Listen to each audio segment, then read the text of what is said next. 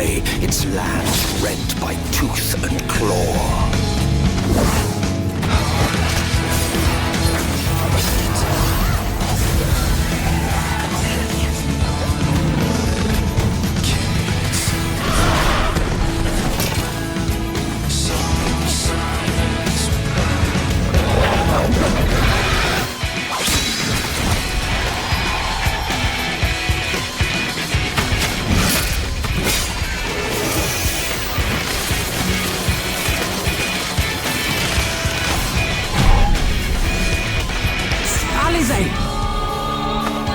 Are you all right?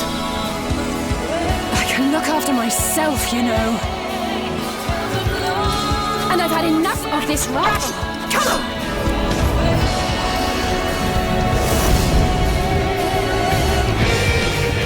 As the chaos spread, the star seemed doomed to unravel, and yet...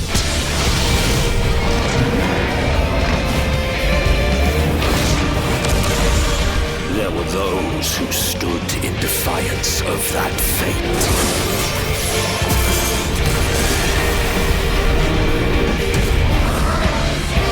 The hour is come, Vritra. It's all or nothing.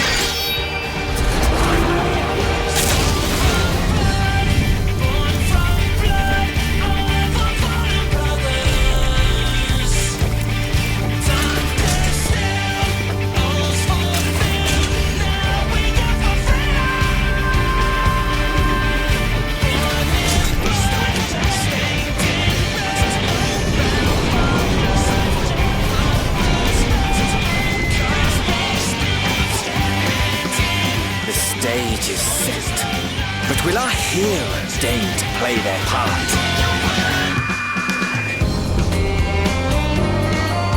You took your time. 'Tis as we feared. The respite afforded this land was but fleeting. The end draweth nigh.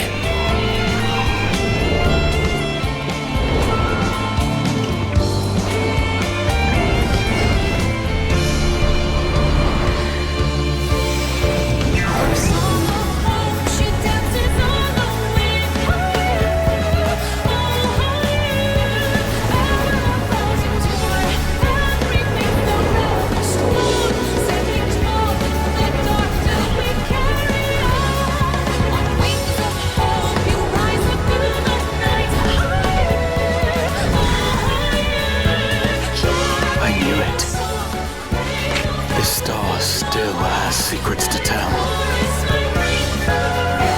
Take care, my friend.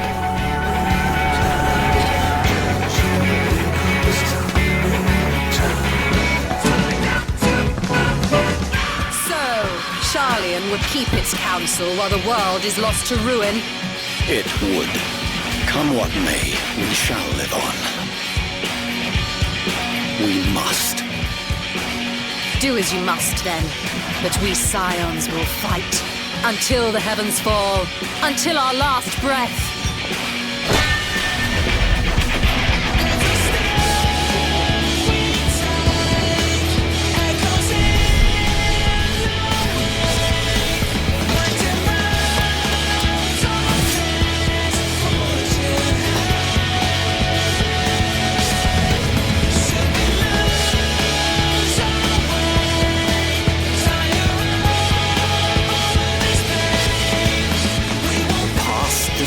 Edge of fate.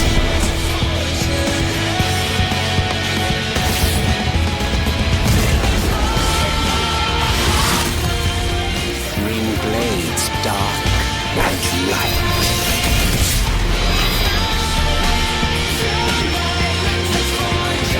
Tolling the coming of the end.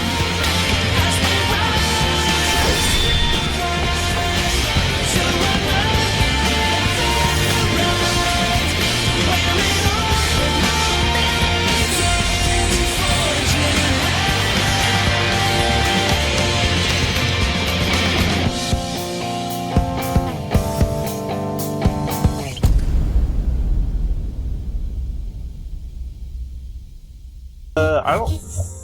Maybe. I'm not sure.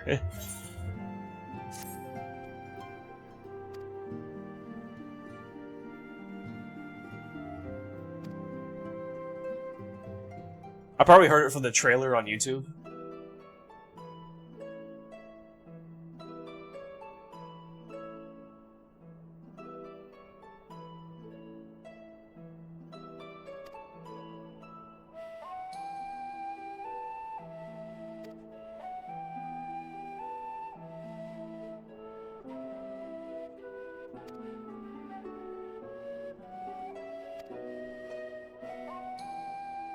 This was pretty badass, yeah.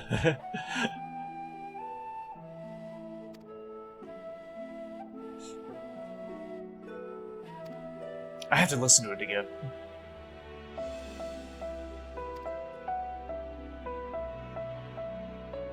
Oh, this is different music.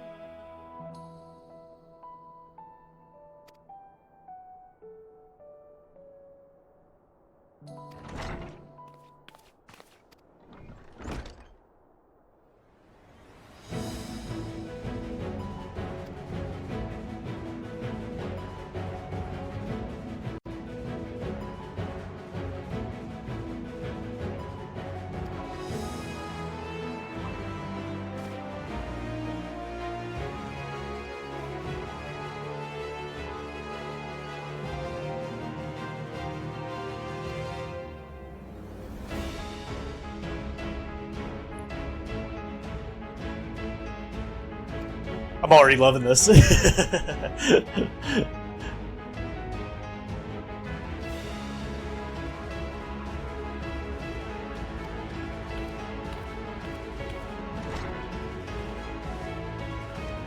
Oh, about 2 hours away? Oh, okay. No, we will do the side quest, so.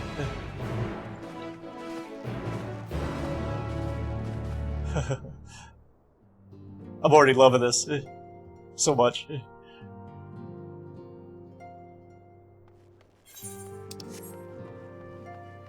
Because it's just an older server and there's more people on it. I guess, yeah. Crazy. Fuck me. I don't know if Midgar's coming in or not.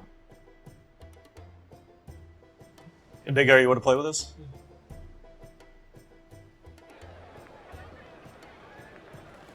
I do have plenty of trials and raids to do.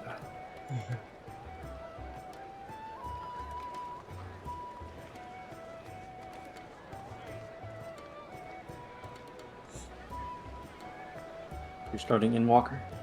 Yeah. We've almost finished loading our cargo. We should be ready to depart right on schedule, or so I'm told. Excellent. 'Tis nice to have a smooth beginning to one's journey, at the very least. Okay, cool. It's After funny. you eat. What the fuck? Who eats? Fuck that Master shit. Louis Soir came here on a ship very much like this one. And now, years later, the street urchin he befriended that day is we bound see for his here- mentor's homeland. With his mentor's grandchildren, no less. Aye.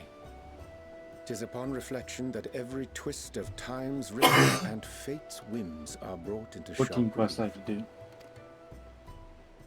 Thou hast Okay. matured much in the intervening years. Wert thou not caught attempting to relieve Master be another Louis 10 Soir of his years purse worth. scant moments after he made landfall upon this dock? Oh, really? Now that's a tale I'd like to hear.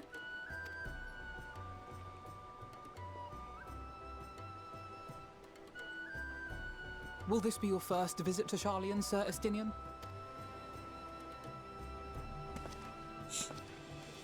Sir Estinian? You can buy 10 million gil for $8. Are we strangers newly met? Why this stiff formality? Yippee. I, merely meant it as a professional courtesy, Just advertising since it. we are now colleagues It's in all an immense, official huh? sense. Yeah. I'd rather you dispense with the sirs, especially in private company. Or I'll be forced to I'm sure respond they get in reported, but I kind. don't know how long it takes for them to ban them. Yeah. You've made your point, Estinian. Painfully well. Ooh, nice ban. Better. Hey.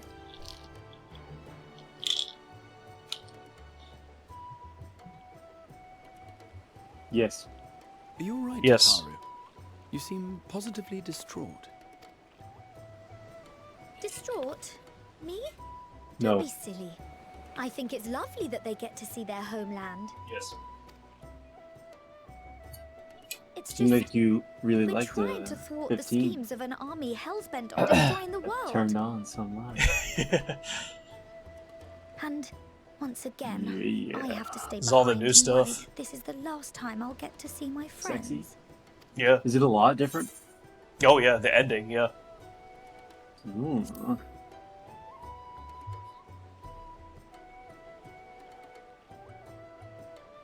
Mechanics a I'll lot hold you different to too? that. No, not the mechanics. Ah, good. You're still here. But like the visual Hori! gameplay. Coulternay! What brings Story. you all this way? Yeah. We're to assist the Maelstrom and the Kobolds with a My lunar balls. primal operation. So we thought we'd see you off before heading to the tower. They added shit ton of extra stuff. I thought I was gonna complete the Fleming game and the 3 others hours ago, wish to be you all honest. a safe journey and That promise that they'll shit. look after It's things royal, here right? until you return. It's what? Royal? Oh yeah, Royal. Yeah. We will too, Royal of course. equals big Aye. boy. We, your fellow Scions of the Seventh Dawn, will do our part to ensure the end of the 600 world hours worth. won't happen on our watch. We're set to sail. All aboard for Now, you've Charlotte. been playing it for 5 hours, right? Today? Yeah.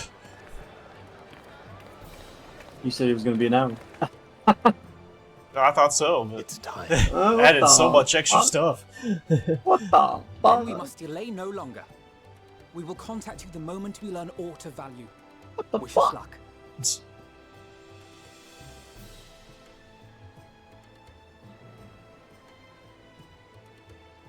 Have a safe journey, and please, please, be careful. Thank you, hero. Yeah.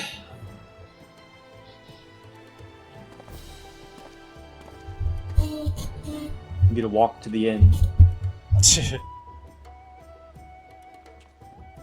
So I heard, actually, maybe Hero can confirm this, but I heard that EndWalker was the final part of the story. Like they were done with the story after that on the internet. Damn. But so then they came out with Dawn Trail, so I was like, I wonder if that's true. I wonder what Dawn Trail is like. Maybe it's a whole other sequel or something? Yeah, I don't know. I mean, I heard that somewhere on the internet, but I could be wrong. I don't know. But the simplest Oh. words of wisdom will suffice.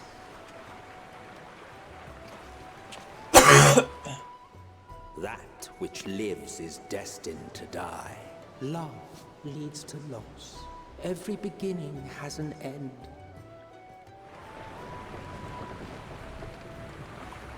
Treasure every moment, every step of your descent.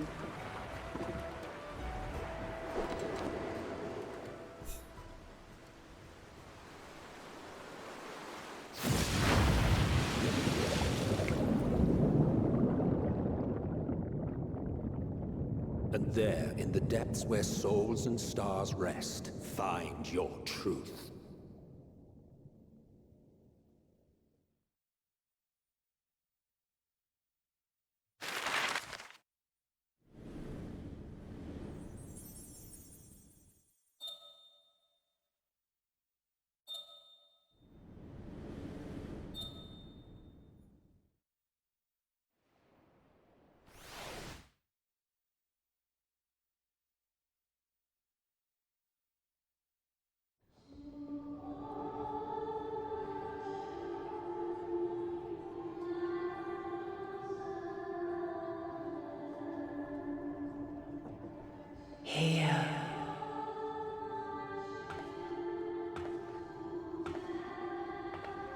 Feel.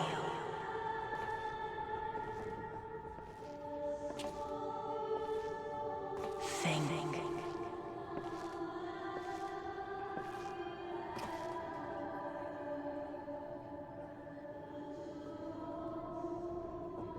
Hello. The day has barely dawned, my fellow earlier riser. Though we're hardly alone in that. Envious of those still sleeping soundly, no doubt. Safe. Oh. Called out to you, you say? I've heard nothing myself.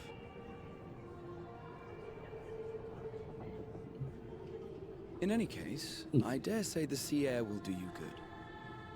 Why not join the others on deck? Charlian should be coming into view at any moment.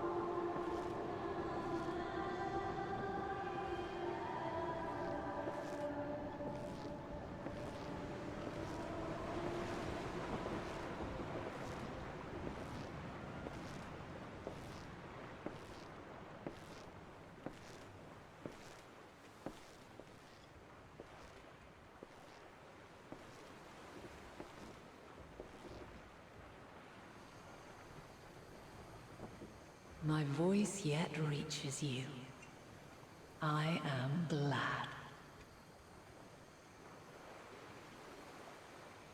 Hear, feel, think. And thus do we meet face to face at last. My warrior of light, guided by the crystal.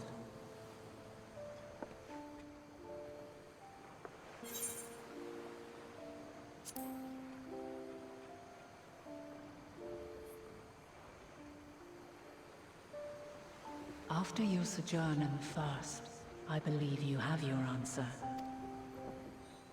You have gained an understanding of what I truly am, what Eidolon has always been, a primal.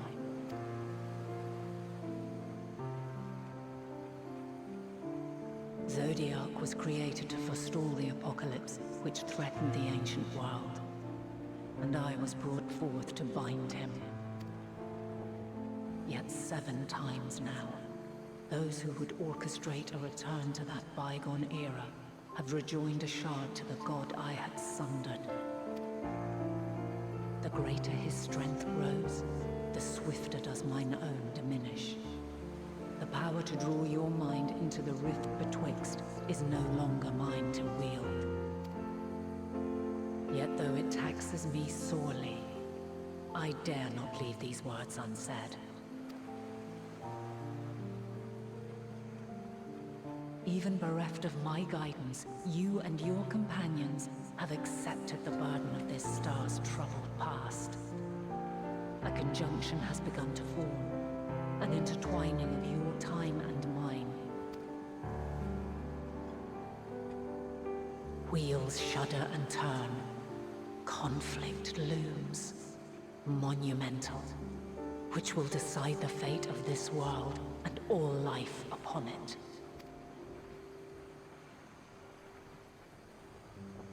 When you truly understand what is at stake, and your journey has prepared you to surmount the insurmountable,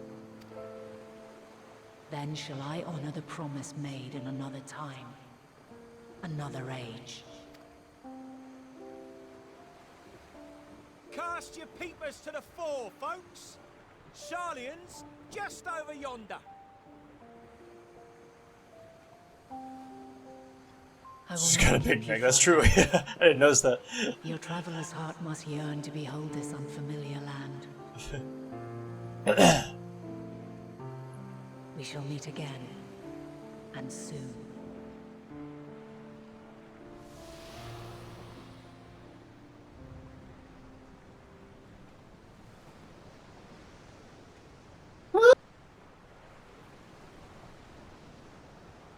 You big Nick.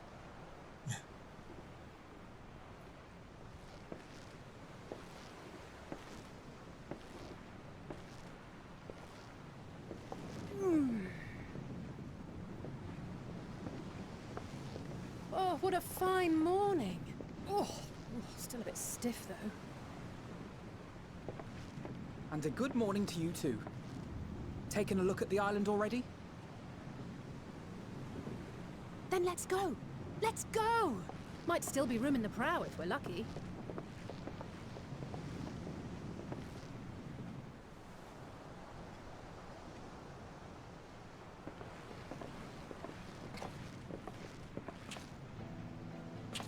Ah, the sleepers have arisen.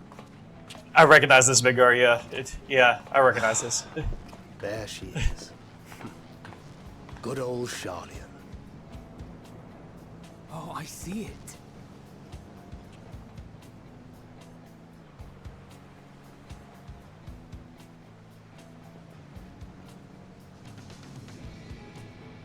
Home. Home at last.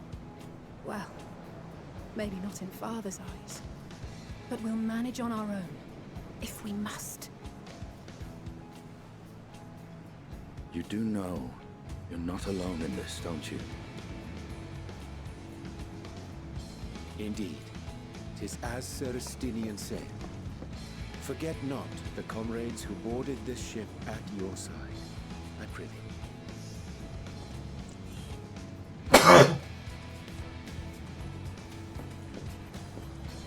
Thank you, my friends. We are ever grateful for your steadfast support. Upon arrival, we will be disembarking into the heart of Charlian proper.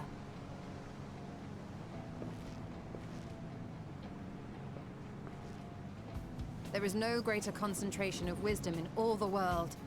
I am confident that somewhere within that center of knowledge and learning, we will find the answers we seek.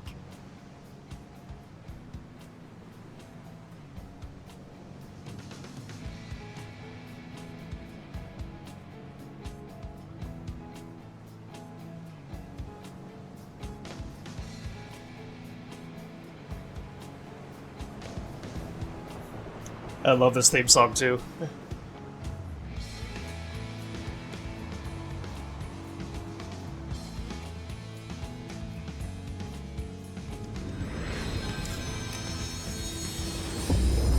Woo! Makes you horny? Yeah! Woo!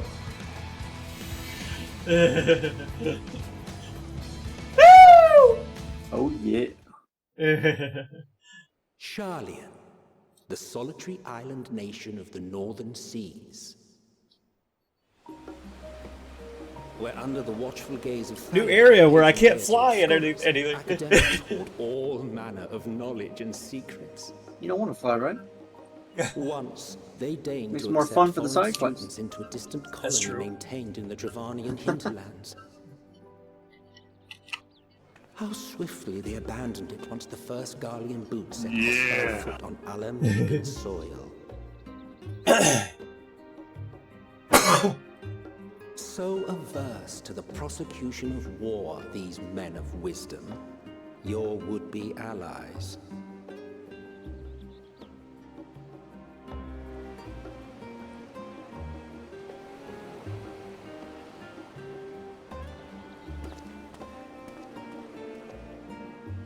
I thought they'd never let us off the ship.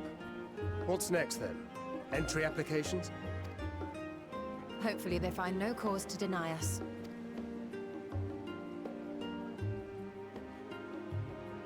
Hasn't Charlian all but severed relations with foreign powers? Those of us without direct ties, myself included, may be refused outright. 'Tis true that, as a nation, EndWalker Charlian that only ass, forms trade yeah. agreements with a select few neutral countries. But from a practical standpoint, an island cannot afford to be overly strict with its borders.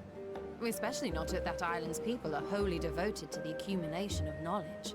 If one submits the proper paperwork, with satisfactory evidence of identity and intent, then foreigners may be granted entry.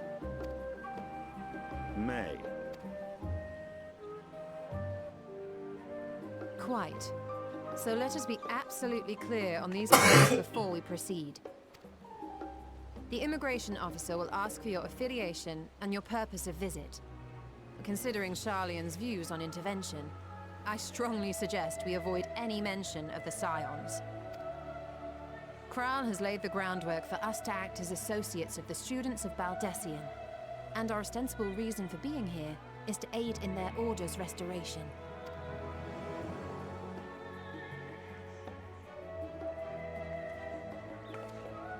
Grahatir, it might expedite our progress should an actual student be seen at the head of our little group. Would you mind leading the way? Of course. The immigration officers were this way, as I recall. Shall we?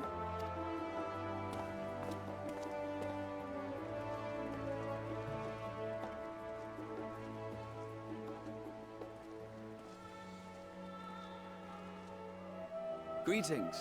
We've just arrived and are eager to make our way into the city. Would you be so kind as to process our entry applications? Certainly. I see by your mark you are an Archon. I am. Grahatir of the Students of Baldessian at your service. I was assigned to an Eorzean survey team, but have returned to assist with the reformation of my order. My associates here will provide additional support.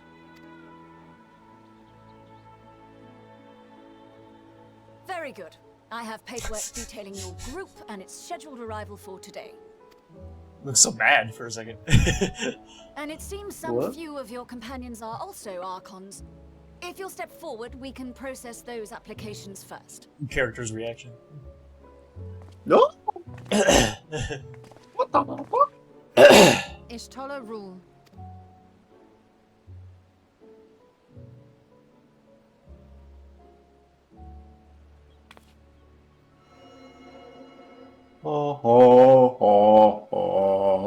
See how it glows. That list is etherically linked with the Must be different for you registry now. kept in the main repository.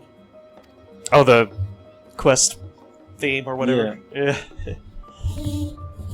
Yeah, I heard the accepting quest. I haven't heard completing yet. Amended your travel records accordingly. What the fuck? Welcome home. Pretty good. Now, who Yeah, do I we like it. have here? Makes you salivate. Makes me exacerbate. Ooh. That's good. Alphino Leveilleur. And Alizé Leveilleur.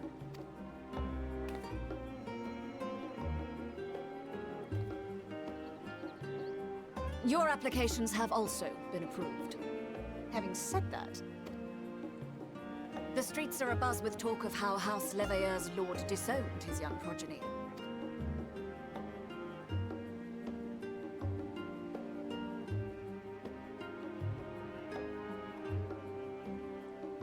And while such personal circumstances constitute no reason to deny you entry, I urge you to avoid exacerbating your present situation. That's funny.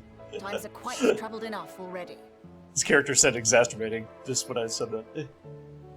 Oh my god. Keep that in mind. Perfect. Yeah. I didn't know that was gonna happen. These last two Yeah, I are forgot Sharlayan that's a word. natives, but their credentials are in order. An application was made in advance.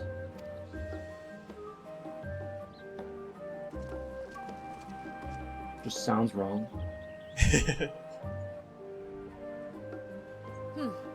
Name and occupation?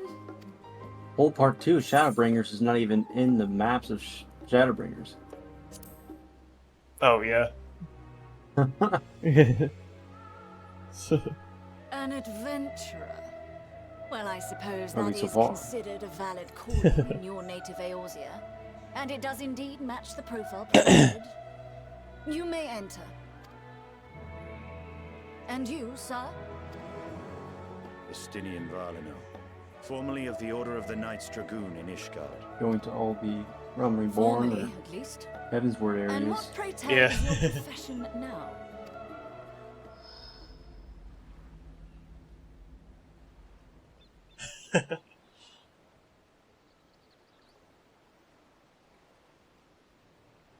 Character still cracks you up, yeah. If you'll allow me.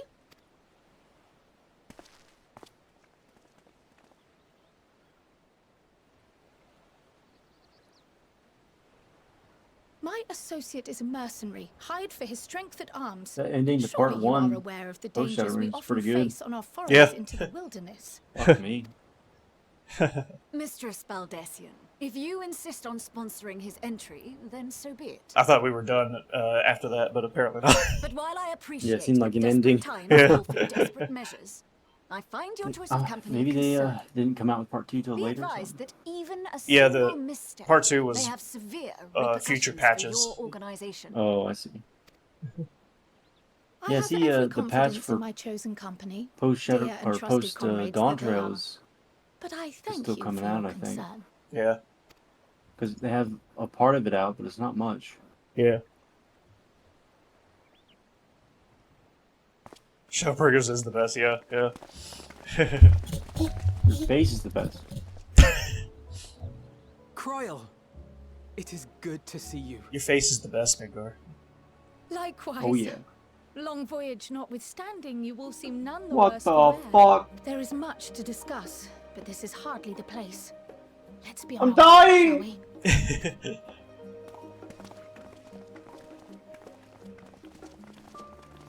Oh.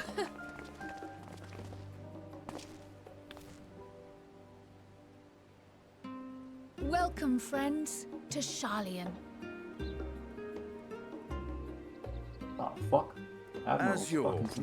mercenary, I should hope my welcome includes a generous salary.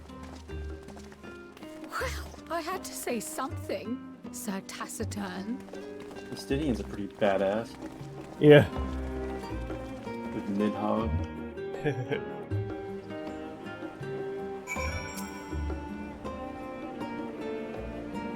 Oh, guess how much EXP I get now for EndWalker quests? What? Is it like double what it was? So like maybe 400k each? Well, I just heard the quest complete song. Yeah, it's 450 pretty much. Good. Get to 100 real quick.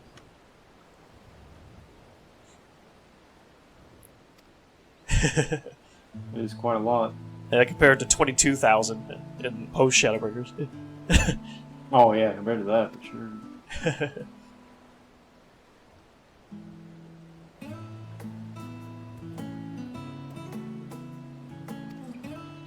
Ooh, I like this music.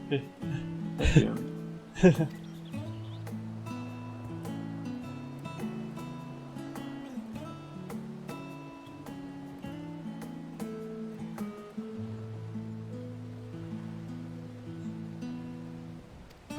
Right, bitch.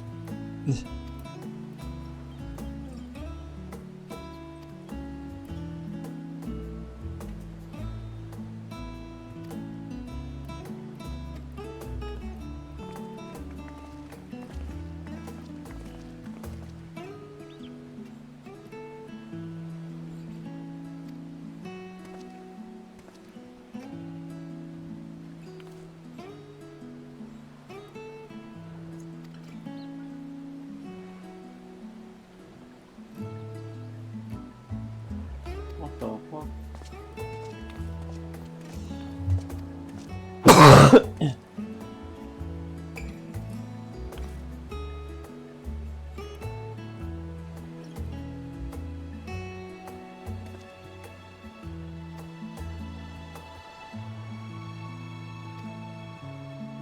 What the fuck?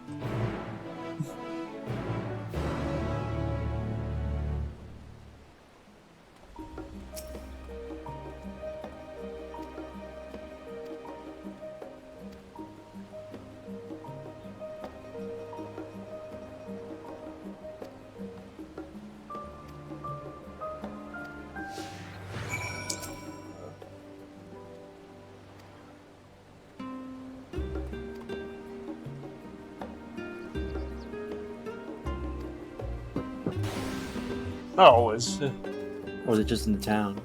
Yeah, just exploring. Oh, I see.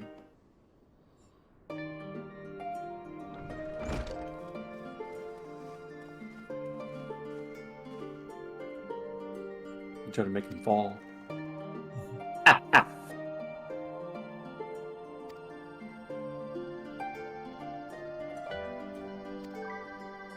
I like this music. Watch your face. Thank you. From a previous Final Fantasy, I don't recognize which one though.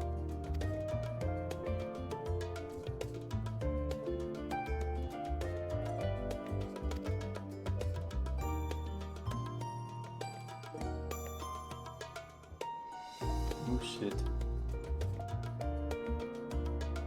People are getting manipulated.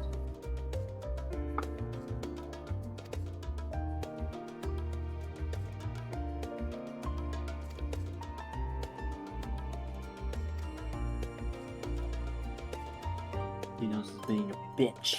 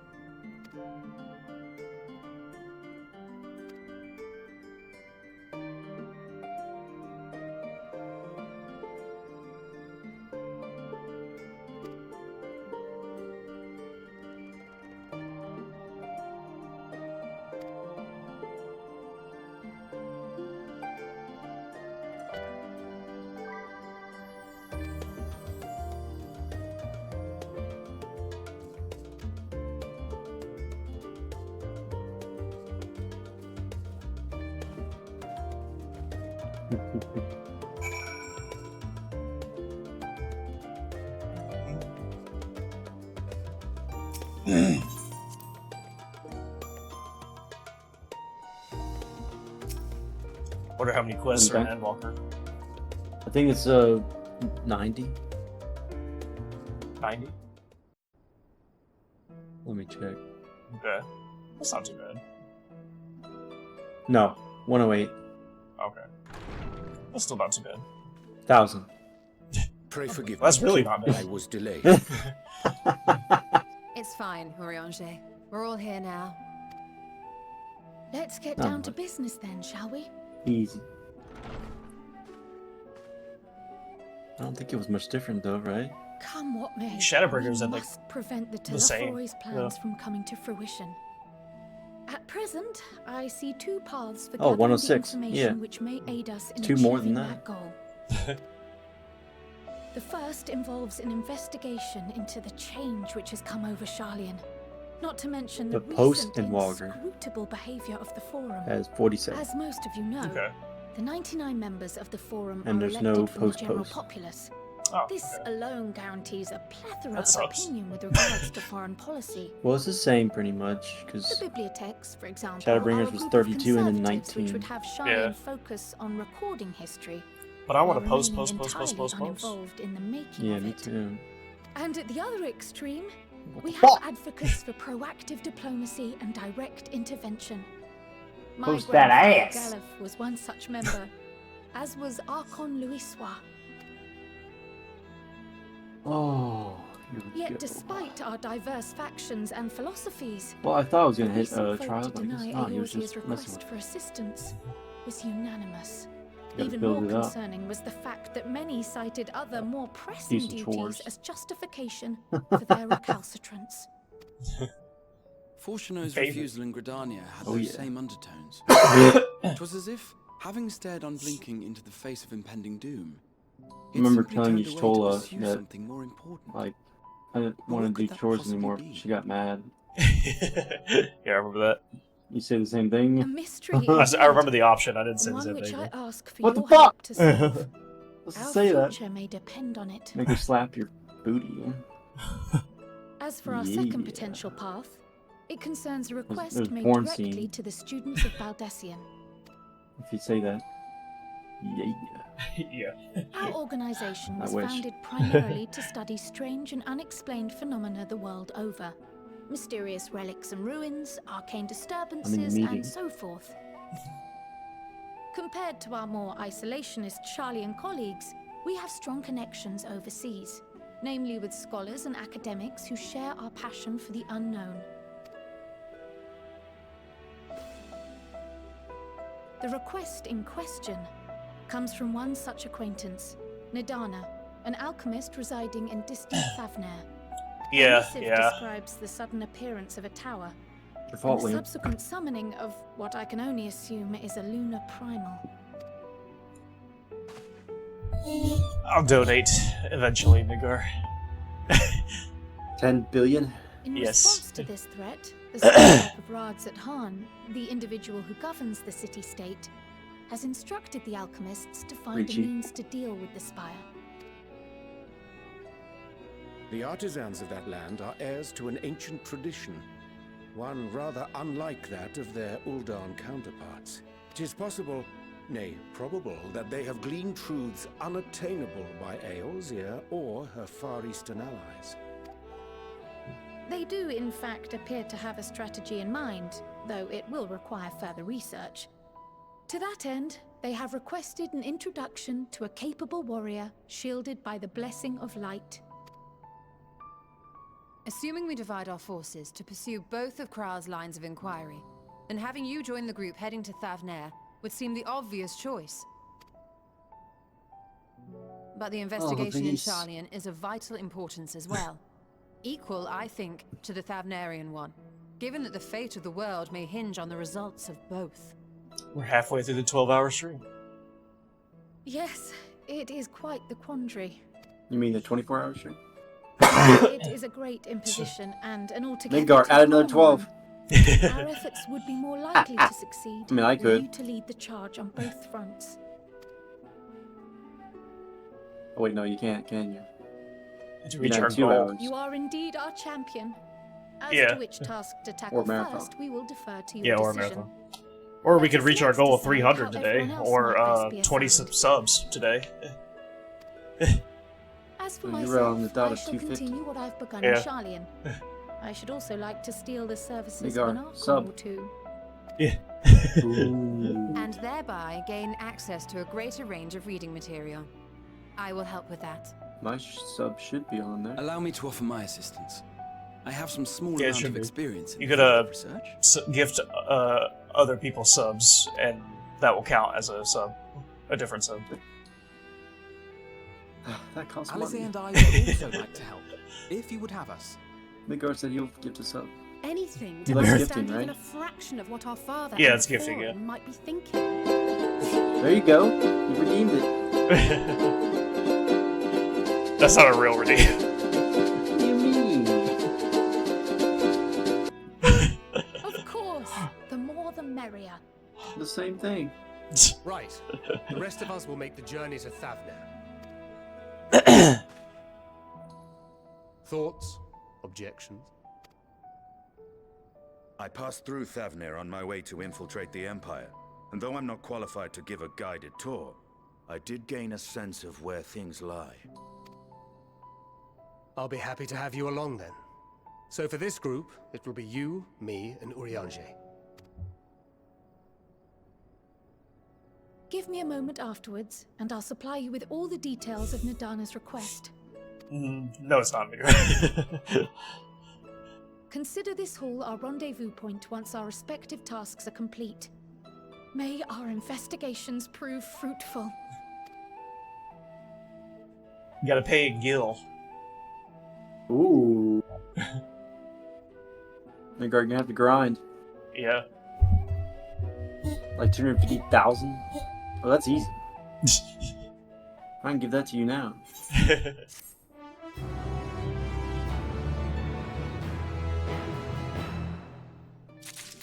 You won?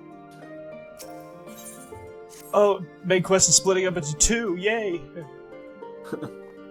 Yeah, I can give 250k gil. That has to be channel points. Can't be in the game. God damn it. Or real money. I would take that. Damn. The fuck?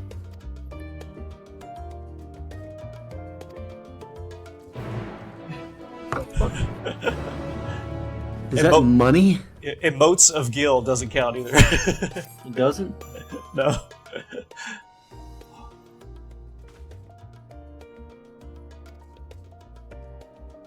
Migo, you have to make 250,000 of those emotes. Fill the screen.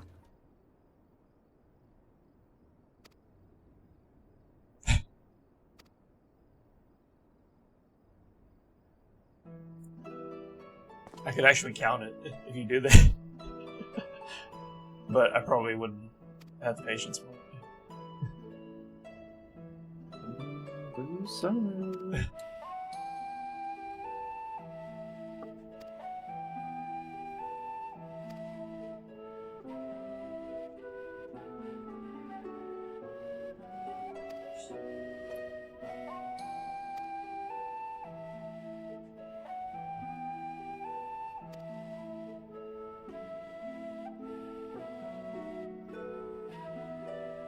I got you.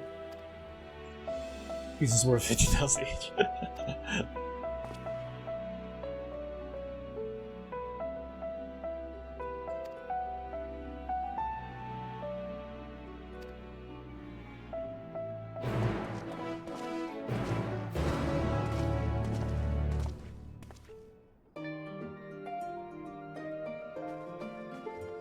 I don't think it's actually possible. 500 is the limit. Oh. Yeah, it's not possible. It's the main quest line. Oh. So he should have that done.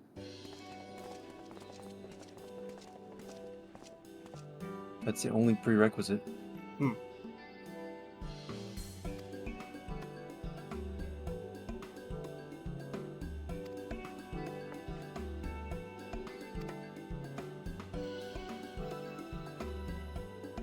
Unless there's an NPC over in the Alamigan quarters that makes you transport there. I don't know. Oh, well, fuck me. I don't know why he's giving me dialogue. Maybe it's just because I have a quest from him. Is there any other way to get into the headquarters? Because the main story is the only way I got in to begin with. It's probably how I got into, I don't know. Yeah. Well, unless Midgar is actually in Shadowbringers. Midgar? Let me check how to get into Lion's Head.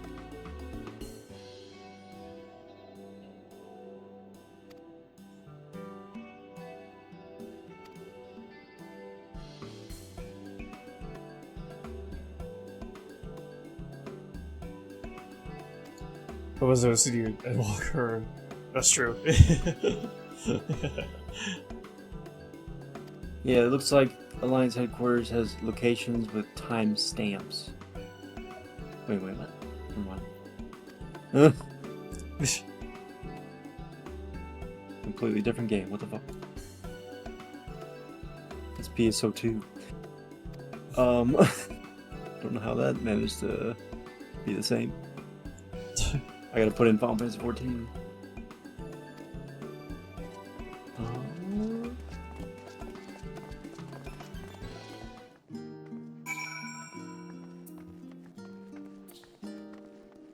Here we go.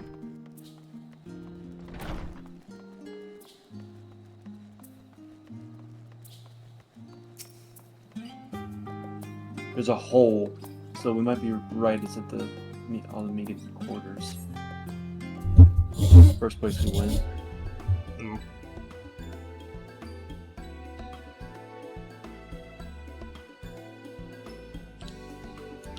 have to look around here. Right, we're all set. 3631. Just the 4 of you, was it? 3. I'm already attuned to the crystalline Why Thavnir. they make it so difficult? You are? Find a quest. Oh. I would have preferred more test subjects. Oh, well, never mind. If our 3 travelers could line up here, please.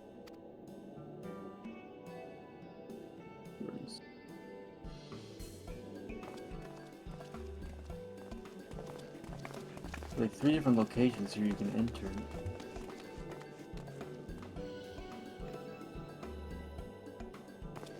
Yes, right there is fine. Take a deep breath, and I'll soon have you soaring through the ether. I don't know if it's through that guy. You have to go down somewhere. There's one more over here. Oh, and one last thing. Resistance guard. You might experience a that guy. teensy-weensy touch of violent ethereal sickness. Good luck! What? Yeah, I'm not seeing much. Midgar, do you see any quests around that have a plus sign over here? Or on the map?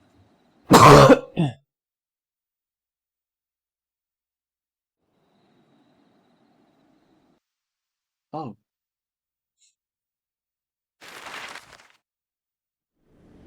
I just see no other way of getting in there. Felt like doing the main story again. I entered the tunnel. So the resistant guard has one. Oh, yeah. Talk to him. It might be the one. Thavnir, home to city-state Ruds at home.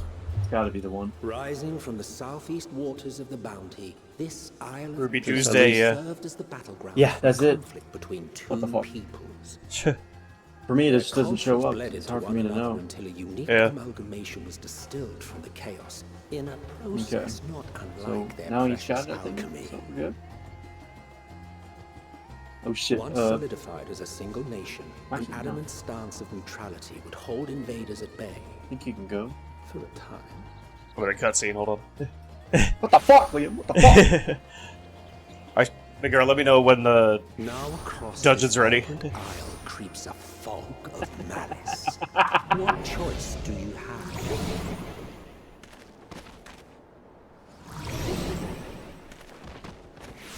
I'm gonna go laundry. What chance?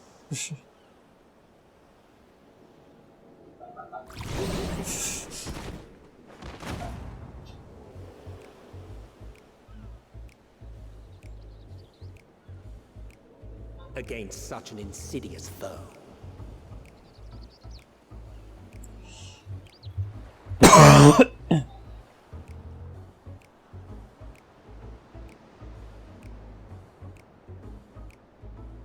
Oh, fuck.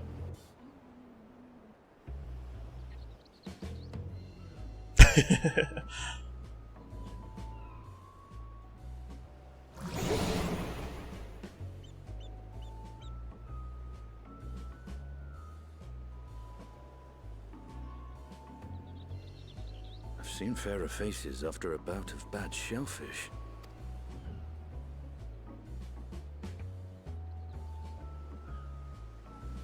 Let me bring you something to drink. That should help settle your bellies.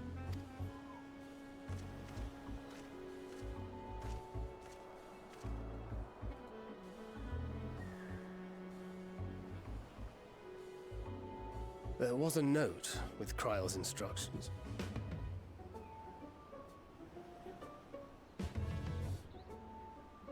Don't let a Stinian roam the markets alone. He's alarmingly bad with coin.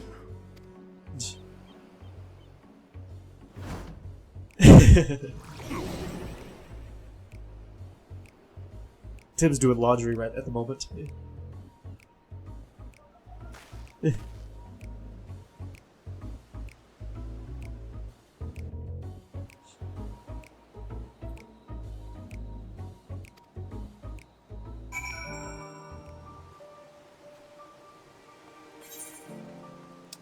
I'm in Ishgard. making deposits.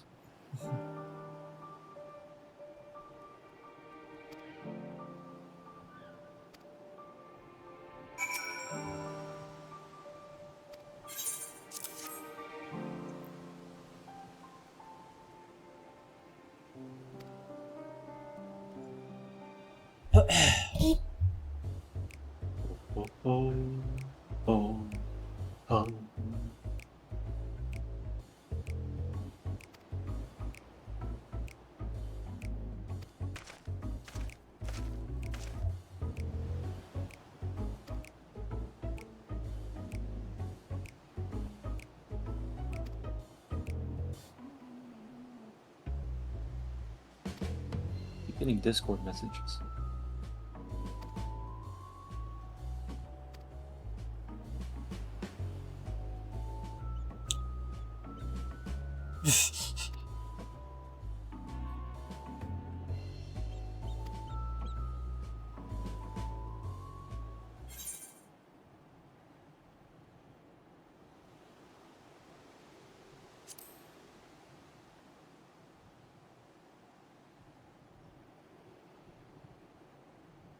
Fuck me in the ass.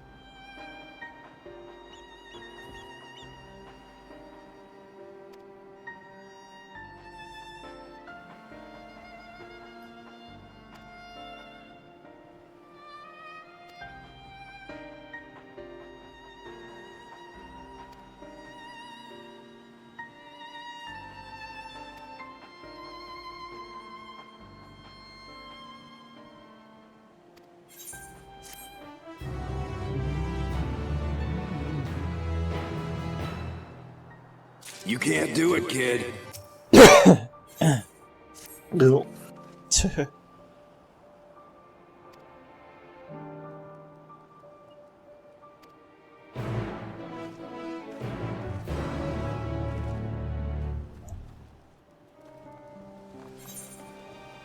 All right. Hot. Nice job. Jinx. Good job. Good game. Good job. Let me know when we're ready for the next one. Yeah. Turn the question. You too, Midgar. Matt Gaius. He's telling me fuck some shit up. Okay, thank you. He said more shit needs to be destroyed. Okay. Whatever you son. Gotta go down this way. Oh. Oh. Oh. Oh. Oh.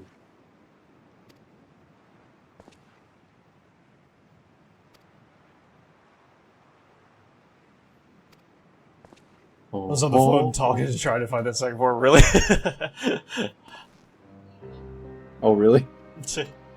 Nice. Multitask. Meanwhile.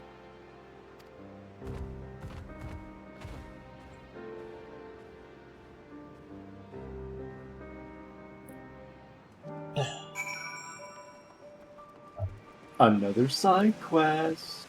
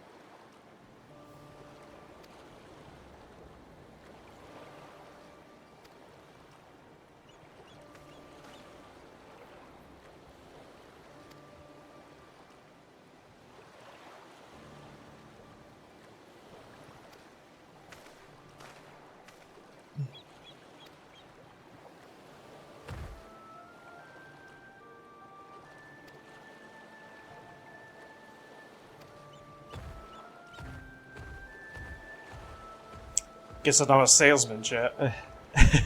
Nope. Oh, yay! Shit. Got a lot to do.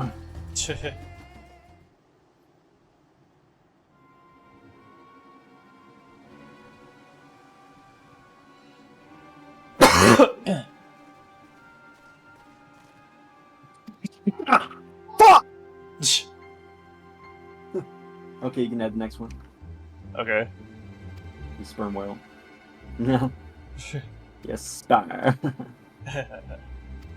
Bye. Can I not teleport? The cutscene Oh, shit. How dare you?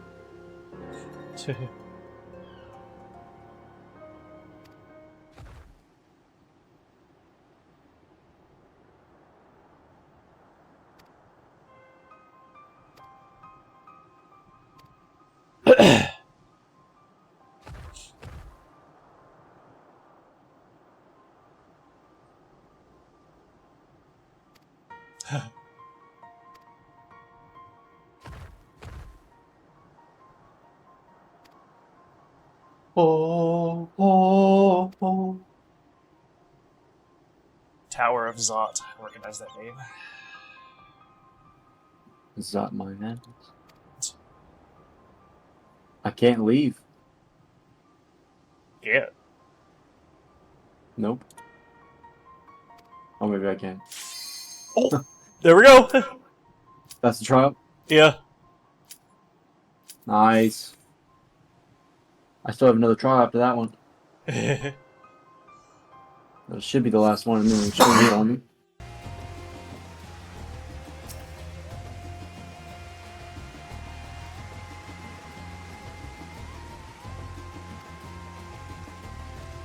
Oh, should I go to bed? Well, we got another one. You want to do another one? I don't know. I think I do have another one. Yep, it's called Sepulture. But is this the last one, or is there another one? Which one? What is it? The normal one? Normal raid? Yeah, there's 4 normal raids and 4... well, there's 8 normal raids, but there's 4 for the gates. Oh, okay. The other 4 is, like, something else. Maybe I should just do this last gate one. For tonight. And fuck you in the ass. Ooh. Hell yeah.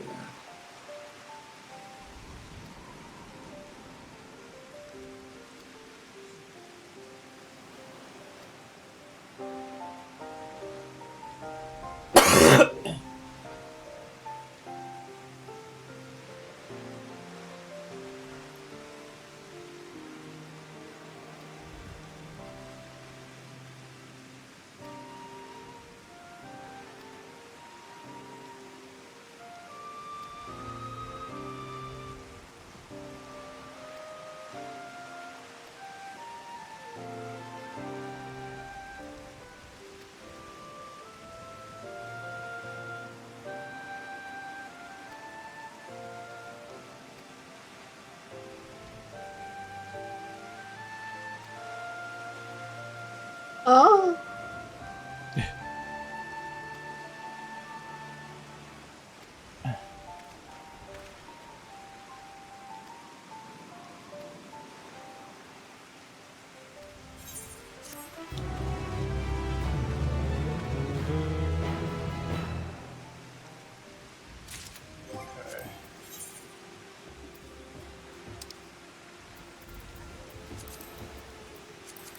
Yeah, it's called Eden's Gates of Sepulture, and then the other one's Eden's Verse. Okay.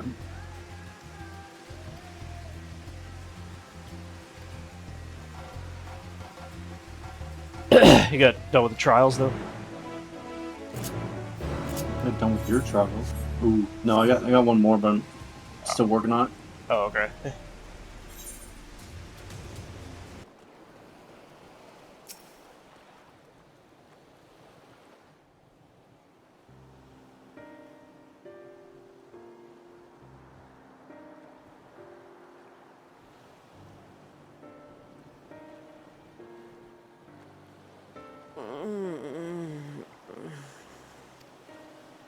What happened here? Ooh. Their dress marks them as alchemists. I see no evidence of injury or poison. Thinkest thou they but... Now we got 4 DPS. Okay. I believe so. Whether it is by choice is No another healers. question entirely. 110. That's you. We have guests. Yep.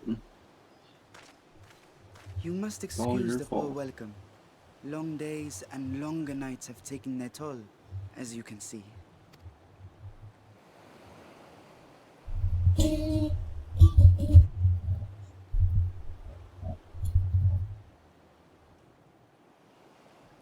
I am Vashan, servant to the satrap.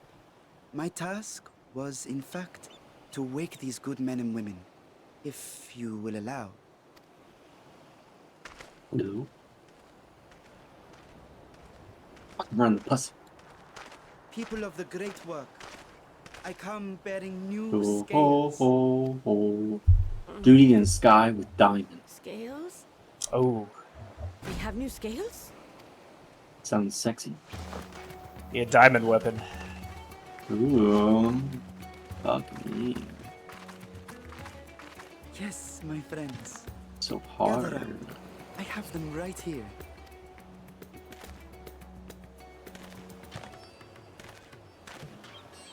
Oh, happy day. Now I can continue my experiment. Many thanks. One for me. Oh! What the fuck?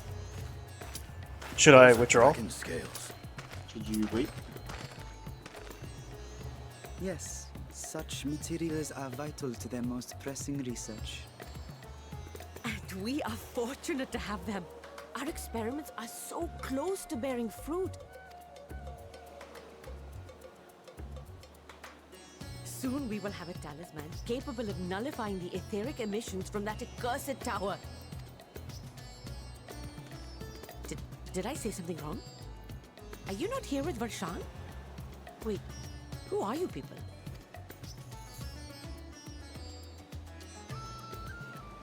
Of course! You're the one Kryl sent. The warrior of light we've been waiting for. Ah, this is a day of celebration. Praise be to Cinderova! The winds have shifted. I feel it. The end to our toil is near. I feel it too. My head hasn't been this clear in days. Tell me, how did you acquire those scales? Curious that it concerns you so. But worry not. They were freely given by the dragon with whom our satrap has forged a lawful pact.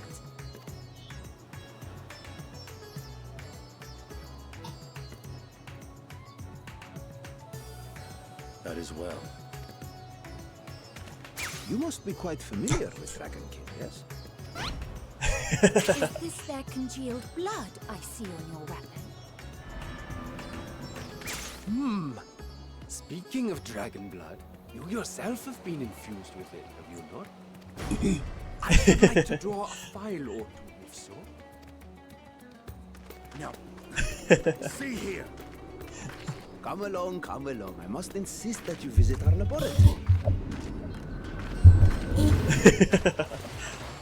Cease your shoving, or so help me.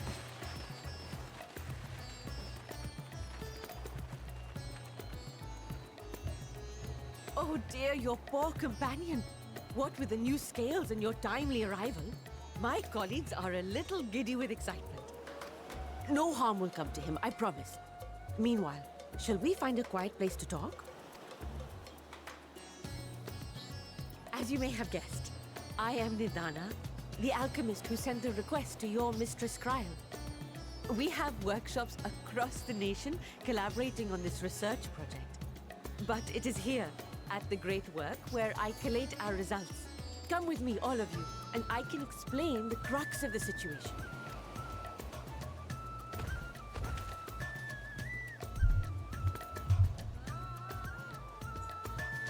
That's funny.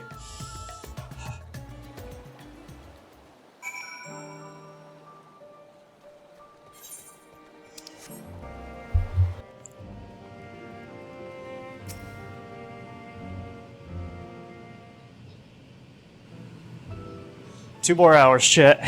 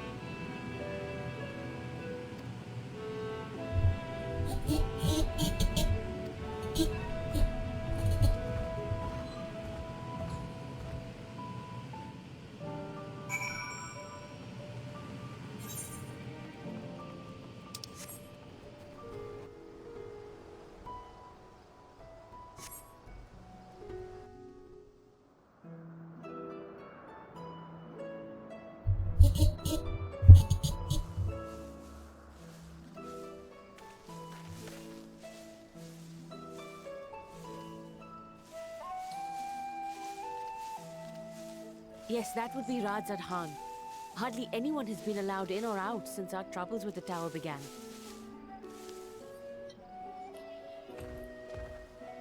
The faithful citizens huddle inside the city walls, and commerce has all but ground to a standstill. I pity the satrap, the trials he must be facing.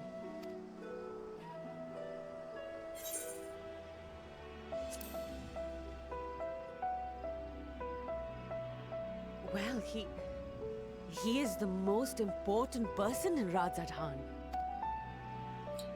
Long ago, this island was home to 2 tribes of Matanga, the Gajasura and the Arkasodra.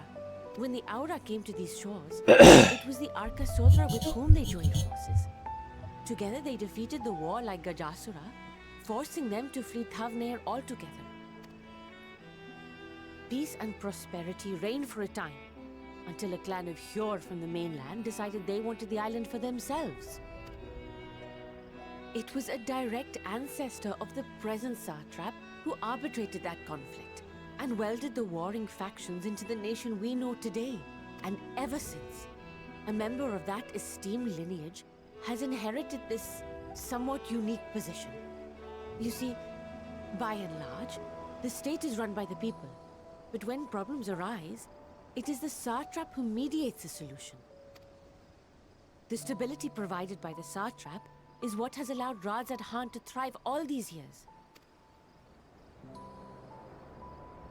And it was the satrap himself who entrusted us with this duty. We will not fail him, nor our countrymen.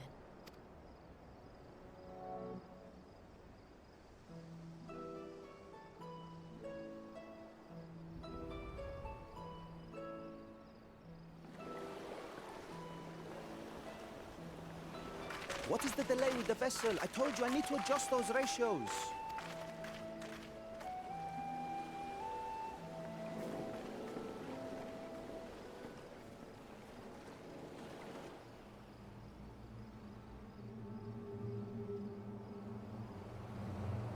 I come all this way to admire one of my splendid towers, and what do I find? Fools attempting to ward off its tempering influence with magic trinkets. I seem to recall a similar experiment in ages past. What was that man's name? Oh, something. Owen? Another body, another time. Who could be expected to remember every trivial detail? Allowing them to construct such handy talismans would be counterproductive to my plans. And yet, I find myself deathly curious. How will they manage this feat with the limited knowledge and resources at their disposal?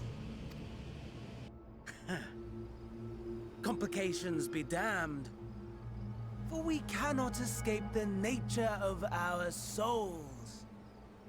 And I, as ever, am my own worst enemy.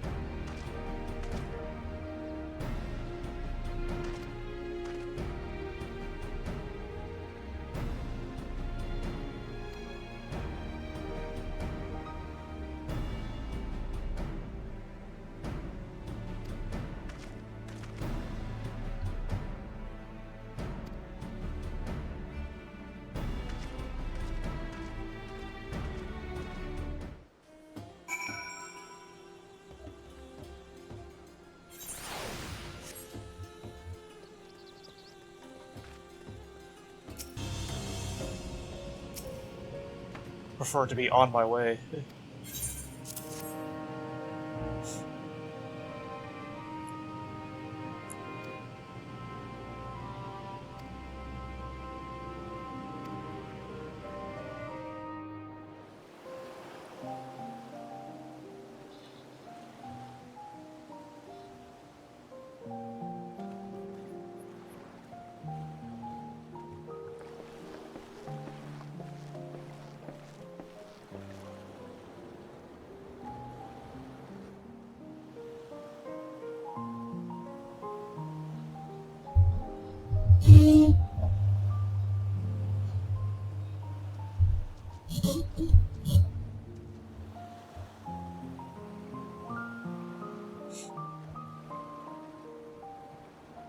I see our taskmasters have allowed you a moment's respite as well.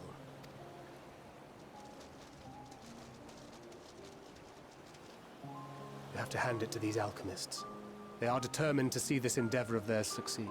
I've never been one for blind optimism, but I sincerely get the sense they're close to a breakthrough. They had better be, or all this effort was for naught. This day is not used to the chores. Peoples of Eorzea, of the Far East, of Thavner, children of this star united in common cause against a dire threat. Yet ere they succumbed to suicidal madness, were not the Telophoroi born of her body as were we?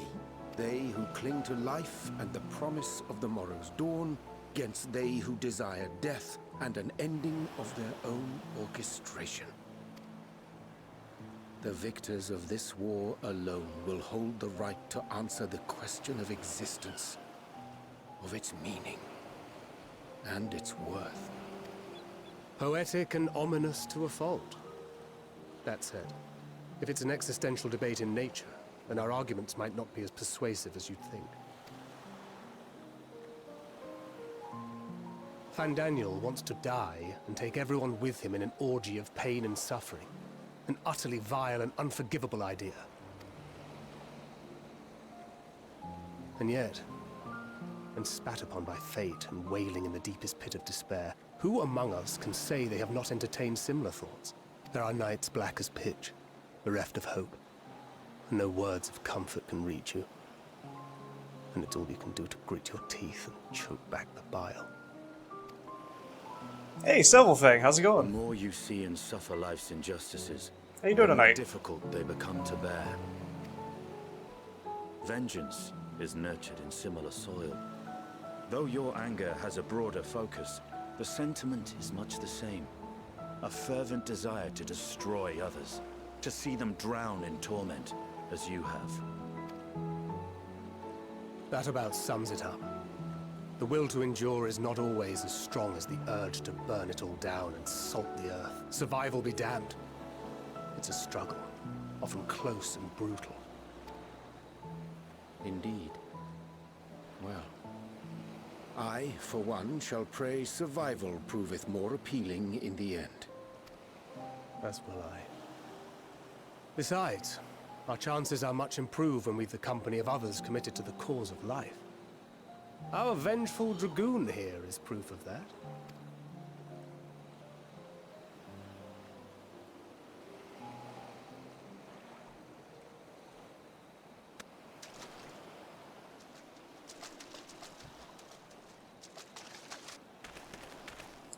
Vipered up in my server. Nice. What is it? What did you see?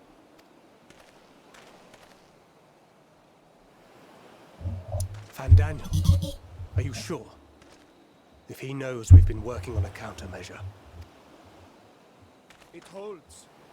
The vessel holds. This is the one. Just been lancering up. Or dragooning it up in my server, so. Well, not in my server, but.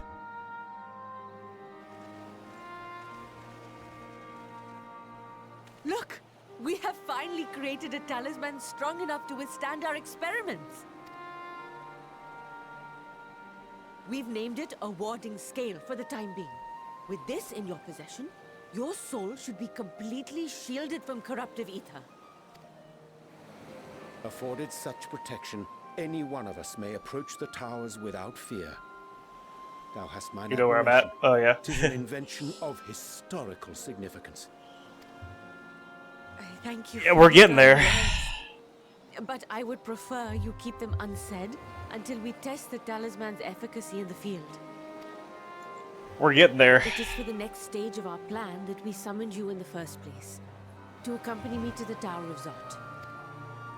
Should the scale prove effective, as I very much hope it will, then you'll have little to do. But should the effect be weaker than anticipated... Oh, you are on that quest a week ago? Really? That's funny. Or knock me senseless. Oh, hey, welcome back, Midgar. Oh, you're good. You're good. Either way, we are fortunate to have you with us. We got one more hour, chat, till we reach our 12-hour mark. Are you certain you wish to do this?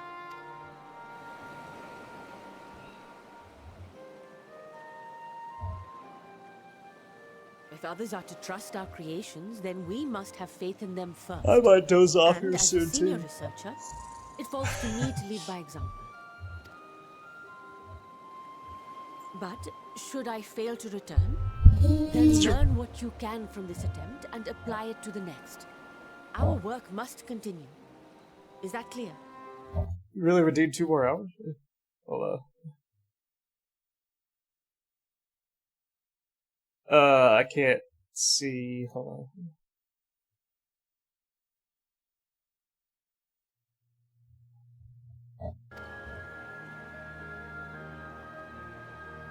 I'm not seeing that. We'll Are keep you? an eye on the place while you're away. Are you serious? Assuming Daniel is lurking about, there's no telling what mischief he has in mind for us, or you. Be on your guard. I haven't been on the Twitch chat, and when I'm on another tab in the website, it doesn't update. It doesn't update automatically. So, from the other time ago. Oh, I see. Okay. Maybe on our way? I was about to say. I'll have one of the soldiers at the I don't think I can do 2 more. And we can set out from the northern shore. I'll see you there.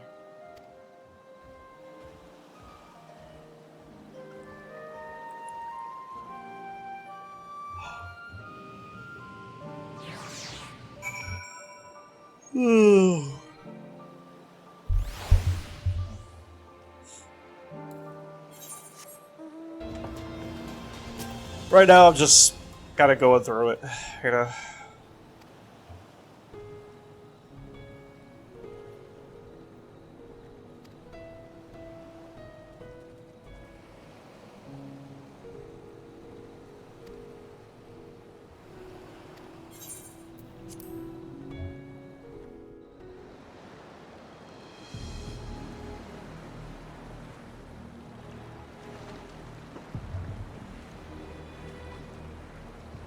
We should soon cross the threshold of the tower's influence.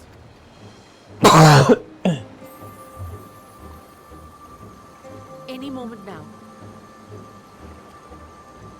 It just felt right about the story about the atmosphere of the places. It was dark expansion. Yeah. It's working. Yeah, I understand that. See yourself? Then I'd like to see how it fares closer to the tower if we could.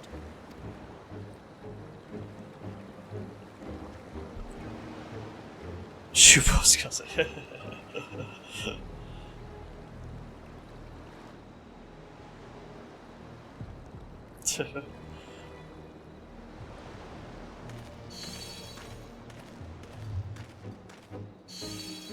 So far, so good. The scale's protection appears to be holding. If we can just make it to the tower's entrance.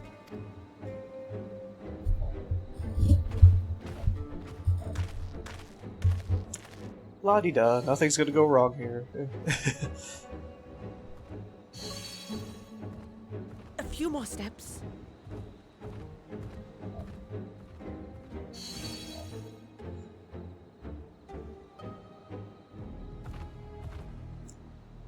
Praise be to the sisters, we made it! And the Yeah, I can just see something bad happening right now. Everything we hoped it would be. Now we can focus on production. Once we've equipped and returned with an entire survey team, Menace will soon give up its secrets.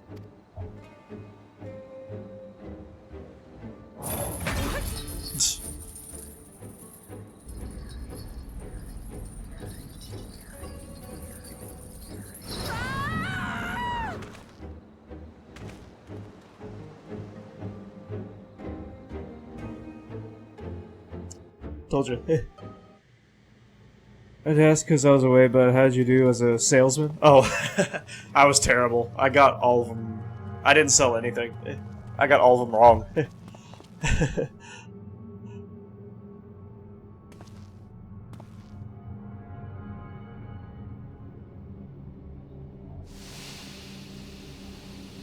Oh shit.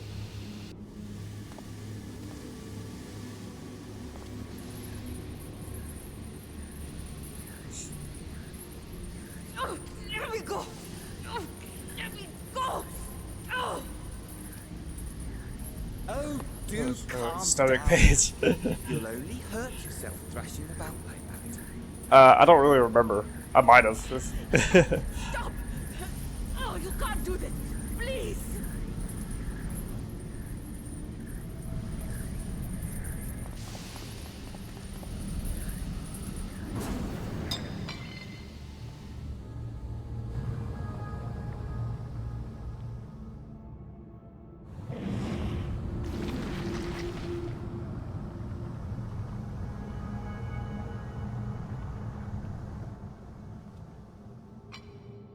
A little late for heroics, I'm afraid.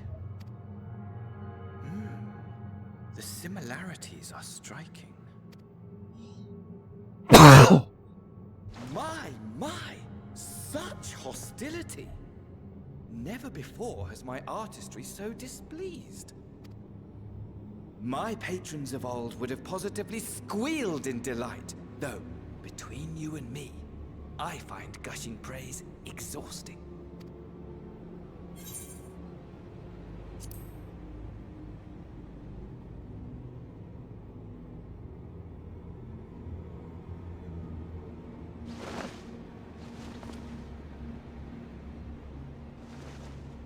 Allow me to tell you a story.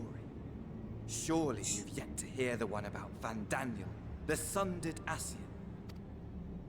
I inherited the position and the soul of the Van Daniel who sat on the convocation in the time of the final days, theoretically speaking. Practically speaking, that fact is of no consequence. I was born and lived as, well, me. Eventually, I was recruited into the Ascians and imbued with the former Van Daniel's knowledge and memories, but I never felt that they were truly a part of who I am.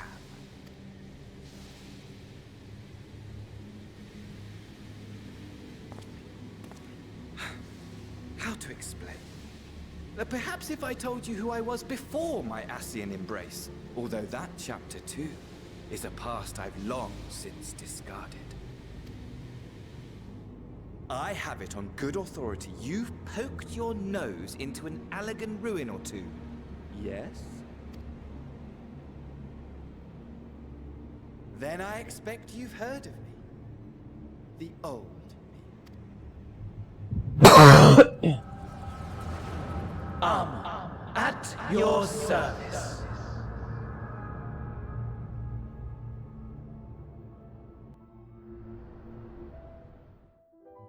Imagine a nation of unbridled prosperity.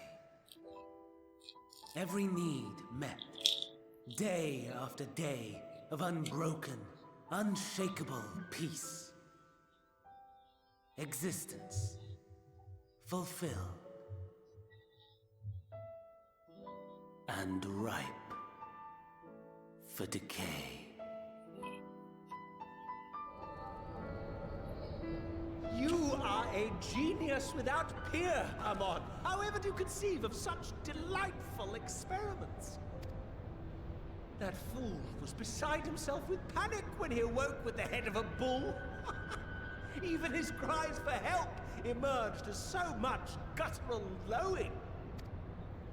Oh, the memory of it. My poor sides. My friends and I were so consumed by laughter we struggled to breathe. No more than entertainment for bored wastrels ignorant of its worth. My all-consuming work. But it was not their only indulgence.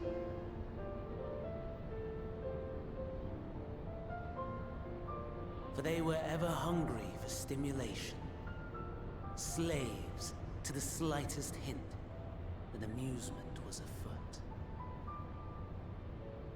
Our nation was ailing, but I would see the poison purged.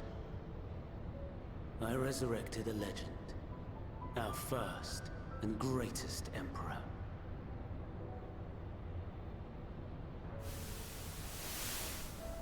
And just as I had planned, he set our wayward empire back on the path of conquest.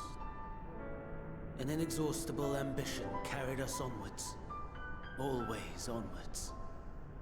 Yet, he who delivered to us such glory was not to be satisfied. Heed me, Armon. No matter how vast one's empire, or full one's treasure, all is rendered meaningless by death. In the end, all is lost. You know as well as I that the Emperor stands to lose this war, and so I have come to claim you. For while your methods leave something to be desired, we cannot deny the results of your work. And as fortune would have it, the seat of Van Daniel, your rightful seat, lies vacant and waiting. Take your place amongst your peers, rather than die a pointless death amidst the ashes of your doomed nation. Send one of your clones to the Crystal Tower that you might see for yourself. See what lies ahead.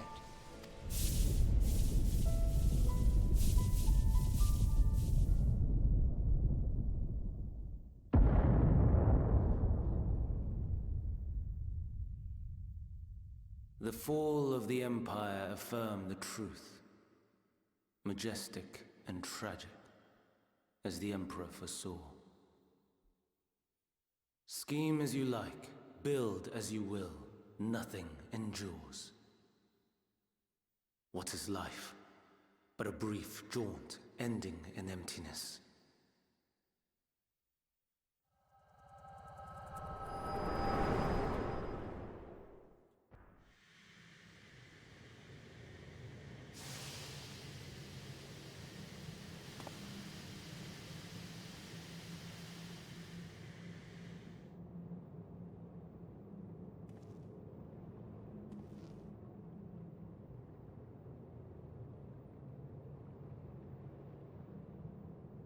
So easily distracted. Why, I almost left without saying farewell.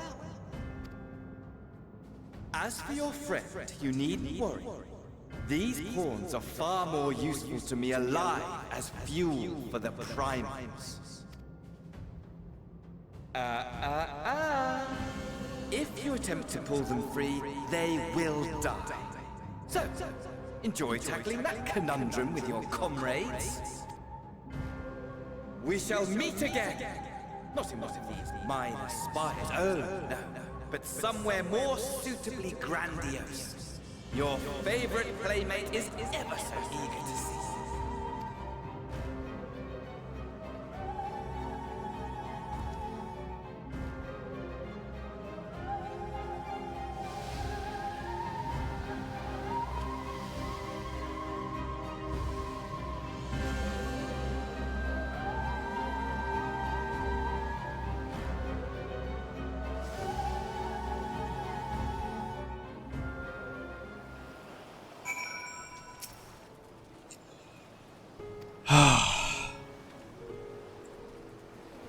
Getting interesting.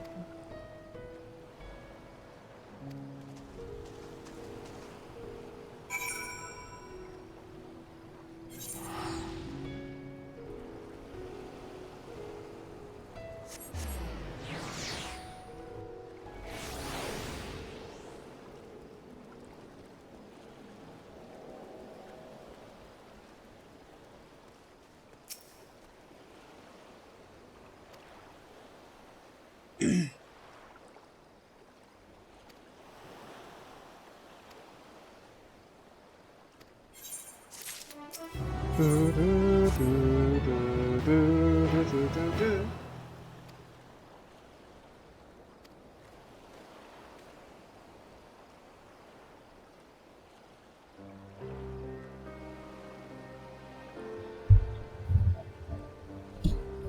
little over 30 minutes. Chat.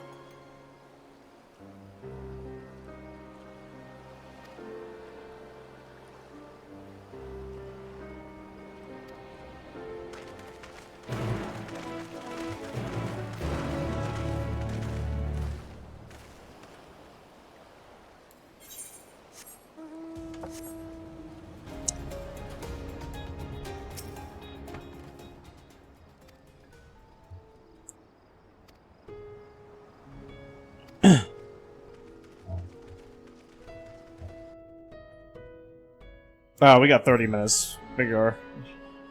I don't want to stop now just for 30 minutes. A vast rock squats upon Favnir, and to its stony surface clings the city of Rads at Khan.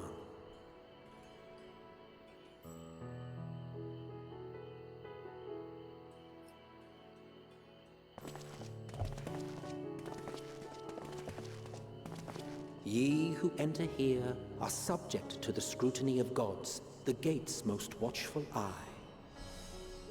The orb which beholdeth the truth of all things.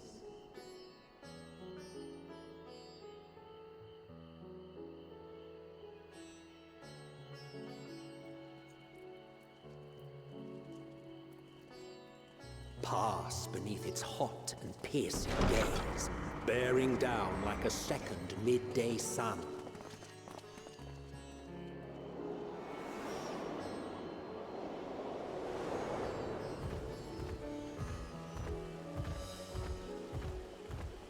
The fragrant haze, a mixture of sweet incense and acrid smoke. The cries of merchants mingled here with lively melodies accented by dancers' feet. Travelers seduced by vivid sound and colors were once swallowed up by patchwork streets.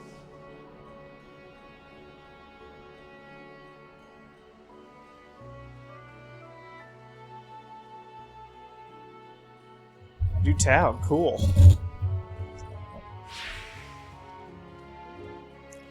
But no such scenes to savor now. To what somber present does that divine eye witness?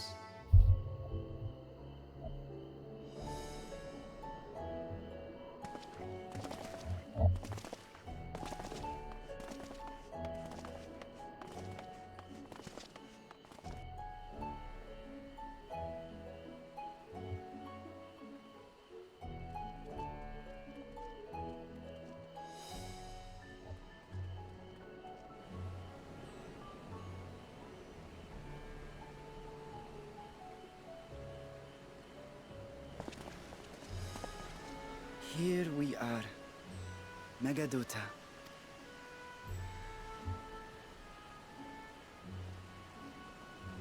It seems a shame to bring you here directly. Under normal circumstances, it would have been my pleasure to show you the sights. And it would have been our pleasure to see them. Alas, it seems our tour of the city will have to wait. I'm afraid so. Come, we should head inside. Kid sounds like an adult.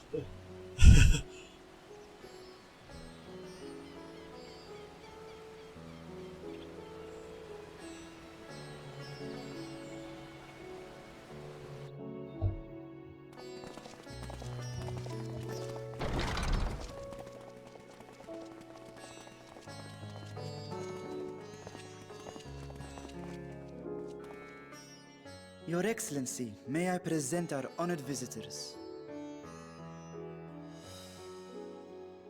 Ah, splendid. Most splendid.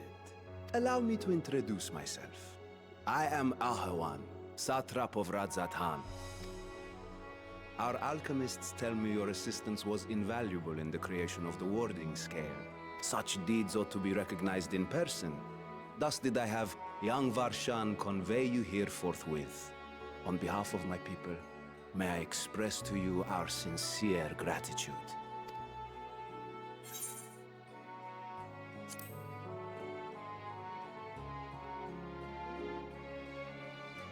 A regrettable incident indeed. Her colleagues insist that we honor her wishes and trust in the talisman, that it will be instrumental in saving Nidana and the others. I am eager to hear your opinion on the matter, so let us not stand on ceremony. Come, sit. I think not. This charade has gone on long enough. Show yourself. Forgive me, but were you expecting musicians, perhaps? There are no performers waiting in the wings at present, but arrangements could be made if you'd prefer. Nay, he hath the right of it. The time for artifice is past. Raise the curtain. As you wish.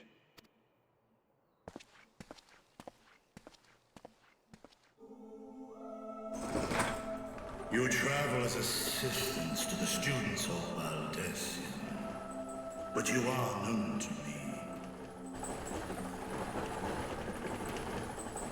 Oh. Even here have we heard of the scions of the Seventh Dawn.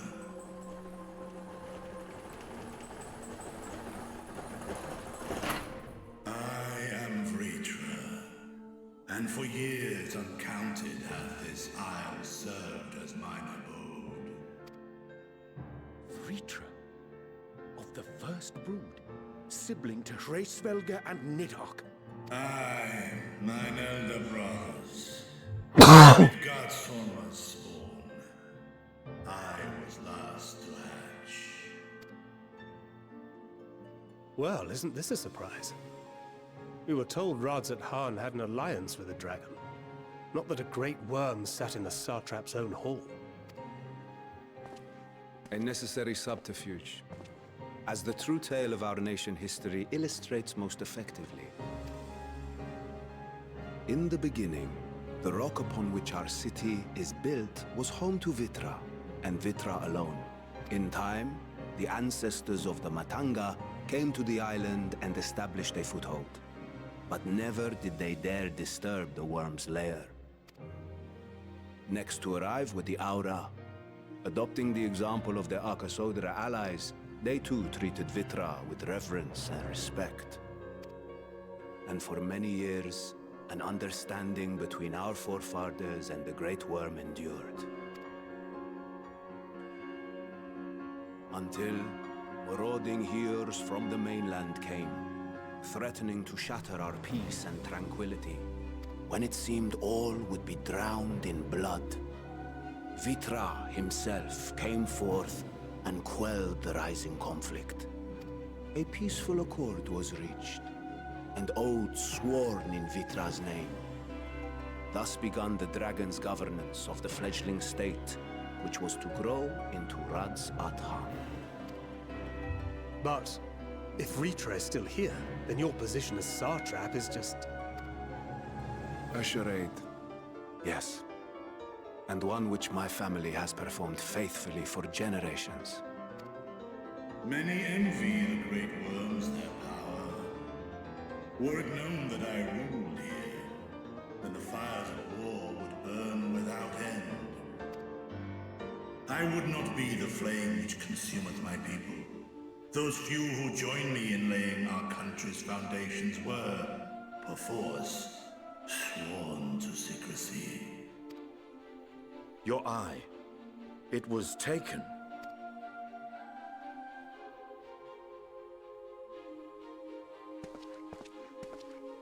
"'Tis here, buried within the semblance of flesh. The body before thee is but a simulacrum, constructed by the finest artisans of Razathan. With mine eye nestled within, it doth serve as an inconspicuous vessel for my win. Ah, that would explain why I felt the presence of a dragon upon our first meeting. I am woven with wards fashioned to deceive such arcane senses. Though 'twas short-lived, it seemeth thy fusion with my brother hath left thee much altered, Estinian warm blood.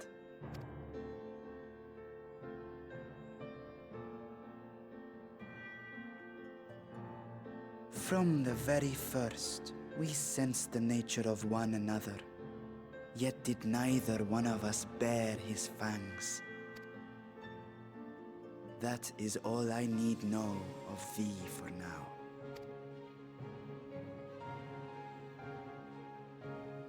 With my secret thus revealed, I have for you a proposal.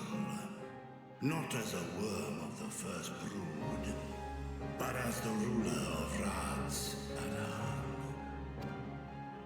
With all haste must we take in hand the finished talismans and breach this foul spire. Thence, should it lay within our power, dispel its wicked influence. Yet even with the assurance of the warding scales, the narrow confines of the tower doth limit the size of our force. And thus denied strength in numbers, thou must choose thy soldiers with care. Just so. Yet though our radiant host is formidable, I see a surer path before me. Thou and thy comrades have contended with a multitude of primal beings. Most recently, thou didst cast down false gods in Pagalthan and Cartanau, I am told. 'Tis upon that strength I would call. The Scions have proven themselves the most capable, and I ask that you serve as the tip of our spear. Talismans would, of course, be provided for each of thy companions, and should you agree to this undertaking, more will be provided to make use of as you see fit. There's no denying it's a dangerous proposition, but the rewards may far outweigh the risk. Just think of what we might accomplish if we could equip all our allies with warding scales. I worry, however, that even the four of us may be too few for what you have in mind. Might we regroup with our friends first to discuss the matter? 'Tis no trifling task that I have laid before you. Go. Steel your hearts and hone your plans.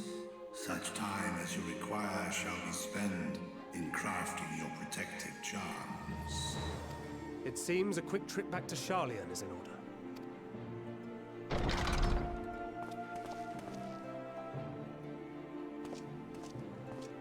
Wilt thou not lend thine aid?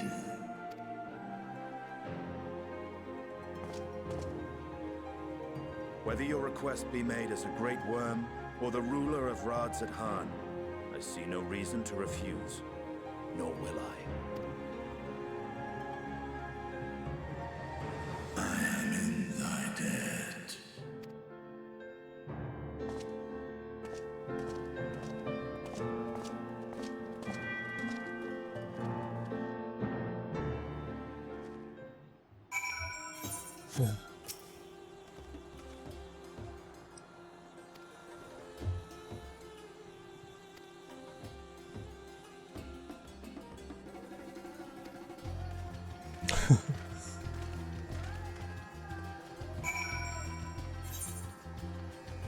Can't go over here yet. It's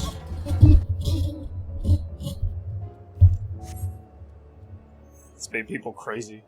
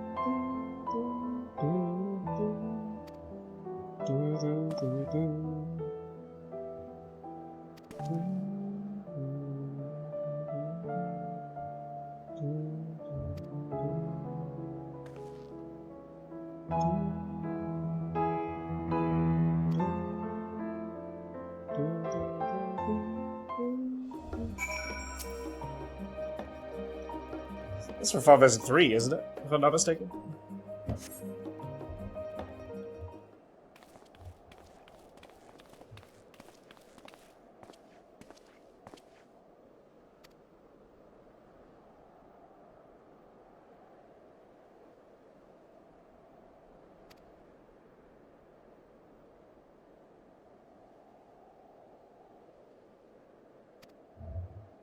Yeah, yeah.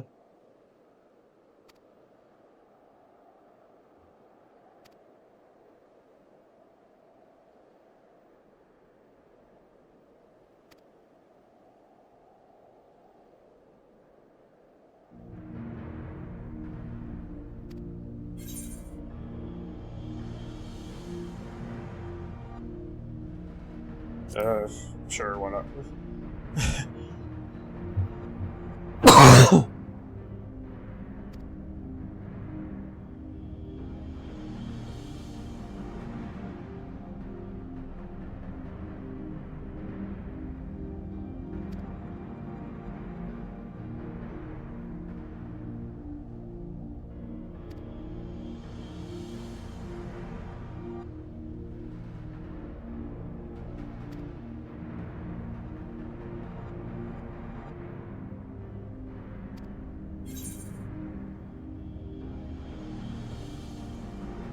Sure, why not? I didn't read any of it.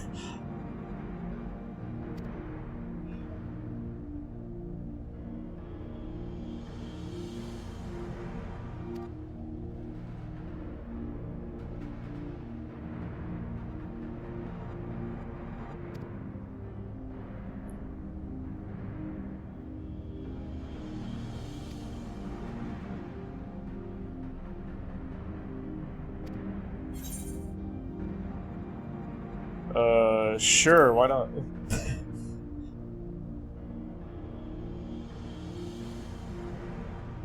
Hey, I was right.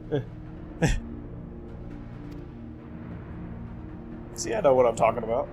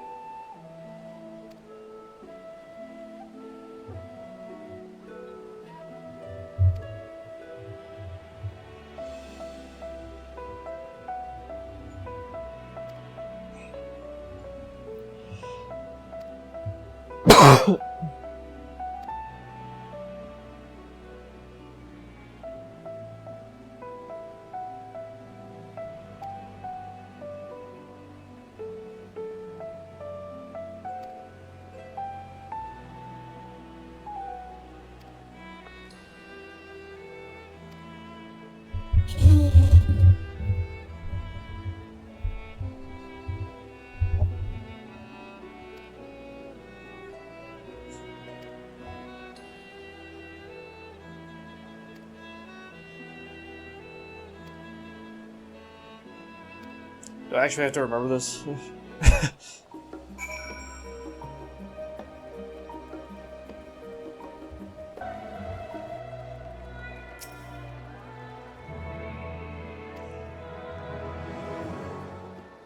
We did it, chat. 12 hours.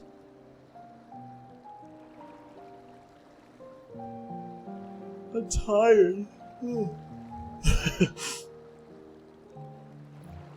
When our father disowned us, I couldn't believe what I was hearing. It wasn't until much later that his words began to sink in, that I began to feel the weight of what it meant. 12 more to go, yeah. Do you I'm not doing remember that. when the decision was made to come to Charlian? You have to get the marathon. Graham said that the Forum was determined to keep us in the dark, and that Father's venomous performance was part of that strategy. And I have to have time to do that. At arm's length. Perhaps it was. Father argued with Grandfather on many occasions, but never with such dismissive contempt. And when he demanded what justifies the sacrifices we make in war, I honestly didn't know what to say. Neither did Alpha know, I know, but never for one moment did I believe we had made the wrong choice. So all I could do was fume silently.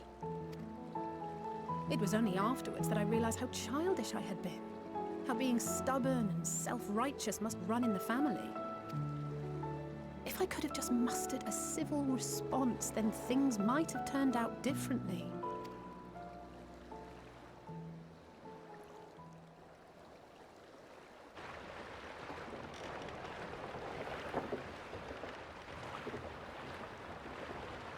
So did I, by the way, 24 hours free.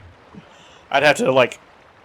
I'd have to, like, Ferrying goods to Labyrinthos.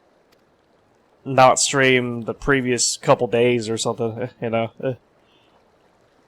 A vast complex At least. beneath the island. Charlian is famous for archiving knowledge from around the world. Well, that knowledge is not preserved exclusively in dusty tomes and desiccated samples. Our living 12 sleep and then do 12 more, yeah. of all manner of flora and fauna is held and studied within that underground facility. Yeah, do one of those sleep streams. Still, that did seem to be an unusually large shipment. When I lived here, it was rare to even see such cargo transported by boat.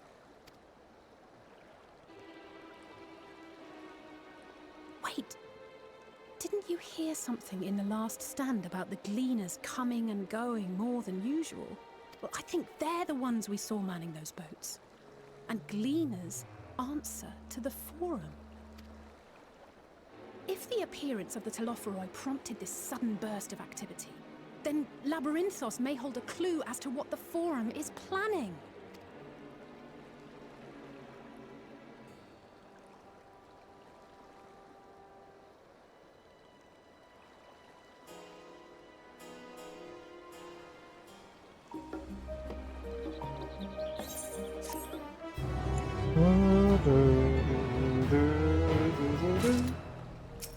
Perfect time to end the quest.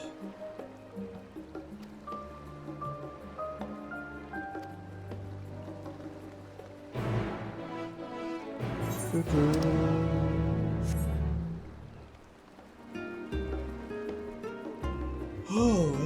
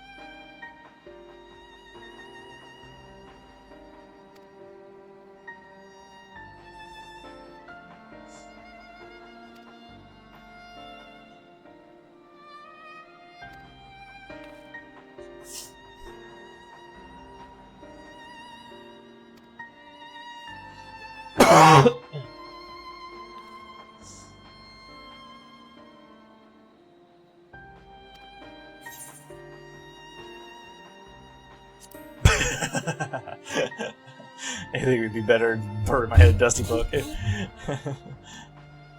Sounds like me.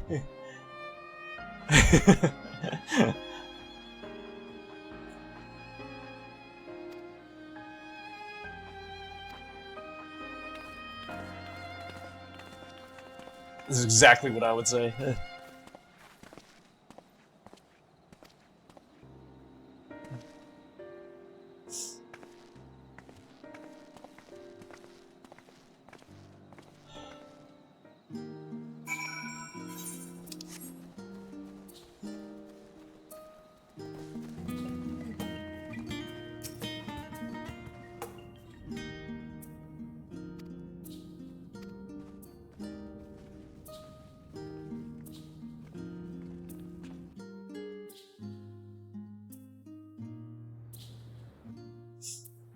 Oh, new area. Deep beneath the scholar's city shines a false sun within a fabricated sky. Huh, interesting. In any age exist those who consider the floor an extension of their bookshelves. And this vault's architects surely belonged to that special breed. Yeah, what'd you think of the Silent Hill one? If the stack grows too high, start a new one. If no room remains, then make more rooms. A simple solution at first, and then bit by bit, a profound transformation. Knowledge, buried beneath knowledge, a growing, creeping labyrinth from which there is no escape.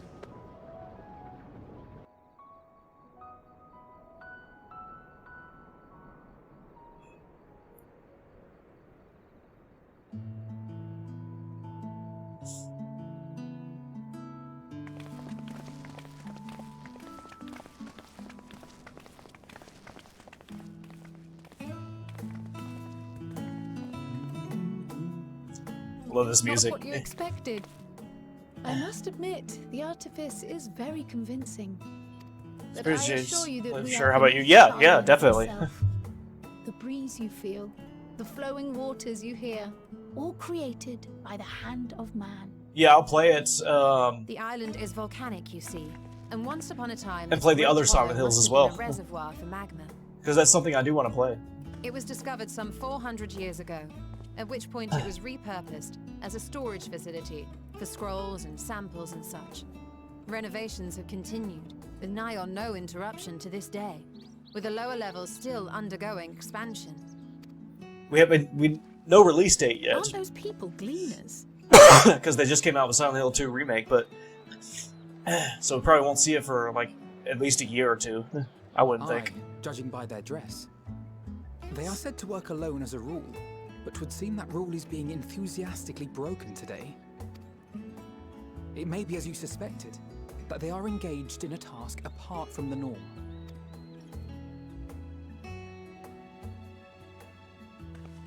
Let's spread out and get some answers then.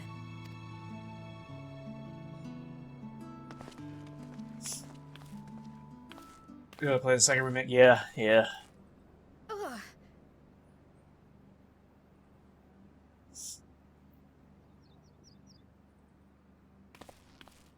Did you call to me just now?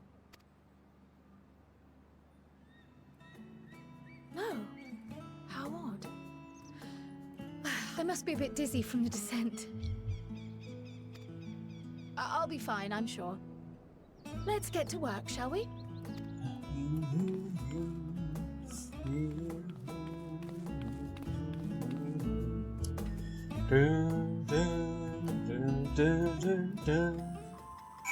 Oh, I wanted to keep listening to that music. New area. Whew, alright.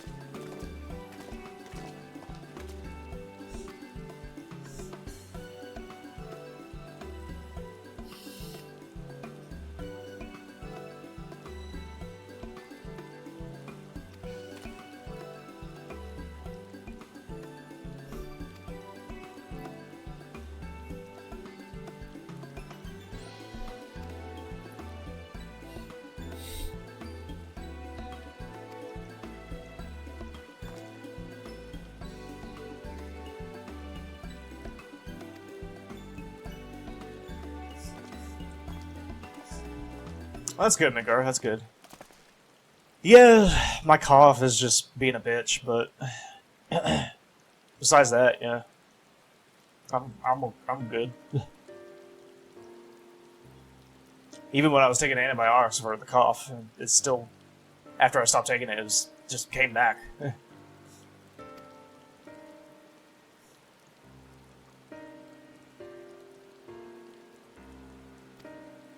I don't know what it is about a cough for me, but just never seems to want to go away, no matter what I do.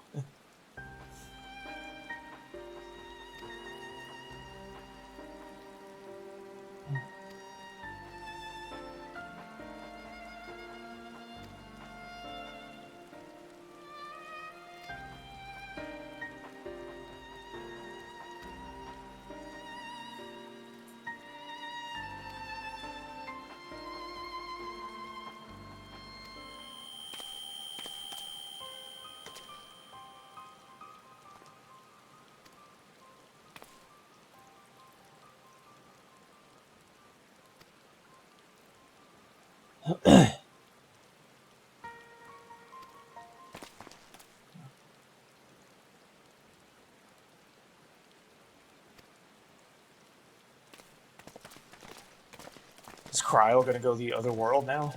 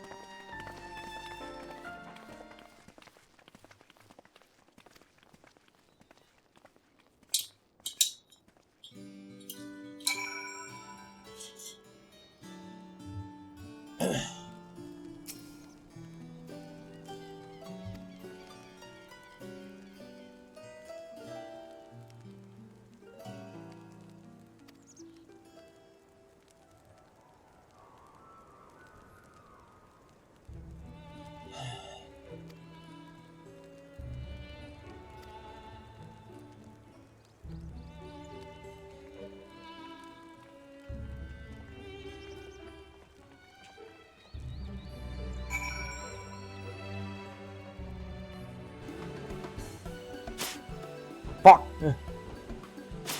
There we go.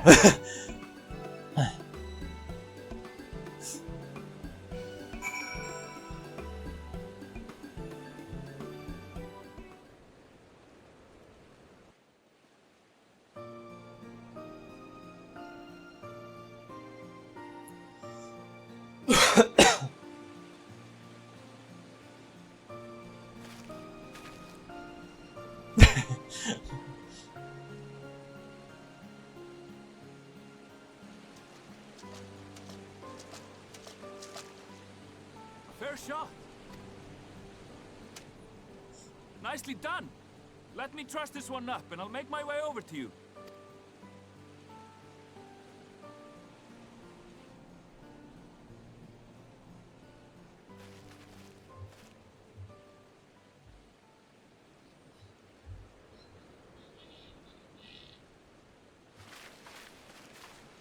There you are. Any new revelations?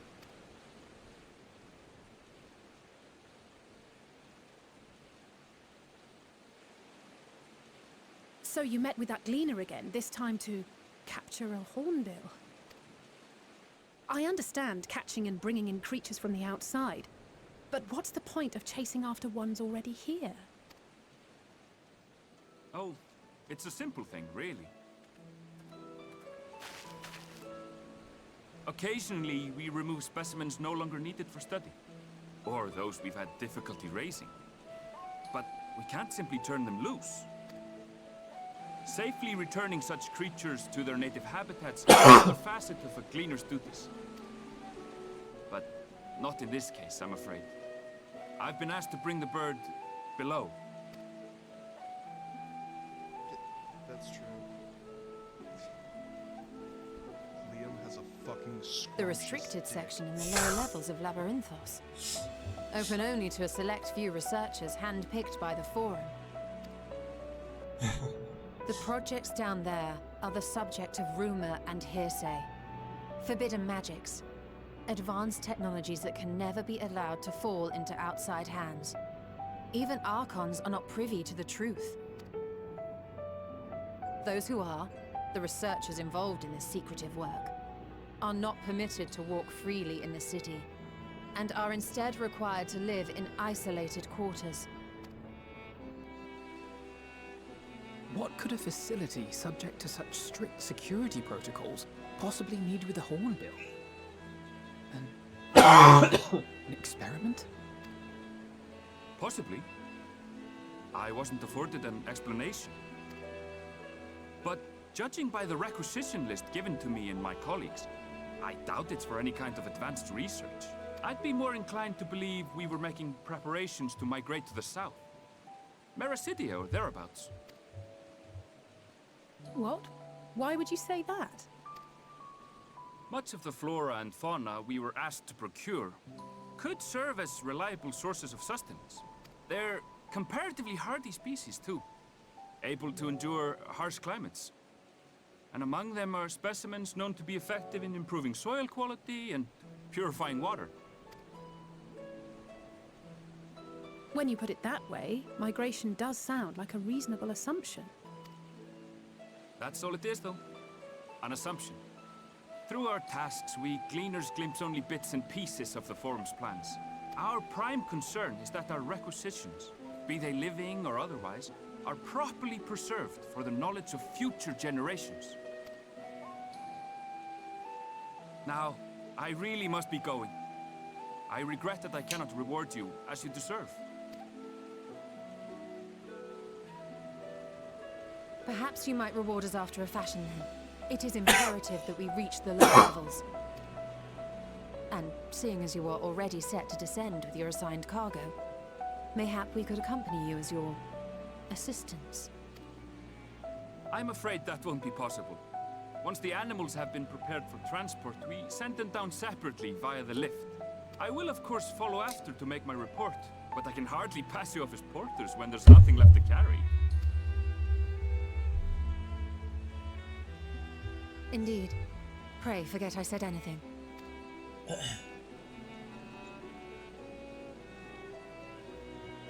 How do you feel about climbing? If you've strength and the courage to brave it, then there is another way down. This path leads to the 33rd facet, a mine shaft excavated during one of our expansions of Labyrinthos. While I cannot guarantee that the passage is safe to traverse, it should provide access to the medial circuit below. I never even knew such a place existed. Thank you. This is the perfect solution. You're quite welcome, but consider yourselves warned. If the going proves too treacherous, you'd do well to turn back. I bid you good day. We'll be fine.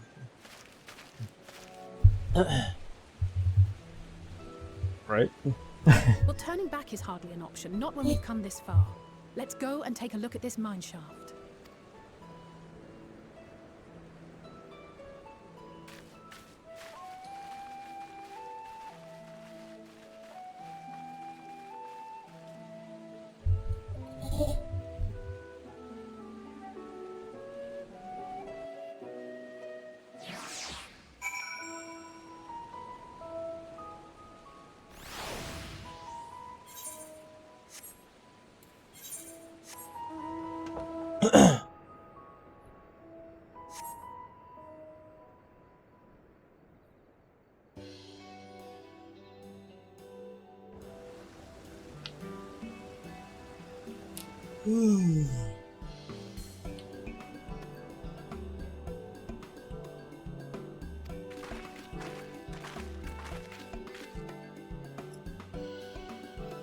Yeah, he's the rage trials, yeah.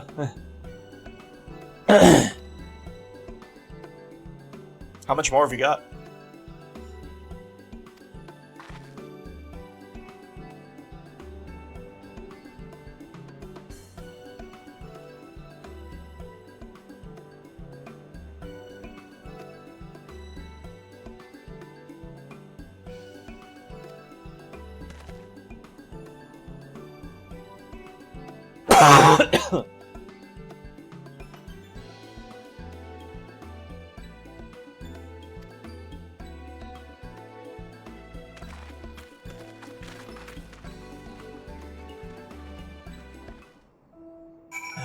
Okay, so you still got a lot. Wow.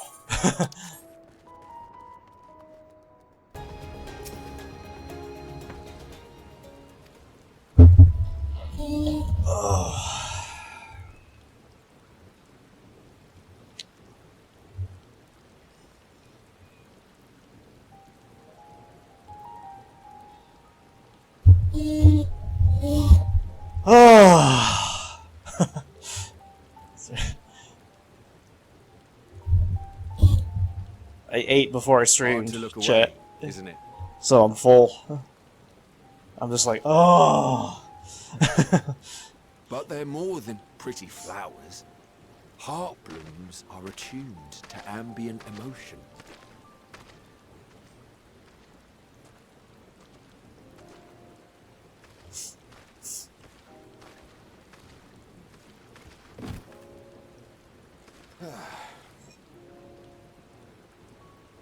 You don't seem convinced, but believe me, it's true. This ashen grey, for instance, it mirrors the anxiety and urgency of those working nearby as they rush to fulfill sudden orders. Intense feelings like those spur the petals to change colour. Bright glowing hues in the presence of joy, dark subdued shades for frustration or despair. Yet even with the collected wisdom of Charlian at our disposal, we've yet to identify the underlying principle of this empathic effect. And there are other mysteries besides. Although the flower is extraordinarily long-lived, its low reproductive rate has made it difficult to find younger populations growing in the wild. With too few sightings to map its distribution, and no closely related species to track, we've been unable to pinpoint its land of origin. To further complicate matters, every culture, even dimly aware of its existence, has given it a different name and mythos. Our attempts to study it via the historical record have been an exercise in frustration. As an avid botanist myself, I should one day like to unravel the Heartbloom's secrets. But I'm afraid other duties must take precedence. I will leave you to your thoughts.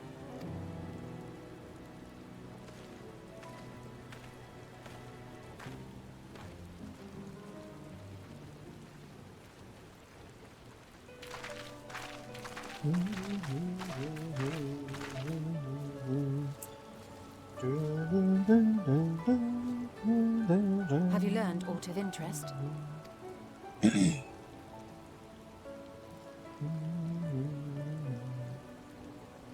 A flower that reacts to one's feelings. Strange. I must say, I have never heard of such a thing.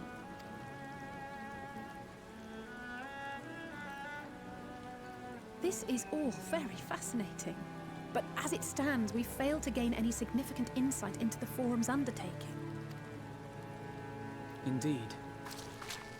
While there is certainly enough activity to support Erenville's supposition that a priority has been placed on improving food production, unfortunately for our investigation, these workers were never informed as to how their duties serve the master plan.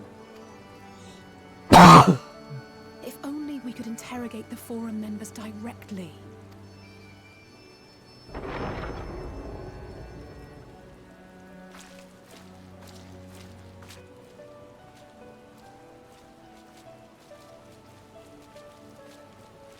Isn't that the entrance to the arcade?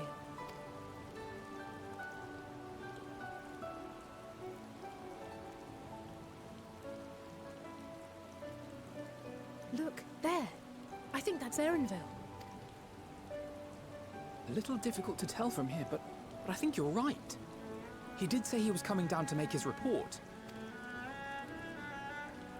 Erenville receives his orders from the Forum. Would it not follow, then, that the superior to whom he reports is a Forum member, or at least a close associate?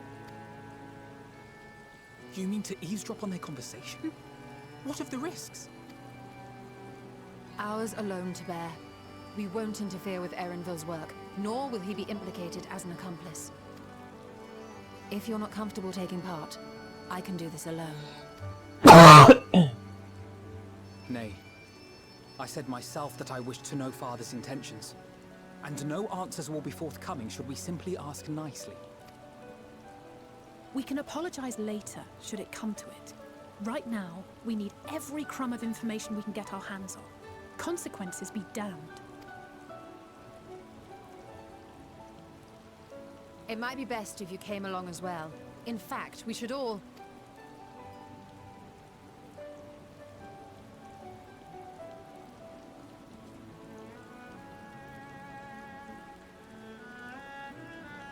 Crier? Oh, yes. That certainly sounds like a plan. I was totally listening, yeah. I'm glad you agree.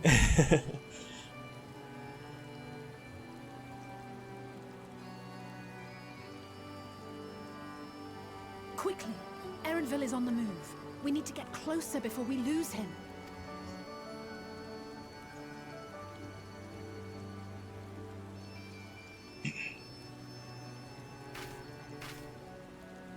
Almost. I can almost reach you.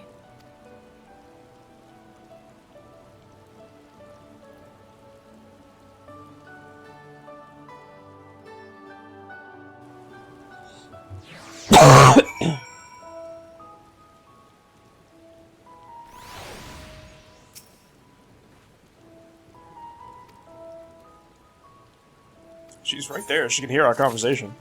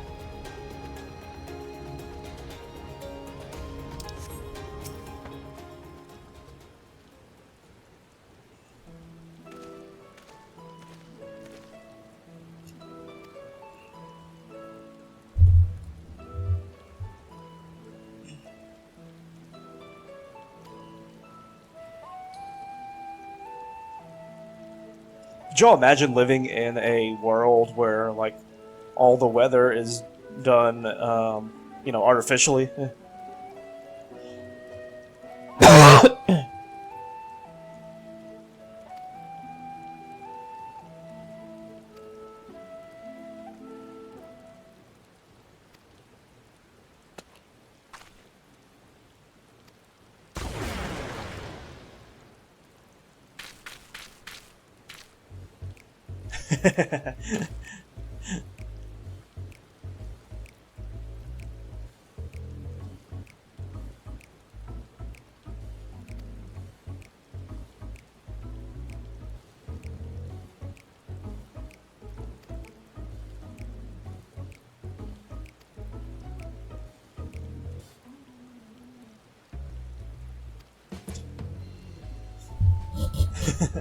Wonder if they could talk. Probably not.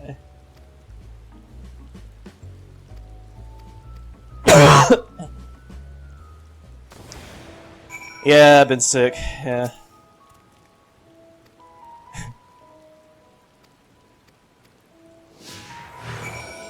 Cough I've been having for quite a while. Probably like, it seems like a month now. Doesn't usually get that bad.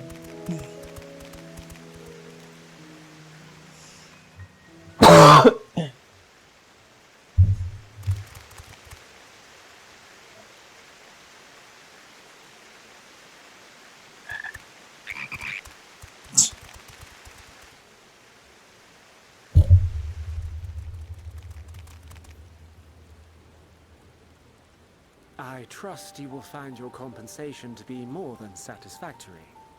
We wish to make clear that we are pleased with the efficiency and thoroughness of your work. So much so that we have come bearing new tasks in need of your competent hand.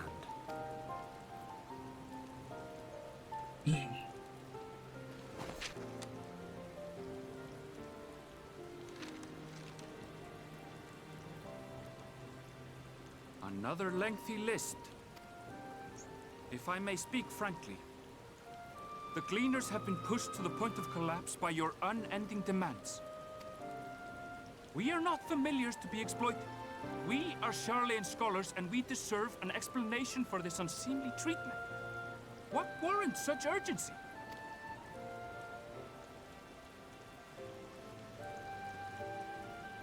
Well, does your stomach handle spicy In foods? an age long past, Charlayan was charged with a momentous duty. When I was younger, I used to eat hot Cheetos like every day, you know? Like half a bag at least, you know? So I used to be able to handle hot stuff like that, but once I did it for so long, it's just like my stomach became really sensitive to spicy foods. Now I can hardly eat And any. now that word of the final days hangs heavy in the air, the time has come for us to fulfill that charge. I can say no more, but I promise you this. All will be revealed in due course. And when it has, you will understand that your toil was in service to the greatest good.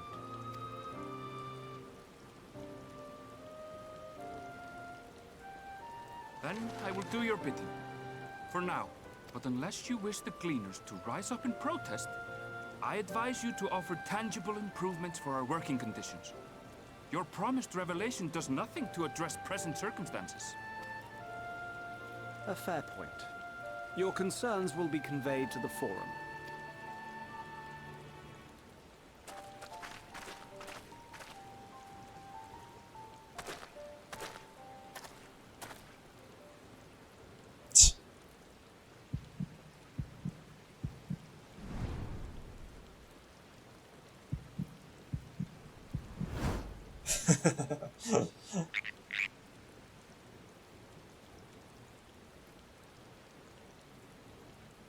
I hope that was informative. You may consider my debt to you repaid. While I do have my reservations about the Forum, I want to believe that they have our best interests at heart. Which is why I'm reassured that you're busy sniffing out the truth of things. We can ill afford to place all our eggs in one basket, this master plan of theirs, without first understanding the risks involved.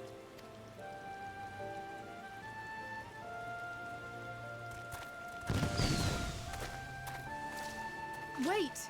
How did you know it was us? If you mean to impersonate a toad, try studying the real thing. And don't try to fool an expert.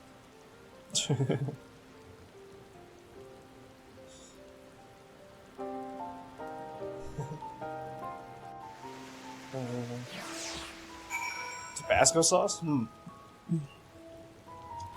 I mean, I can get chili ramen. Maybe that'll help.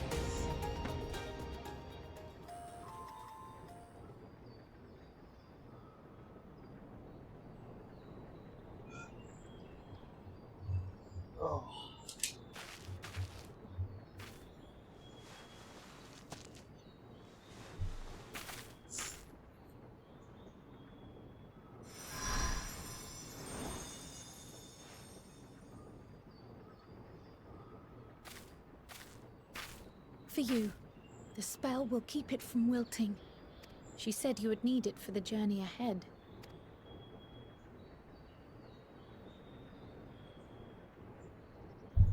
Will you speak with her now? I cannot hope to match Minfilia's clarity, of course, but... Okay, Kango's ground. Usually I haven't checked. Yeah.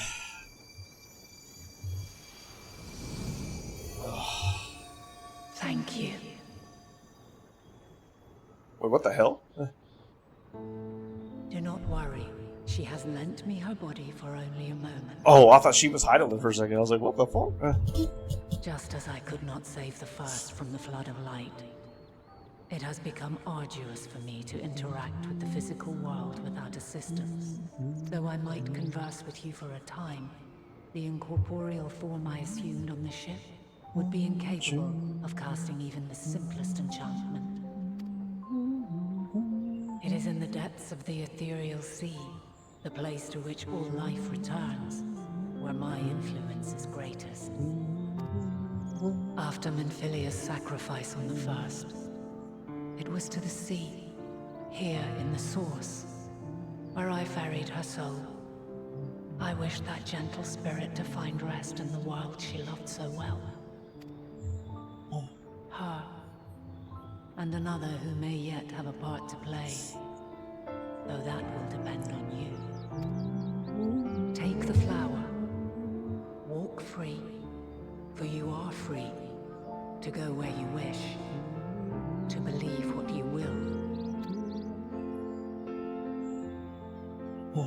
That bloom will be your guide, test and proof of your conviction. In darkness, seek joy. Surrender not to sadness, and see beyond despair.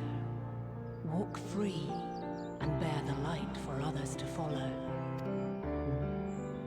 Together, raise it aloft and let it shine, till the end, blinding and radiant.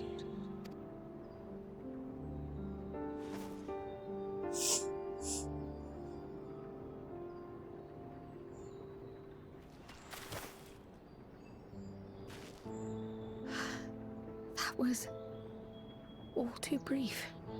Already she seems so far away.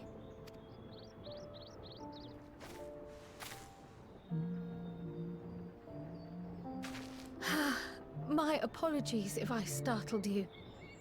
Ever since we began our descent into Labyrinthos, I had sensed another's will, straining to reach out.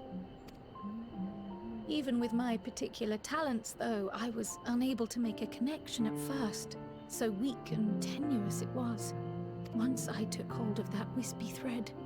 Imagine my surprise to discover it was Heidelin herself. Needless to say, it seemed wise to learn what we could before letting go. Her answers were more cryptic than I would have liked, but at least she left us with a guide of sorts. That unusual flower.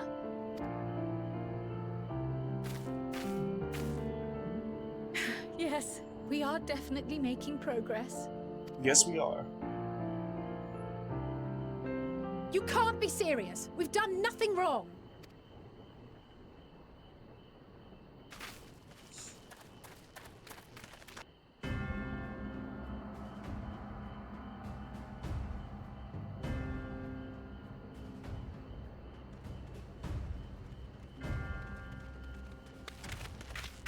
Master Fortuno? What business has the Forum with us? Obstruction and suppression, apparently. Mistress Baldessian, Our records show you facilitated the Scions' entrance into Sharlayan by claiming them as assistants for your organization. We are aware of your investigations. After alerting the major institutions to the presence of potential troublemakers, we received word from an Archean custodian, a group operating under the auspices of the students, skulking about Labyrinthos and engaging in clandestine behavior. Clandestine? We may not have entered Sharlayan as Scions, but we did naught to conceal our identities. Our only purpose in this city is to seek the truth. I can think of no reason why our actions should warrant the Forum's intervention. Tis not our way to discourage the pursuit of knowledge, but the timing of such pursuits must be considered, not to mention their potential impact. With the world in chaos, we, the true caretakers of wisdom, have committed ourselves to an undertaking that demands the utmost discretion. And we will not risk its success by turning a blind eye to disruptive foreign elements in our midst. What then is to be our fate? Will you put us on a ship back to Eorzea? The Forum will convene to examine your case. The results of said inquiry will determine your future in this city. As for your absent companion, he has already been detained. Graha! But why? Is reading a crime now, too? Reading is encouraged, celebrated even. Not, however, of the volumes shelved in the restricted section of the library.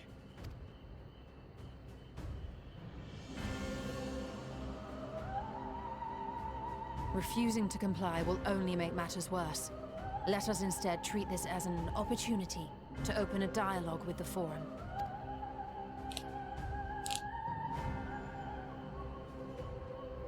Silence is often one's best defense. I would advise against prolonging the proceedings with frivolous discourse. But enough. This is not the place for debate. The rostra await.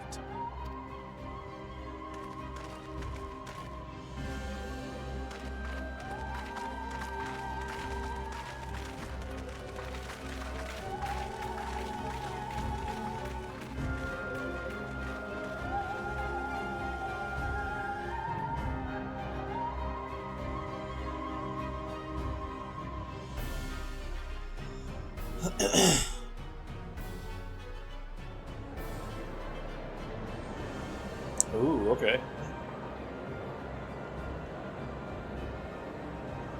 This looks interesting. Where is it? No, I mean, I was fine before I ate. It's just when I ate, you know. Forgive me. I was careless. We would have been detained regardless. This way, at least, we managed to stay together. I trust your time within the archives was well spent.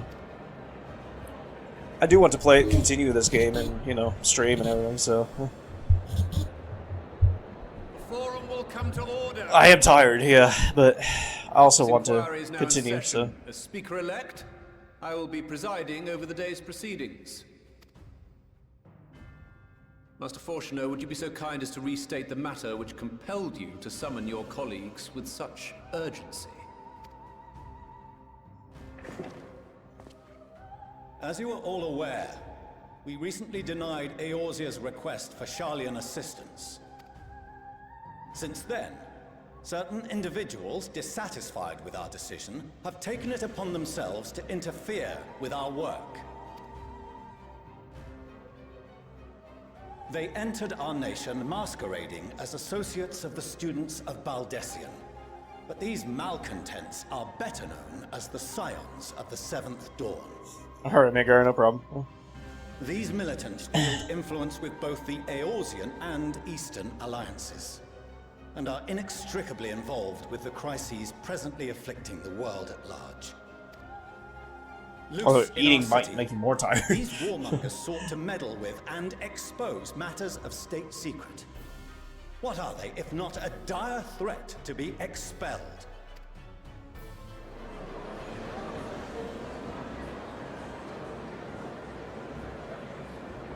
You have tarnished the good name of the students.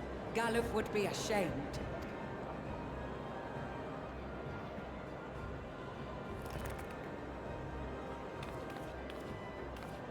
Galuf Baldessian was never one to forsake his fellow man.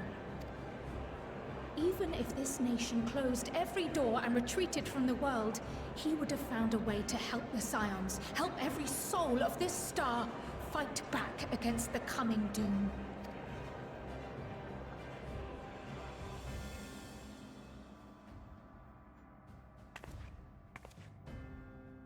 A terrible enemy stands poised to lay waste to all we hold dear. In the face of such madness, Eorzea reached out to Sharlayan, a respected ally, in the hopes of forming a united front. Was your curt dismissal truly the best you could offer? Or are you so preoccupied with your momentous duty of an age long past that even the end of the world is unworthy of your attention?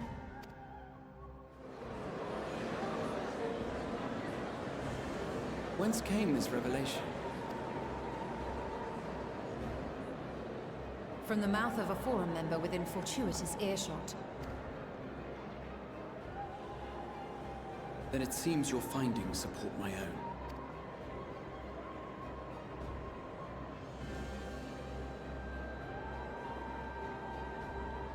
The reason I visited the restricted shelves was to study records of the Forum's policy-making process, to better understand the historical trends underlying their most major decisions.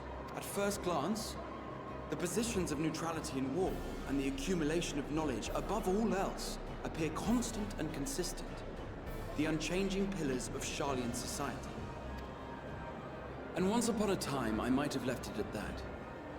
These days, however, I am more attuned to the subtleties of governance, and so I noticed something odd.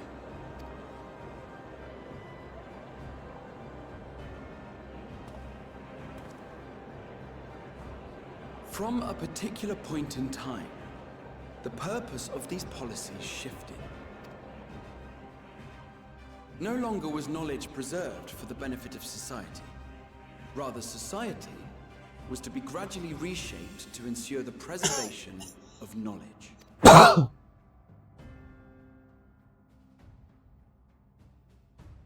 The most conspicuous and telling change was the one which befell Labyrinthos. Once little more than an oversized storehouse, an enormous allocation of funds saw it transformed into an advanced research and archival facility. I also discovered a fascinating account on the finances of our Dravanian colony. The settlement attracted students from far and wide, and the connections and tuition fees thus acquired were funneled into further improvements for the archives. Now, there is no question that our nation's progress is tied to the acquisition of wisdom. Nevertheless, the vast resources diverted for this purpose borders on the obscene. But returning to the matter of when, our change in course appears to have been made some 270 years ago. The very same period when Sharlayan scholars in the hinterlands began a formal study of the ethereal sea. You found something, did you not?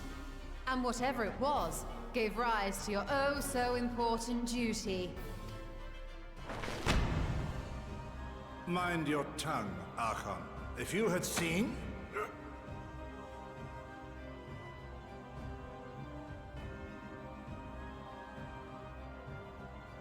Yes. We are bound by a duty we cannot ignore. Knowing this, what would you have us do? Abandon our vital work and join you on the field of battle? We will never choose the way of the sword. We will fulfill our mission, not through strife and bloodshed, but survival. Come what may, we shall live on. We must. Do as you must, then. But we Scions will fight until the heavens fall, until our last breath.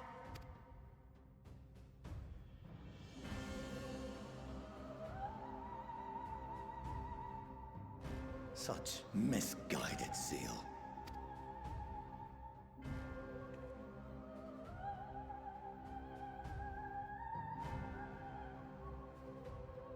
Father, Master Fortuner, I fail to understand the stance you have elected to take. But by the same token, I have yet to find a compelling argument to counter the challenge you put to us in Gridania. Still, in the midst of my uncertainty, I must trust in myself to do what is right, as others have chosen to trust in me.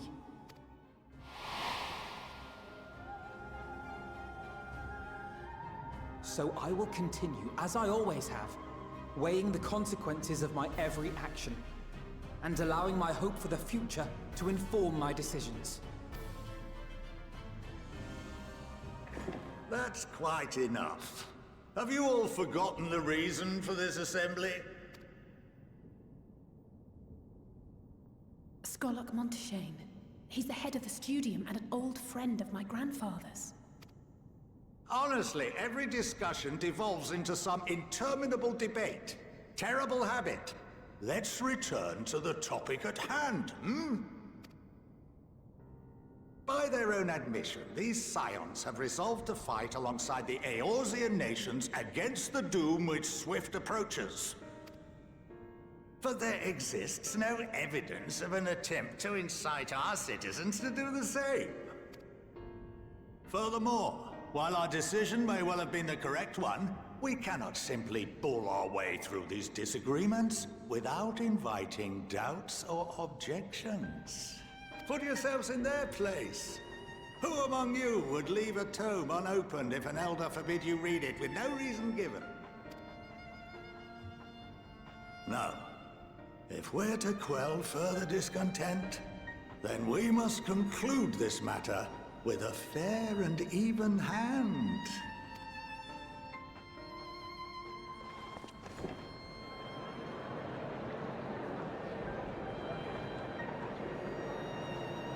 Order! We will have order! Master Monteshane raises some valid points. Keeping such concerns in mind, I propose we enforce the following measures. Until further notice, the students of Baldesion are to cease any and all activities within the domain of Sharlayan. You will also refrain from any further investigation into the Forum's decisions and duties. Failure to comply with these restrictions will result in the immediate expulsion of your Scion associates. Let us put this judgment to a vote. All in favor, raise your hand.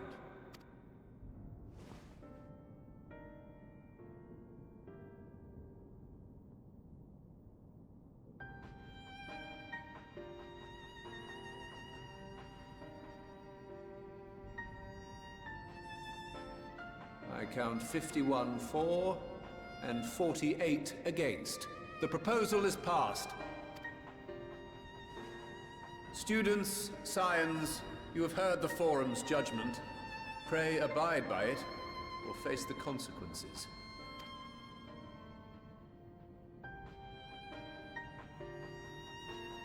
Honored members, I thank you for your time. This inquiry is concluded.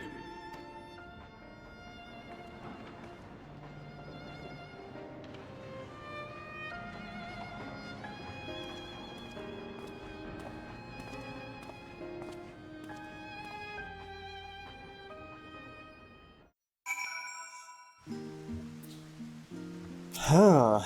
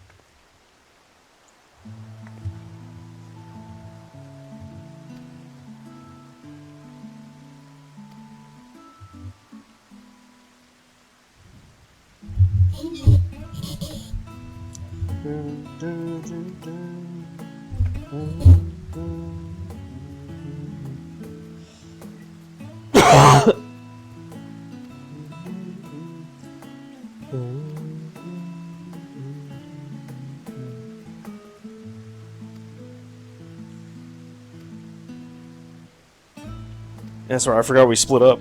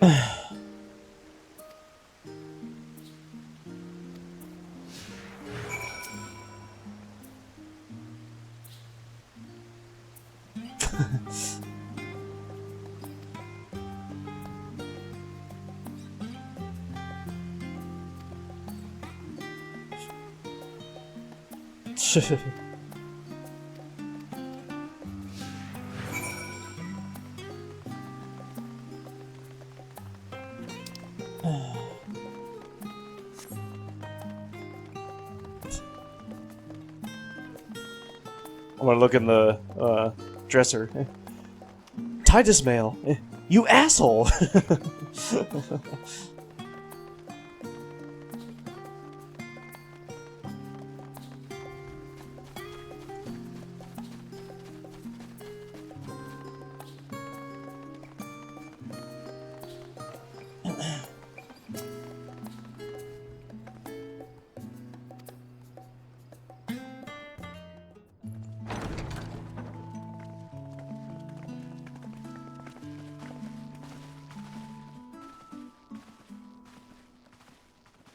Welcome home, my lady.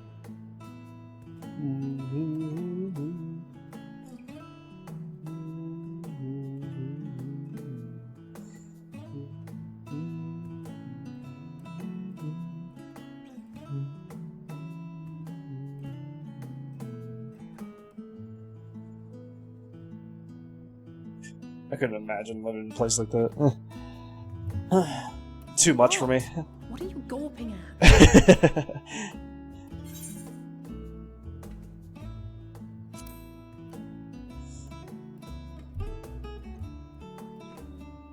Oh, God, please don't.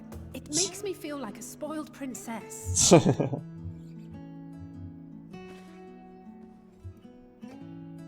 Lord Fortuneau is not to hear of this visit. Yes, my lady. And I should also like the children to have their gifts, ere my husband makes his return. As you wish, my lady.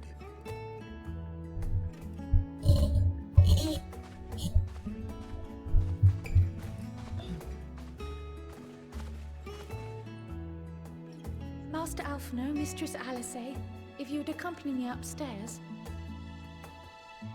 We shan't be long.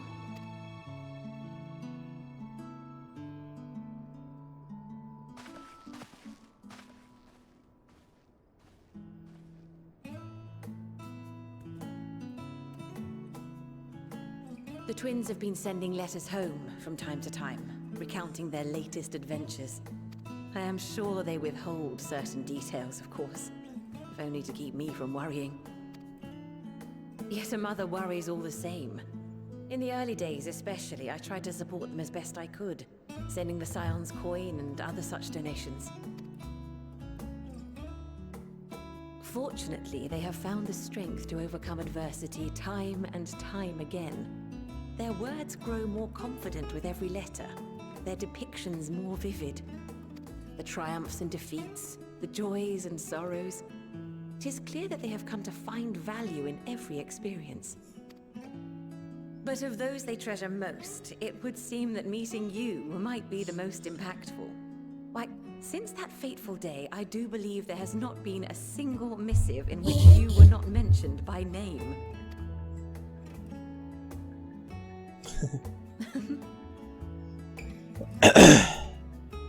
'Tis plain they care for you, and I am glad they have such a steadfast companion watching over them.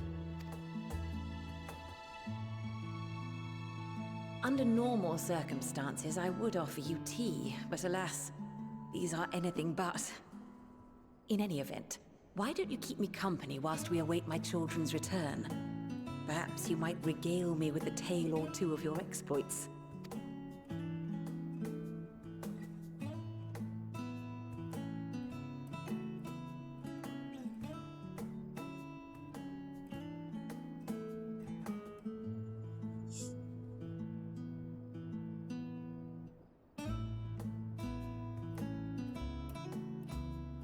I could listen to this music all day. When you mentioned gifts, I wasn't sure what to expect. Mother, Oh, look how well it fits you. And the style is to your liking?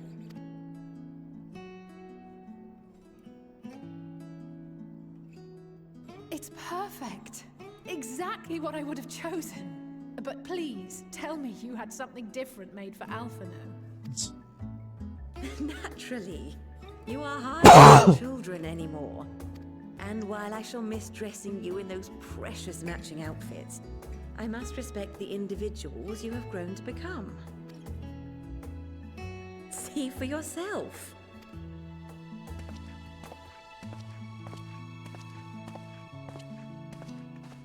Thank you for the splendid clothes, Mother. Stylish, comfortable, and eminently practical.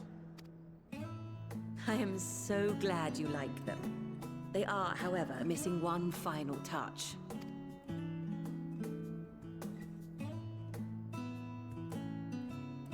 If you would allow me, Master Alphino.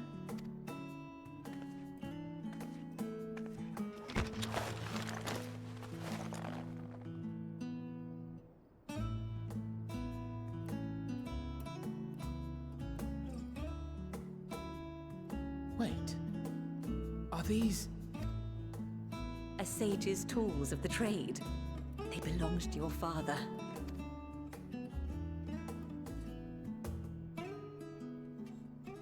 Though he may as well be chained to his desk these days, as a student he was often called upon to venture into the field.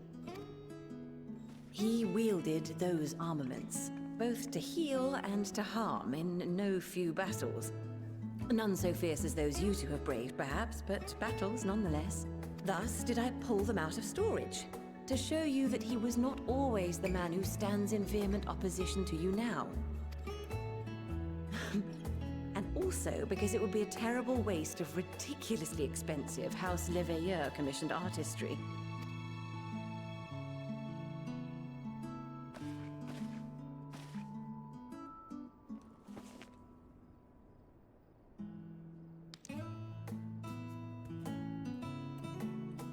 I am told these devices are quite difficult to master, but someone of your extensive experience should soon have them darting about with grace and aplomb.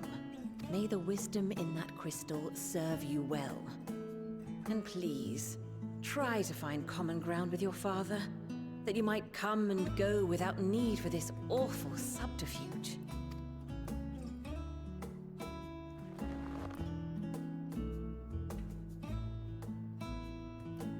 We will, Mother. I promise. My final gifts to you, before you run off, are an observation and a suggestion. Firstly, Fortunato has ever been a serious man, but it was only after you were born that he truly lost himself in his work. I may not know the forum's inner workings, but I know your father's. The timing of that change in him holds some significance. Secondly, do not seek to best your father with words. Far better that you simply show him. Let him discover the merit of your actions, after they cannot be undone.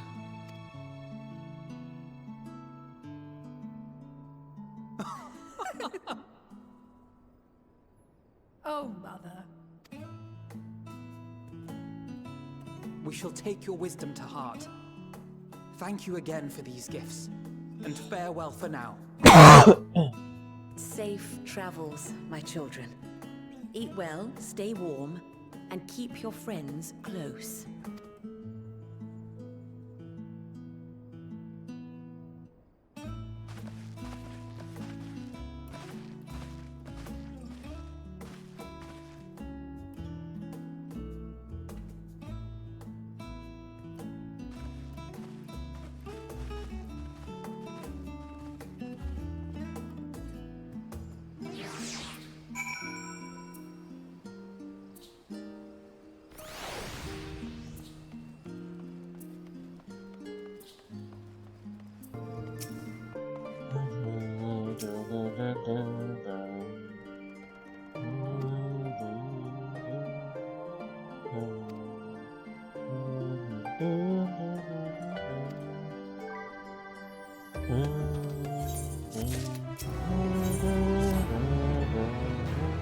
Hey, level 81 in the story. Nice.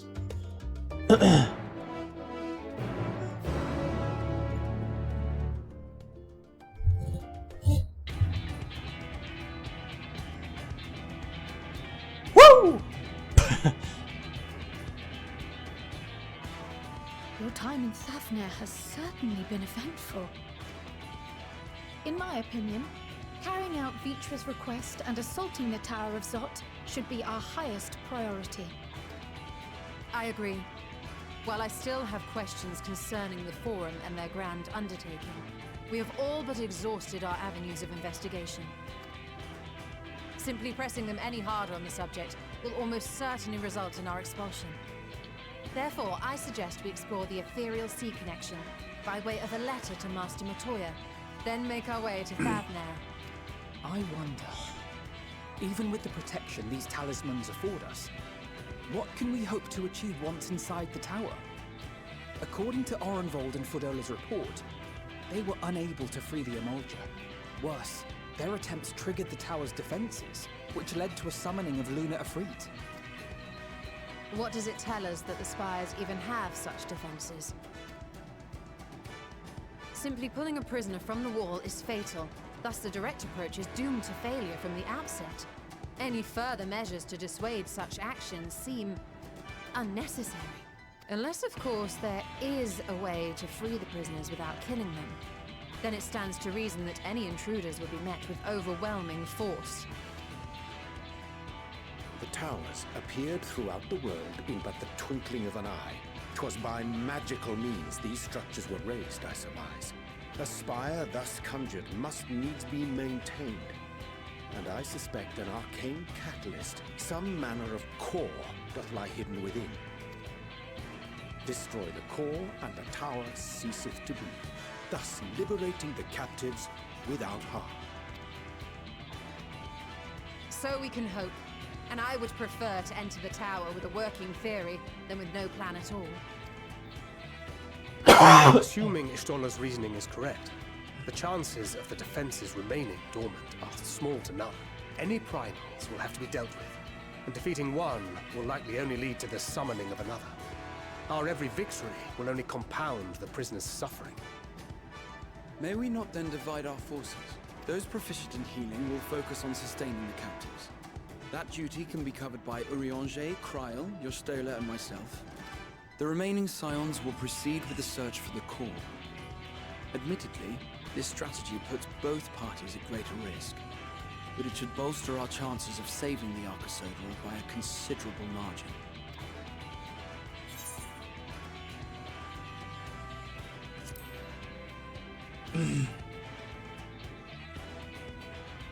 If you're to fight primals, then you'd best have at least one healer with you.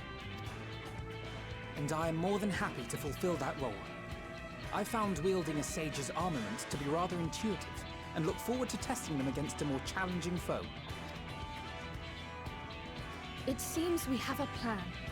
All that remains is to carry it out. I will inform Radzit Khan of our movements, so let us make our preparations and regroup near the tower. The military post in what's left of the Hamsa hatchery should serve as a convenient staging.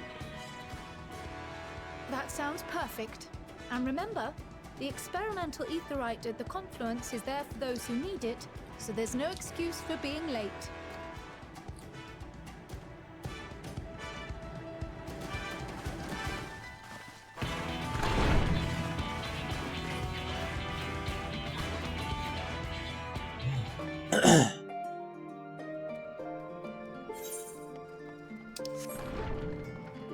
Hell yeah. I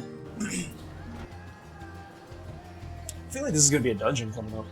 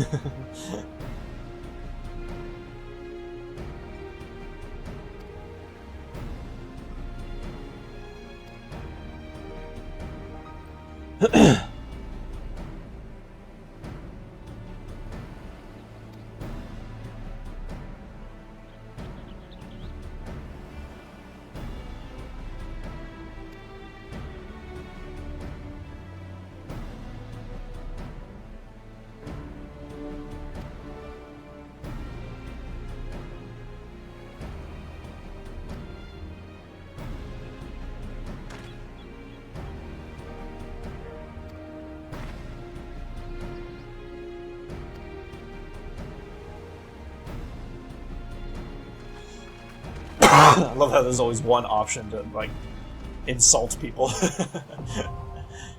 Hey, the Tower is Zot. Nice.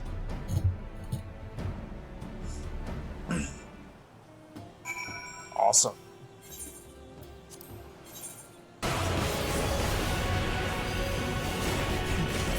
Yeah! Woo!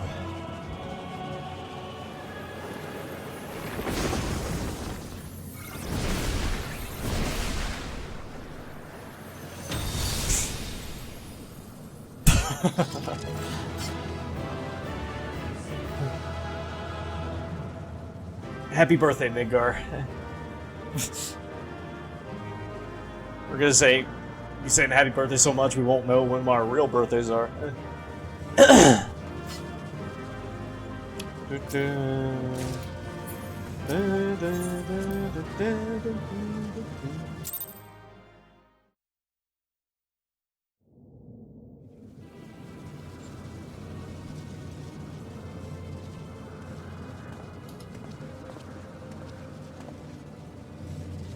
Is everyone all right? We fortified the captives with what magics we could. Have the defenses been disabled? All appears quiet for the moment. Lower floors were disturbing enough, but this place feels wrong. The ether is heavy and thick, like wading through a quagmire. I believe we stand in the tower's beating heart. What sayest thou, Stola? I see it. Ether Oh, really? siphoned from the Okay. land, runs up through the spire, flowing to a single point. I'm not gonna take it back, Midgar. This is the core we seek. Yet something is off. As large as this structure is, it siphons far more ether than is required to sustain it. 'Tis as if the core is feeding on the energy, consuming it. I need to take a closer look.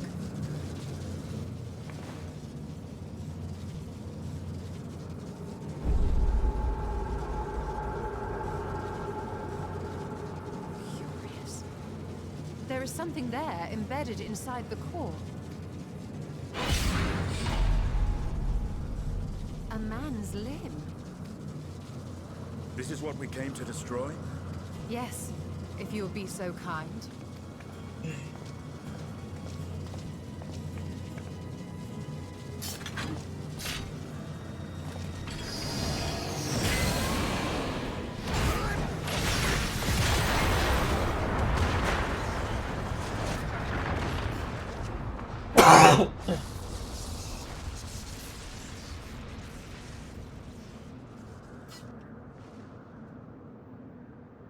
And that should be the end of it.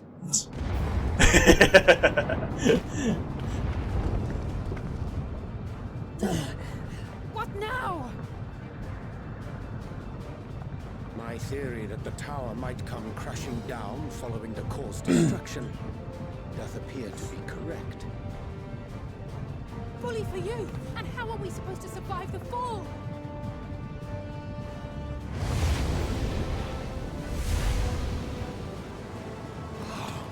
What of the prisoners below? The floor beneath our very feet dissolves. Brace yourselves! I pray I'm not too late.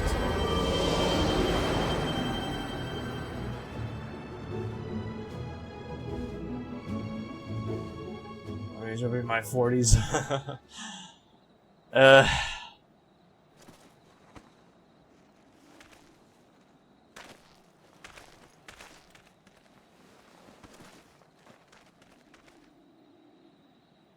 I'll be streaming when I'm like 90 years old and you'll be 100, Midgar. Oh, what happened? Where are we?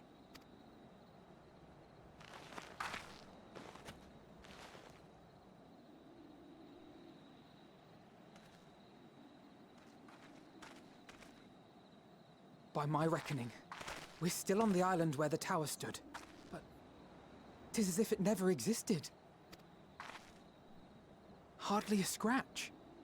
But how?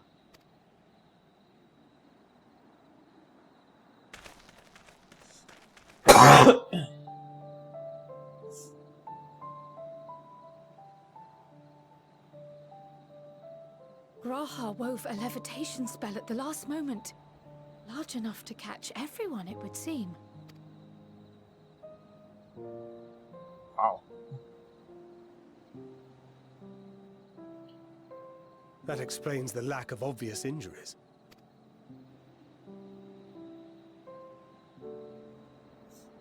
The expenditure of so much ether has taken its toll. He will need plenty of rest, but should otherwise be none the worse for wear.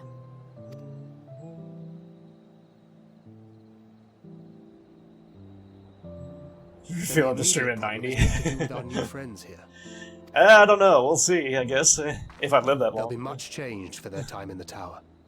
Even if their bodies are intact, I doubt we could say the same for their minds. Still, like... That's true. Liam has a fucking scrumptious... Angelo and I will take care of that. It's still like 64 years from now, I have but... every faith in you, Alizé. But there are just too many for you to treat alone. 2089. We'll send at once to Eorzea for more porksies, and call on the local mages to lend a hand. Hail, scions! We were watching the tower when it simply disappeared. What happened here? The threat is banished, and thy people delivered. They are, however, in need of treatment, and we of a secure locale and helping hands to assist us in its provision.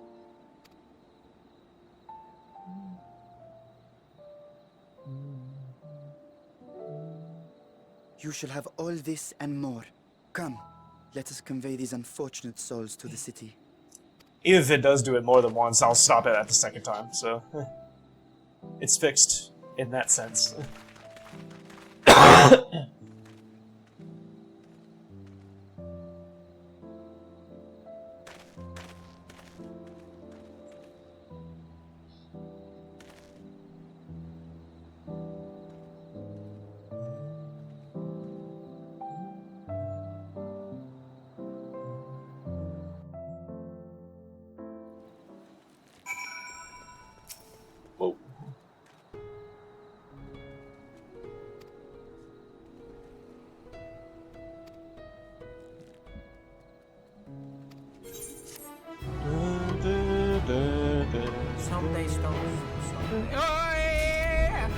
Yay! Do, do, do. Rainbow! Jesus, motherfucker! Listen. Listen! Jesus. Oh, Jesus. Okay. Yes. Thank you, Della. We needed a break there. Perfect time. Oops.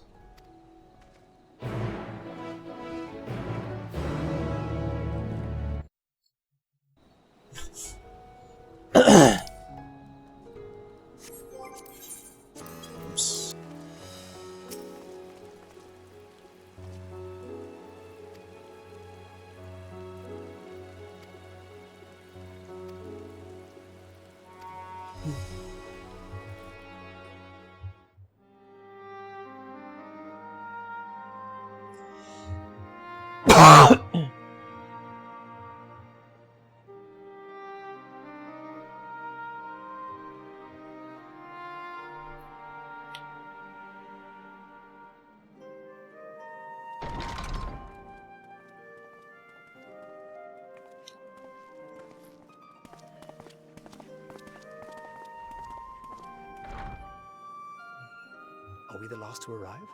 I hope we've not kept you waiting. Not at all. Your comrade is feeling better, I trust. Much better, thank you.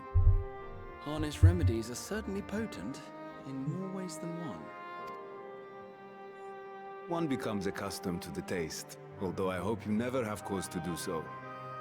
Pray, take your ease.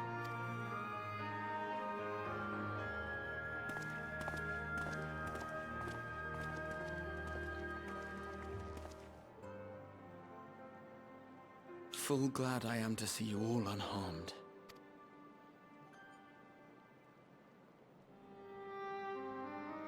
Valiant scions, for your heroism, you have my boundless gratitude. You cast down that dire tower and set free its hapless captives. You cleanse their souls of its corrupting influence. No words of thanks will suffice.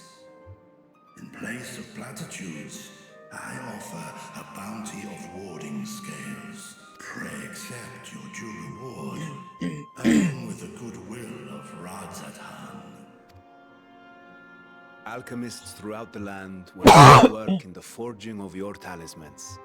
The finished ones have been collected, and now await you at the High Crucible of Alchemia. Present this letter when you are ready to take them into your possession.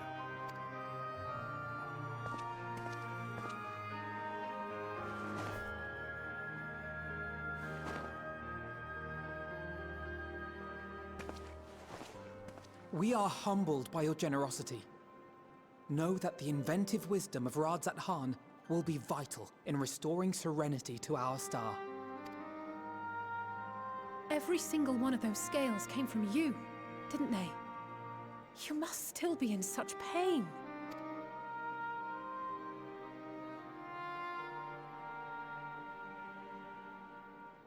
'Tis of no moment. A mere annoyance compared to the dreadful suffering inflicted upon this land and its people.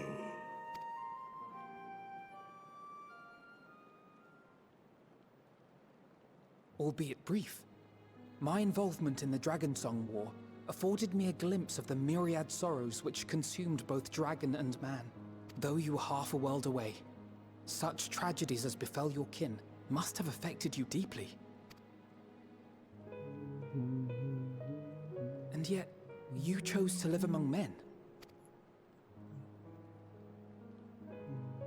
In the age when that conflict first bloomed, my choice had already been made. In some distant place, man slew dragon, and dragon slaughtered man. Yet no hate could I muster for those smiling faces which did look to me for guidance. Not even my brother's righteous rage could rally me to his cause. I huddled here, secret and still, hoping against Against hope, that which I had built would remain untouched by the chaos and carnage.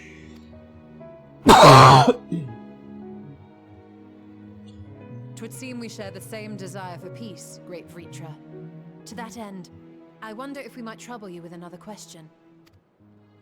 The Telophoroi are intent on recreating the final days, an apocalyptic event which we know to predate the sundering of the star. As the longest lived among us, know you aught of this terrible cataclysm?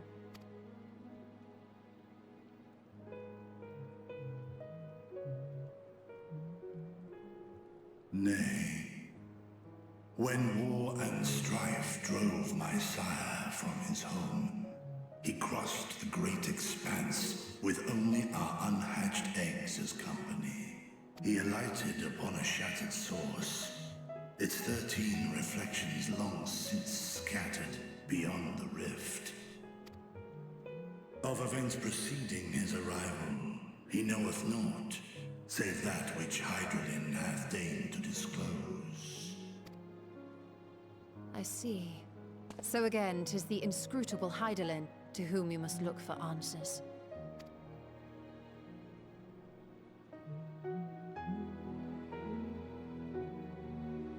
Seek you to divine the will of this star? If so, I have a tale which may afford you some small comfort. 'Tis a story from my youth, many, many years ago. To my sire, I once posed the question, of all the stars in the sky, why didst thou settle upon this one? To which Midgardsummer did reply, 'twas the last bastion of hope. He believed so long as Hydaelyn endured, so too might dragonkind. Solemn, portentous were his words. What deeper meaning they held, I could not, dared not pursue. 'Tis a stone I've left unturned ever since. Yet take you solace in the knowledge that whatsoever Hydralin does strive towards, 'tis an ideal which hath earned my sire's conviction.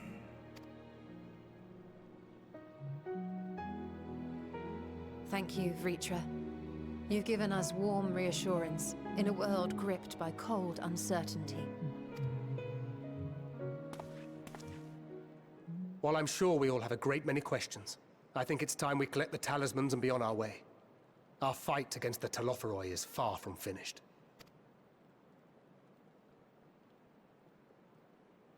We must take our leave, but please do inform us if we can provide any further assistance.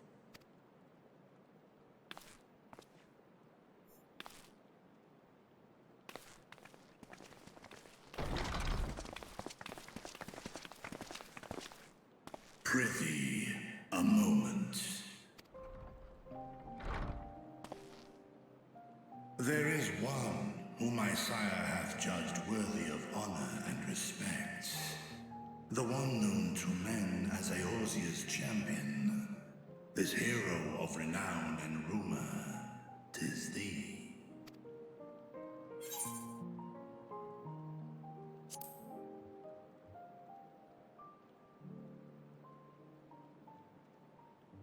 I knew it to be so. From man and dragon alike have I learned of thine exploits. 'Twas a revelation most pleasing that thou, a child of man, had gained Midgardsummer's trust. But alongside mine elation runneth a rivulet of dread. For upon thy life's reel wind too many threads of fate, power, wheel enmeshed with woe. Amidst this tangled knot thou shalt know no rest. 'Tis an endless confluence of forces, a struggle without surcease. More terrible still is the attrition wrought upon thy companions, as they are swept up in the storm of thine existence.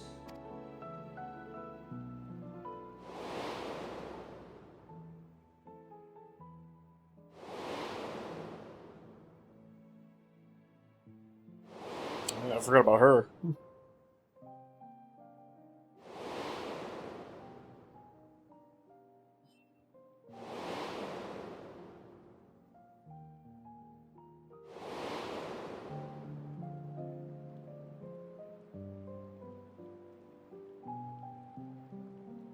Take heart and protect them well. They will be your strength and your salvation. The hope thou wilt need come the end. Even cowering behind my curtain, I know the suffering of the powerful. I have watched my siblings driven mad by loss. Thus do I exhort thee to spare no effort to keep thy loved ones safe.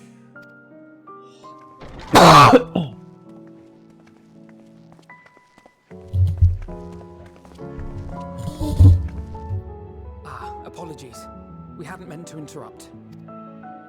It's just that we do have a history of suddenly collapsing, and when you didn't follow us out... 'Tis I who must apologize. I have detained your champion overlong with idle chatter. Go. At war's end, I pray I welcome thee back into my hall, where together with thy joyful comrades, you may toast your triumph.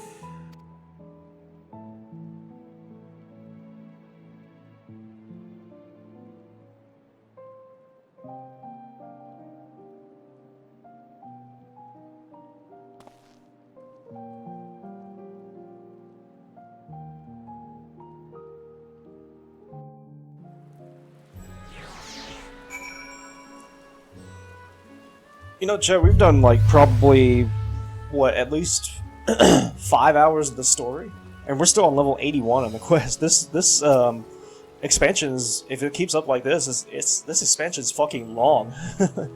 Like, holy shit. Usually 5 hours into it, we're already on like at least like 82, 83. But we just started 81.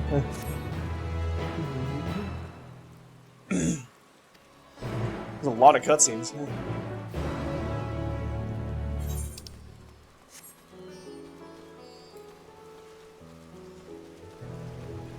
Each cutscene is like 10 minutes too, you know?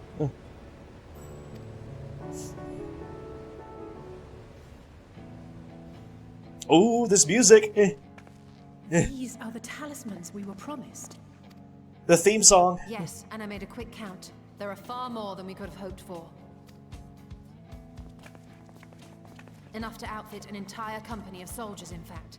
Considering the involved process, that they were able to manufacture so many in such a short span of time is nothing short of a miracle. It's the instrumental version, but... Once we have distributed them to our allies in Eorzea and the Far East, we'll have a fighting chance to bring down the other spires, just as we did with the Tower of Zot. Or we could use them to invade Garlemald proper, and strike directly at the Telophoroid's base of operations. You know, Chad, I can't wait to see the fucking end of this expansion. I'm expecting... Of course, we would need to consult with various alliances. I have high expectations. Such a drastic measure could even be contemplated. To which end, I could set out forthwith and present the idea to each of our allies in person. Pray allow me to undertake a few of those journeys. I find myself restless and in need of purposeful duties. I can head eastward. Bosnia and Dalmasca are just a short hop from here. And Doma's shinobi network should come in handy for passing on the word. We shall share the burden then. Meanwhile, I think it best that you and the others take the talismans back to the Baldessian Annex. We must keep them safe and secure until we've decided upon a course of action. Please, I must speak with you.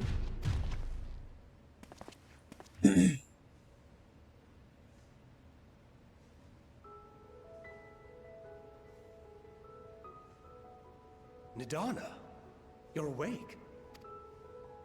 Yes. When I spoke with the carer at my bedside, she told me that one of the scions, a young woman, had cleansed me of the Tao's corruption. It seems I'd been asleep ever since the treatment. But when I awoke and learned you were all still here, I knew I had to come.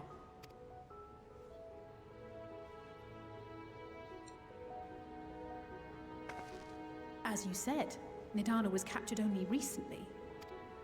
Such a brief exposure is swiftly cured, so I tended to her before we gathered at Megaduta. And I am truly grateful that you did. I can't thank you enough. All of you, for everything you've done. Destroying the tower, rescuing our people. You've saved Thavnair from an awful fate.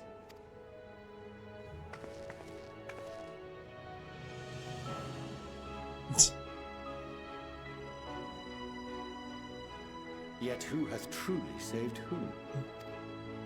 Due in no small part to thine inspirational courage, the alchemists were successful in reproducing warding scales of proven efficacy.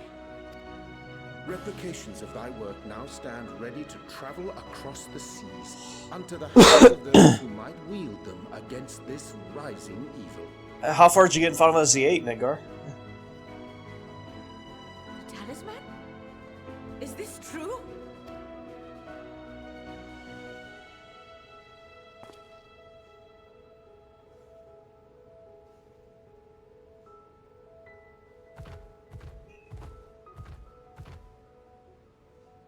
Oh, I was so groggy from sleep. I didn't even think to ask.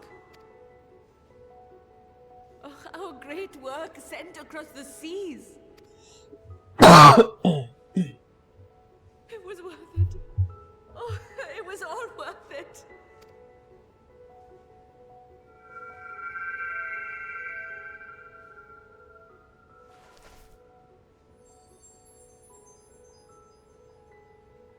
Look at that!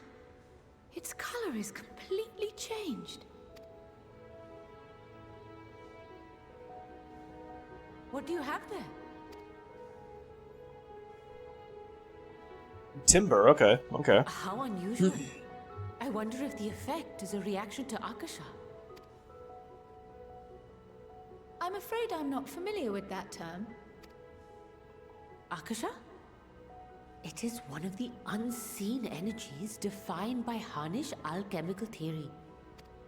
Though a gross oversimplification, some describe it as an essence influenced by feelings. You imply that it is distinct from ether? As foreign scholars often conflate the two, but we see them as separate concepts. Ether is an energy which permeates the land. It exists within animals, objects, even the air we breathe, affecting all through which it flows. Akasha, on the other hand, exists in a domain beyond our reach. A gift bestowed from on high, or torn from the heavens in some traditions. I'm loving the music in this expansion. Nor destroyed. It is beyond our power to purposefully alter or manipulate. The only thing observed to influence it is an abundance of, I want to say, spiritual emotion. As a veteran of the battlefield, surely you've experienced moments of desperation or exaltation when you've transcended the usual limits of your capabilities. That is a manifestation of Akasha, the invisible essence harnessed by heart, mind, and unyielding spirit. I really must hear more about this theory. Our disciplines are based entirely upon the idea that ether is the fundamental form of all energy. I'm glad my haphazard explanation has piqued your interest. But even for us, Akasha is a somewhat abstract field of study. A lack of practical application lends itself poorly to formalized research. Which is why my analysis of your flower can amount to little more than idle speculation. I am sorry. Nonsense! You have nothing to be sorry for. Your insight is much appreciated.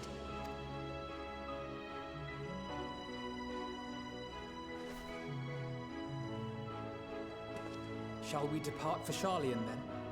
I will see to it that the talismans arrive at the Annex. And we will be in touch once our talks are concluded. I suggest you rest while you can. From here onward, sleep is bound to be in short supply.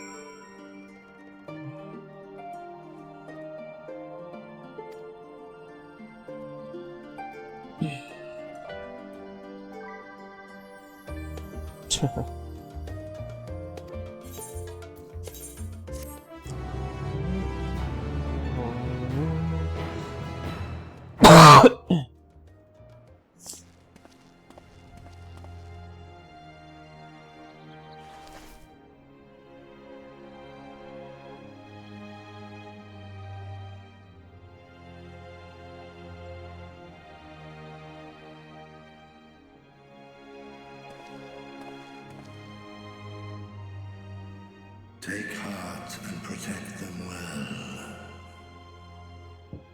well. Stream Resident Evil? Oh, nice. Which one?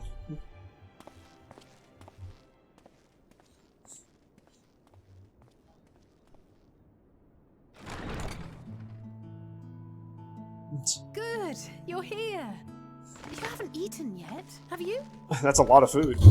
Or quite a spread if you're interested. Only the finest dining from the last stand.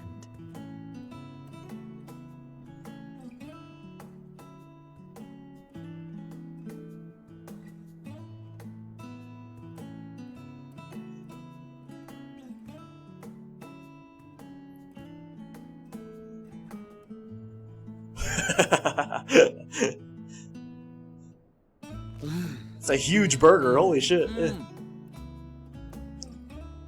What the fuck? She's laughing at it.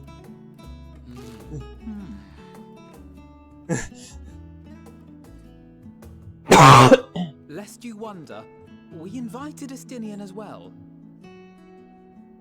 But he refused with a rather grim-faced, "No, thank you." I suspect Charlian cuisine is not to his liking.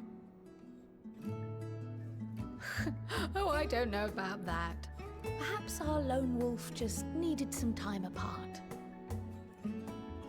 What? To perfect his brooding stare? Next time, I'll drag him out by the ear, sit him down in front of a Charlian feast, and see that he eats every last bite. An excellent idea. Of all people, warriors must take proper meals and rest if they are to maintain a healthy constitution. Poor Estinian, beset on all sides.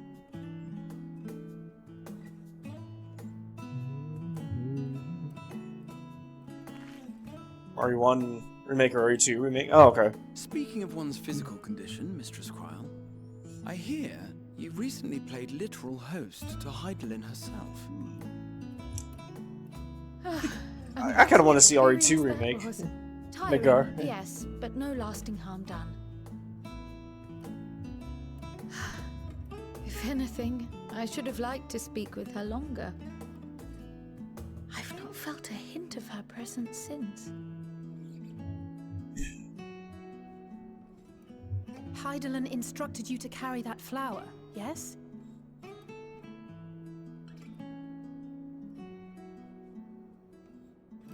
Twill be your guide, test and proof of your conviction. Yeah, I played both of them. Something about seeking joy in darkness, was it? Come to think of it, isn't that what happened with Nidana back in Radzat Han? The flower did seem to radiate a joyful glow, as if reflecting the elation we all felt, the relief of a people with renewed hope. Indeed. And in turn, I felt buoyed by that radiance. 'Twas akin to spotting a beacon, and knowing we were on the right path. I know we've not yet triumphed over the Telophoroi, or learned the full breadth of the Forum's plans. But even within the midst of our struggles, we find small moments of joy to sustain us. Rare and hard-won, perhaps, but it is this pursuit of happiness that gives us the strength to carry on day after day.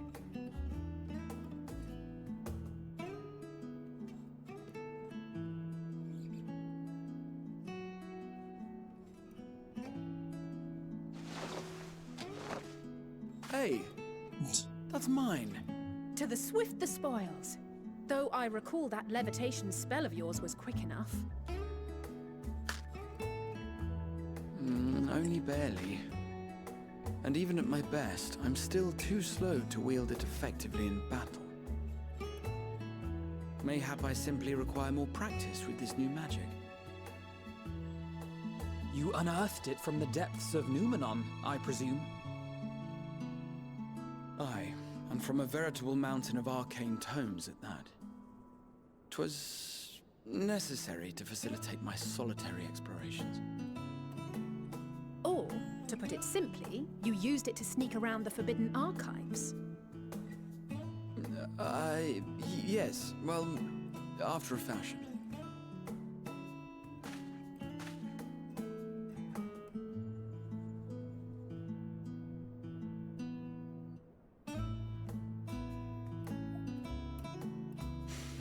They're tall, you see. The shelves, they're too tall for me. And I could hardly move the library's platforms without attracting attention now, could I? Oh.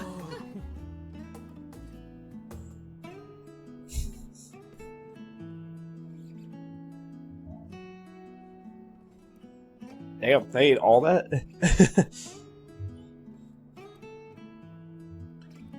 How did they stay so skinny?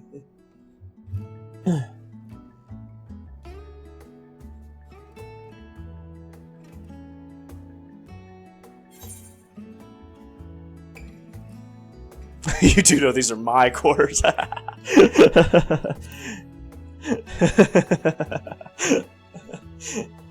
not that ambitious.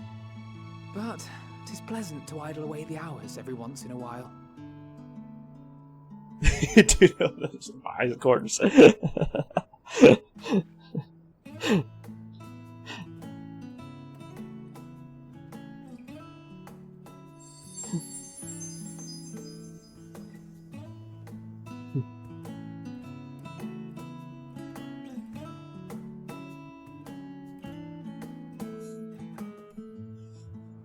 I love the dialogue choices. You know, ever since probably like either Shadowbringers or Stormblood, one of those. Whenever it started, dialogue options are like the best. It's like the OG Final Fantasy VII. The dialogue options are the best. Enjoying the bracing cold, I see. Do you not own a warm coat or a cloak? Something in fur? Or from the skins of your enemies? Or... well, never mind that. I come to you once more as the bearer of bad news. Our tower in Thavnir has been toppled, and I need not tell you by whom. Probably won't face Given how many we Xenos have until at our like disposal, the loss of a single spire is hardly fatal to our plan. 20 hours of stories in or something. However, slow the rate at which we siphon the ether. If they continue to We'll never preoccupy reach the end. themselves with the towers, all will be well. But should our foe prove bold enough to strike at us here, then the timing becomes questionable. Our foe is bold enough. Of that, I can assure you.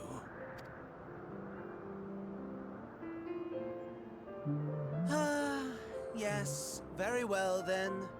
I suppose I must prepare a proper welcome. Did the voice actor for this guy change? Honestly, talk of your nemesis is the only thing you seem to enjoy. His voice seems higher. Does nothing else spark your interest? No.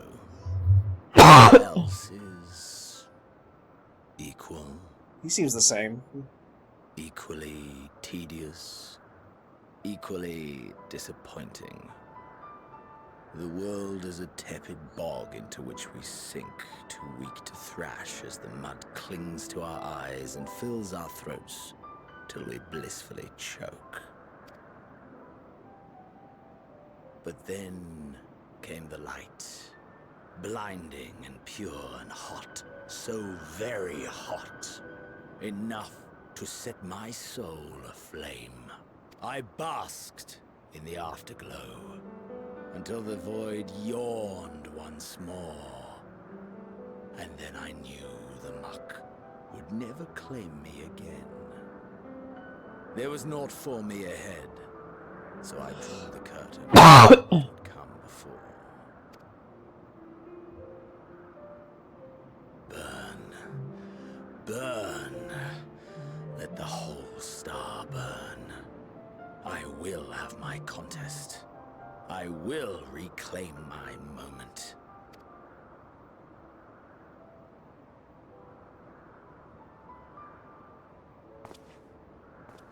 How wonderful that the emptiness of death has not dissuaded you from committing your life to its pursuit once more.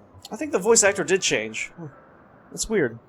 I don't know whether to envy you or pity you. It's like it's higher and more annoying. You question my disinterest, but what of yours? Despite your noisome antics, I sense you take little pleasure in this endeavor. Mercy, my lord. Such pointed barbs from one who barely acknowledges my existence. Nevertheless, you are mistaken. For I do find this part somewhat enjoyable. You see, when I was mortal, I would always have the same dream. It was a fragmented thing. Disjointed. All the faces incomplete. The setting, too, was unknown to me. So I thought it simply a fantasy of my sleeping mind. Until one day, I realized it was showing me the truth. Much as your dream of the final days enlightened you.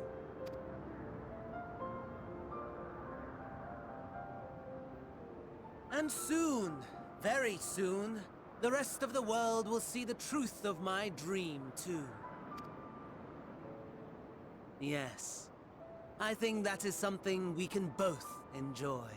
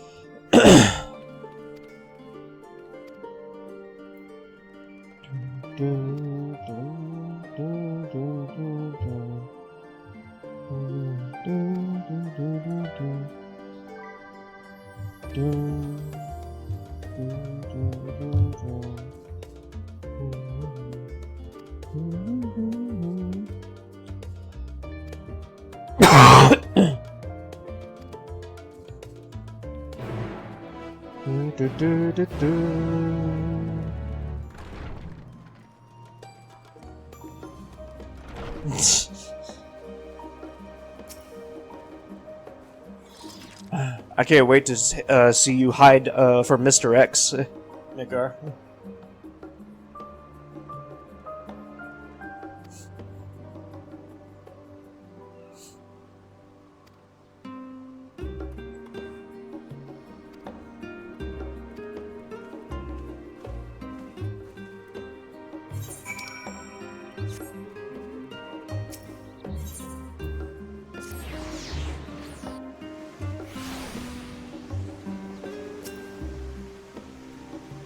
Another 10-minute cutscene.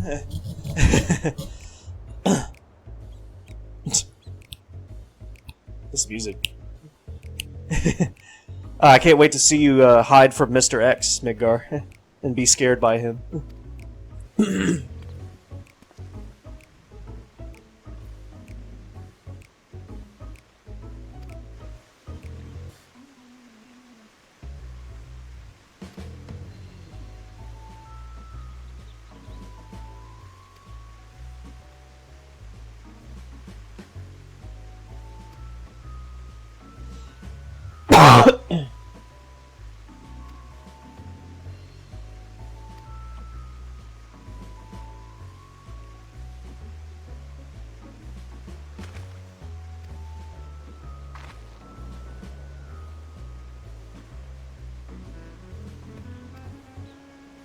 Stogies.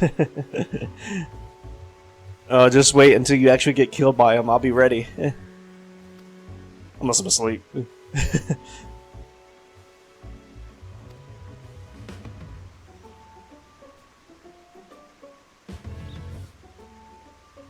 Master debater. I thought that said something else.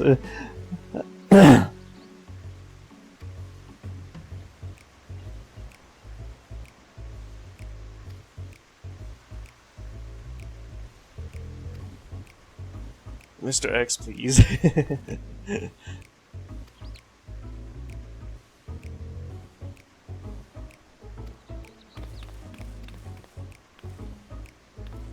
Oh, I'll be ready.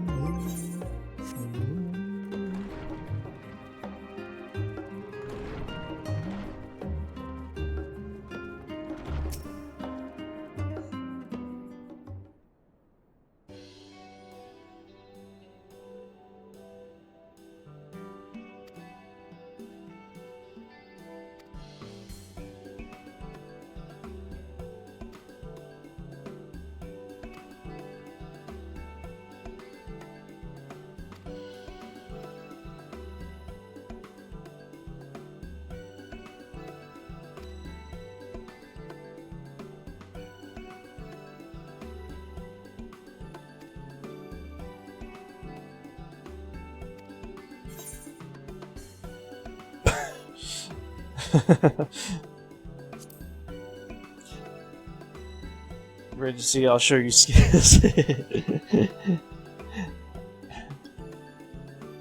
Sure.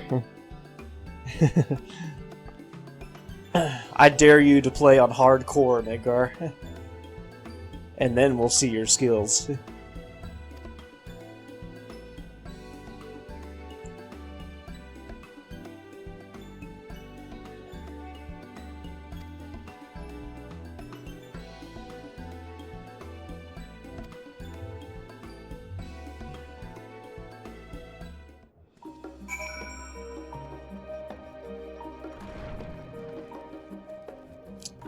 And if you play on easy, then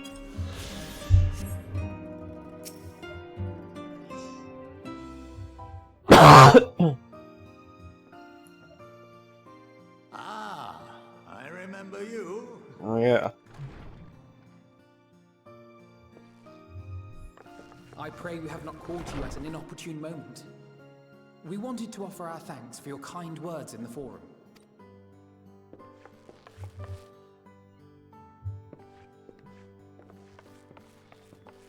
Well, I could hardly let that Inquisition go unchallenged.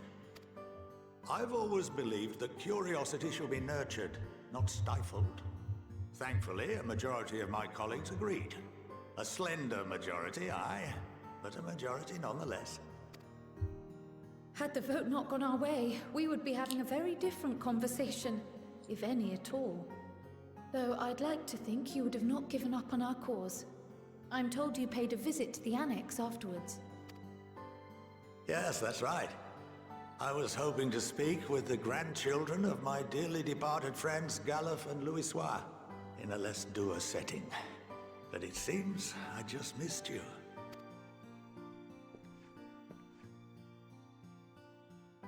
I still can't believe how much you've grown. If only your grandsires could have seen the way you presented yourselves to the Forum. Why, it fair brought a tear to my own eye. You must have the patience of a saint, putting up with this lot and their antics. Never mind Matoya's prize student. Luckily, I know a thing or two about managing unruly younglings.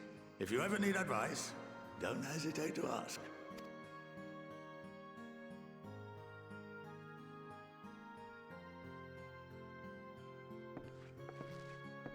If I may, there is a rather more pressing matter we wish to discuss.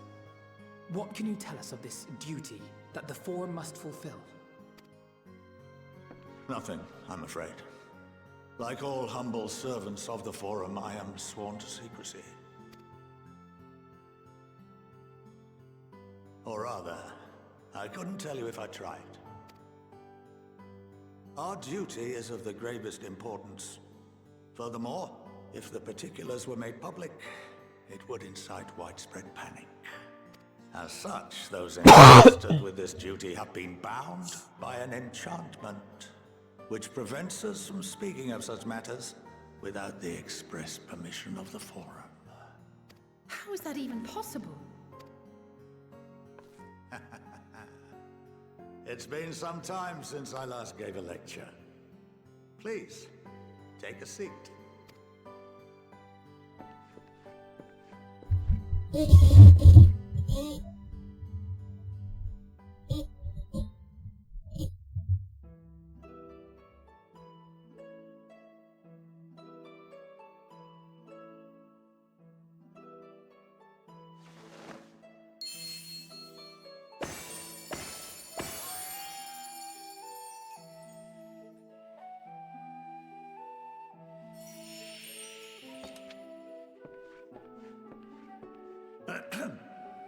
We shall begin by reviewing the fundamentals of etherology.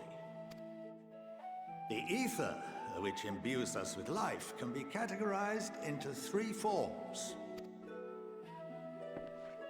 2 are of the incorporeal sort, the soul, and the memory. Can anyone tell me the third?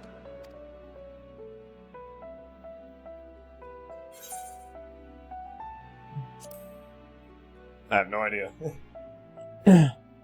Yes, very good. Oh, okay. This is the form with which the layman is most familiar. Consumed by even the simplest of daily activities, and replenished by the food and drink that sustain us, this form of ether is in constant flux. In contrast, the ether that comprises the soul is rarely subject to dramatic change. The same can be said for memory, as the two are intrinsically linked.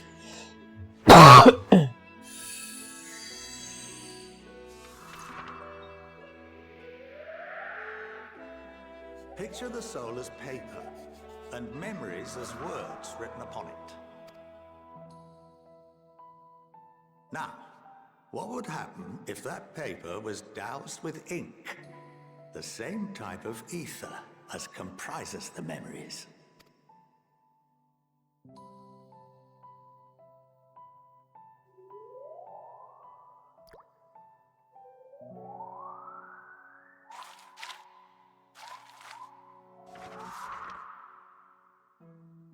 It would blot out everything that was written. Precisely. We would be unable to recall the memories, and any activities that depend upon them would be hindered as well. In fact, this exact phenomenon was observed on a vast scale not so long ago. And what might that have been?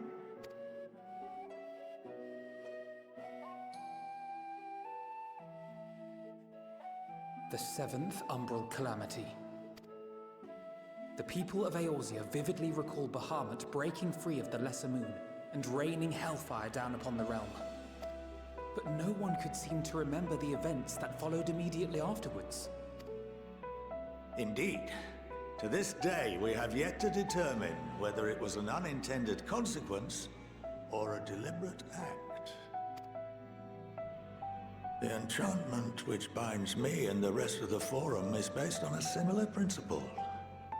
And yes, it is a contravention of the Sharlayan prohibition against the practice of memory manipulation. Only when a new member is inducted and told of our great duty are they subjected to the process. A necessary evil. You have my word that it would never be used to manipulate the populace. I should hope not. But can this enchantment be dispelled and your memories restored?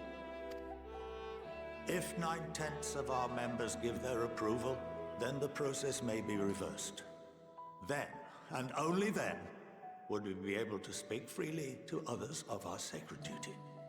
Barring that, we must wait until we return to the ethereal sea.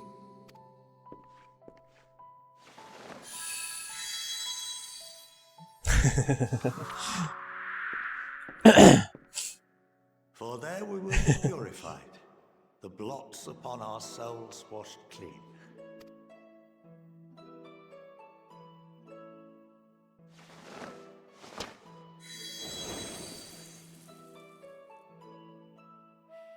And our memories drift apart and dissolve, rather defeating the purpose, I suppose.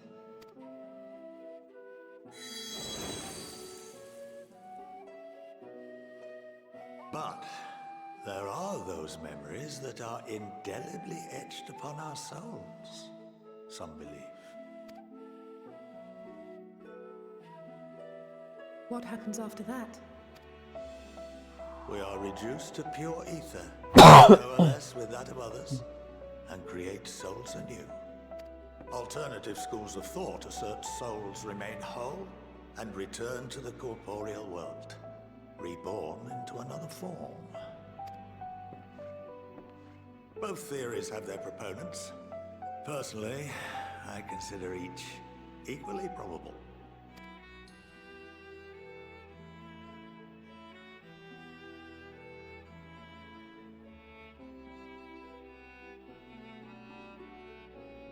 Well, I think that's enough education for today. Now, we'll do some food for thought. Or rather, an entire banquet. It was starting to be like real school. I wasn't even paying attention. even though it is Final Fantasy.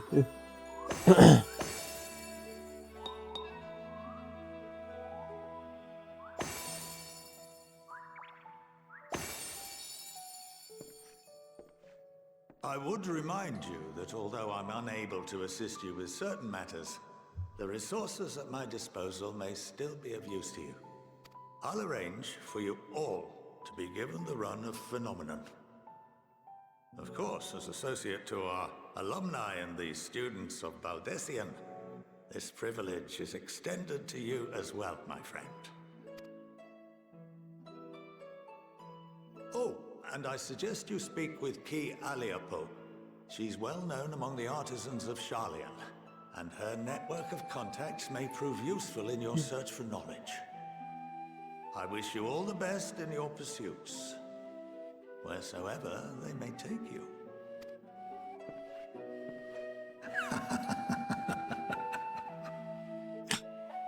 Don't laugh so maniacally.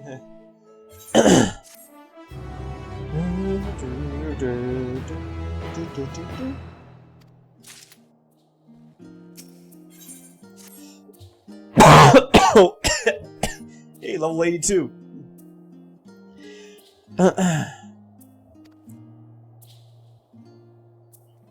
We're at level 82 of the story now, yay! That was quick, actually.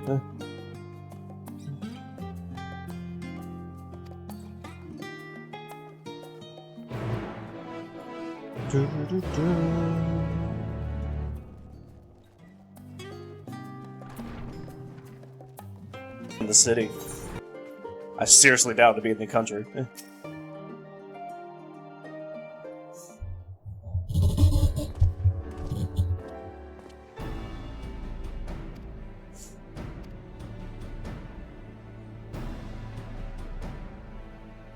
One place I'm really excited to go to is the Final Fantasy XIV cafe, actually. That's where I'm going to. There are 2 places in Japan where they have cafes, and I'm going to both of those. So I'm really excited for that. And each of those cafes have unique stuff, except for the drinks. But some drinks are unique, but not all of them.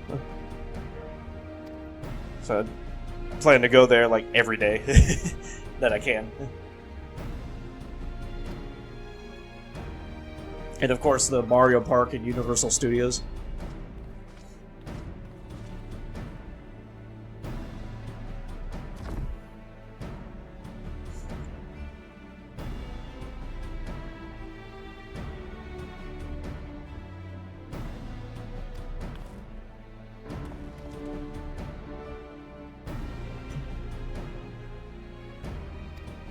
Figure shortcuts, honestly, anything. Okay.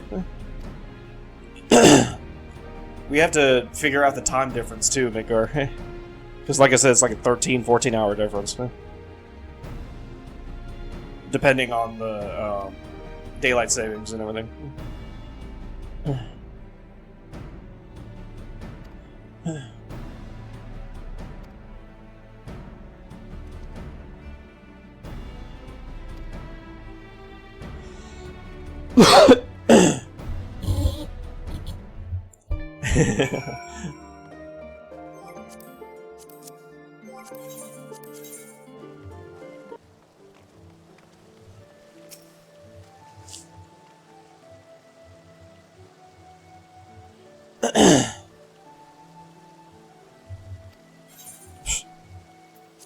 We'll be fine.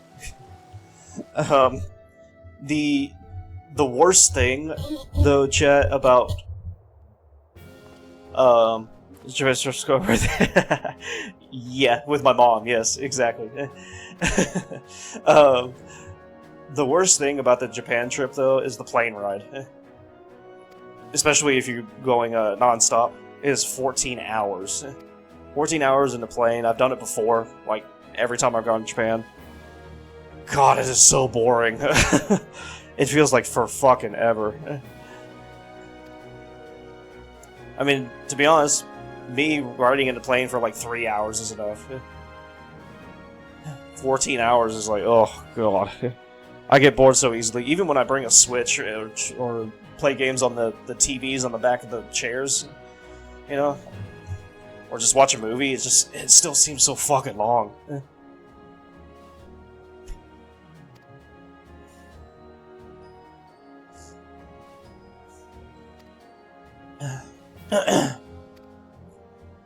But then once you actually get there, you're like, oh, thank God it's over, and it was all worth it, you know?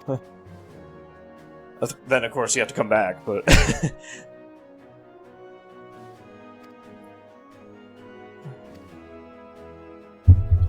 When you actually get to Japan, though, it's like all worth it.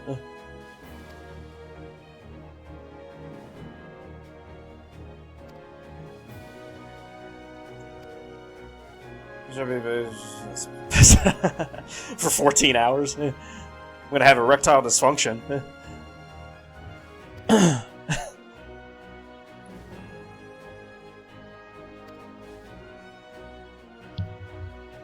My mom will look at me and be like, what the fuck?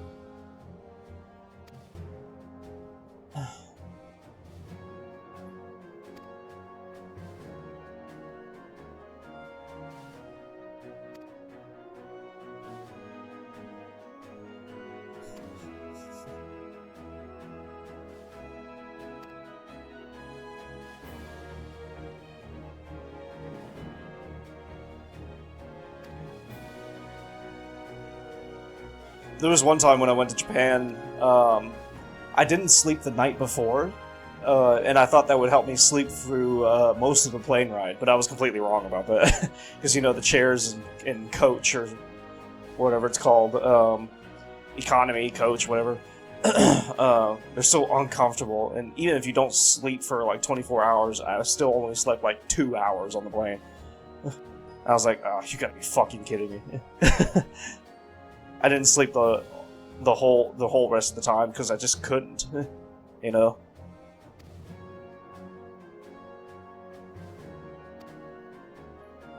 It's like I didn't not sleep at all, you know. Wait. I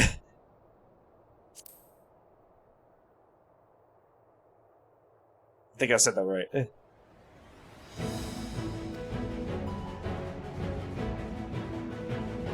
I thought that the City NT was gonna start playing for music.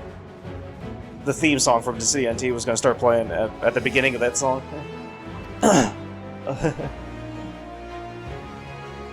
It sounded like it was going to.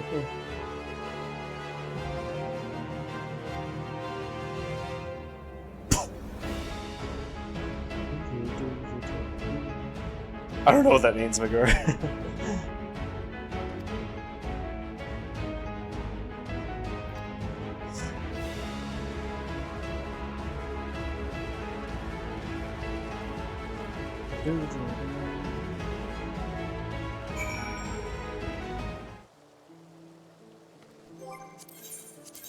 Oh, back here, okay.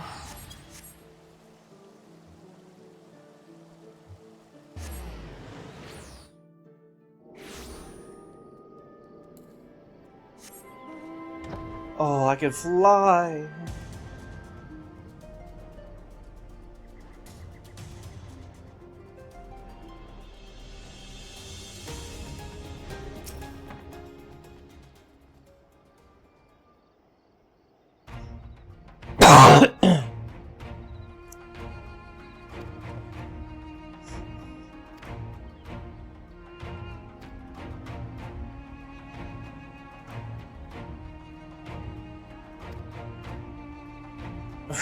Oh, I see.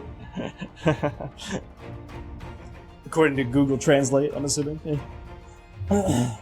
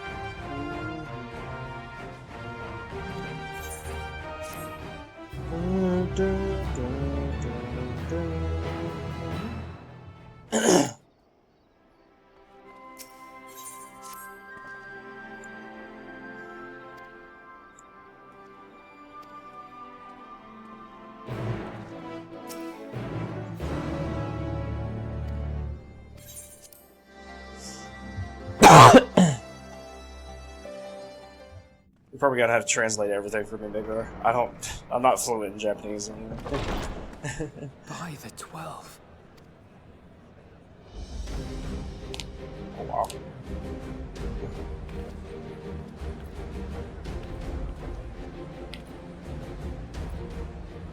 Glad you could join us. I hope you don't mind, but we went ahead and started without you. As you can imagine, our traveling companions were eager to become acquainted. 'Tis a rare thing indeed to see such a diverse and talented group of individuals assembled for a single purpose. We fight not only for the sake of Eorzea, but for the entire world, including the people of Garlemald. Much rides on the efforts of the Ilzabard contingent. Indeed, which is why I am glad to find myself in the company of many trusted comrades, yourselves included. It's been a while since we've seen her. This is like Heaven's Ward or something. Lucia! I have come at the behest of Lord Emmerich, who has honored me with the role of Ishgard's representative. And for the good of all nations, not least my former homeland, I am determined to see this mission through to its end. We have a hard road ahead of us, but walk it we shall, together. I will do just that, Midgar. I'll do that to you. We too welcome this opportunity to work together once more. I have faith that, if there is a way to resolve this conflict, we will find it. Allow me to introduce you to the rest of our company. Everyone! If I may have your attention.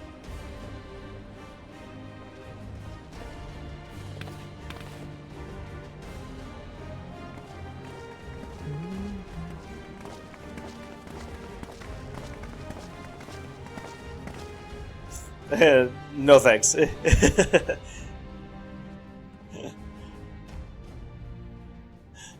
Might I ask you to speak first? I know exactly what that means.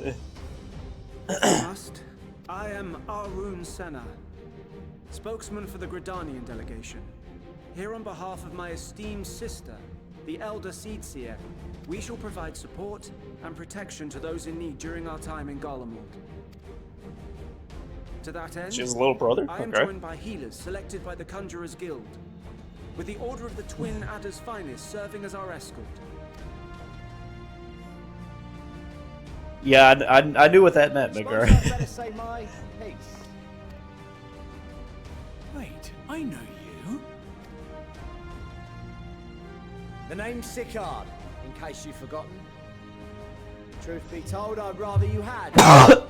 Anyway, the Admiral asked Captain Hilfear to send his best, and for whatever reason, he picked me.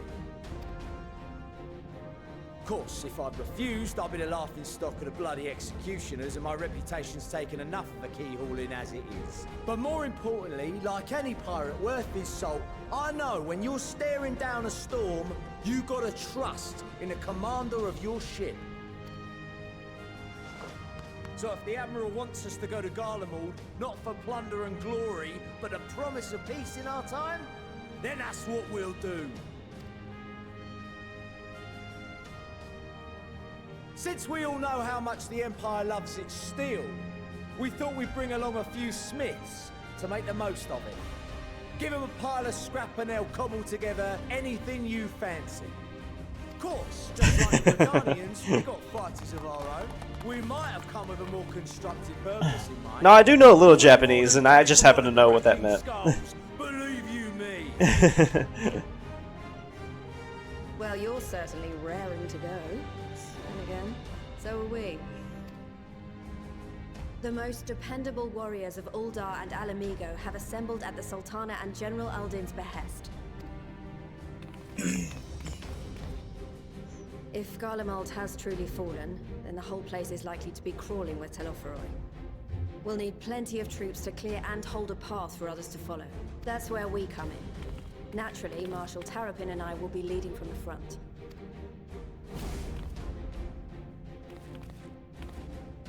It's been some time since I last saw you in your element on the battlefield. From what I've heard, you've become pretty fearsome yourself. Master Matoya, the Avatar of Destruction.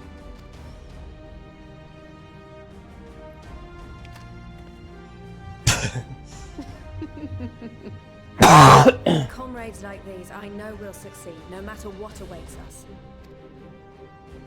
And then we might finally get a chance to enjoy a good long rest. But until then, let's give it our all.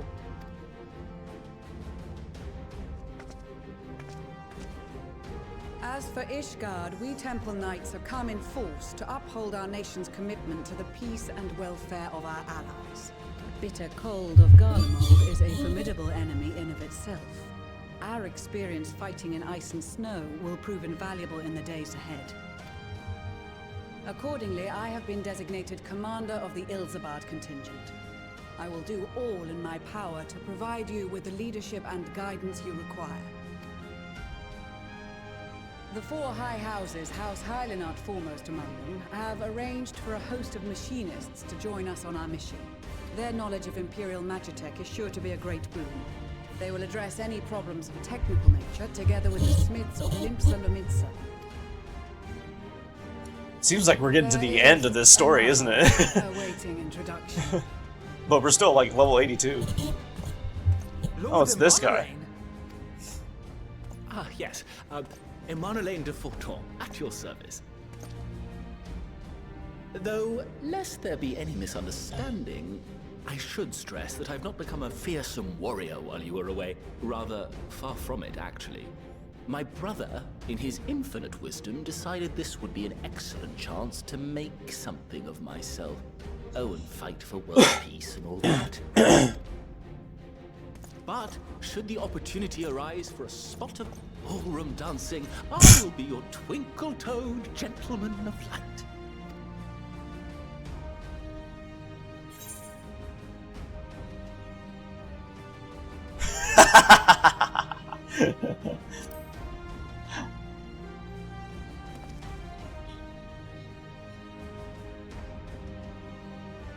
Huzzah! I cannot wait to regale Honohua with my tales of daring-do. I believe that concludes introductions for the Grand Company of Eorzea. Our allies from the Eastern Alliance were due to arrive some time ago, but it would appear they have been delayed. Yeah, let's not say it though. Would that be the Shinobi of Doma? Actually, they've been tasked with relaying messages. Yeah, Mr. Twist doesn't like. between Yeah, various I'm sure. Eastern Yeah. nations. According to Lord Hiem, however, an equally capable company of warriors has been sent in their stead. Out of my way, you preening fool!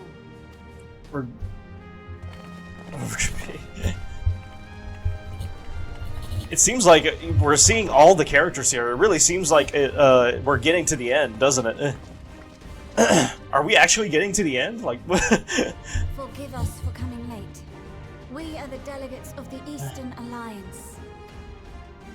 Cyrena, and you've brought company. For battle and blood we come, as the steppe is sorely lacking in both. No towers befoul our lands, so we marched on those of Doma, only to find them beyond our reach. But now our thirst for slaughter will be slaked. No quarter to the enemy! Sadu Hatun, no. We are peace with the Iron Men, not war.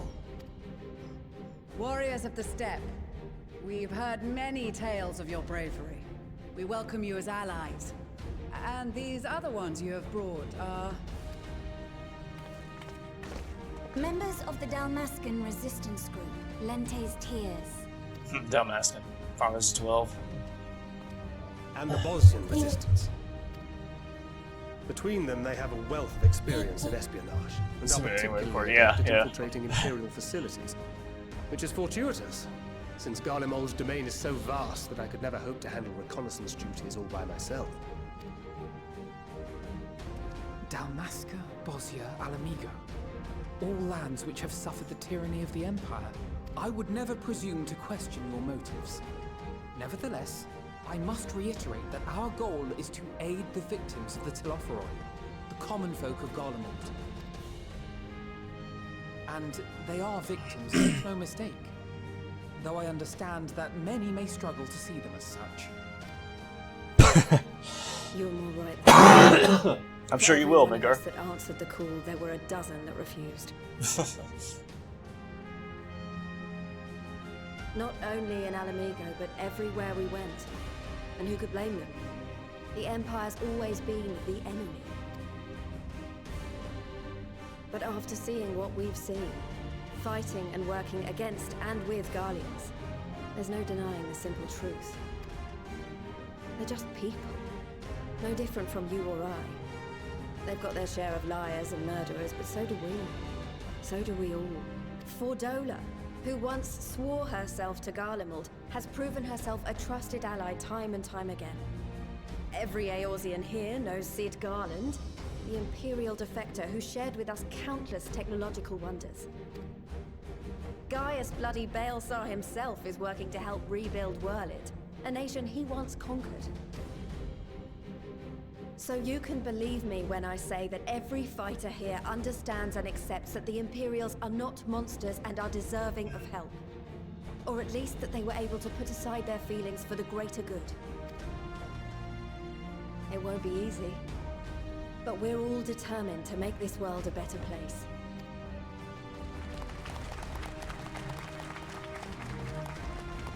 What lingering concerns I may have had were clearly unwarranted. I agree with everything you said wholeheartedly.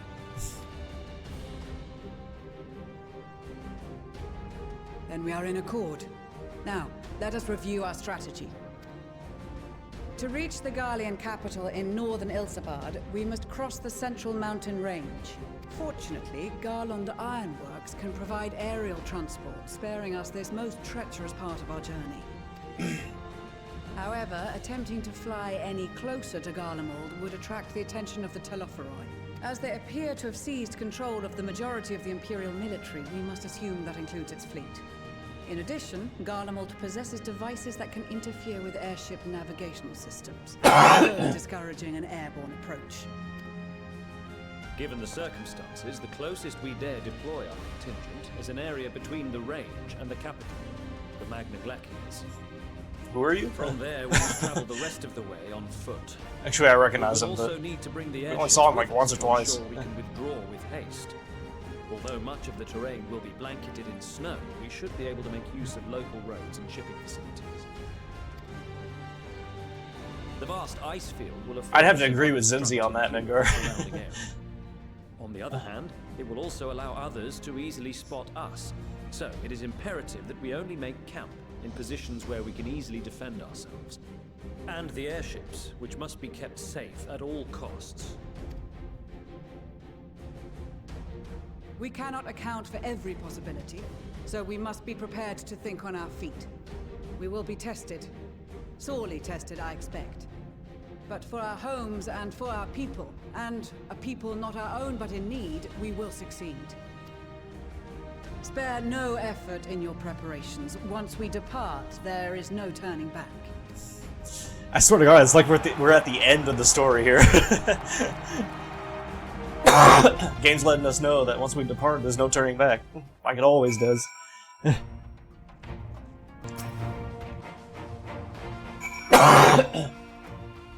Okay.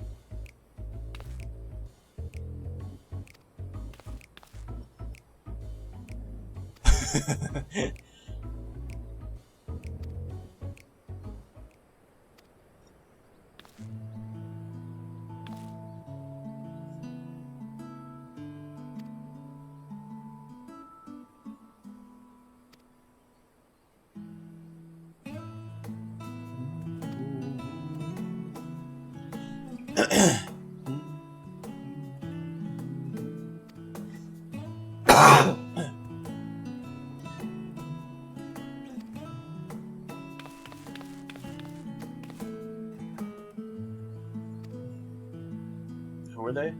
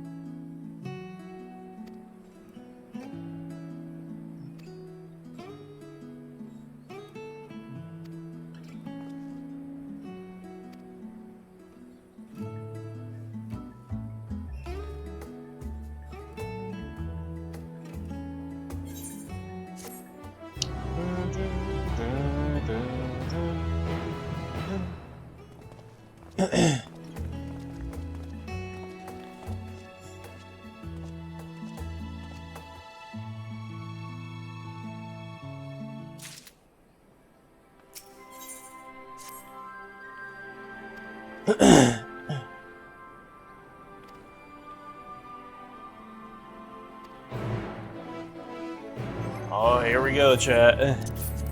Here we go. Solo dungeon.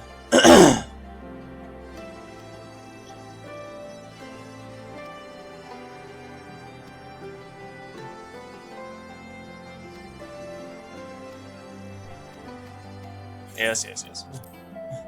It's funny. It doesn't, when there's like 10-minute cutscenes, it doesn't say that it'll take a long time. So I wonder how long the cutscenes are when it does warn you that you, you know, that it's going to be long. Like an hour. Ilsabad, divided in twain by a vast mountain range. Ooh, we get to go up here. Ooh, Those cool. who would traverse its jagged peaks face peril at every step. But why go by foot when one can simply fly?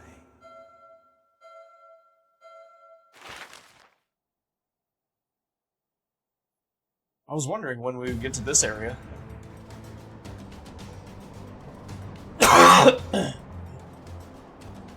On the outskirts of the Imperial capital, in the frozen wastes of the Magna Glacius,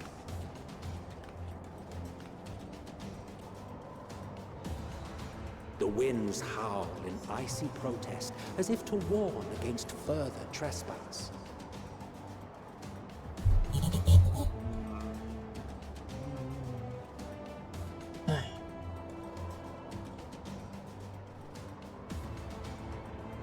To get used to that new character.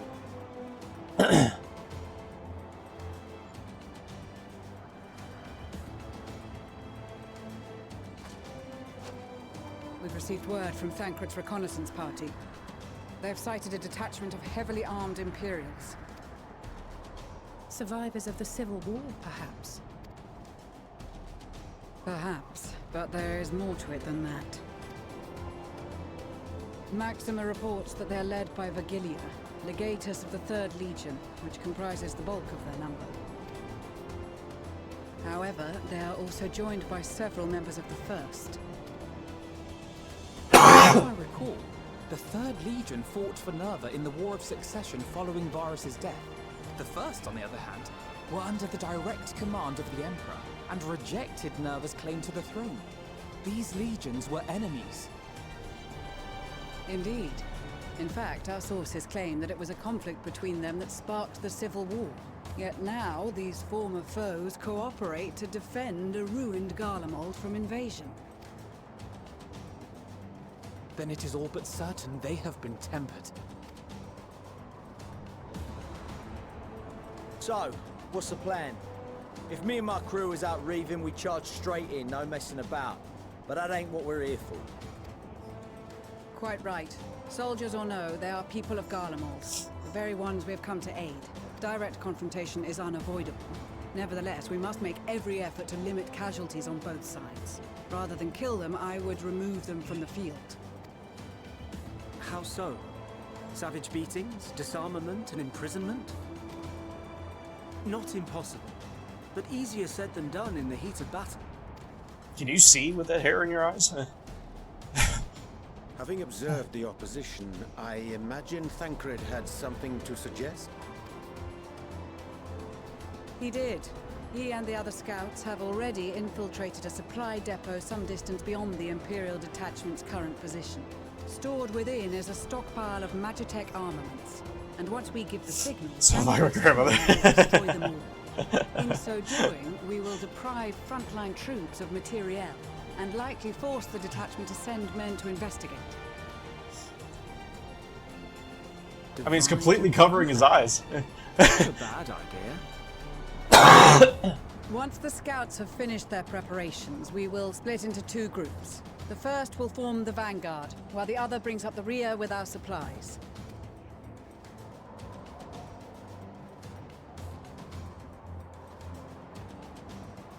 As for the Scions, I ask that you lend your assistance where you deem it needed most. I would prefer, however, that you accompany the rearguard and be prepared to join the van at a moment's notice. Kept in reserve as our trump card, so to speak.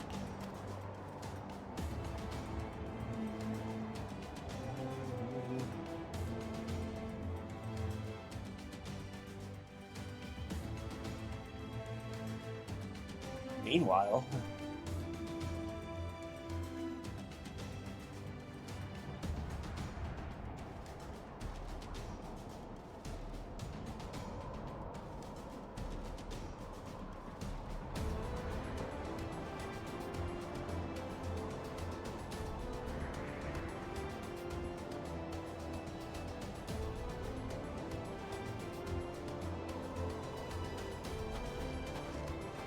Your proposal was well received. More specifically, they asked that we destroy the Imperial's toys in as spectacular a fashion as possible.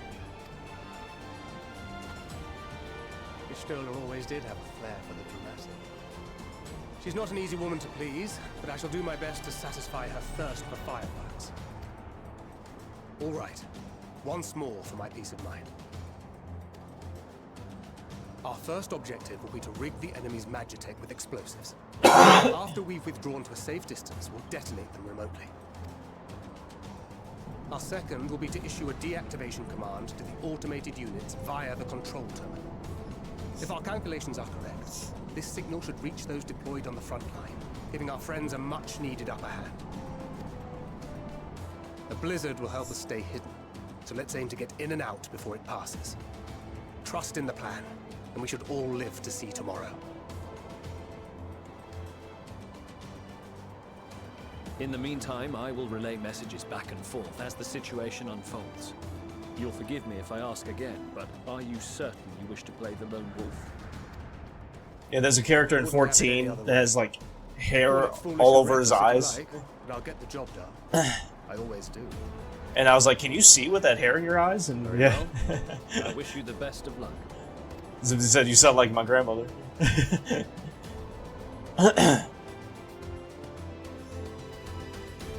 Like, it's completely covering his eyes. Like, how can you see through that? Oh, we're playing as Thancred, okay. Oh yeah, I just missed it. It's all the way over here.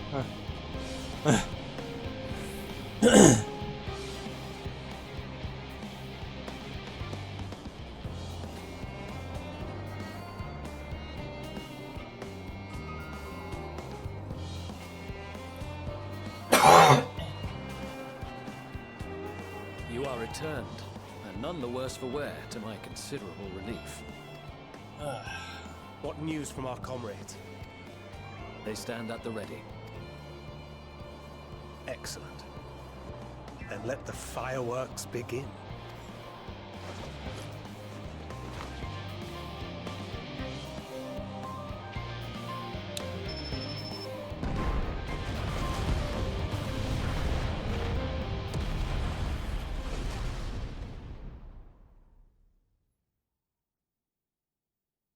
A few moments later.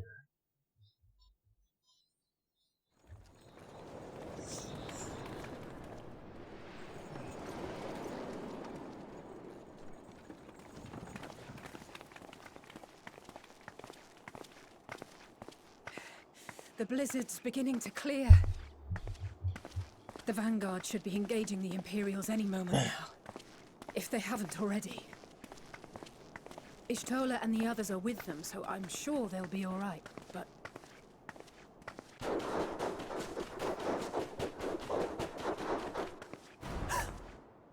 Wait! Something's coming!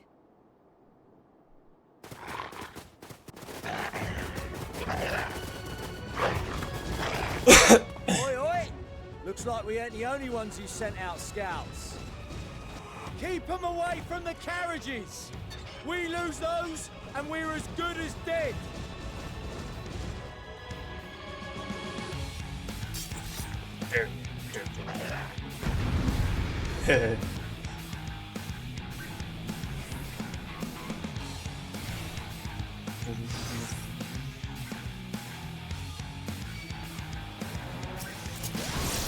Fighters! Protect the others!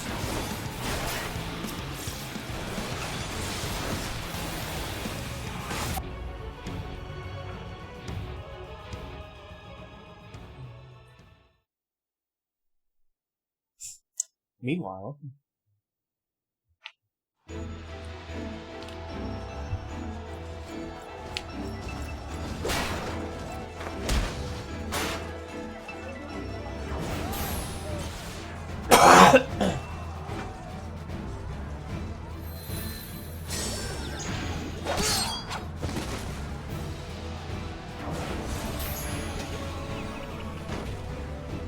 Removed from the field was not a euphemism for enthusiastically murder. It's nothing that won't heal in time. The trouble is, their tempering has made them utterly fearless. Subduing them would be easier if they had the capacity to submit in the first place. Well, this is the path our young charges would have us walk, and that we all agreed to follow. You knew it would be hard, yet still you pledged your lance, did you not?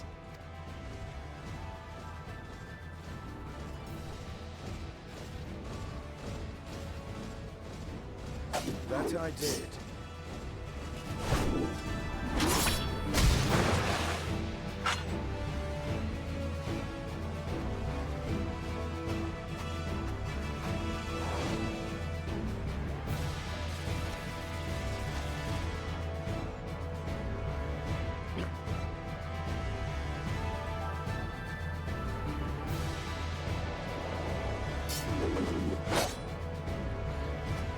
That's Vigilia. Damn it. I need to help the others take her down. There's no end to them!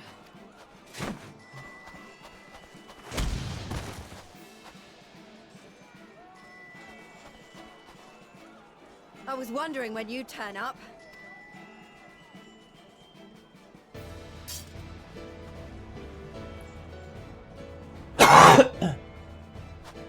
There's no stopping us now.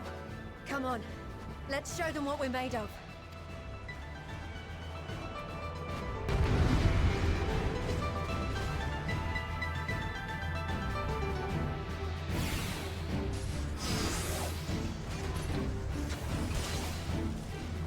We have them now! Forward!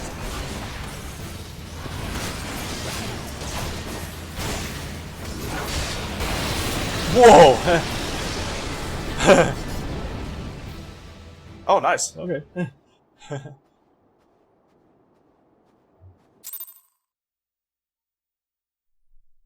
Cool.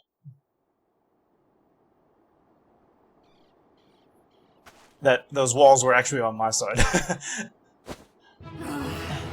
A worthy adversary. Rest. Recover. Reclaim yourself. Then we will fight again to the death. Sadu had tomb.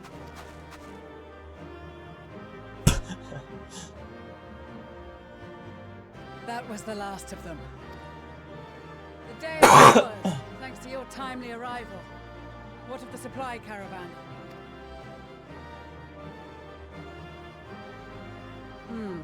Outmaneuvered, but not outmatched.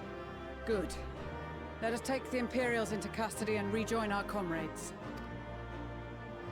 And soon we shall arrive at the capital.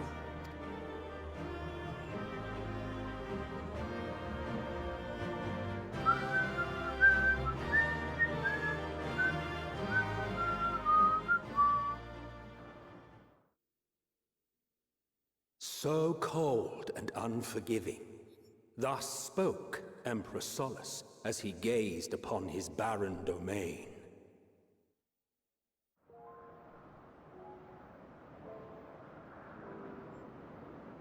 800 years it had been since the Garleans first set foot here. Bested by the Kavosi after centuries of war and driven from fertile southern pastures into the blasted northern wastes. This is a new area? In that garden of desolation, they clung to one another for warmth. Freezing, hungry, desperate, hated.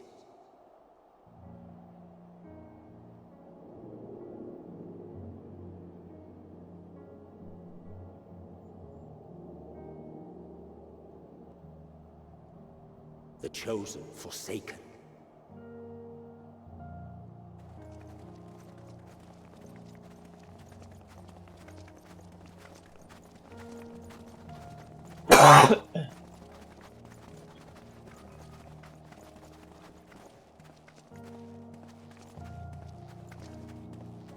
In the year 1513 of the 6th Astral Era, a young legatus named Solus single-handedly sparked the Magitech Revolution.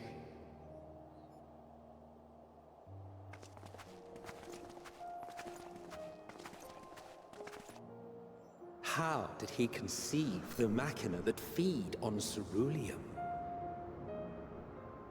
Once a common, soft-spoken soldier, how had he so quickly ascended through the ranks? Like so many others, those who knew the truth are gone. Taking in the capital with his eyes for the first time, I recall thinking to myself, far colder on the earth than in the heavens. Yes, far colder indeed. Bitterly so.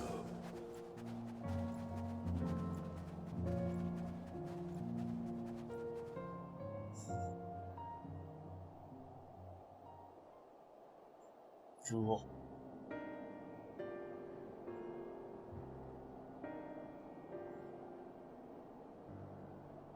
Not so much as a whisper.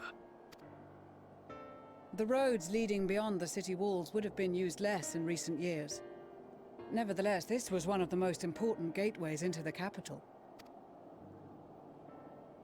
Her buzz day and night with activity, aye.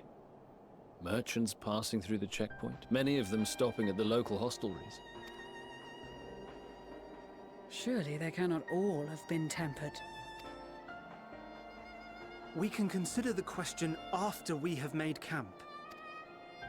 If we spend any longer outside, we may well freeze to death where we stand. The tempered Imperials, too.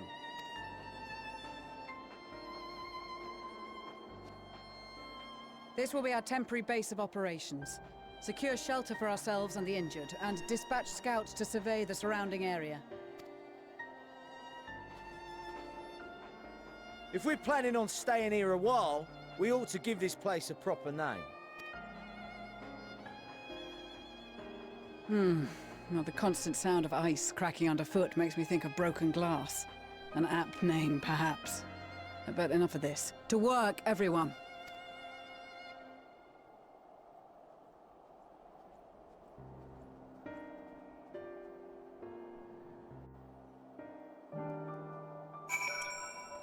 Whew.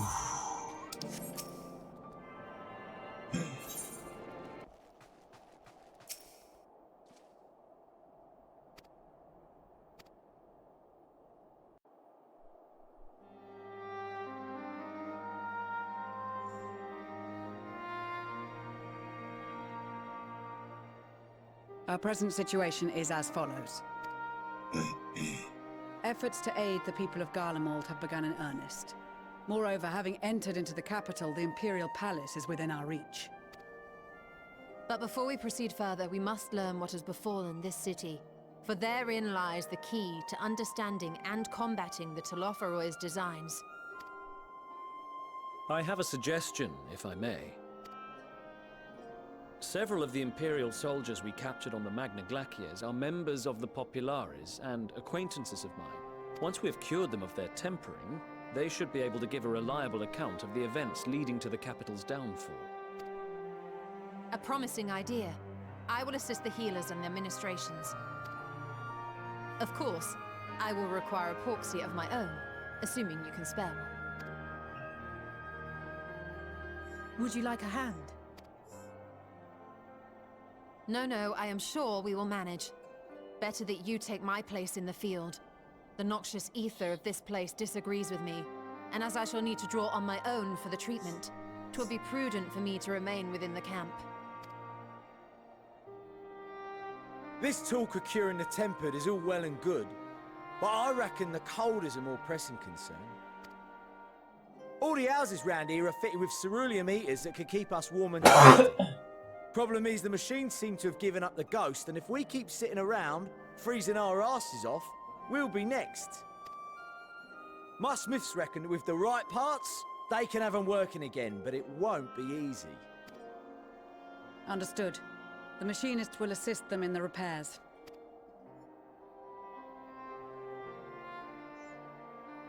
The rest of us should either stand watch or survey the area.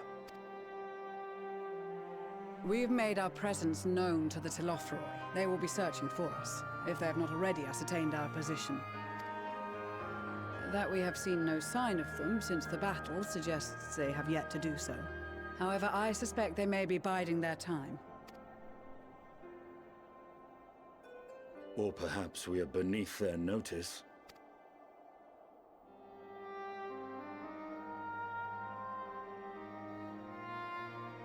In any event, we'll find no answers standing around here. Urianger, Estinian and myself have visited Garlemald recently, so we'll lead the reconnaissance efforts. Perhaps bolstered by a few Bosnian and Dalmatian scouts from my previous excursion for good measure.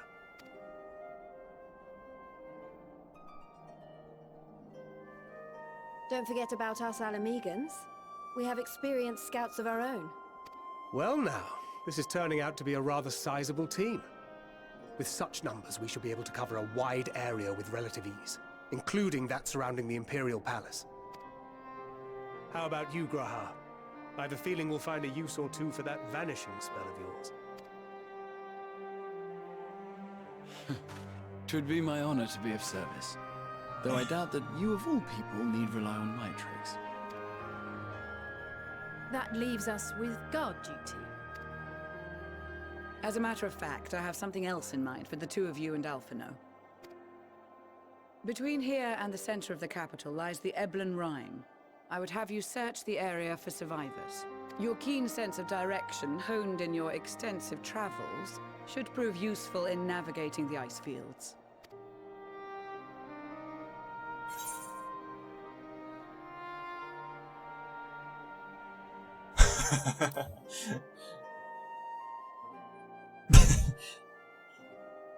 I have faith that you will, no, I don't. and look forward to greeting you on your safe return. You all have your duties. Let us make haste. May the Fury bless and keep you.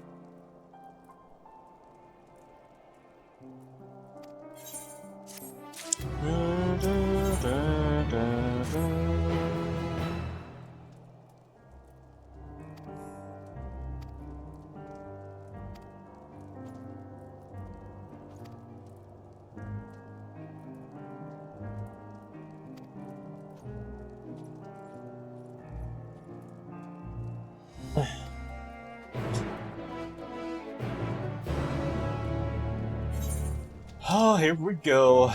There's only 2 side quests. Okay. Thought there'd be more than that.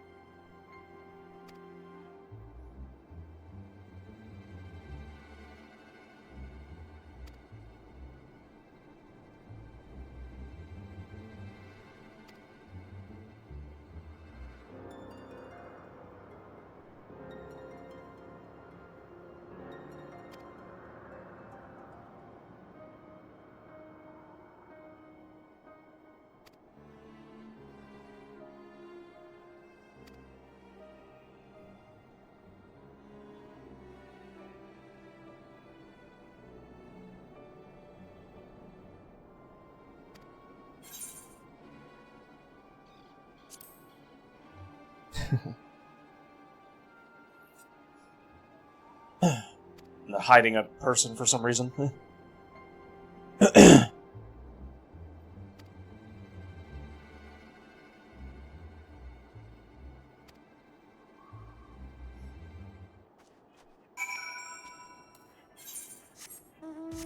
Oh, that's perfect. Or change a letter. Did you say, am I dead yet?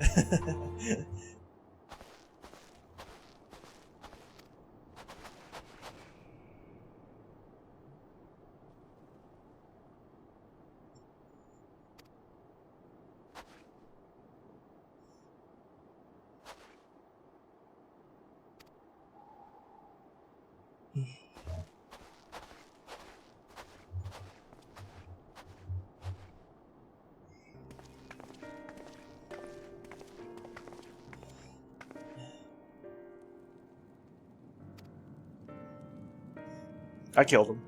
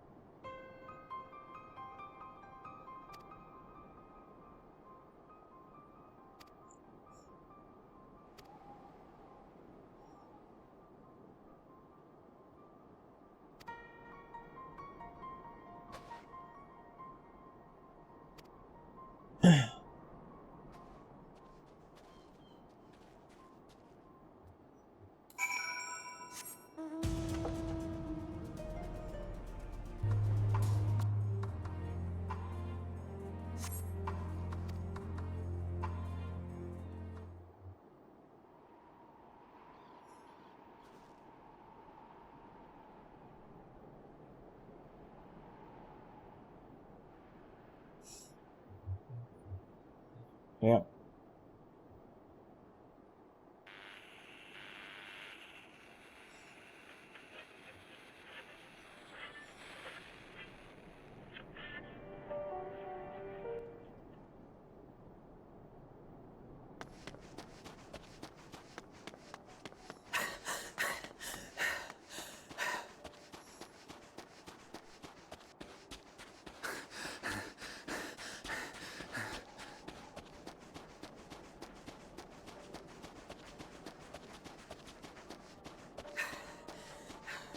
Blood trail. We found one. They were attacked.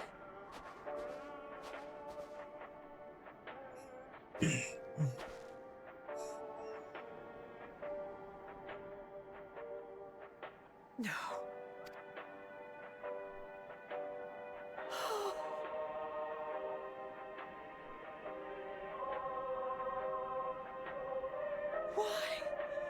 Why wouldn't they?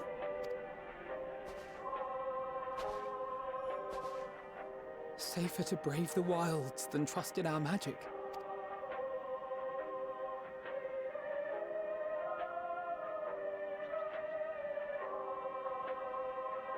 We should have... I should have...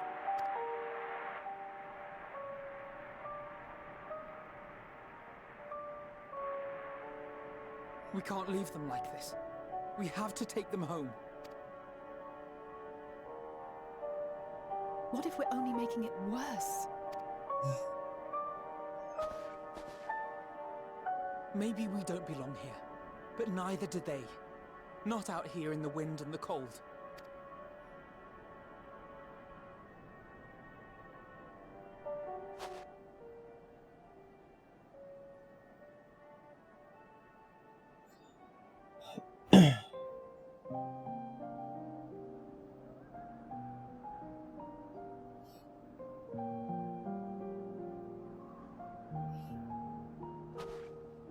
I heard the story about Varus's voice from beyond the grave. Of course, I didn't believe it, but Licinia and her sister did. Perhaps there is something to the tale after all.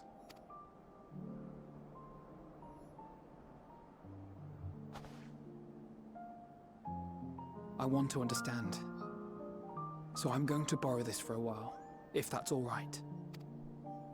You had every reason not to trust us. We came as trespassers, invaders. But I pray that in time, we will be more than that to you. That we will find a way to help your loved ones. And see that no more children are left to freeze alone in the snow.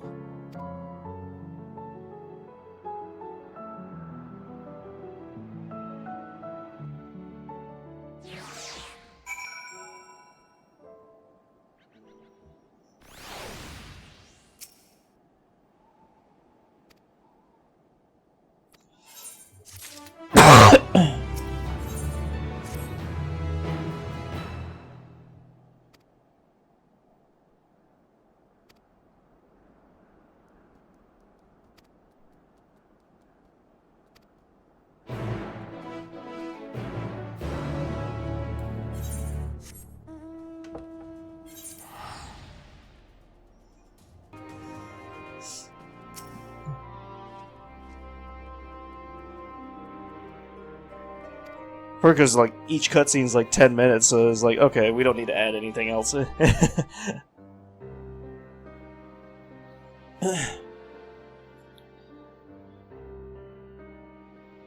Thank you for your report. We shall inform the troops of these developments and instruct them to proceed with the utmost caution should they encounter any survivors. Allow me to go and speak with the ones at the victor's spoils. They may be more willing to listen to a fellow Garlean and accept our offer of assistance. I pray you are right. And though I am loath to burden you any further, should there be an appropriate occasion to speak of Licinia and her sister, please do so.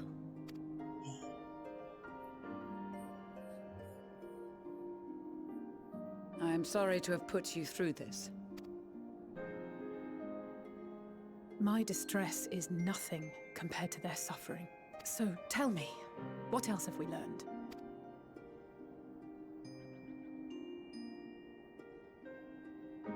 As you may have already heard, we have succeeded in curing the members of the Populares, Maxima identified. They have provided us with some intriguing insights into the current state of Garlemald. Kind of vaguely remember that, actually. I think I might have caught the tail end of this story. Oh, really? The assassination of Emperor Varus was the catalyst for the civil war.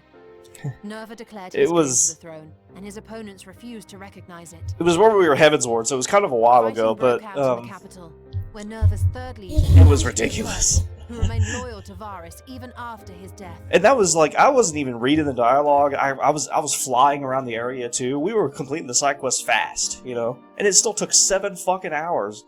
And I was like, what the fuck, man? Of course, even Imperial warmongers would balk at the idea of turning their shining city into a battleground. Like burning down the wood to spite the wasps. Neither side would be so mad.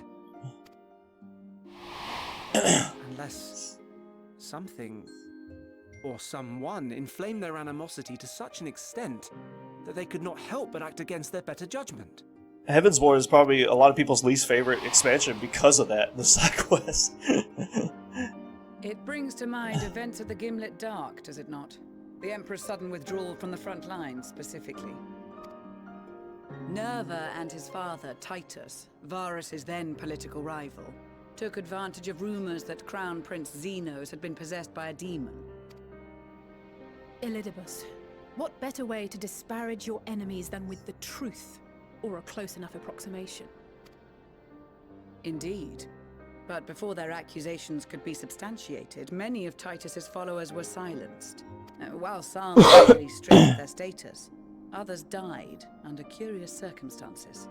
One after another, suddenly and suspiciously. Again, Elidibus. Like as not, he had a hand in it. No evidence was found to implicate Varus, certainly. Nevertheless, Titus, Nerva, and the Third Legion would have judged it a brazen attempt by the Emperor to rid himself of his political enemies. And then... Sorry, I'm trying not to cough, but it's hard. Varus Sosgalvus is murdered. Especially during the cutscenes. And Garlemald's own prodigal son, Gaius van Belsar, is named the murderer. Shortly thereafter, Nerva claims the right of succession. And in response, the First Legion claims the assassination was part of a coup d'etat orchestrated by Titus and Nerva.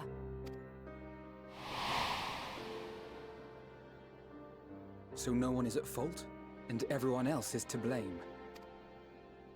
I should add that both parties received substantial financial backing, presumably to provide them with the means and encouragement to pursue a swift victory, and that these contributions came from the self-same benefactor. I'd heard House Brutus had been filling the Third Legion's coffers, but the First as well. It would seem so. Though the Populares determined that the First Legion received funds from a variety of organizations, all had connections to House Brutus. So Fandaniel, in the guise of Asahi, was playing both sides against each other the entire time. The information we gained from my friends does not end there. One night, shortly after fighting broke out, the capital was shaken by an immense tremor.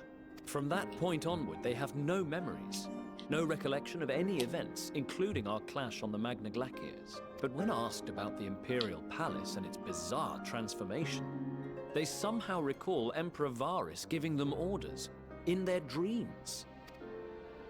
May the Tower of Babel stand as testament to the glory of Garlemald. Tower of Babel, nice. Sounds awfully familiar. Yeah, because it's from a previous Final Fantasy. We have something to show you all.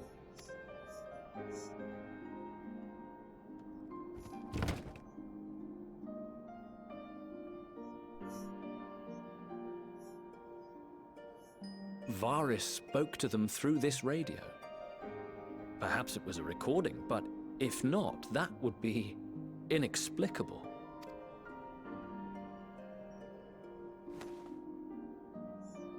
We are of one mind, then. The ether that permeates the ore used in this device is almost identical to that of the talismans. I see it. While it is likely more by coincidence than design, these devices might also ward against a primal's influence. A picture is beginning to form.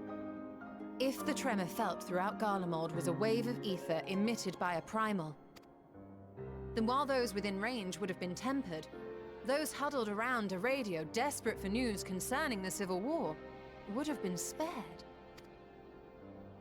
No wonder Licinia kept it close. My friends, I must speak with you. A young man was caught trying to steal our supplies. He is a soldier of the Iron Men, we think, but one who has not been made thrall. Thankfully, Magni restrained him before blood was spilled. The soldier is outside, if you wish to ask him questions. I think we do.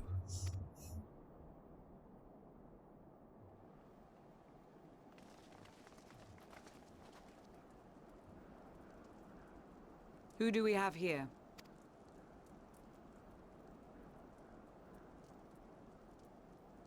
Garleans?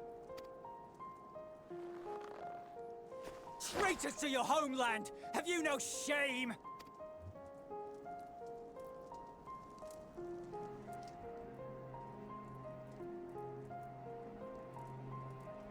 I am Lucia Junius, a Temple Knight of Ishgard. And you are? Iulus Pier Norbanus. And that's all you invaders will get from me. We are not here to invade Garlemald. Far from it. Like you, our allies in Eorzea and the Far East fight in defense of their lives and their loved ones even as we speak. But it is the people of Garlemald who have suffered most. This we know.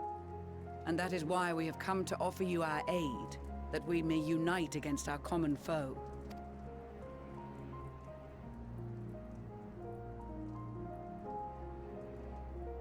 Whether you believe me or not, those are the facts. Now, answer me this. Why would a proud soldier of the Empire be reduced to stealing? The situation must be dire indeed for you to go to such lengths. If it is supplies you seek, we would gladly share ours, or turn a blind eye while you leave with your spoils. I will not negotiate. My commander will determine how to deal with you and yours. If you wish to treat with him, I will take you, but no more than 3. I don't much like the sound of that. But if we do accept his proposal, I suggest the 2 of us and...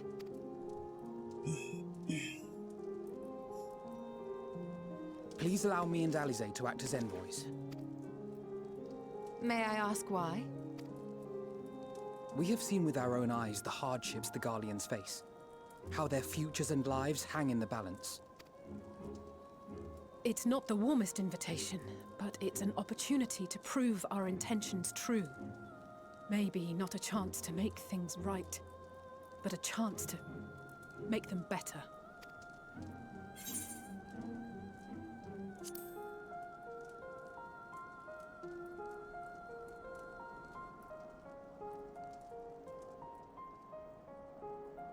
I can see that persuading you otherwise is a lost cause, but you will proceed with the utmost care.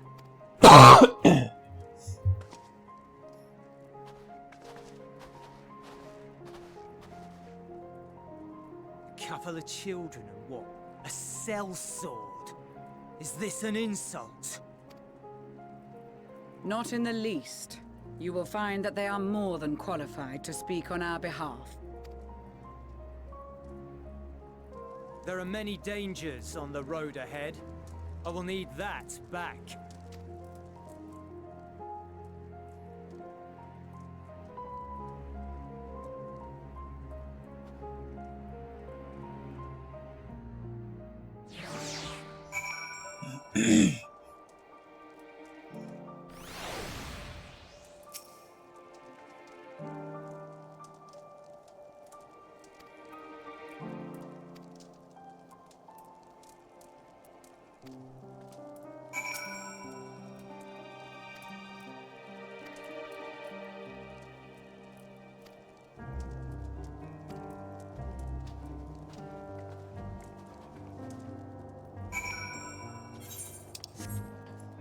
I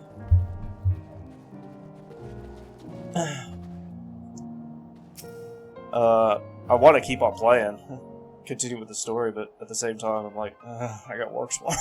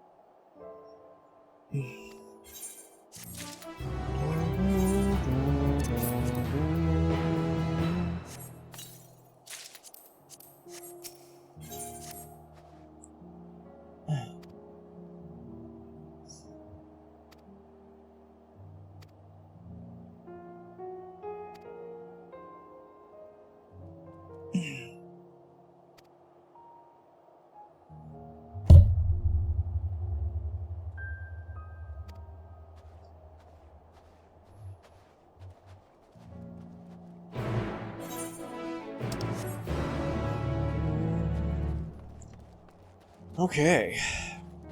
Isn't it?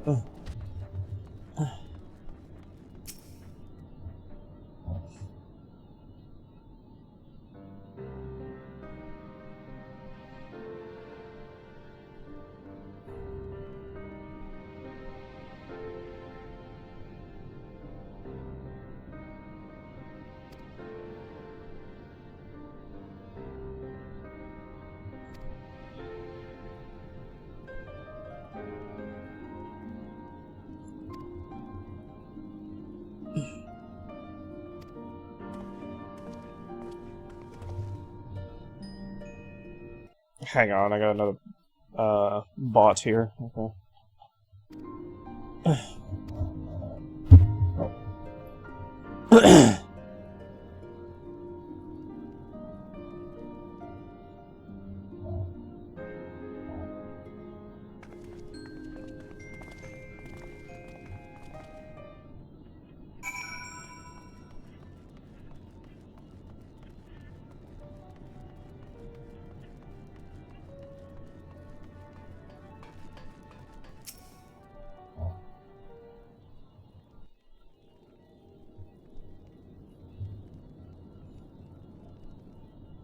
These are their chosen representatives. Very well. Let us hear what they have to say. Yes, sir.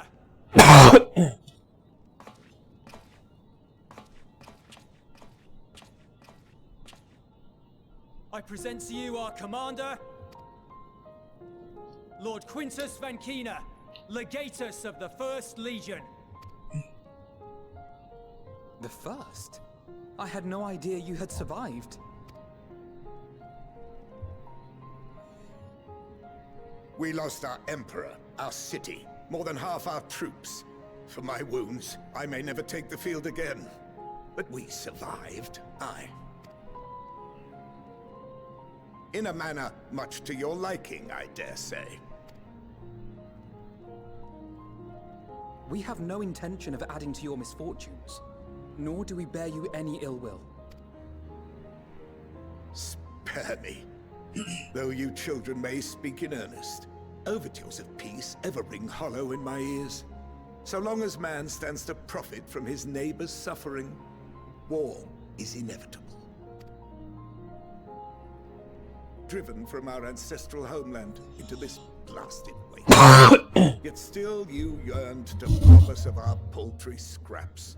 'Twas only with Magitech that you learned to keep your distance. Though we knew it was only a matter of time before you regrouped and returned. Conquest and Empire were our only defenses. Emperors Solus and Varys understood this, and through their campaigns saw us grow and prosper. Much blood has been spilled in Garlemald's name, aye. But if it is a choice between yours and mine, then it is hardly a choice at all. I do not deny that a great many conflicts throughout history were driven by the desire or necessity to gain by another's loss. That is not why we are here. Nor have we come to petition your aid in the war with the Telophoroi, grave though that threat may be. Our purpose is simply this. We wish to help you. Let us help you. If there is aught that can be done to ease your plight, we would be glad to do it. Perhaps you would.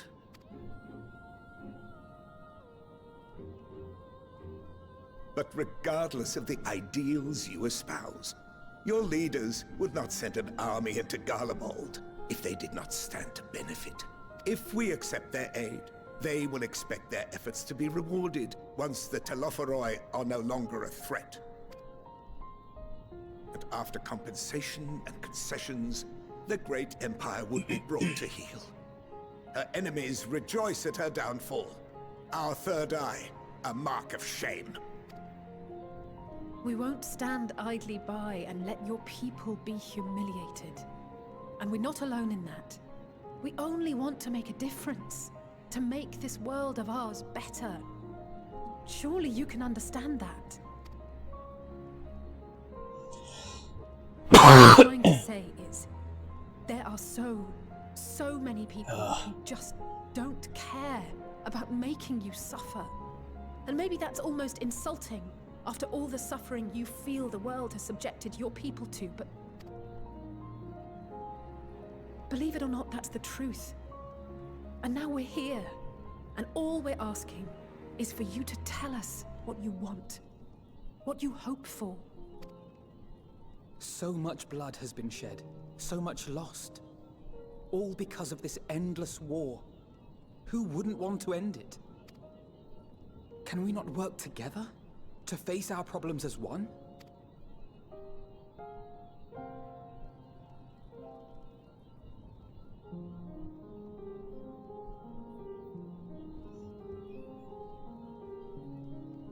Answer me this, young peacemakers.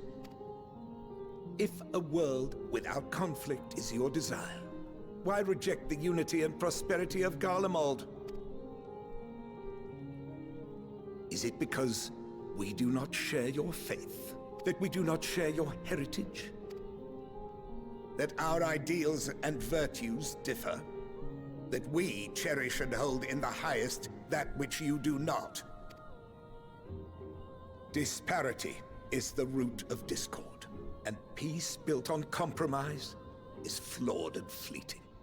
Happiness for one and all is a dream, and the reality is that to the victor go the spoils. That is why we Garleans will never submit nor surrender.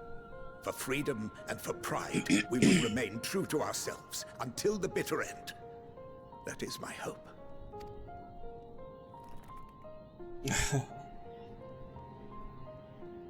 It seems there is nothing more to say on the matter.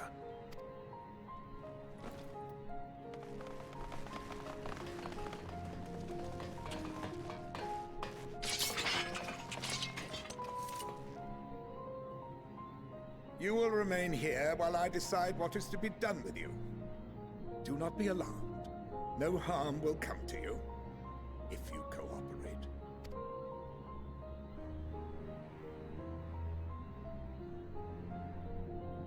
We will not resist. However, as your guests, I ask that we be allowed to speak with the other members of your group. As you wish. I had no intention of locking you up, as by dawn you would be frozen stiff and you're no good to me dead. You are free to move about the encampment, but there is one condition. Collar them.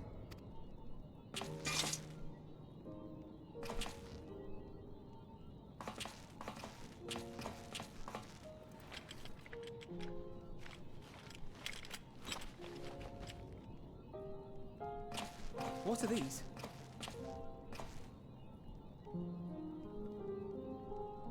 Incentive. You'll be watched at all times. Stray too far or act suspiciously, and we will administer a rather painful shock. Stop. Keep away from that one.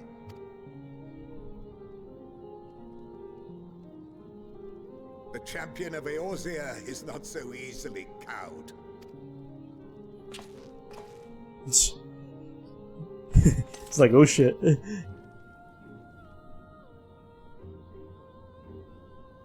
Even if he allowed himself to be collared, the shock would be no more than an itch. No. If he refuses to obey, we will activate the twins' restraints instead.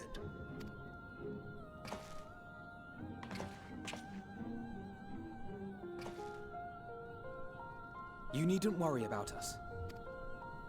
We'll forget we're even wearing them soon enough. Even now, you still... Why go to such lengths? What is it all for?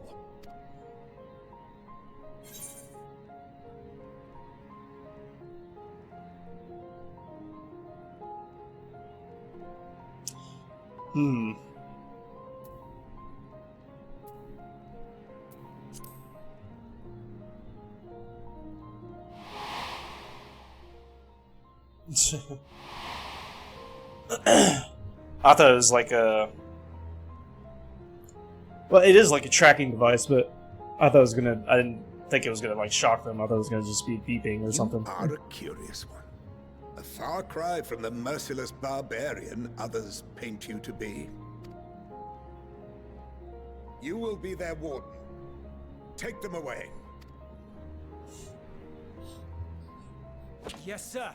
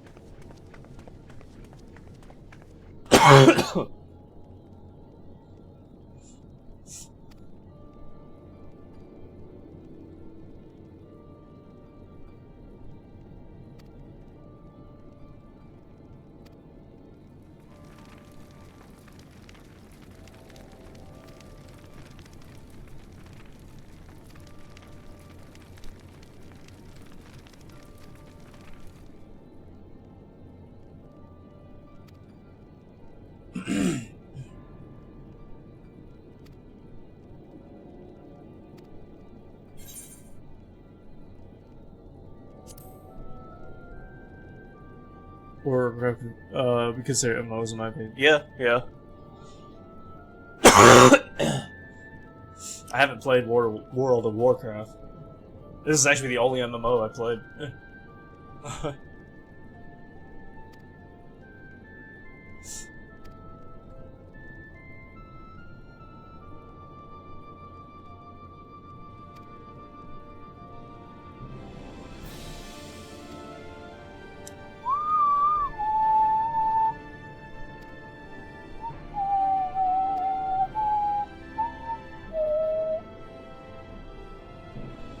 Finish the MMOs? No, I haven't. Oh, okay, okay. I see. Okay.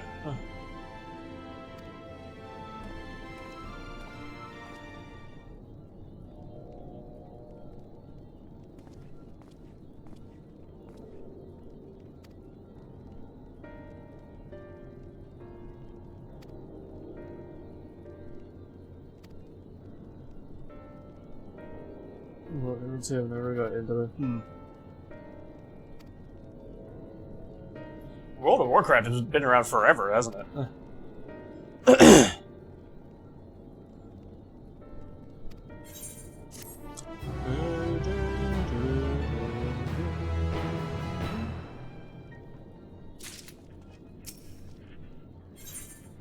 Hey, level 83 in the story.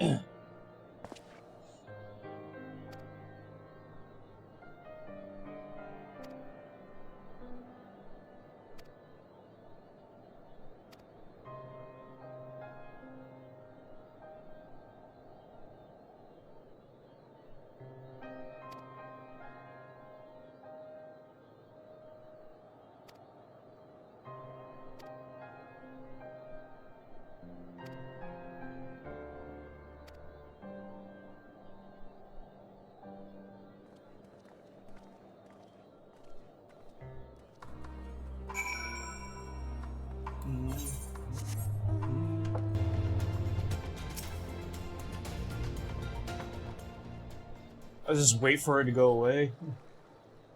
It's been like a month now, or maybe more, it seems like.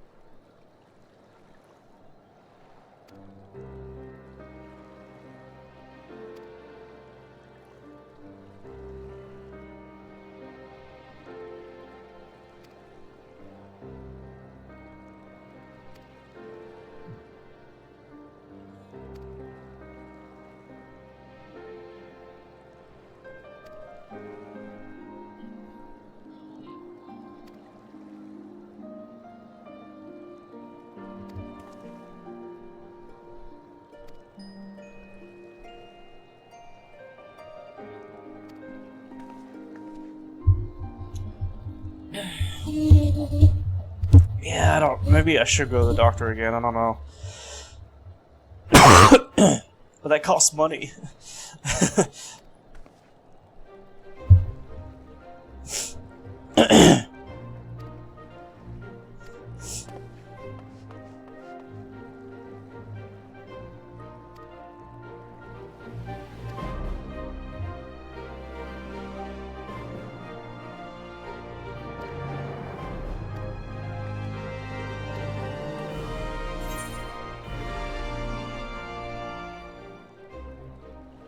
Drink the pod dry.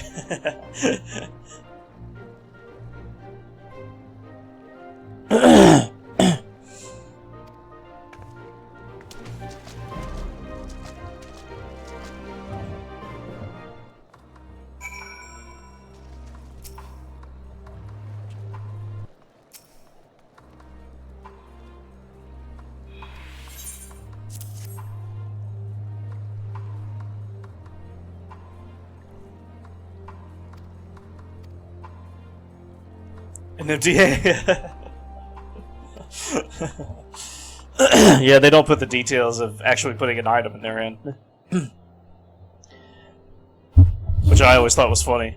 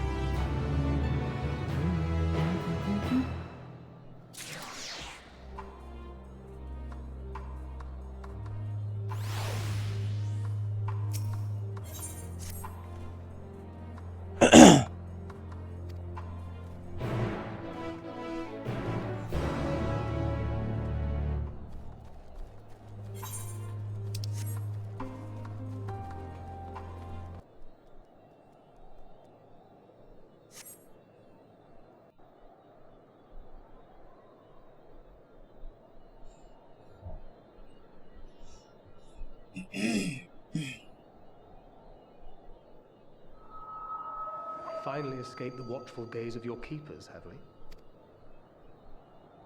Don't react. You'll only draw attention to yourself. Just carry on as you are and listen. After you left with the Garlean lad, Lucia bade a few of us scouts follow you at a discreet distance. We observed you being led into the station, but decided against venturing inside. When you emerged sometime later, and we saw that the twins were sporting architect colours, it was clear what had taken place.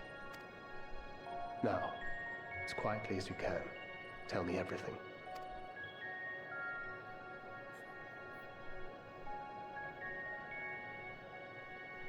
The Legatus himself, eh? Now there's a surprise. This is also the first I've heard of a plan to join forces with the 10th and storm the Tower of Babel. An interesting development, and perhaps the opportunity we've been waiting for. Our comrades back at the camp also received some rather promising news, but it's still too early to get our hopes up. For now, keeping yourselves out of harm's way comes before all else. Whatever demands the Garleans make, indulge them. With luck, this will all be over soon. Until then.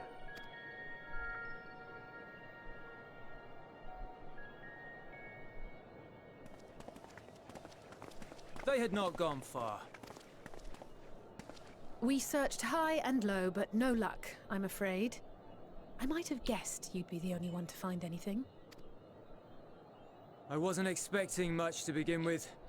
Eventually, there will be nothing left out here for us to safely salvage. For now, this will have to suffice. We should return to the station.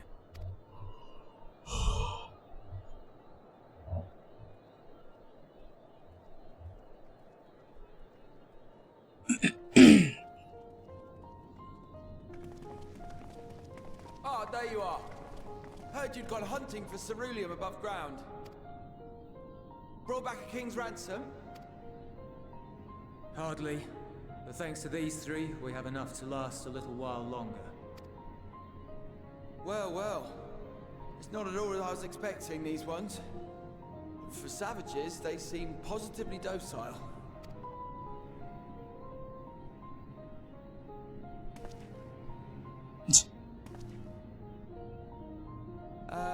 It's a poor attempt at humor. In all honesty, I'm grateful for your efforts. But even with another night of warmth, there are those among us who may not live to see the morrow. I trust your expedition was fruitful. Lord Quintus!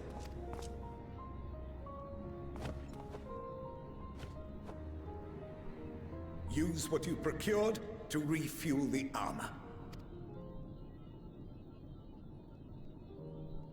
But, sir, what about the heaters for the camp?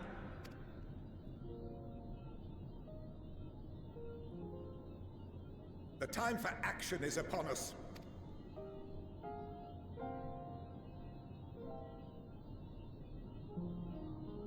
My men and I have matters to discuss. In the meantime, you are to wait here. Do not forget, you are being watched.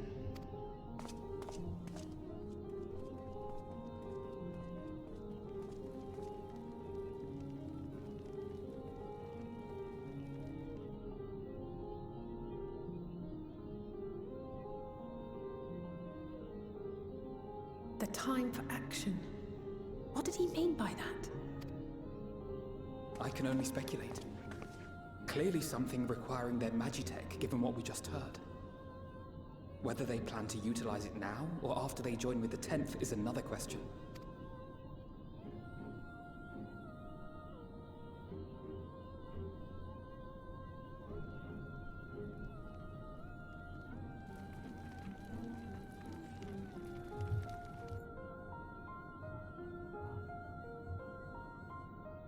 Will they ever escape this cult? Return to and reclaim the idyllic spaces of which Eula spoke?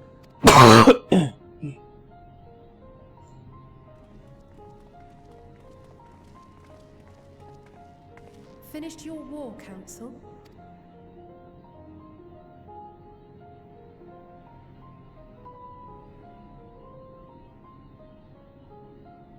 Alphino and Alizé are to stay here as our prisoners. They will be released once your comrades have relinquished their supplies and withdrawn from Garlean soil. Until our terms are met, they will be detained at a separate location.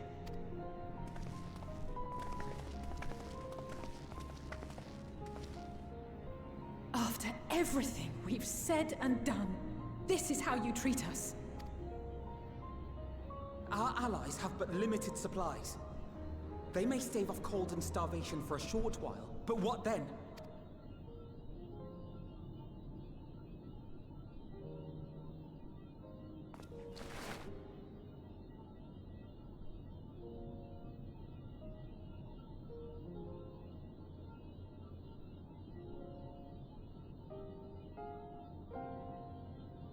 For now, keeping yourselves out of harm's way comes before all else. Whatever demands the Garleans make, indulge them.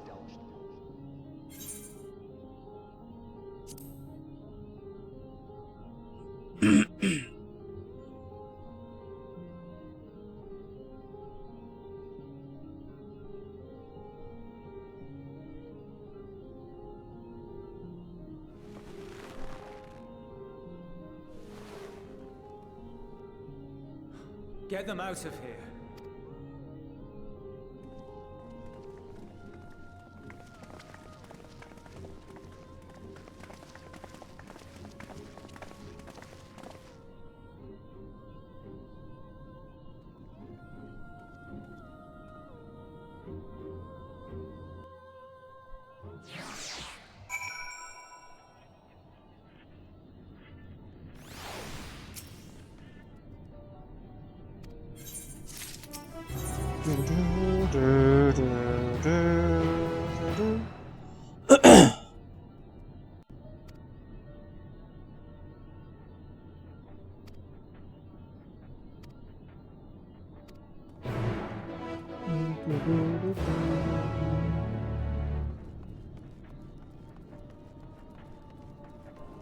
I'm guessing Midgar's asleep.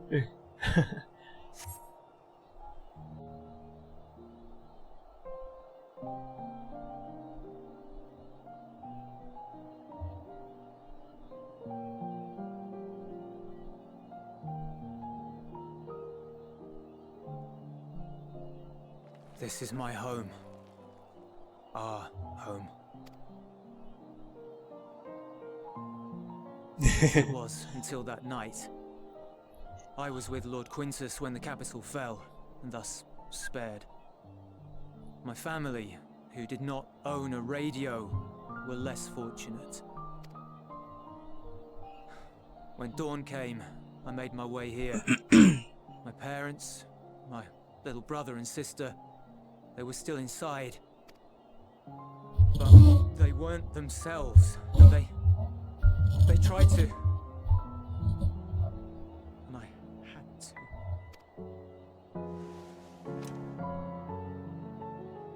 I'd promised to take them away from the capital that very morning, to somewhere safe, to hide until the fighting stopped. I promised.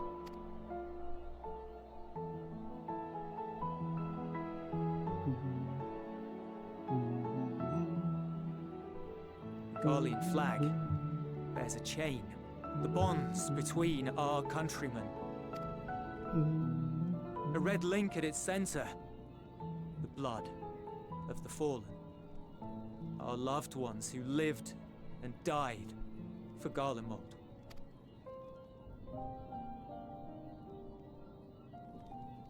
But if she too fell, who would be left to remember them and their sacrifice? What enduring proof would there be that they were ever here?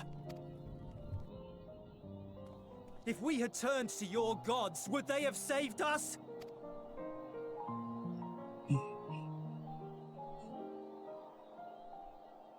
I'm sorry, forget I spoke. We should go.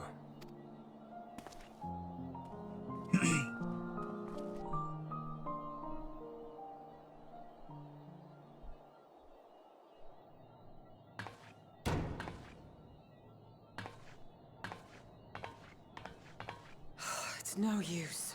So far, this expansion has been like any other expansion. Believe me, I do not enjoy being here any more than you. But he wanted us to play along, so that is what we will do.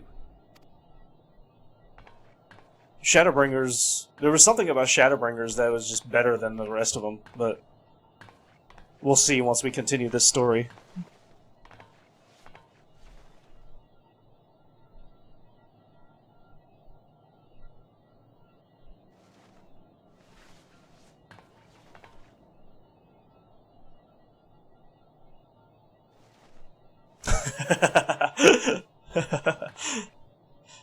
Was she trying to date him? It's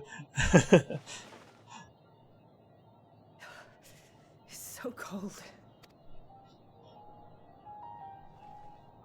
Painfully so. Unbearably. We're getting too horny, I've been Jet. thinking about what Quintus said.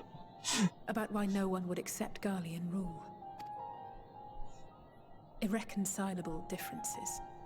When coexistence isn't an option, only conquest remains. Varys at Gimlet said much the same. Only by uniting the world beneath a single standard would we rid ourselves of the Ascians.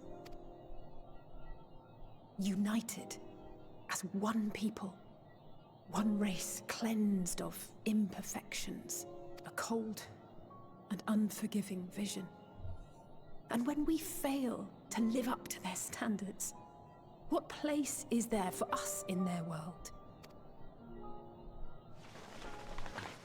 But the truly sad, truly frustrating thing is how damnably similar it all is to the lofty ideals of Father and the Forum. Non-intervention. Always non-intervention. Protect our knowledge and our people, and to hells with the rest of you. And yet, I can see how it happened. Varys and Father looked to their elders for guidance and took their virtues as their own. But for this world was of their making. In who else could they place their trust? Yeah, they are brother and sister, yeah. No, I was just joking. Was lost in a sea of chaos, searching desperately for purpose and meaning. But it shouldn't just be an extension of another's. It has to be ours. It has to be. A little bit. No, it's not like that. No one should be silenced. I won't deny that we lack the experience of people such as Father or Quintus. Perhaps they've come to see the world as a series of problems, and the most efficient way of solving them, to reduce everything to fundamental forms. A stone is a stone, a cloud, a flower, no more than that. Simple descriptions that strip the subject of distinguishing characteristics. A man is a man, divided according to race, creed, or allegiance, and to some, defined by such associations. Is that what you think? In my misbegotten youth, But what I believed wisdom was no more than aggressive ignorance. I've since learned to look beyond the banners and the politics. To see people as individuals with their own hopes and dreams. As for my dream of building a better world, well, every day I'm reminded that it is far more complex than I had ever imagined. But it only spurs me onward, to find the wisdom and the strength to see it through to the very end.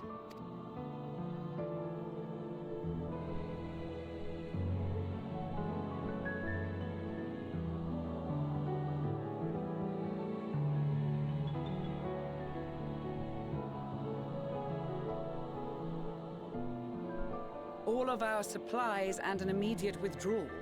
These are your conditions? Demands. And you forgot about the airship. Once again, you will leave one behind. It will be used to return the prisoners. Their collars will be removed prior to the exchange.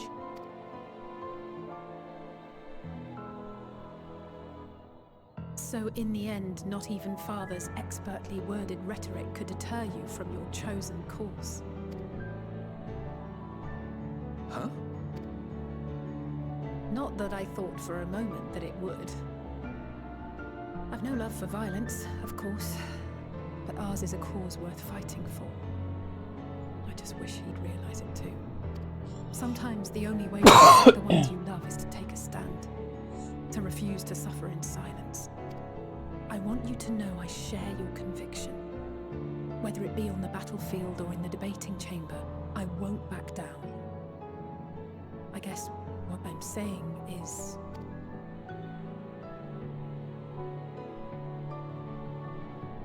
You've found your own reason to fight. Yes. Yes, I have. God's willing, there will come a day when we can finally lay down our arms, and there will be peace. But not until the Telophoroi have been defeated once and for all.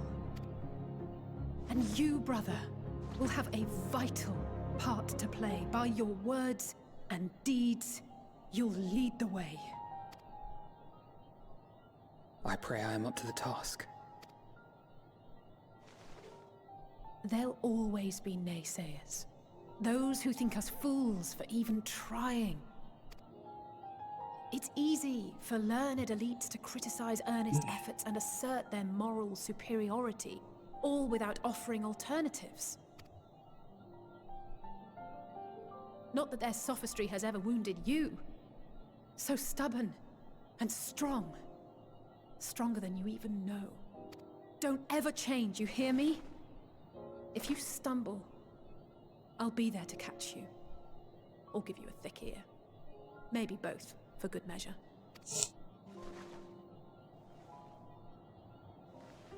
Thank you, Alizé.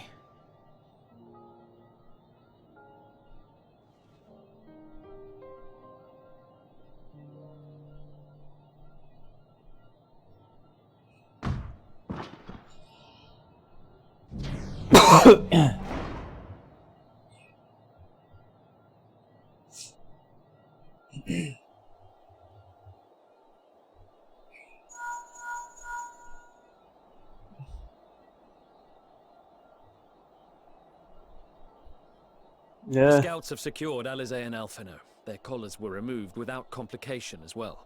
They report no casualties, not for their party nor the guards, who will wake from their premature slumber in due course.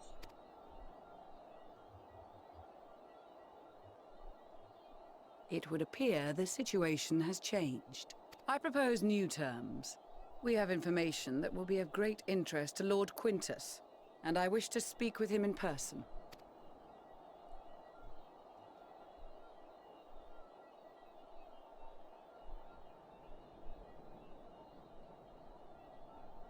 No.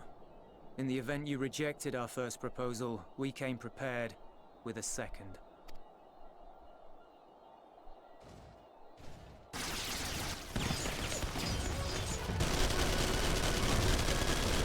Ambush!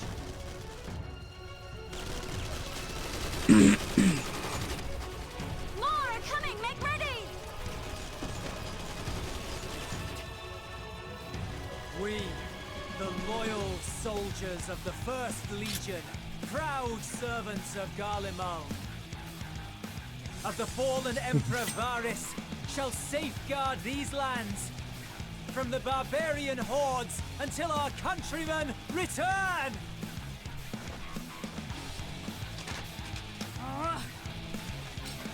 Stop! Both of you!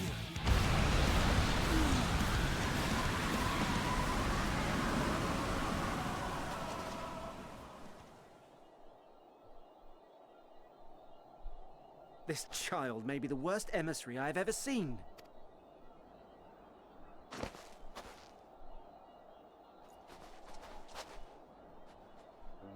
We received an urgent communication from the Grand Company of Eorzea.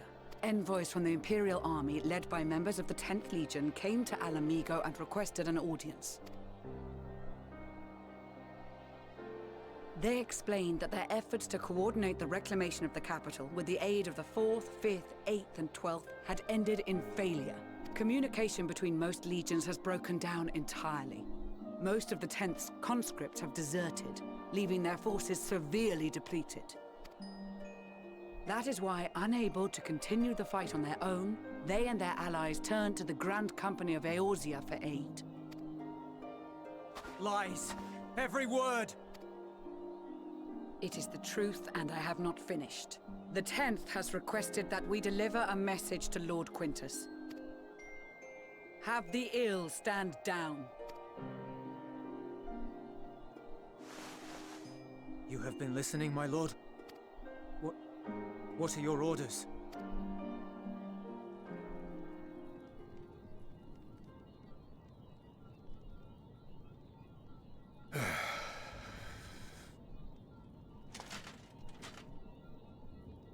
Inform her that we will honor the 10th's decision.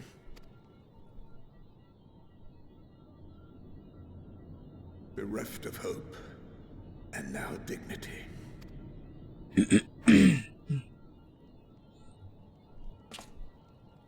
I release you from your duty. All of you.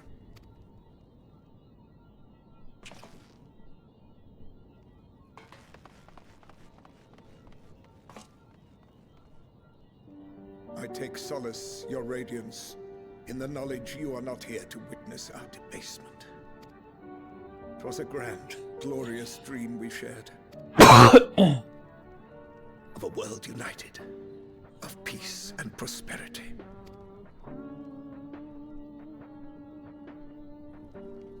We are ghosts, you and I, memories of days gone by. Bonds forged in blood that I will not see tarnished.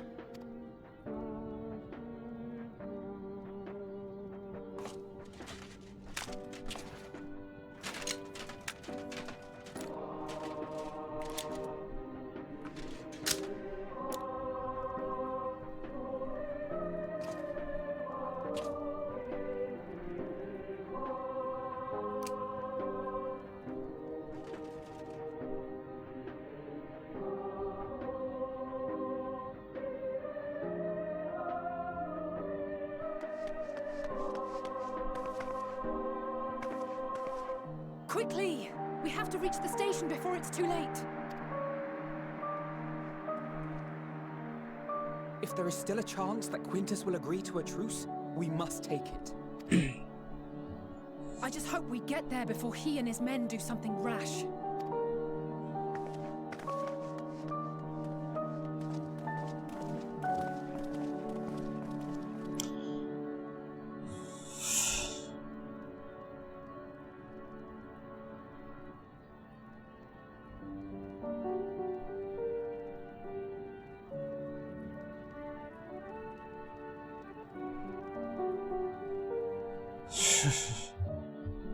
If I were to kill myself, I'd do it like at my head, not like pointing up at my face, you know? I feel like that'd be just too gruesome, you know? Or like there could be a chance that I won't die.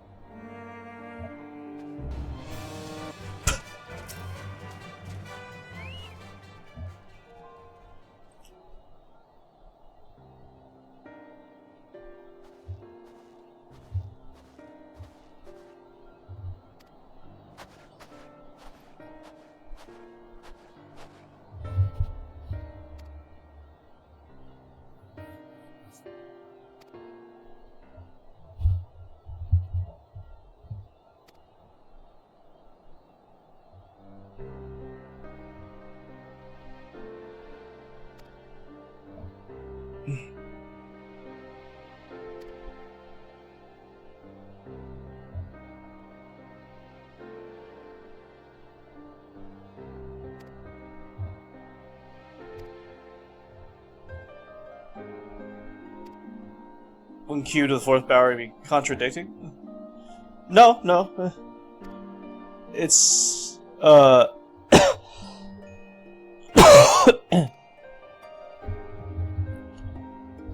I think you might be thinking of square roots. But these are both exponents. You can take an exponent of an exponent.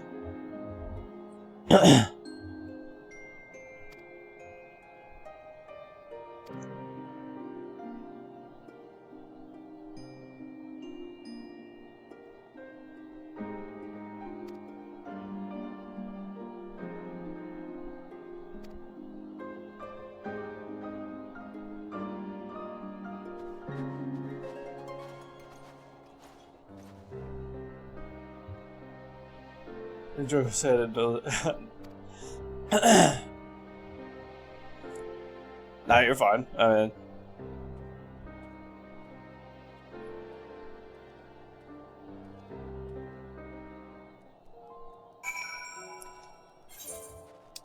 Would you like to know the answer?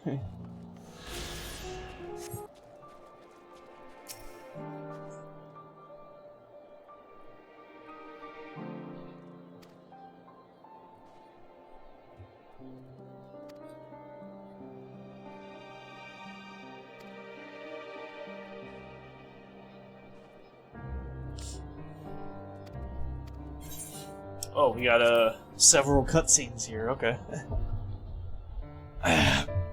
That's fine, because we just finished all the side quests.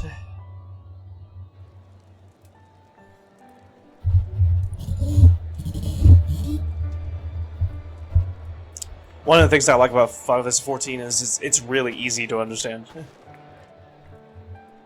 Like, once you first learn it, you know. And a lot of Final Fantasies are like that. Which is very nice.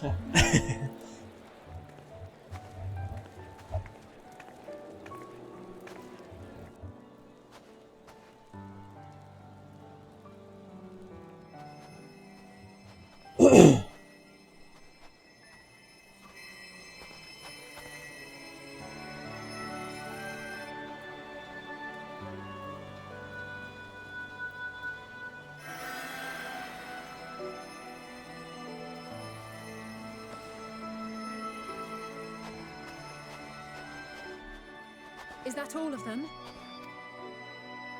The last of those who agreed to join us, yes. We left heaters and provisions for those who wish to stay behind. They won't last forever, but hopefully they'll last long enough. For now, I think everyone's earned a rest. We'll see to those in need of medical attention, so take the others with you and get yourselves some hot soup. Ramen noodles sound good right now.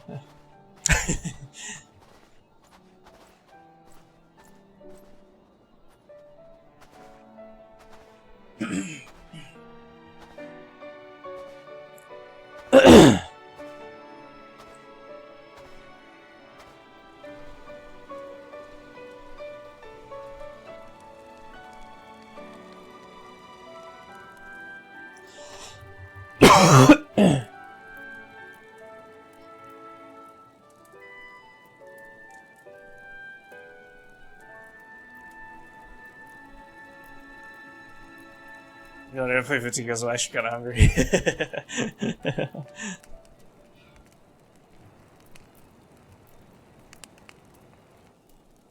I have the 14 cookbook. At last. I can show you pictures of that.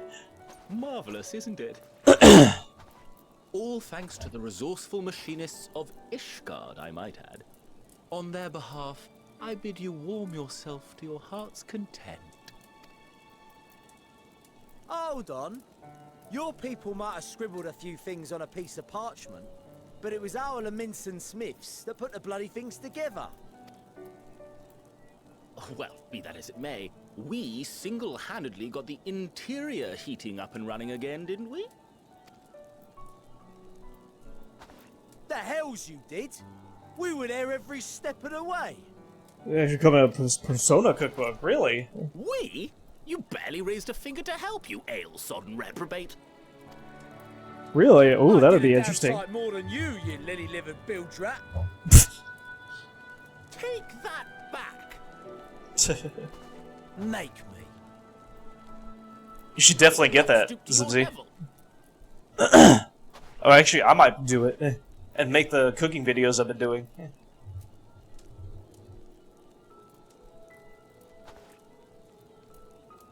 At ease, man. There's nothing funny in it.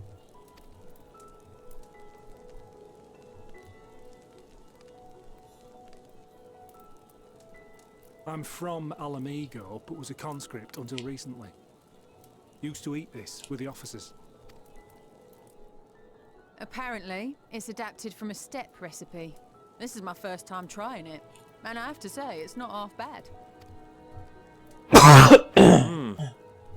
It's a bit too flavorful for my liking. Perhaps compared to what you're used to. So, yeah, there's definitely a couple of things I like to try. Yeah, definitely, yeah. Have I showed you my, have I shown you my cooking videos, actually, Zimsy? It is on YouTube.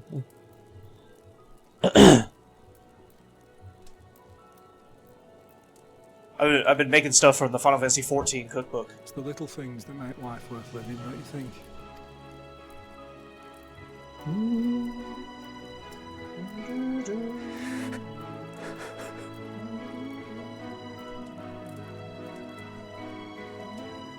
Here, they haven't watched it. Yeah, yeah.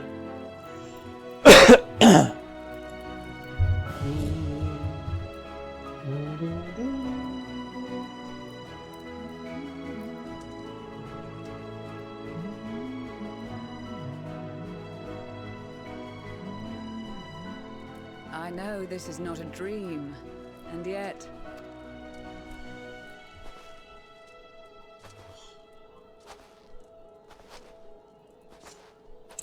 If you really want to get hungry, you can watch them. I felt the same way at the Dragon Song War's end.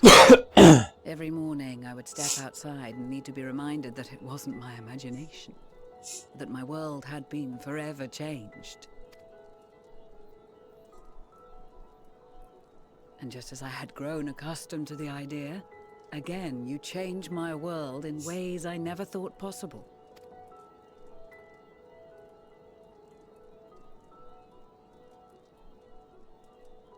Were it not for you and your fellow scions, the rifts between man and dragon and Myriad tribes might never have been bridged. That's very real close to going here. The Grand Company of Eorzea. The Ilsabard contingent. We owe it all to you. We've shed many tears in recent days, of pain and sorrow, triumph and joy. I much prefer the latter.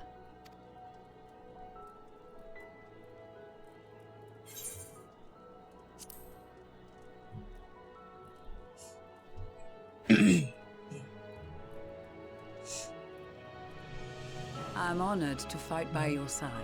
As an Eorzean and Garlean both, I shall do all in my power to bring my peoples together.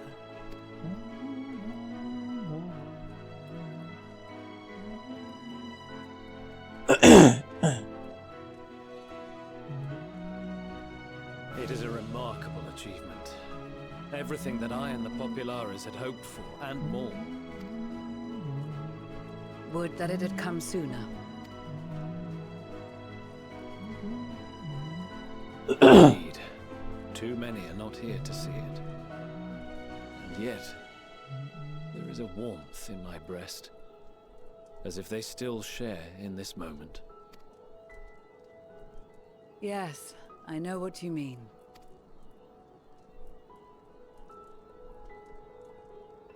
On a night like tonight, the wind and cold seem to pass me by.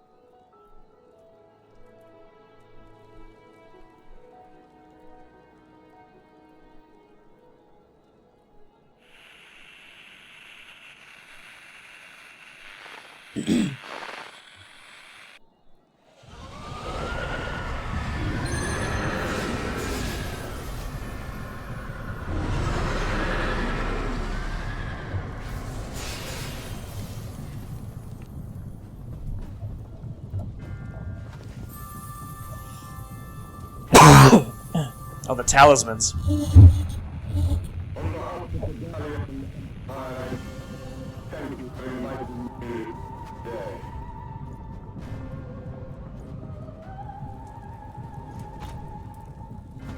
What? Emperor Varus?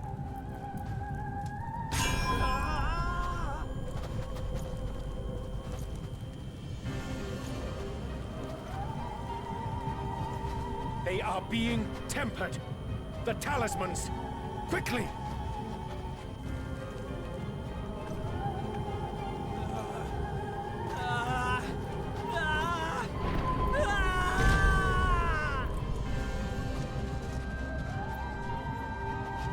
Save me, brave hero! Ahem. My lord has requested your presence. Oh shit. And I would hate to disappoint him.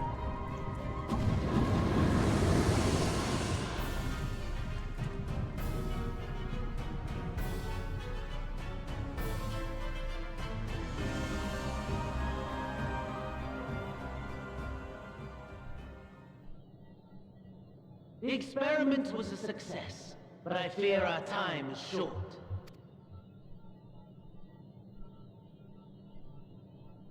I shall begin the preparations. Now, it is time for you to awaken.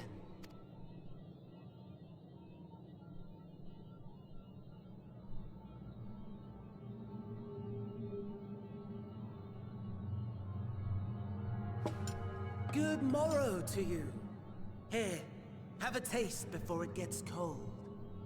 Oh, but be sure to remove your helmet. Take a moment, too, to familiarize yourself with that borrowed flesh. What the hell?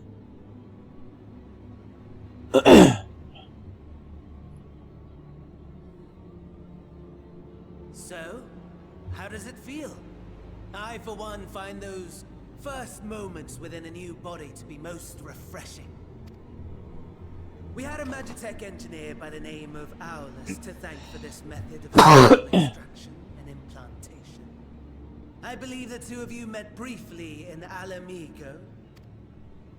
His was a rather sticky end, wasn't it? Thankfully, he was thoughtful enough to leave behind his mind-jack technology. I took the liberty of making some improvements and selecting you as my esteemed test subject.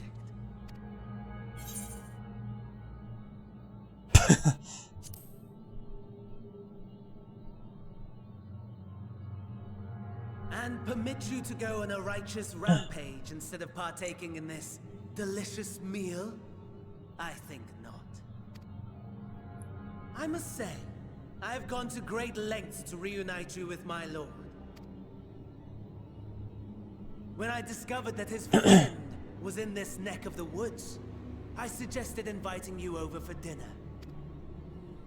He never deigned to respond, but I took his silence as a resounding yes.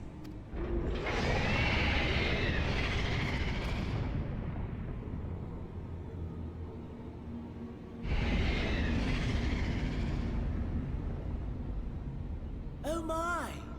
Daddy is pleased. His grumpy little boy has finally found his playmate.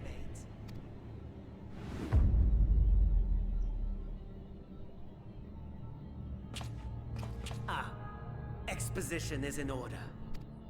The Garlean Empire has long outlawed all forms of religion. No gods to worship, no risk of summoning. Brilliantly simple. But people being people must turn to something or someone in their hour of need. Who then? Why, His Radiance the Emperor, of course.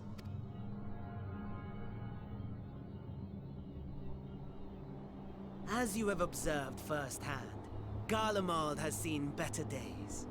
The legendary Solus Galvus, dead. Provinces near and far in open rebellion.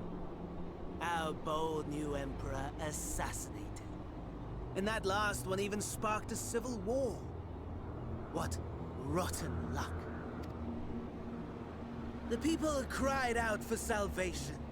Their earnest pleas, one might even call them prayers, a supplication united for the Empire to reclaim her former glory.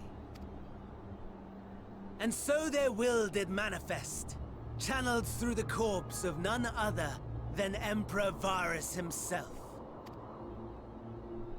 And lo, the Savior was born. Oh my god. The embodiment of the Garlean spirit. Their anima. Oh my god. Oh my god, anima. Oh my god. Subjects, compelling them to take up arms and fight. Oh my god. And just as the wealth and power gravitate towards the Empire's capital, so too does ether from every corner of the globe. The towers with which you and your allies have been so preoccupied were created as an extension of anima itself. An ingenious design. Oh, I can't believe it. Oh my god. Agree, my lord. It's fucking anima.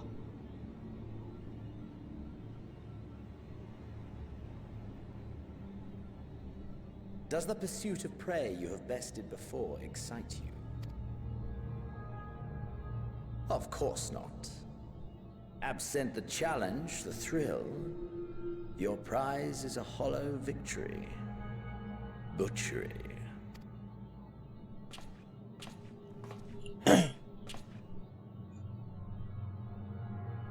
Perhaps you think that to be the extent of my promise. I have no doubt fallen in your estimation since Alamigo. Fair enough. But do not let your disdain deprive us, of an opportunity to craft an even more majestic moment of euphoria. I have been honing my craft as I set the stage for our reunion.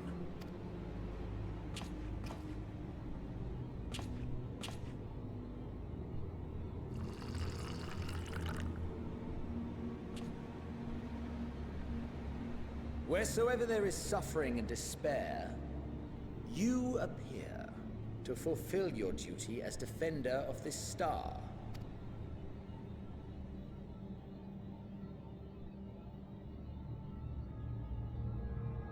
The chaos and destruction that my hordes have wrought are my gifts to you alone.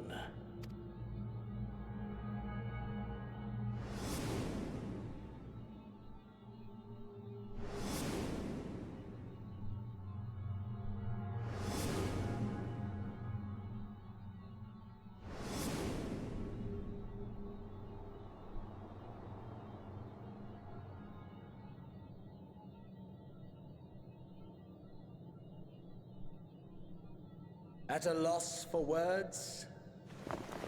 No matter. As you will learn, I have only just begun. Oh, will you not finish your meal? There is only one thing that can sate my hunger, and it would seem my friend has lost his appetite. I hoped this display of civility might prove an entertaining diversion, but clearly we are above such pretensions. While my lifeless body was in the possession of Cassian, I too claimed another's as my own. It was an enlightening experience to fight in an unfamiliar form. Flaws and failings in my technique were plain to see. Whence rises one's true strength? The flesh? The soul? Perhaps you should like to discover the answer for yourself.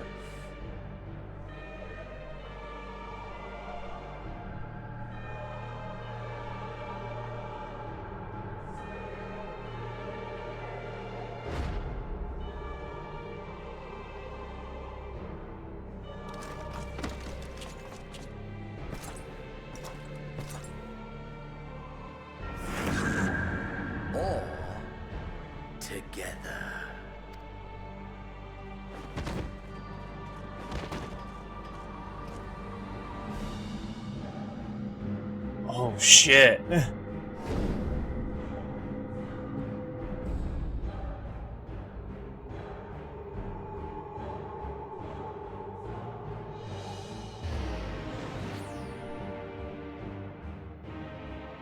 Oh dear! Whatever would happen if my lord were to greet your friends as you? I shudder to imagine what carnage he would wreak.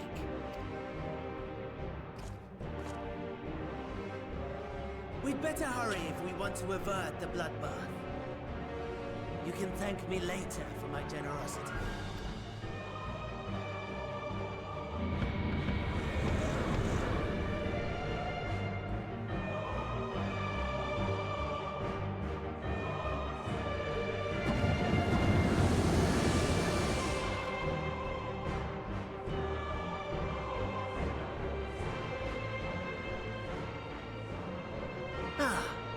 There it is.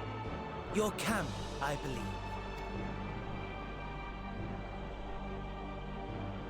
If I were to hazard a guess, I would say that you, the other you, is making his way there as we speak.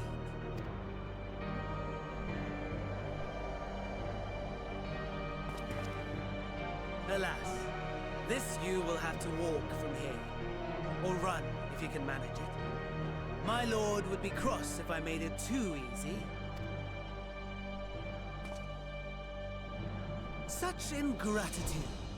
I'd not squander this fighting chance. After all, you've obstacles enough to overcome. Right on cue.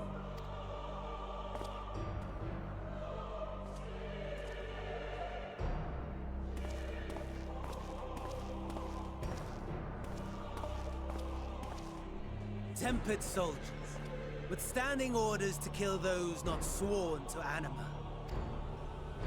Under normal circumstances, you would make short work of them. But on this occasion, the odds are not so heavily stacked in your favor.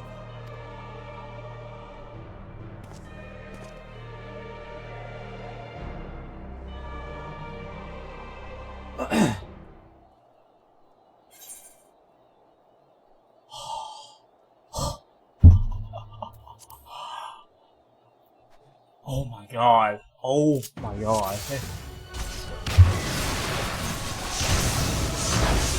Oh! Oh! Holy fuck.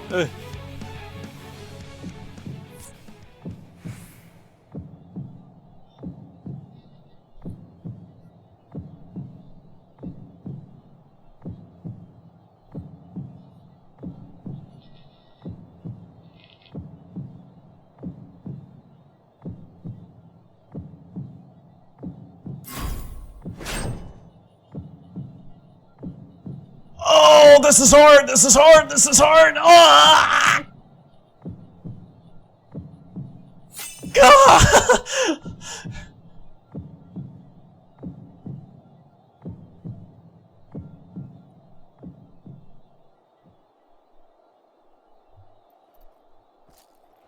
Oh.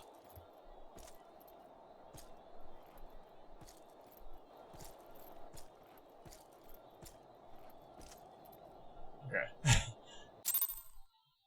That would have been something.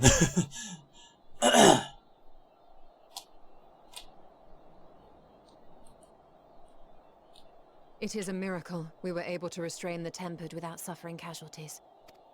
A welcome one. Arun, Senna and the others have their hands full as it is. Thankfully, there are enough scales for everyone. And what of Eulus? His symptoms were particularly severe. They were, but others fared still worse, including some brought back from the Magna Glacius. As those in most desperate need take priority, it may be a while before he receives treatment. But rest assured that he will. In the meantime, we must find our missing friend. May the Fury guide you.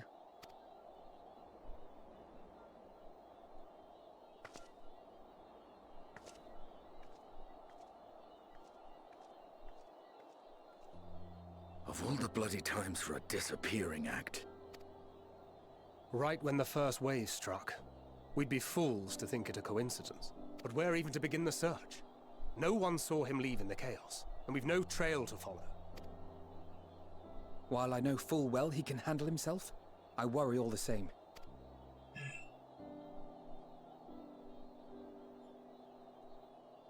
Ah, speak of the devil.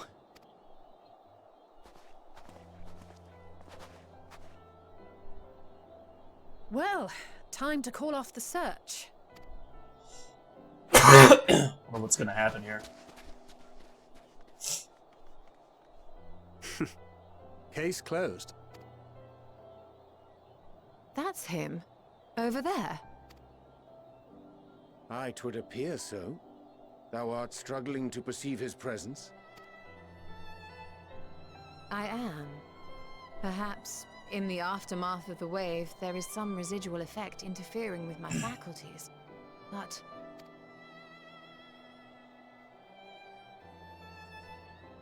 Where have you been? We've been worried sick. Now. All's well that ends well. Are you all right?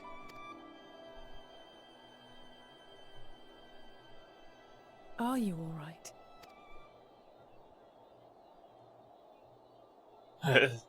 His friends can tell. Who are you?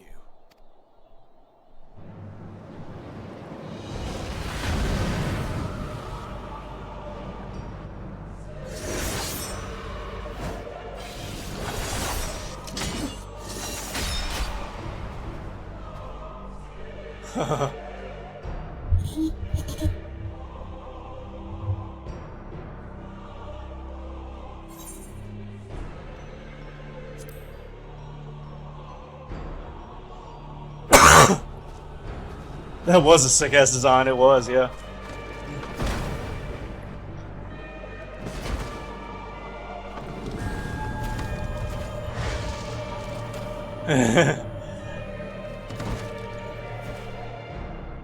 This is the Reaper, the Grim Reaper.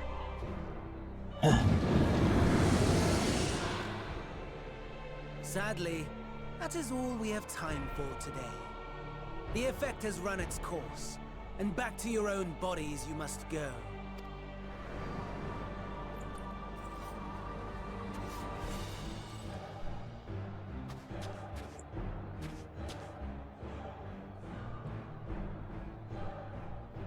But where are my manners? You have all traveled so very far, and I've yet to pay my respects. I was assuming they were going for their souls, you know, because they were talking about that. I was ill prepared to receive so many uninvited guests. As such, preliminary entertainments were in order. A handful of tempered soldiers to hamper your progress. Refugees to command your attention while I siphon the ceruleum from the shadows.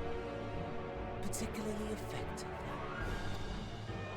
Charitable souls that you are, you bent over backwards to aid them, heedless of the delay, predictable to a fault. And so my plan approaches completion unhindered. Anima will soon have absorbed the requisite amount of ether, and then shall come the spectacle to end all spectacles. The eldest and most powerful of primals will awaken, and all shall bear witness to the final days.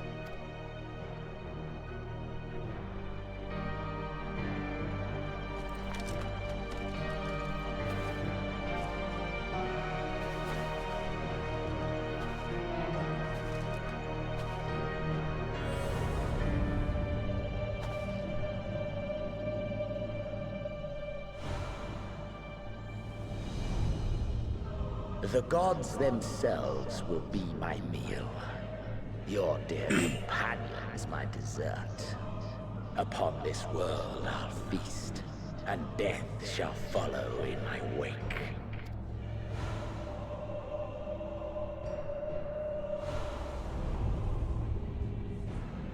All your hate, all your rage, you will render unto me.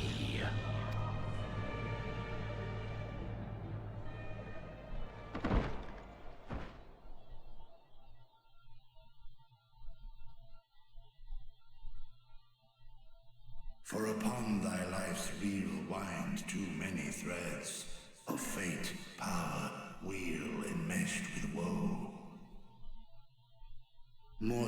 still is the attrition wrought upon thy companions, as they are swept up in the storm of thine existence. Take heart and protect them well. They will be your strength and your salvation.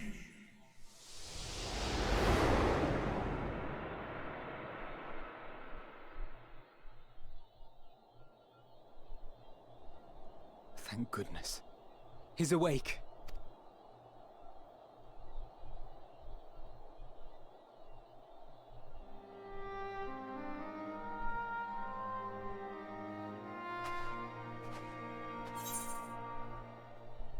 So I'm not dead yet?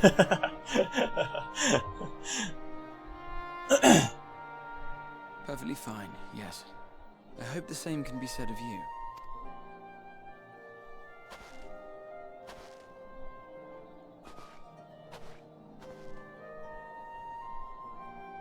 Everything in working order?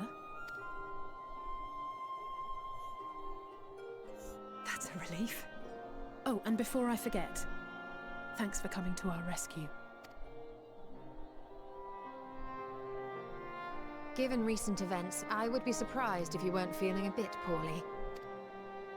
A hearty meal and a long rest would be my recommendation under normal circumstances, but these are anything but. If Van Daniel's boasts are to be believed, we must act quickly. Once you've blown away the cobwebs, we can discuss preparations for our assault on the Tower of Babel. Tower of Babel.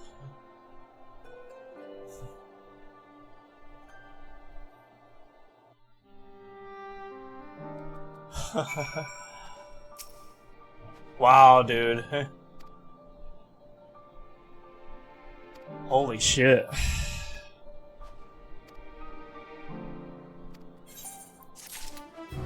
Oh, man.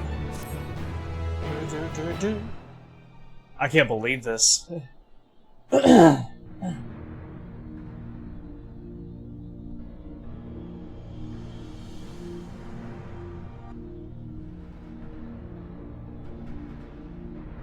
Oh, Anima? If we get to face Anima? Please.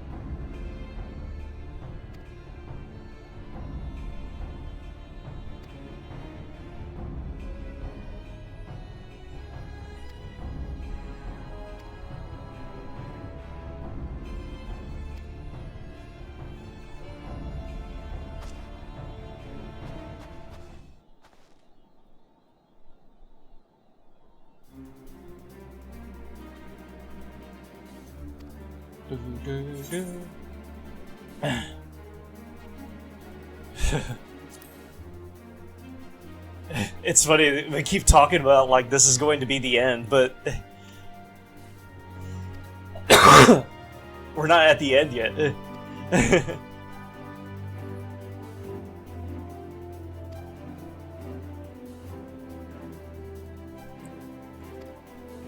By the way, I'll check out that link.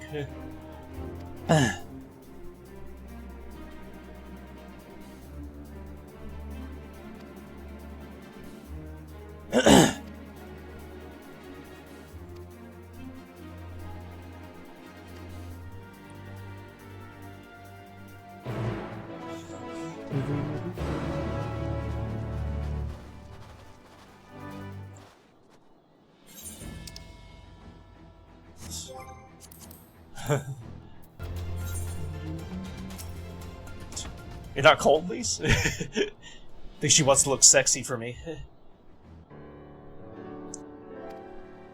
I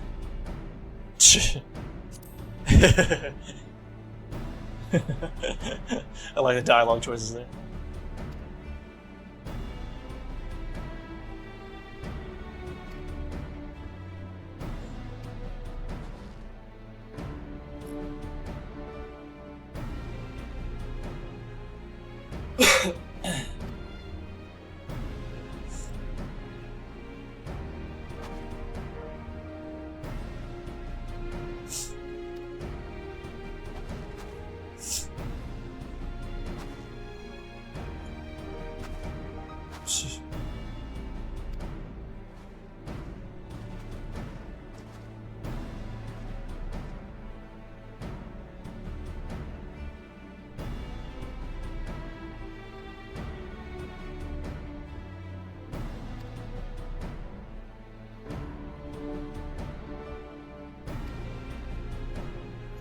Like I said, of course I just put it audio actually recreate it. Oh, really?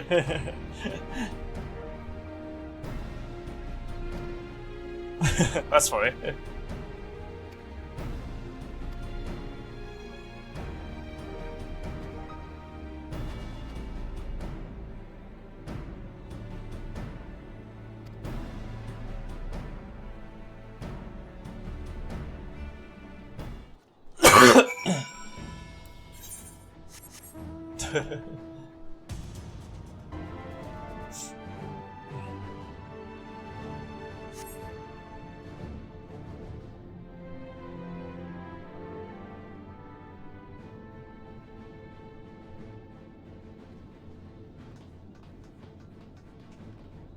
You're too early for breakfast. I'm really eating the base. No, you're good. It's it's never too early to eat breakfast.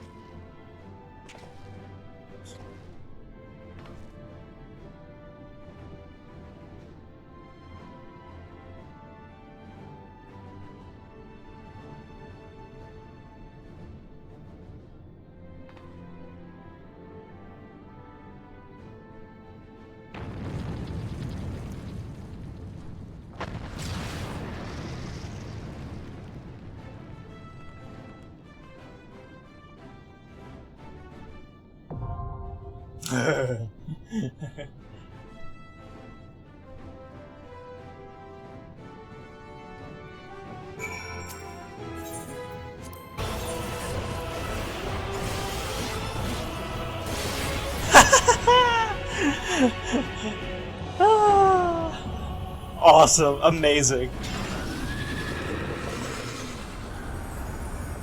Oh, Anima's fucking awesome, man. Anima's fucking awesome. Oh.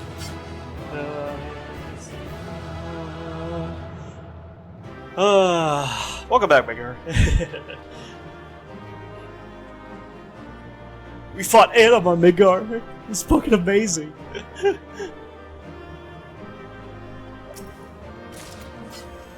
Oh, I got a minion too. Oh, I can't. I have to lead first.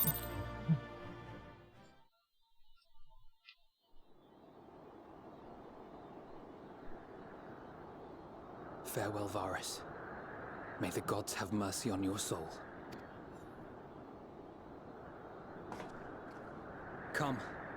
The other two await.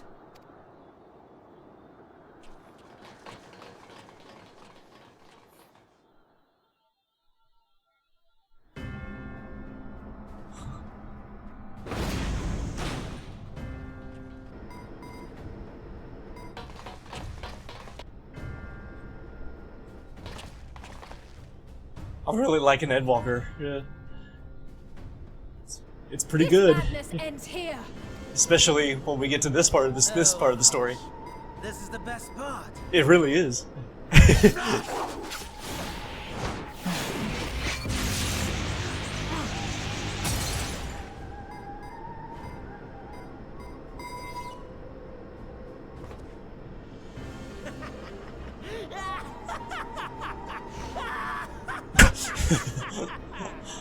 Oh, mighty Zodiac! Awaken from your slumber and descend! Yeah, I know.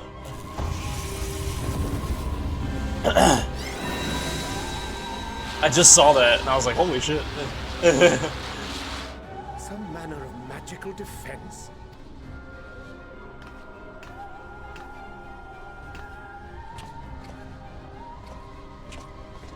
Cryo? But how? Oh shit. The shackles that bind my adversary Oh, I see. will I see. not be so easily broken. I thought she was tempered at first. Idle, feeble relic of a forgotten age. Hark! Victory is mine!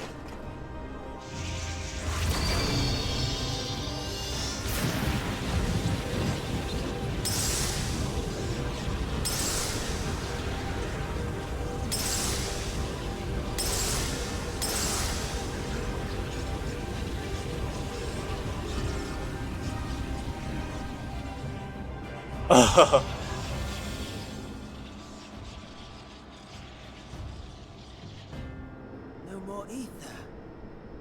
And I was so close. My lord, a slight change of plans. We shall travel to the moon and break this wretched barrier ourselves. Whatever it takes. We get to go to the moon?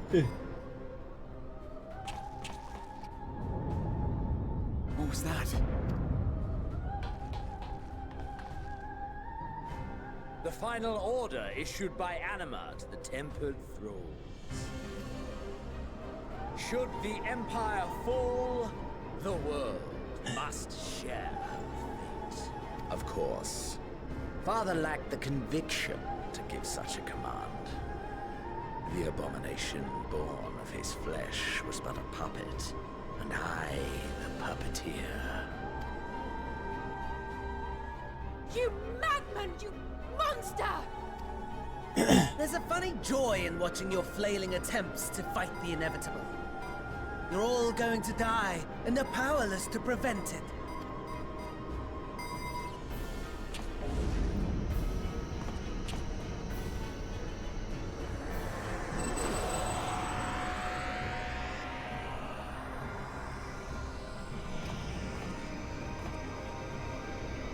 We really must be on our way.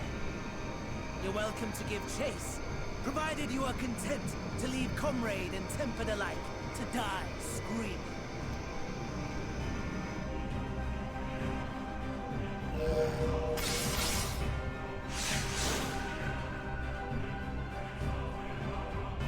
Yeah, Zims is still here.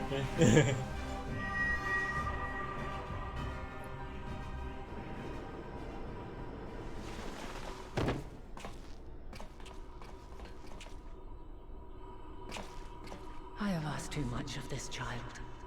Tend to her.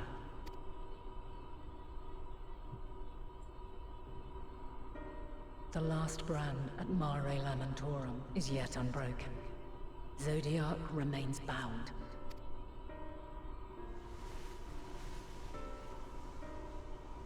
I have shifted the flow of ether and set the enemy far from their destination. Now, I shall divert it once more. An ally awaits, and I will deliver you unto him. Seek his aid, restore the seal. Zodiac must not be set free.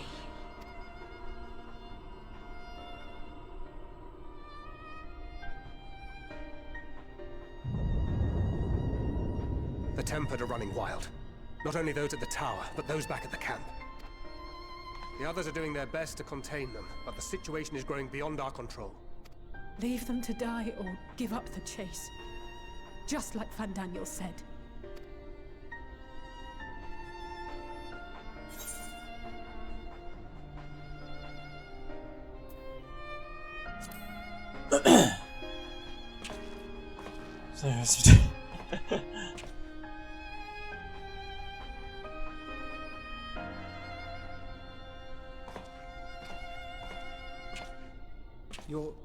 You're going alone?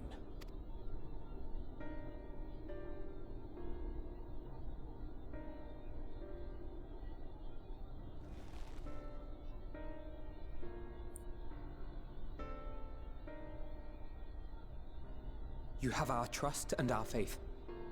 I pray we have yours.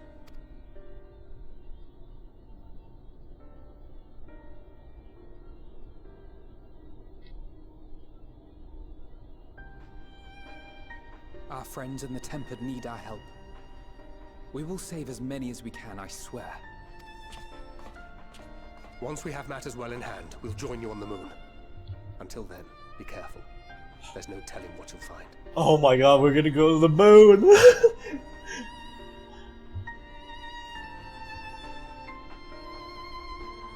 Holy shit.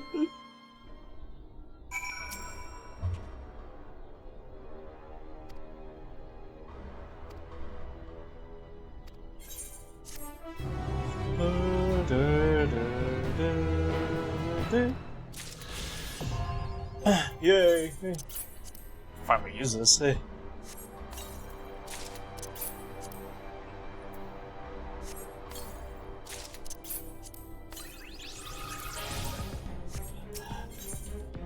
A trip to the moon!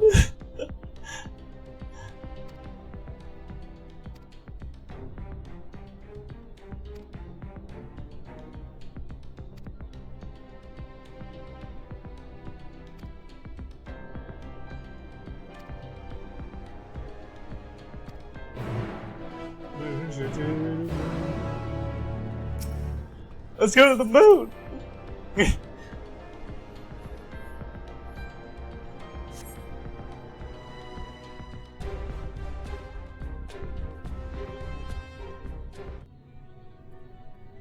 Long, long before Dalamud was forged to imprison an Elder Primal, the eldest of them all, savior of the star, was sealed within a moon of his own.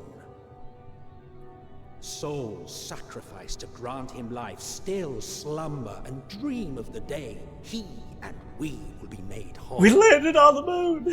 Here he waits, in this cold, barren place, his cradle and his grave.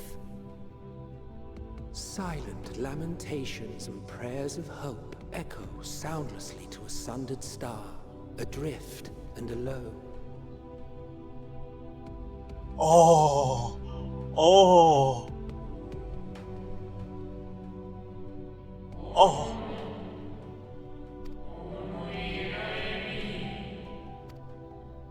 Oh, those guys are back? Huh.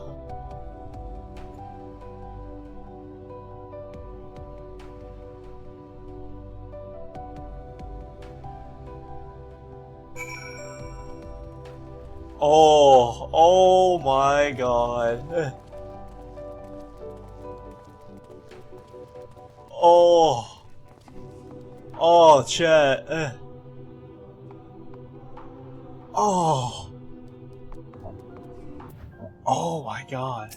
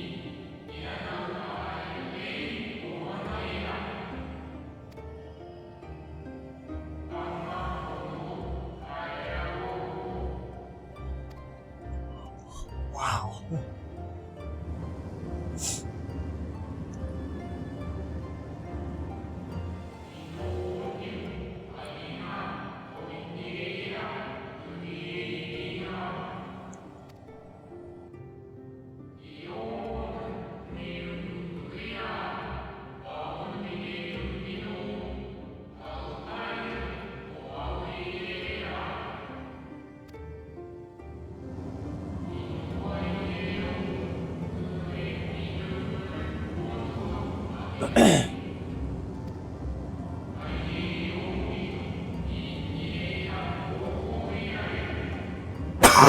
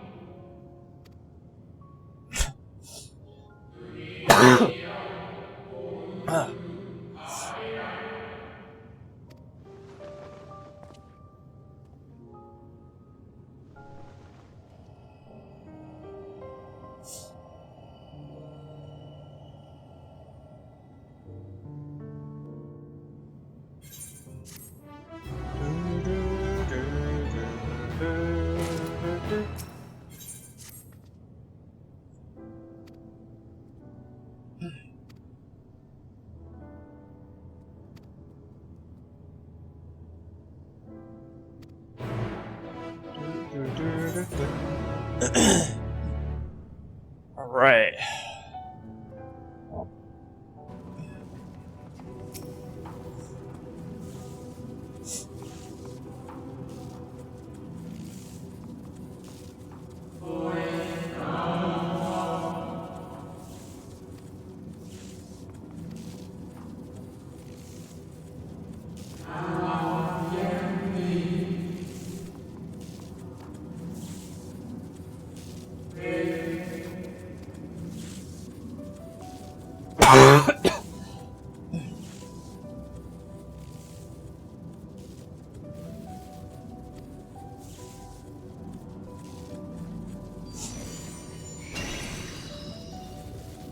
What the hell?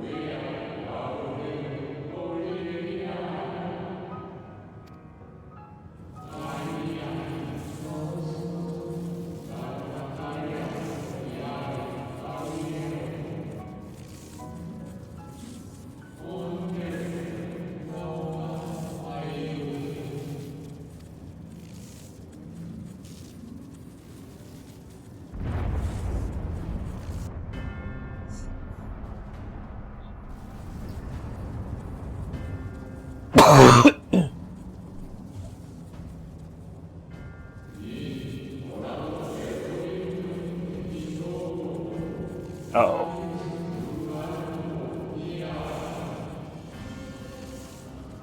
Fate Daniel's here.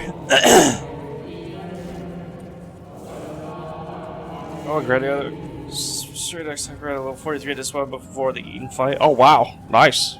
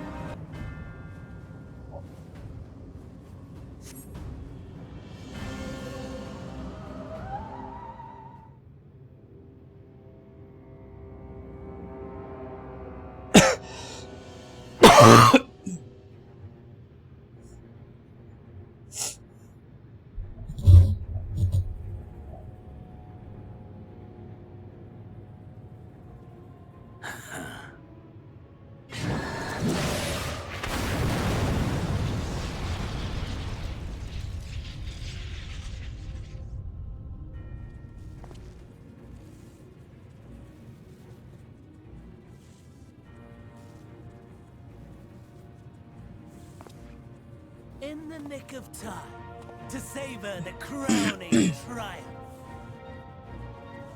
Unbound and free at last. Arise, Zodiac!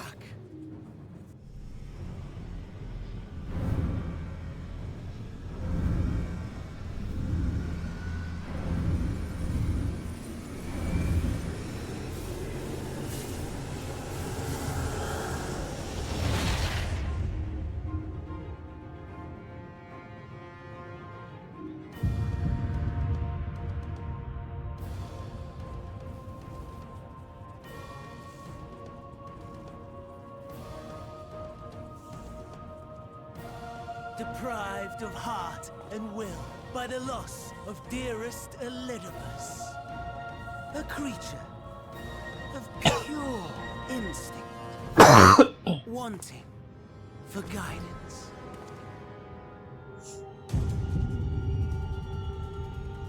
But powerful, oh so powerful. More so with every passing moment. Such potential, even in this incomplete state. Still the savior who delivered a world from certain doom. So, here we stand. You know my intent. Consume the god, then the world. Stoke your fury to a raging inferno, and dance among the ashes. Or perhaps you would face me here and now. A lesser but welcome amusement.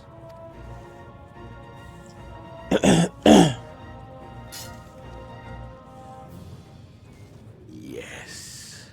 A taste to whet the appetite.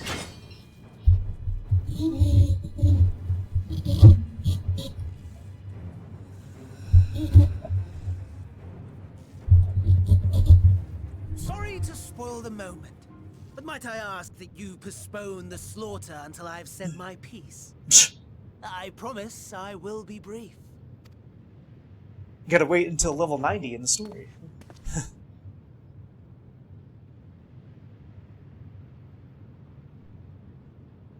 Do you remember when I told you that I wanted to die and take everyone with me? I meant it.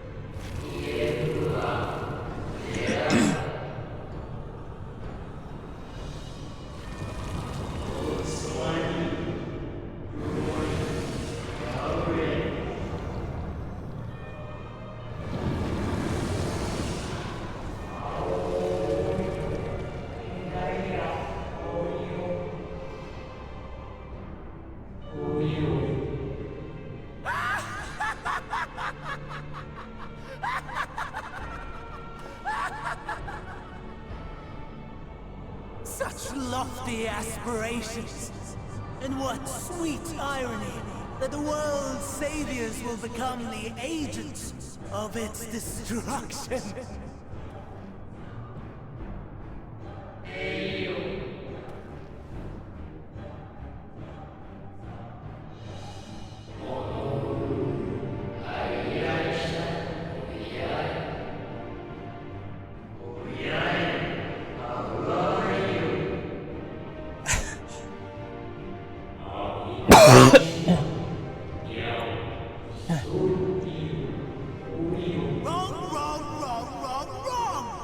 Lies and delusion!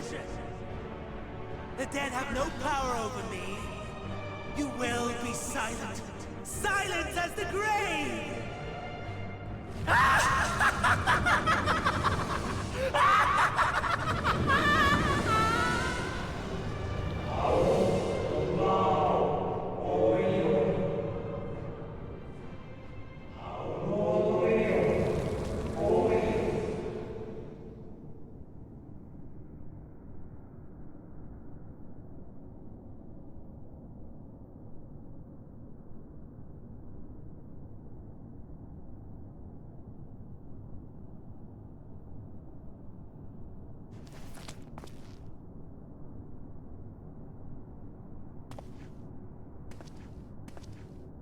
Believe and walk in faith.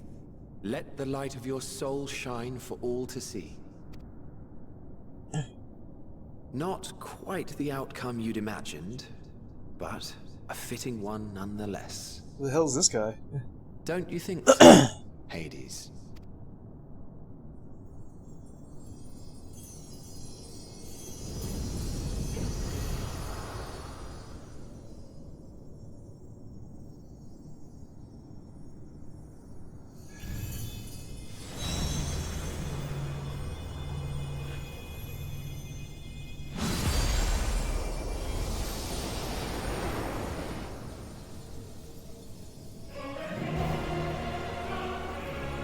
All I craved and more.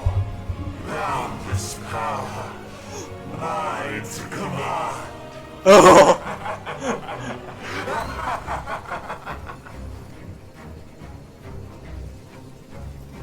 I had intended to pit my fractured divinity against Xenos.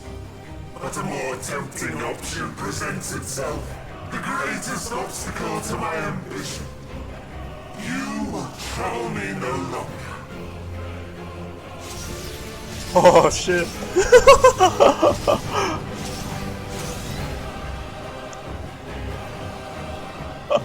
Oh, the fucking music. Oh, we got a trial here? Please tell me we got a trial. Oh, hell yeah.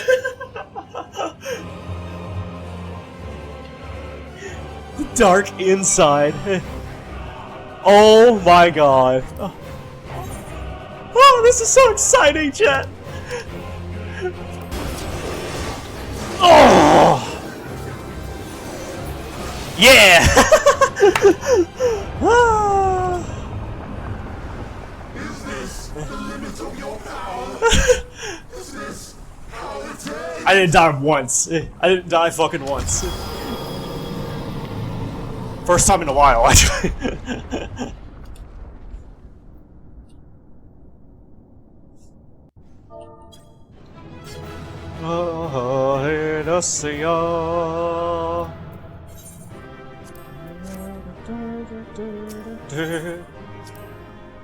Oh wow, dude! I got 6 player combinations. Holy shit! What the fuck? Excitement guarded you. Yeah, that's true. That's true. I got 6 player combinations. I'm not a DPS. I'm not even a healer or a tank. God damn, that's the most I've ever gotten. I've gotten 2 before, but I've never gotten 3 or higher. I've got 6.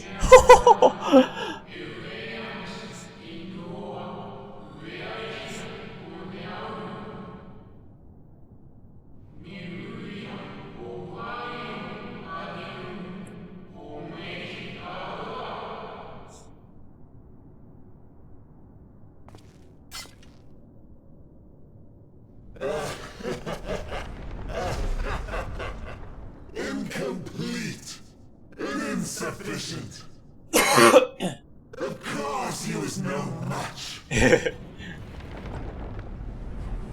Once again, you have left my best laid plans in ruins.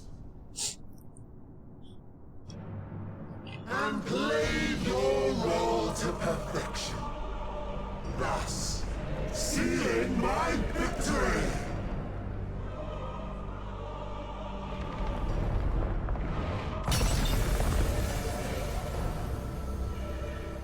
From the first, all I wanted was for you to kill Zodiac. 'Twas but one of many methods to achieve the desired effect. been the same had Xenos died in my place. But what better and more satisfying way to ensure success than to take control myself? My sole regret is that you lived to tell the tale.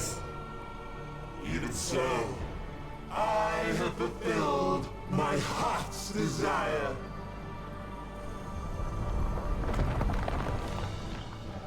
Let your murder mark the beginning of the end. The coming of the day!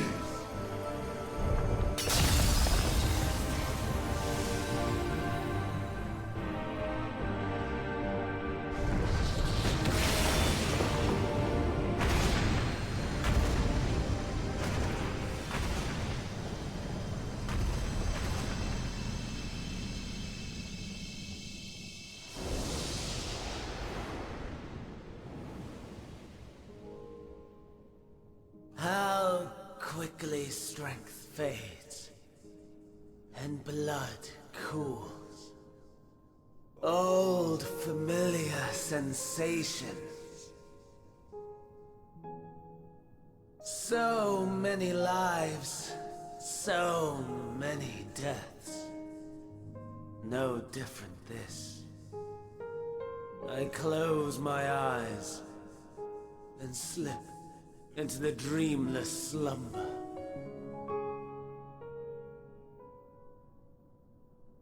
A tired song and dance. Routine.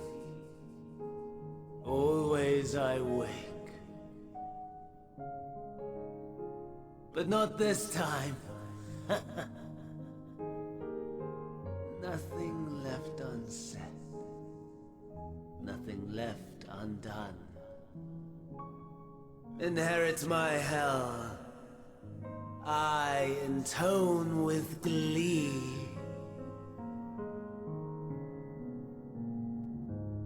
The man I was would weep for what I have become. The all-consuming contempt.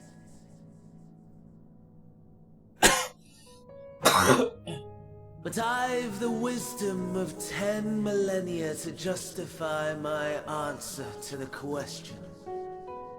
No value in their existence. Not a whit. For all that I looked. None that I did see. A final chance, then, for Heidelin and her faithful. In Cataclysm, prove me wrong. I sneer. All shall return to nothingness, as was your will, Emperor Sunday. I, the star, and every living being, consigned to your oblivion.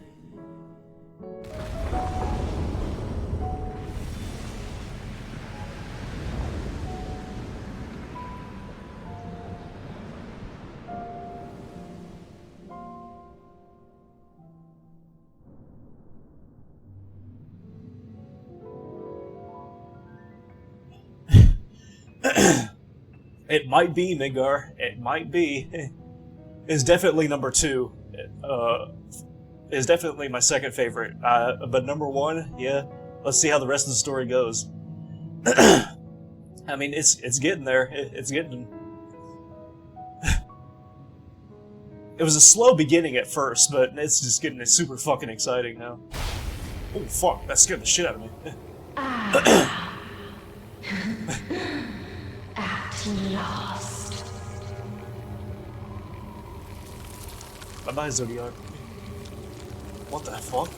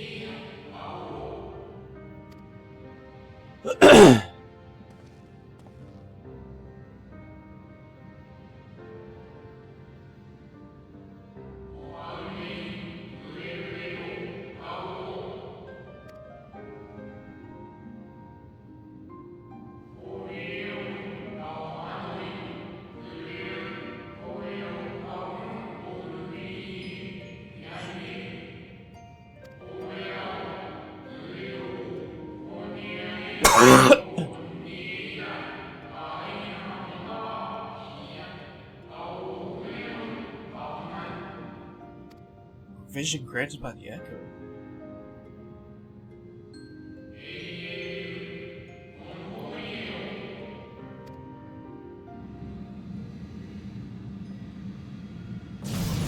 God, that scared the shit out of me again. Yeah, we still got what's his name? Xenos. What the hell?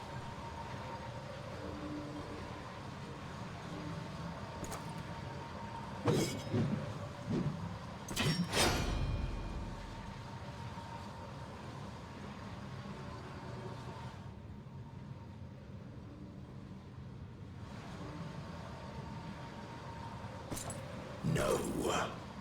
I'll find no fulfillment in a contest with this day. Gotta wait.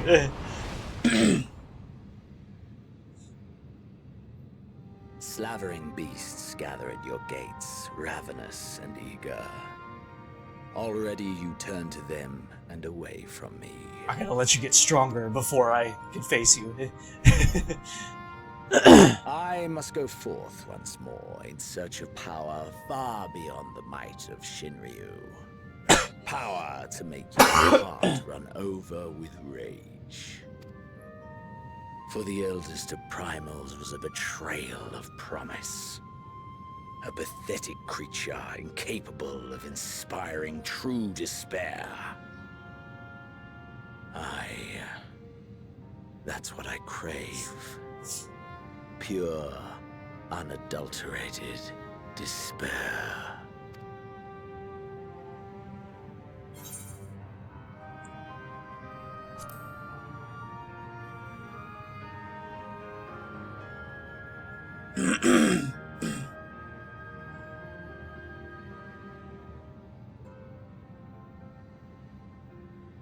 We shall see.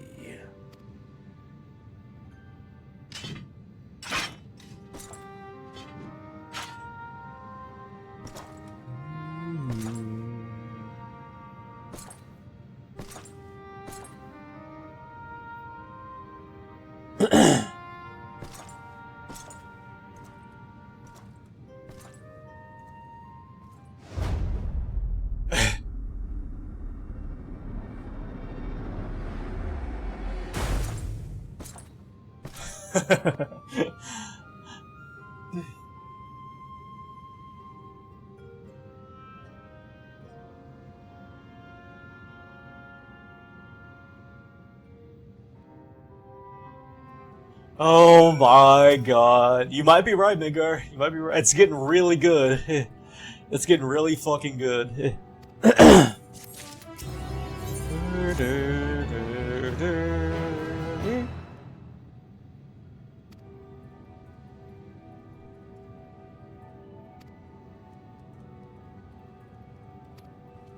We're at level 84. Woo!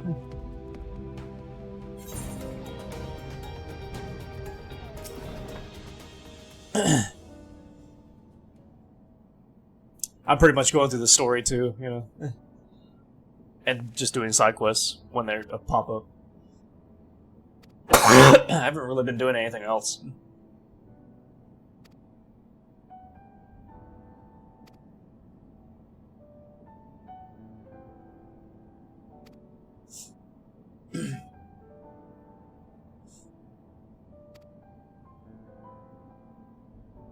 True. Oh, really? Okay. I didn't know that either, actually.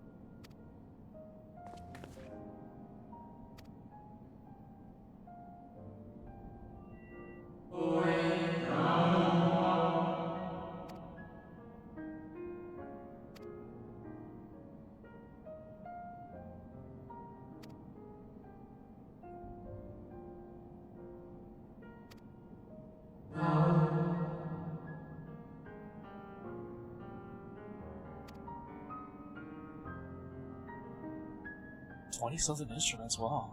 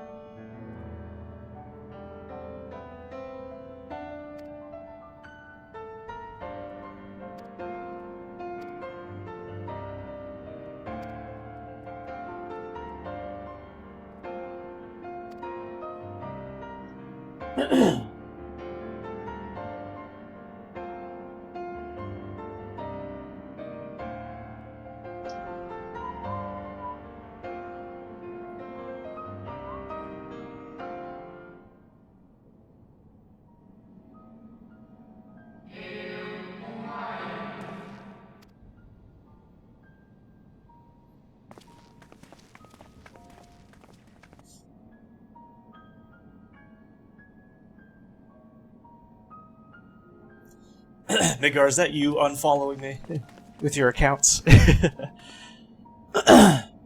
It is we who should thank you. The records stored here are nothing short of extraordinary. There is much we could learn of Zodiac and his imprisonment, but perhaps you could offer us more focused guidance. Pray, tell us of the calamity that came before and comes now again.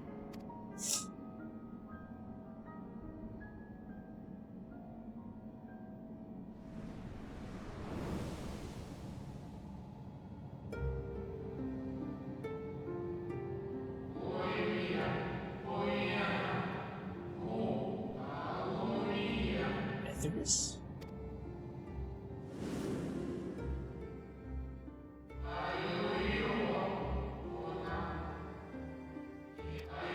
Oh.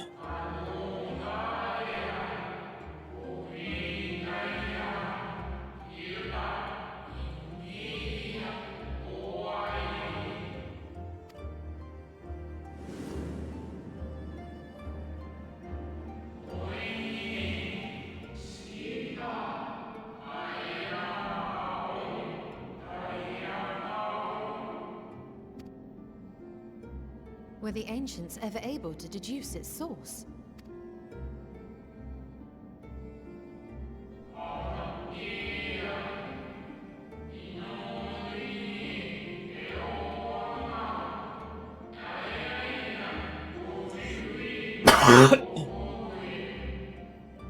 It isn't? Okay. You see what's happening, chat? You see what's been happening for the past, like, what, however many months it's been? 6 months? However, we just can't get over that 240 hump, you know? It's like before it was like 20 followers and then we lost 20, and I think it's been like 10 more now. Where we gained 10 more followers, but we lost 10. It's like, what the fuck is going on here?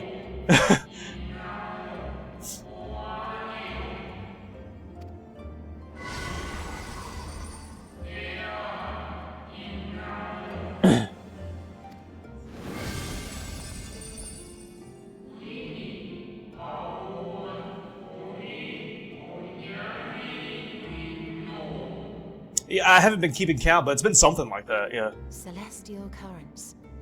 It's like in the 20s, at least. To be honest, if we hadn't lost any followers, during this time, we probably would be at like 260, 270 right now.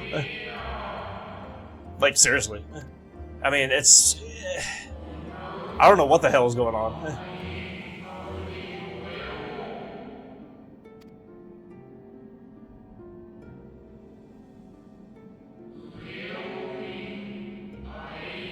We can't, for some reason, we just can't seem to get over this hump.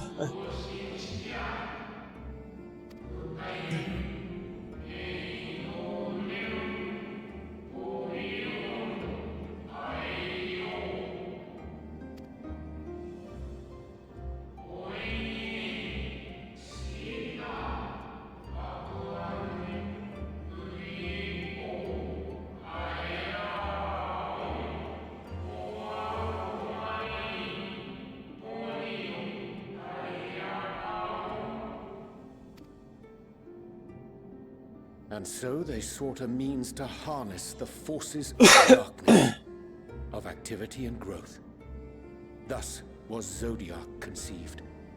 No less a power than a god's could set right the laws of nature and quicken the flow of ether within the stars. I don't know.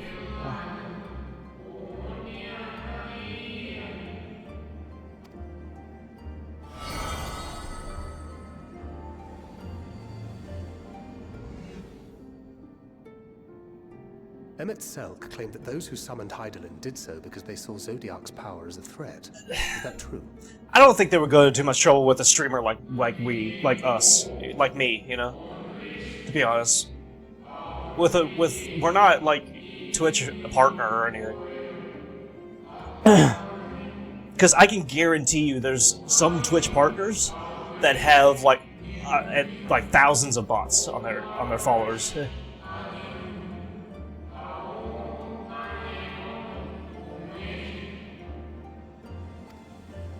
I can guarantee that. I know I can think of one perfect example. Actually, I can think of a couple perfect examples. Well, I'm not going to say their names. There's a Twitch partner who has...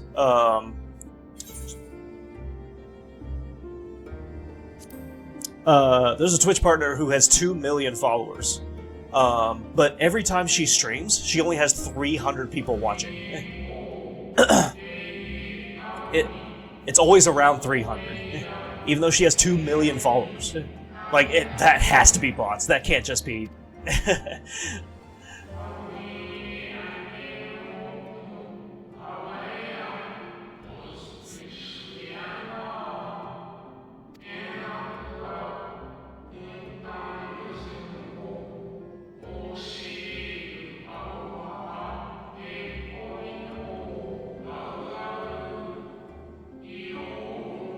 Yeah. Yeah, because who we watch, Max, you know, Midgar, I mean, he has, what, 1 million? Probably over that, but he has like 10, 12,000 people watching every stream. There's no way that's not bots.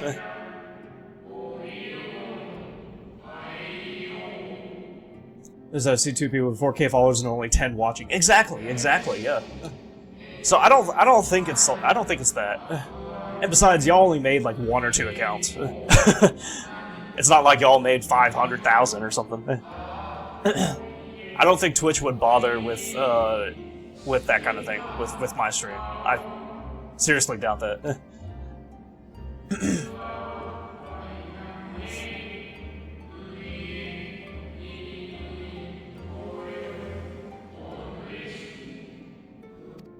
Oh. I never know when they're done talking.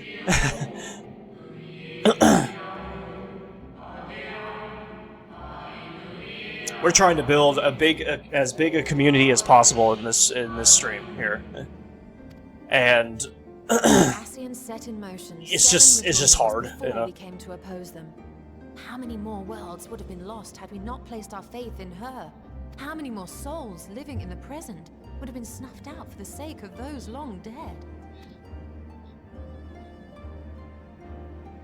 Well, in light of recent events, I see no reason to doubt your words. And even if Hydaelyn is not a god in truth, if Minfilia believed that we should trust in her plans, then I choose to do just that. Which brings me to a rather important question. Let's suppose we try but fail to stop this second coming of the final days. Should the source fall, what will become of the other worlds?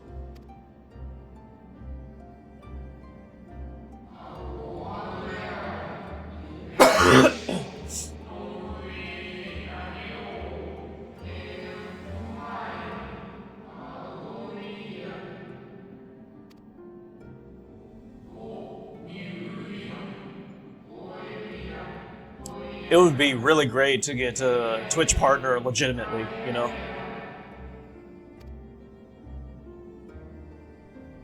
That would be awesome. But, I mean, it's not gonna happen for a while yet. Hopefully it's soon, but...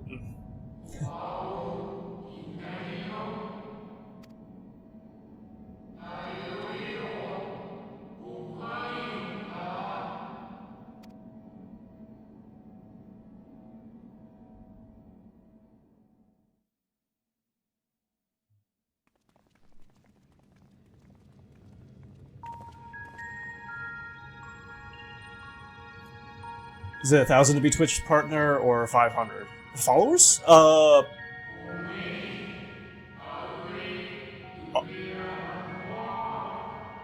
have no idea. Hold on. Let me look it up. Yes, but what is it?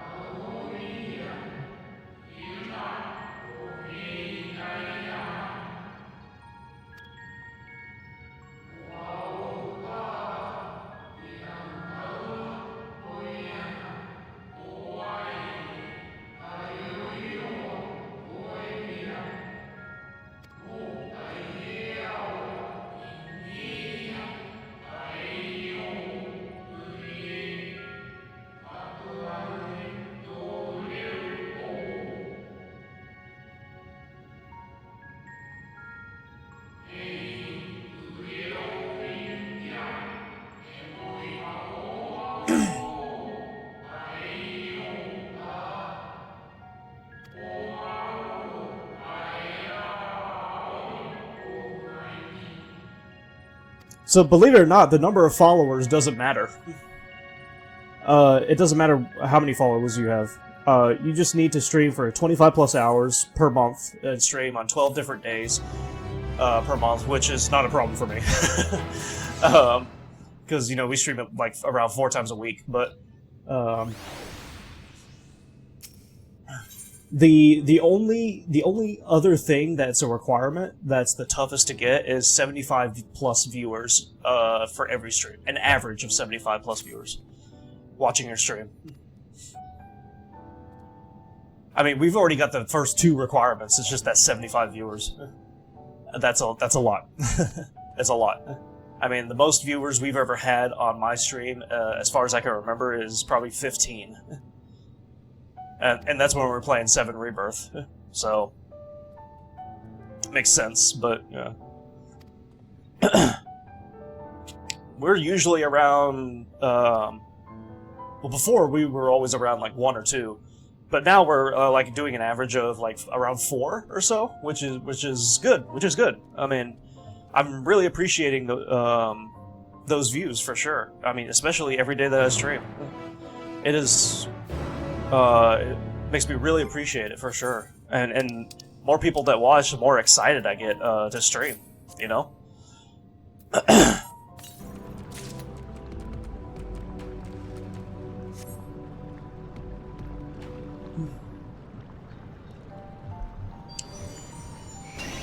YouTube is not as much as a problem as Twitch is, you know, if you wanted to get, if you really wanted to get to partner. I mean, with YouTube, it doesn't matter if you're streaming on there or how many people are watching or whatever. You just need the subscribers and that's it. So I'd imagine it's pretty easy to, like, make bots and do all that shit. Let me check out the volume of my personal YouTube. Oh, okay. Well, I appreciate it, Senta. Thank you. I'll have to follow you as well. Or subscribe to you.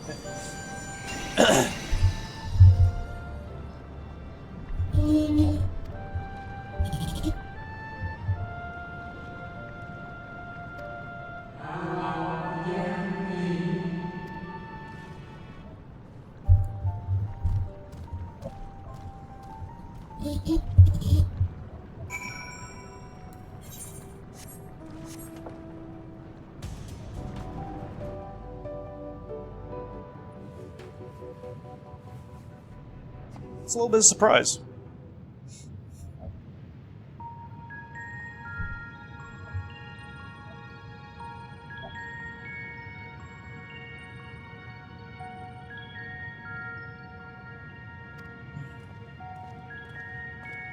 We should get those dogs as mounts. Just from the story.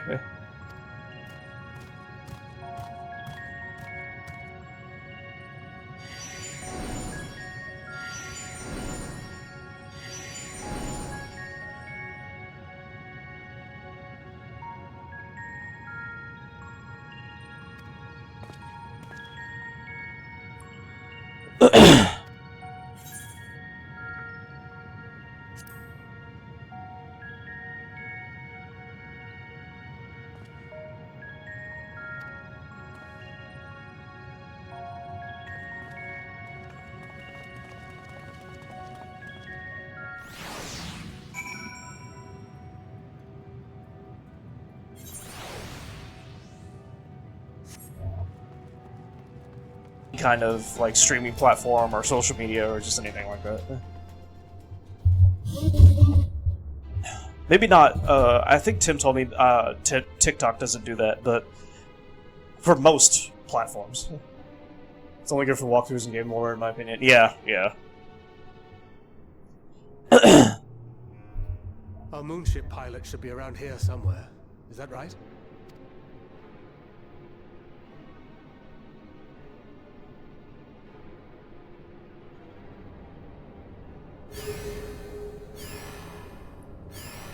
They should actually put like all the videos that are related to what you're looking for into the list of videos, you know, instead of just the most popular ones, and that's it, you know.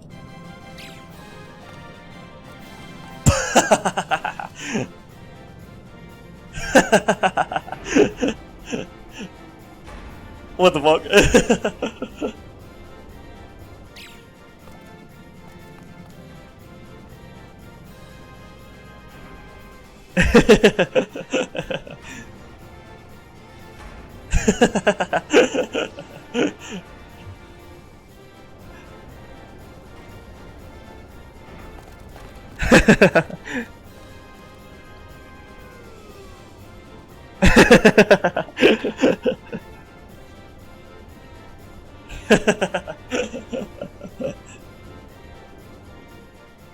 E2 Train knows what I want to see. Really? That's cool. Yeah. Look lively, everyone! I know, this 1243rd inspection is a mite ahead of schedule, but it is of the utmost importance, for Zodiac, alas, is no more. As of now, our mighty moon has a new purpose, to bear the people of Etheris to safety! Etheris, okay. Our time has come, my friends! How cute. This is cute. We must be swifter than swift. There is much to do before our guests arrive.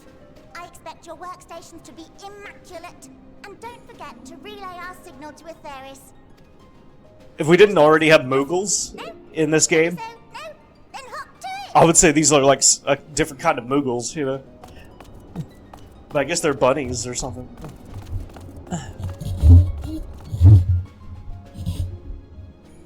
You get a game documented. Oh, really? Nice. It's a rather curious crew she hath chosen. Their endearing forms intended to ease the passengers' hearts, perhaps. Perhaps? It's such a shocked look. Oh, we can tell there's going to be a lot of side quests here. Probably.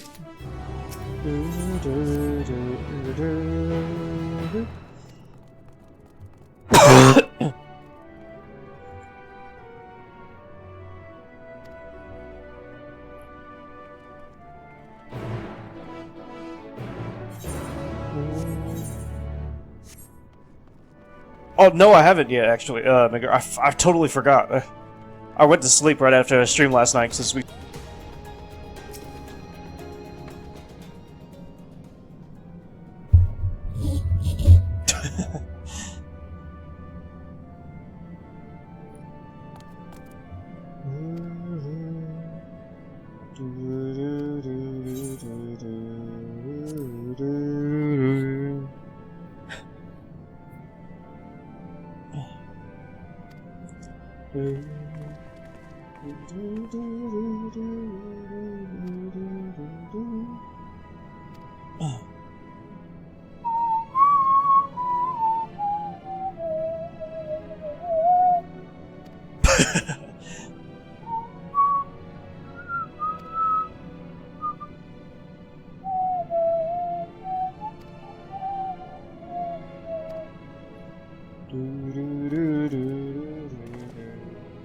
Spread it everywhere on Instagram, Facebook, game groups, and such.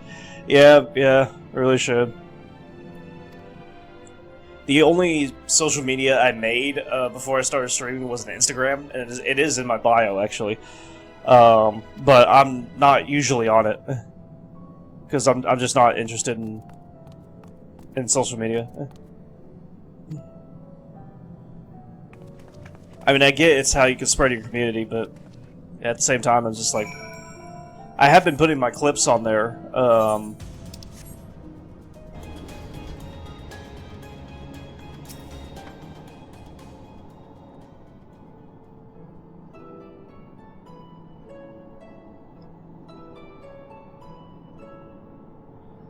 Right, of course, introductions are in order. My name is Livingway, and we are the Lotharites, created for the express purpose of commanding this ship and bearing the people of Aetheris to a brave new world.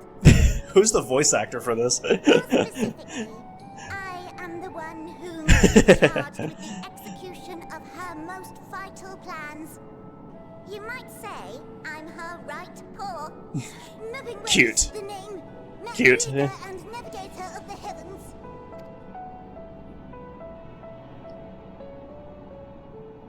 Pleasure to meet you all, but I'm still trying to make sense of this.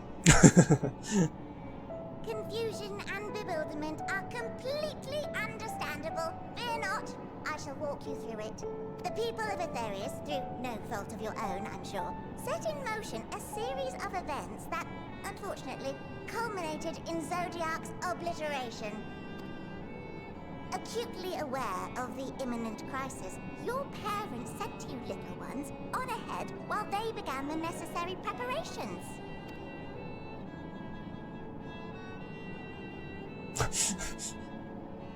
Still not following? No? Very well, I shall elaborate further.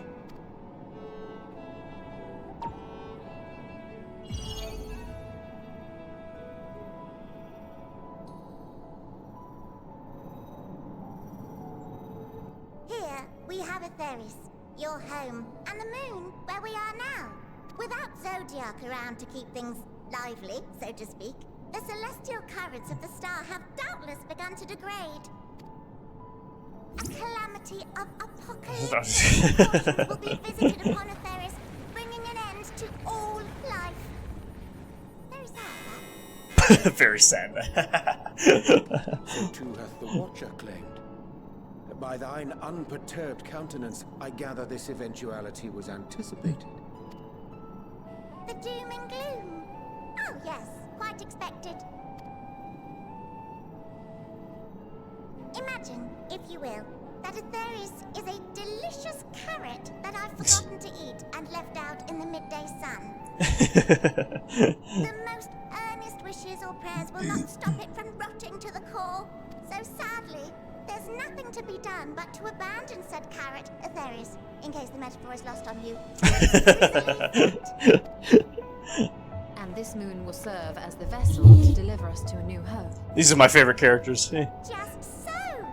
We will gather up as many people, supplies, and resources as our stores will hold. And then, once everyone is aboard, it's off to another star. Looks like we shave his face. For one does not simply hop from star to star on a whim, which is precisely why we've spent countless years constructing the most propulsive of propulsion systems. We ought to make it to our destination in 2 shakes of a rabbit's tail.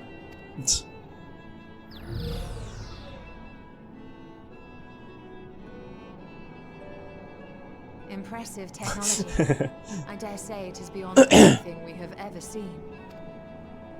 No need to shower us with praise. All we've done is faithfully carry out the instructions left to us by Hydaelyn back in the old days, when she was still just Venar. Oh, she Venar. was dedicated to the study of the world and its inner workings. And the Watcher, the real one, not the simulacrum you met, was one of her fellow researchers. We and this wondrous vessel masquerading as a moon are products of their knowledge and know-how. There's certainly more to you all than meets the eye.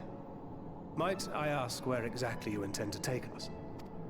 We identified a few promising candidates for resettlement some time ago, but we cannot guarantee that they are fit for habitation.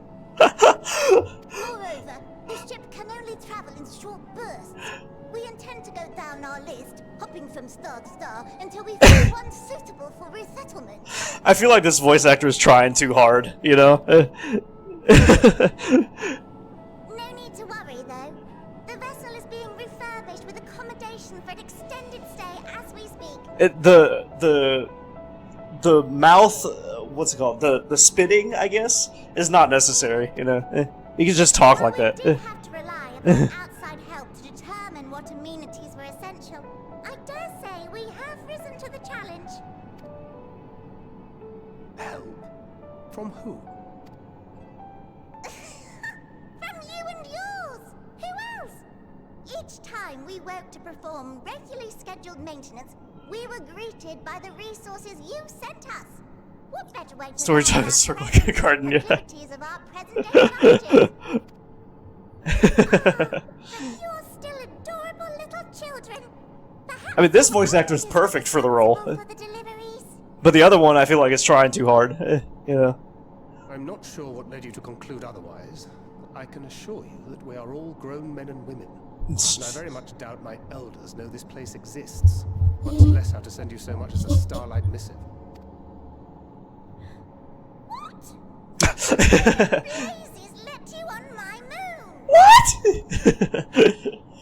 I can't go that high. Heidelin herself led you here. You don't say. Really? Not children? Then why are you so small and stunted? Like little baby carrot people. Well, Amarotines were a great deal taller. In the present day, persons of such prodigious size are exceedingly rare. She doesn't get scared. You're saying everyone's not like the Watcher? This goes so high, it could break glass. Oh, confound it all! Someone could have at least scribbled a note about your profound miniaturization. Tome in thy possession. This? One of the first books sent to us. A compendium of the people of Atheris, with a few blank pages at the back for minor corrections. This is my favorite area, without a doubt. The sum total of our knowledge of your kind is contained in these pages. I thought it was abridged and made small for our benefit, but this isn't a regular-sized book, is it?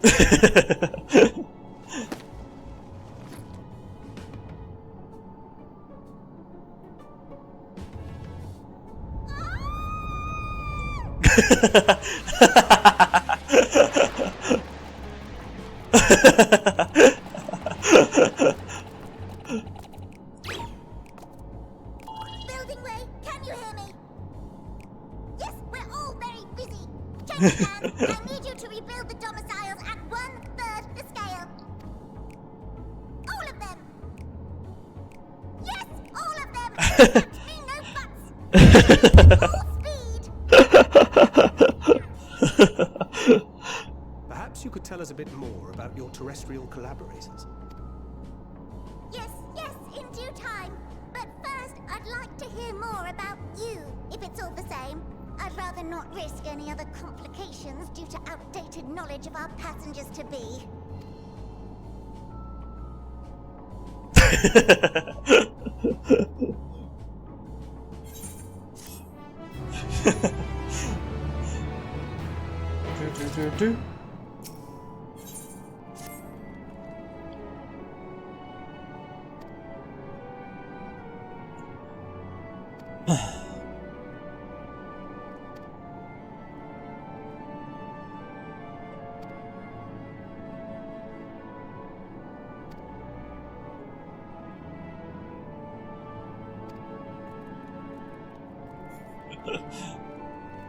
This is hilarious.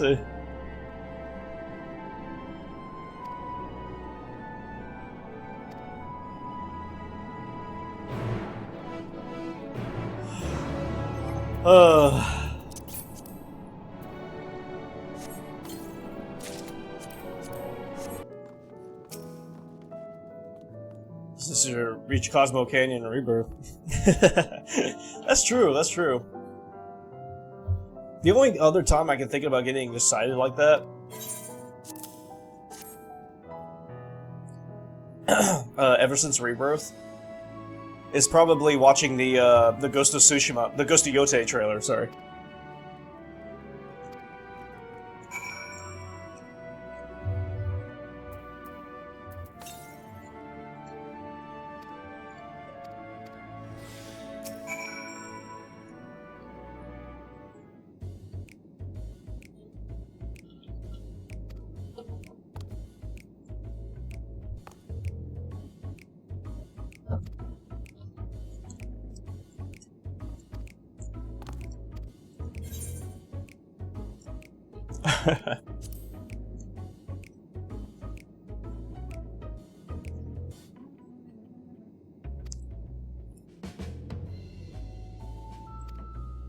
We're at 13 when he was on.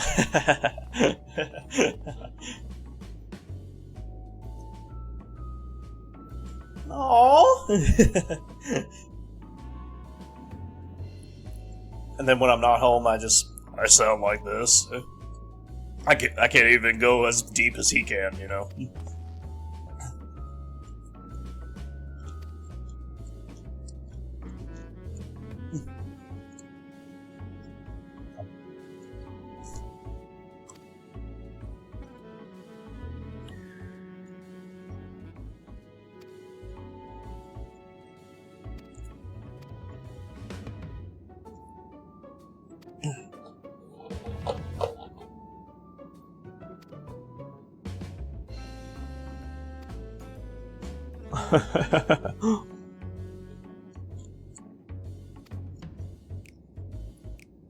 Deeper than Barrett. Yeah, I would have to agree.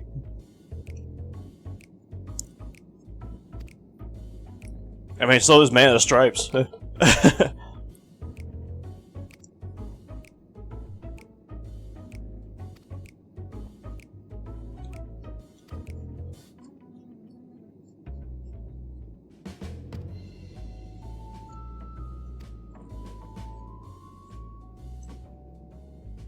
Chocobo Saver.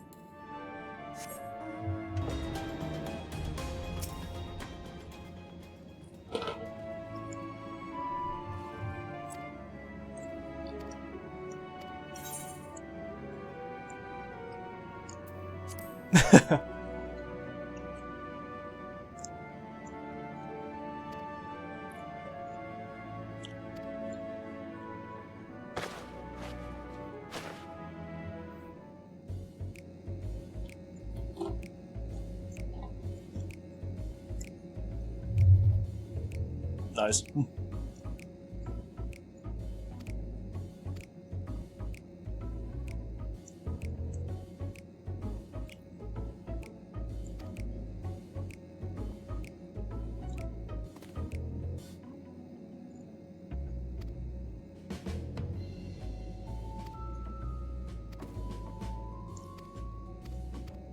Okay.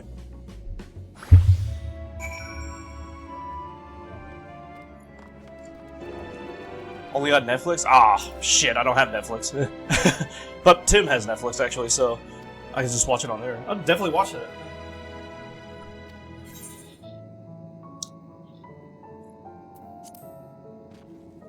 Math tutor, not lit tutor. That's true, that's true.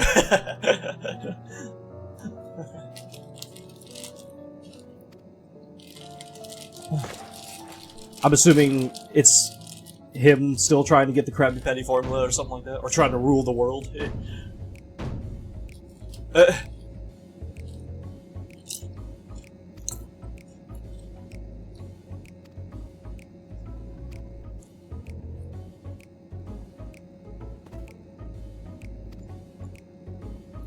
Plan Z.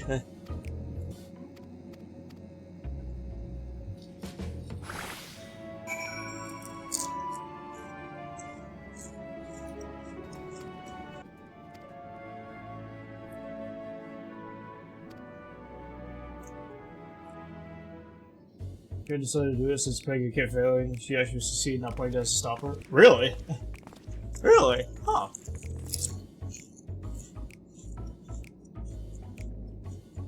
Interesting. Yeah, interesting. Sorry, I accidentally skipped a dialogue.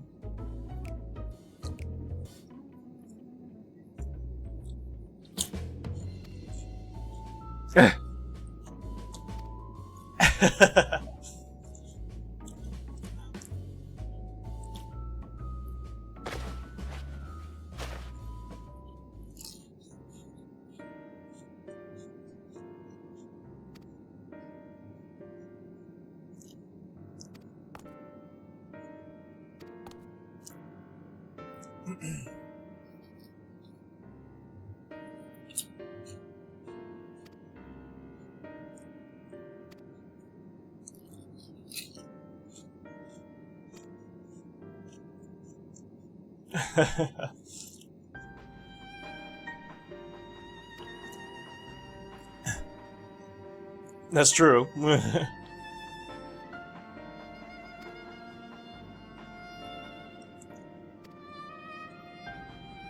We need waifus, chat.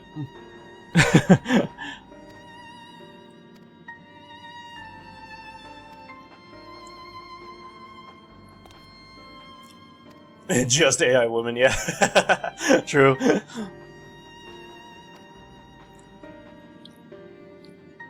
I mean, no offense, Senta, but...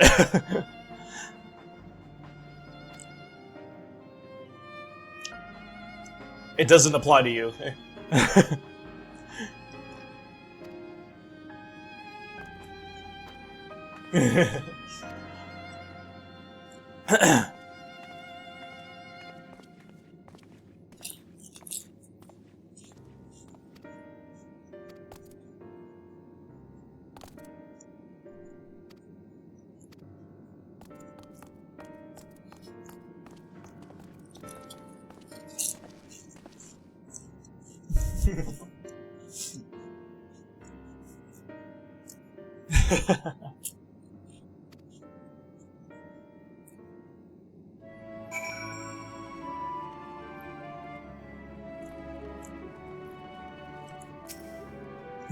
This is superior, no woman can hold her perfectness. Yeah, true. That's very true, yeah.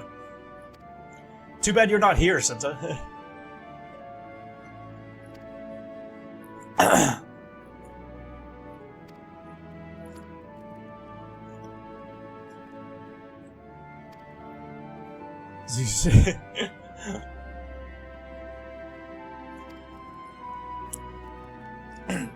Yeah, because we need more perfect women like you, Senta, for sure. Without a doubt. I'm not gonna say anything more on that.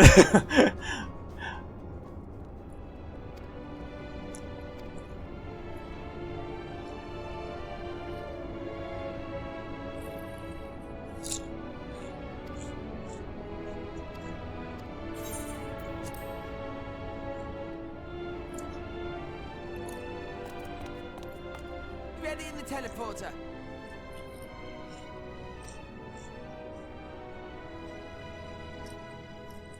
Yeah, that's the best way to put it.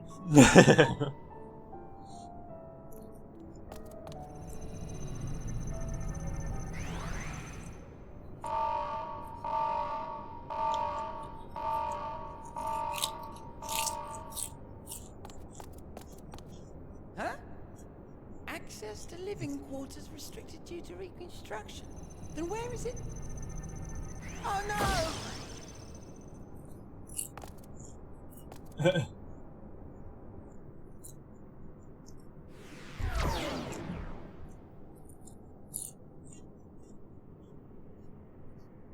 A private audience, as thou didst request, for reasons I know not.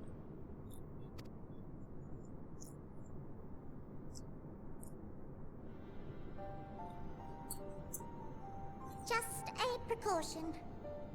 I'd rather I didn't have to ask the question at all, but I take my responsibilities very, very seriously. Do you and your friends, by any chance, find our accommodation wanting? Be honest, brutally even. It would be ungracious of me to belittle the efforts of the Undyne. Lovely sentiment, really. But the disappointment is writ plain on your comrades' faces.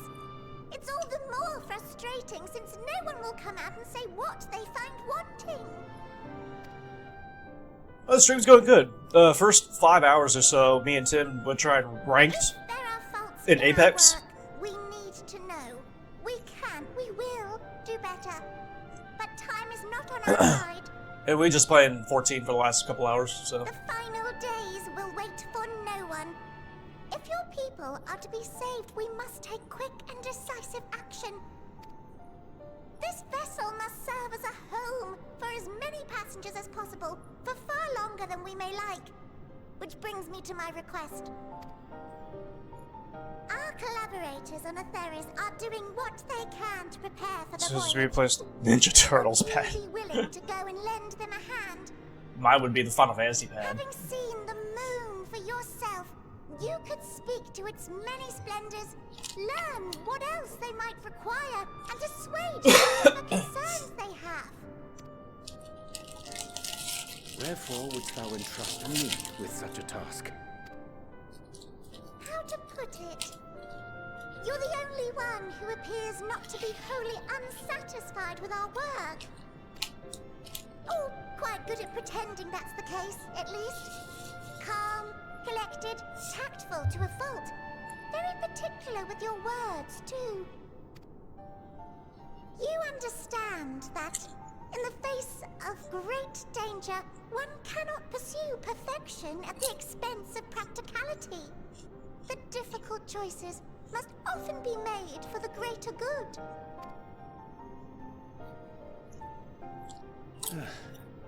And so fate doth conspire to set my feet upon this path once more. Come again? Ah, idle musings. 'Tis no trifle thou dost ask. Yet full well do I understand the urgency and necessity.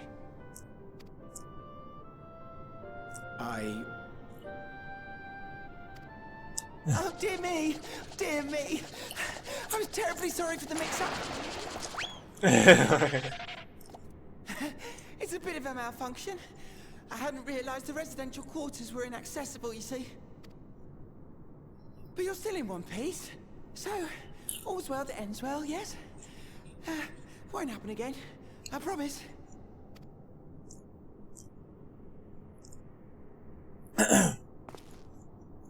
Sounds like a good setup to me, Zimsy.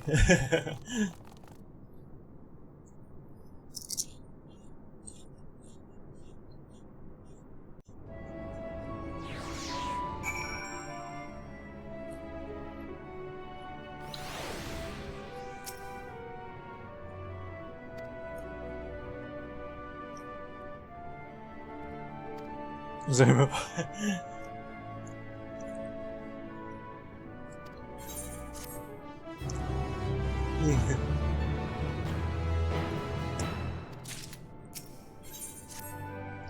Oh yeah, there are 4 discs in Final Fantasy VIII and Final Fantasy IX, and there are 3 discs in 7.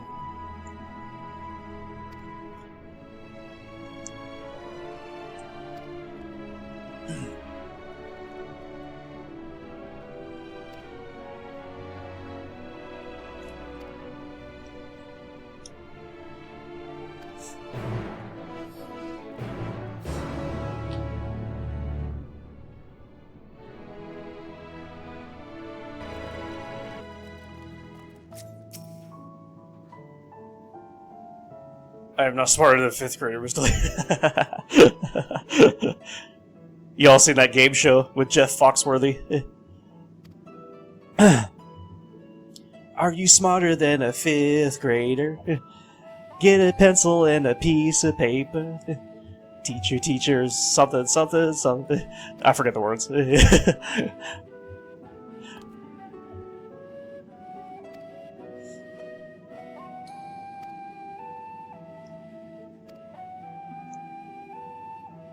You made the best since finishing school. Yeah, yeah. Yeah, I get it. I mean, I've forgot basic, like, everything except for math, pretty much ever since school.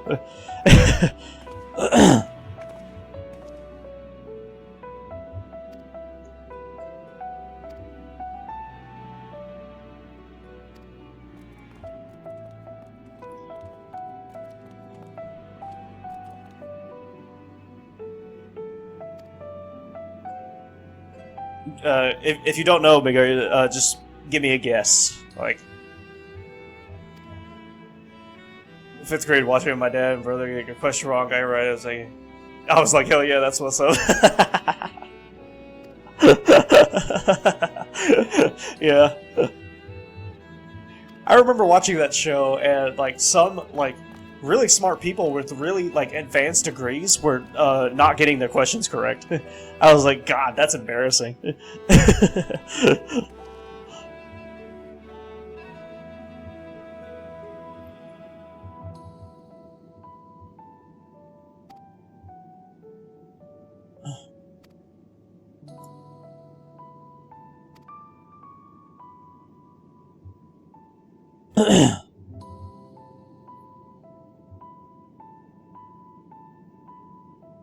It's probably a stroke that needs to that for. Wow, Magar. Okay, okay.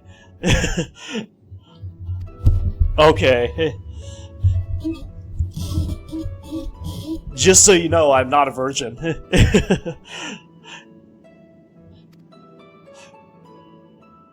I could tell you right now that I've had a lot of sex. Okay, maybe not a lot, but I've had sex, let's just say that.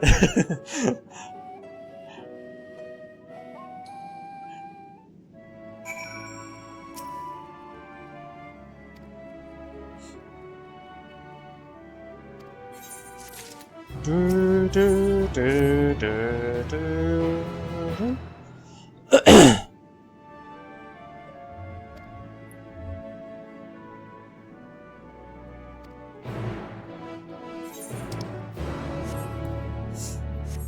Part is restricted me so I can play video games. So.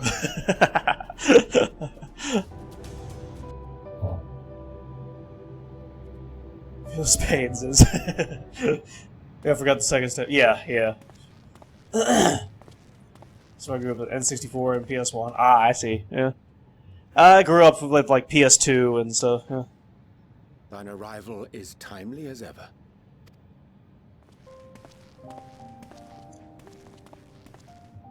Thou didst chance to overhear my conversation with Living Way, I presume? I didn't have any of the older consoles, really. 'Twas not my to move in shadow. Nevertheless, I have been asked to do that and more yet again. Is it so plain that these strangers could intuit it at a glance? My capacity for silence and secrecy? And duplicity. And Grahatir did contrive to deliver the first at the price of his own life. I was complicit in the scheme. A sacrifice averted for a mercy. Would that I could say the same for Minfilia. One life for one world. And by that bloody bargain brokered by my hand were the scions robbed of a dear comrade and Flamine, her beloved daughter. Two souls whose selflessness was beyond measure, whose resolve was unshakable. They would not be moved even had I thought to protest. But protest I did not. Far from it. I pushed them forward. This is supposed to be a serious scene, chat. No effort did I make to seek out alternatives. Ones that would not demand such terrible costs. That I shouldn't be laughing right now. Heavy on my mind, as does the memory of another lost to mine inaction. Dearest Moonbringer, who did face death unflinching, that we might secure a means to bring low the Ascians. In her hour of need, I did naught. A beautiful disciple of Louisoix, ever looking to the greater good. Had I shut mine eyes and bid her live instead, mayhap she would be with us today.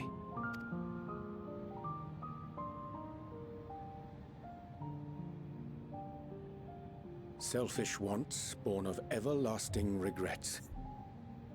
Most days I put them from my mind, but could think of naught else when asked to swallow the same bitter draught. Subterfuge and sacrifice. Mayhap the right moral choice, but one I regard with great trepidation. The calamity of Amarot was a tragedy beyond reckoning, one which must never again come to pass.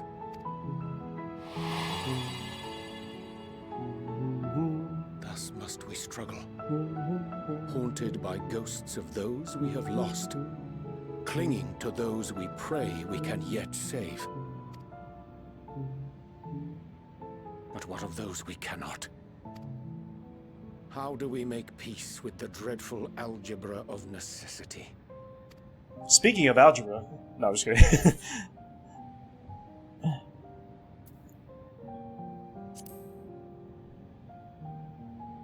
Worth it, I did like. Sage counsel indeed. I can imagine, Nagar. I see. Wisdom as befits a great worm. Curious that he should think thee in need of such encouragement. Strange. Scarcely can I remember when last we spoke alone, and so candidly.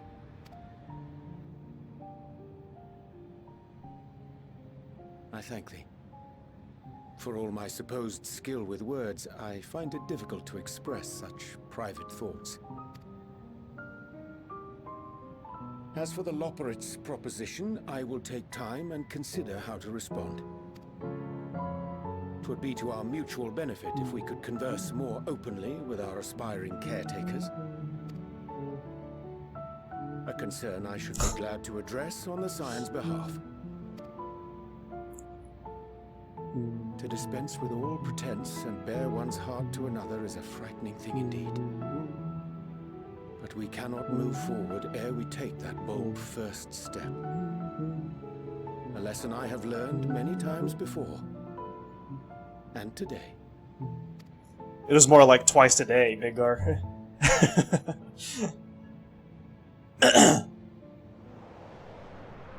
This subject when it comes to math, when it comes to graphs and shapes, start to lose me. Yeah. Curse these ears! I've had bugger all! Yeah, algebra is my best subject too, actually. Zibsy. So yeah, I totally understand.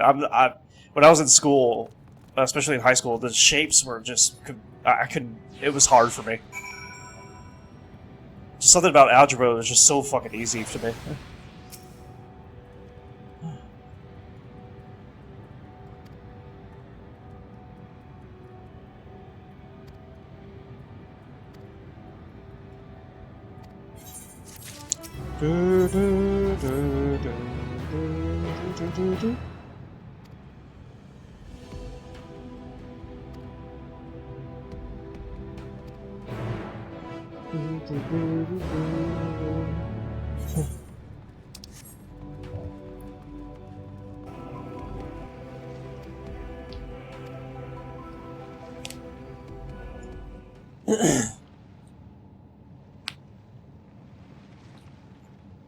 Thank you for sharing your future. That's funny.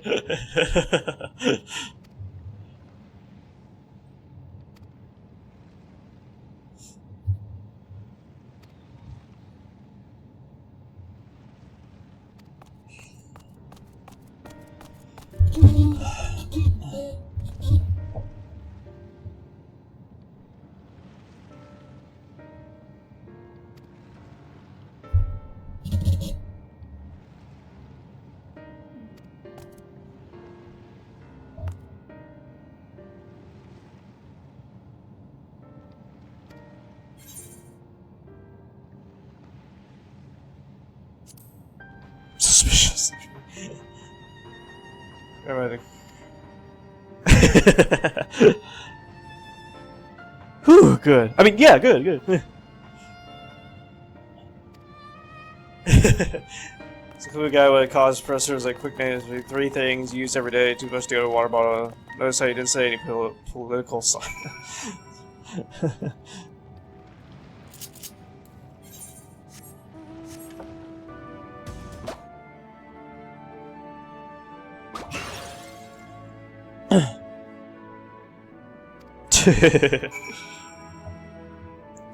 Y'all want to know what the answer is?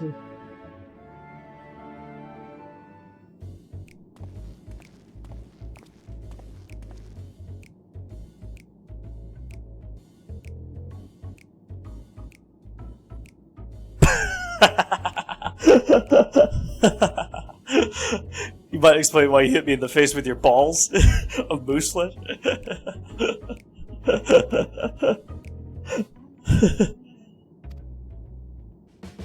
It's funny, they made some ball jokes, that's funny.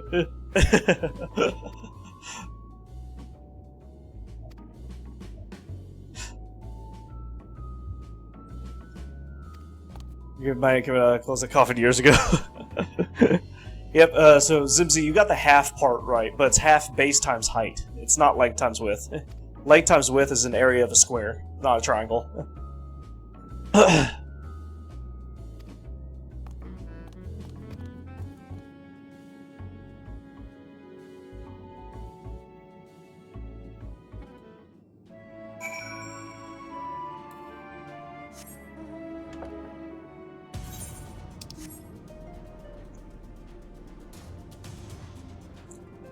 So you were combining the area of a triangle and the area of a square together, in a way.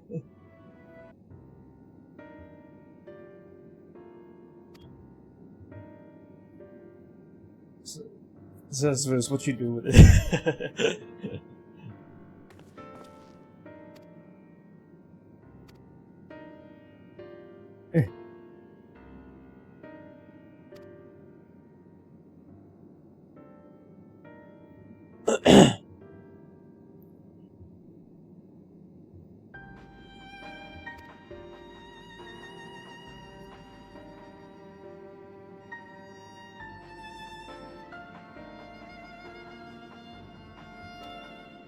Totally got it wrong, and that's why on my head, I just got the letters wrong. Oh, okay. Yeah.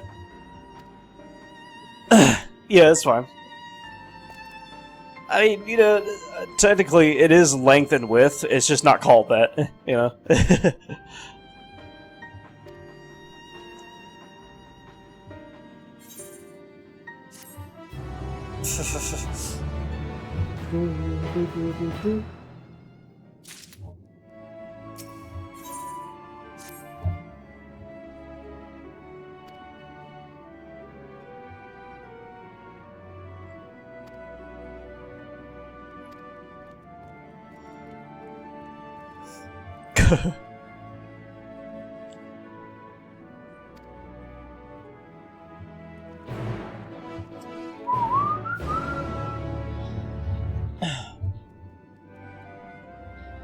Set up and, you know, it's not good. Yeah.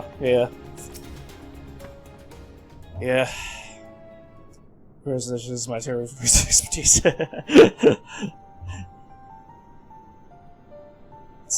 I have a Sagittarius, so I don't think it's mine.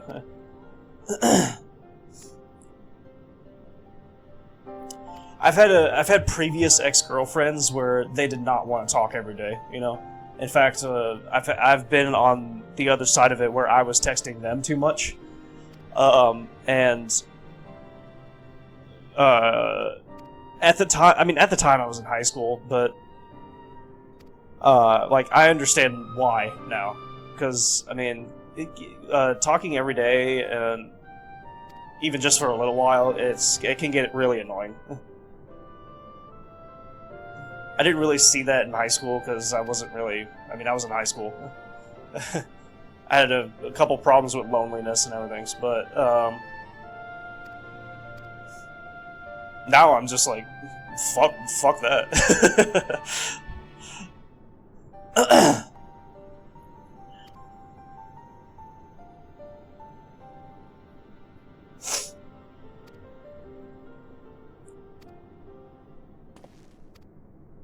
But yeah, I'm just but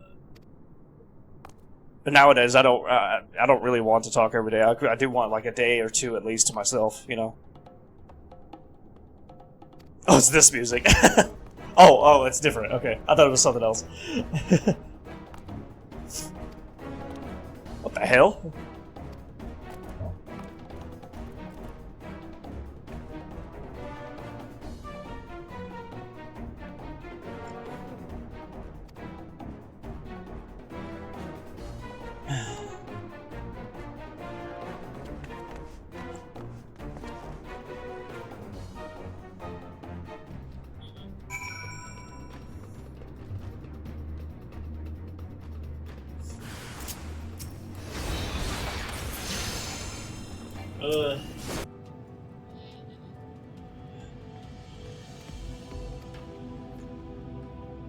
Five Vigors will tell you because on my playlist steal Liam's Twitch fall.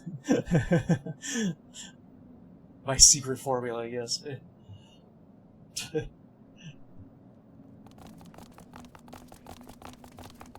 And what, pray tell, do we seek at the Watcher's Palace? Oh, come off it, friend. You know full well why we're here. The time has come for you to return to Atheris and help your brethren prepare for their journey here and beyond. Forgive me, Living Way, but I cannot in good conscience proceed with this plan. Huh? But what about the final days? The death and the doom? Oh, we have to hurry before it's too late.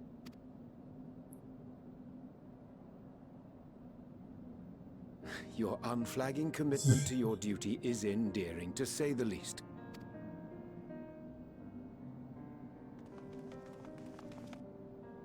Oh, bugger!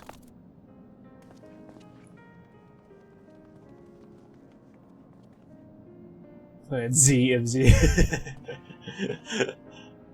Be at ease. They bear you no grudge, nor do I. How could we, having come to understand your purpose? For millennia, you and yours worked tirelessly towards the singular purpose of this heavenly vessel's construction. An arduous feat by any measure. I don't even know why they were fighting us. I'm not paying attention to the story. Why, your very names are a testament to your dedication.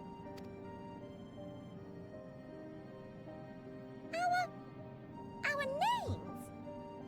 I'm not sure I understand what you're getting at. Names are an expression of the spirit, a declaration of one's hopes and aspirations. We were mostly doing side quests, Your use of contemporary, uncomplicated nomenclature doth ensure clarity of purpose. That's a lot of big words. There can be no doubt that your love for the people of Atheris is boundless and pure.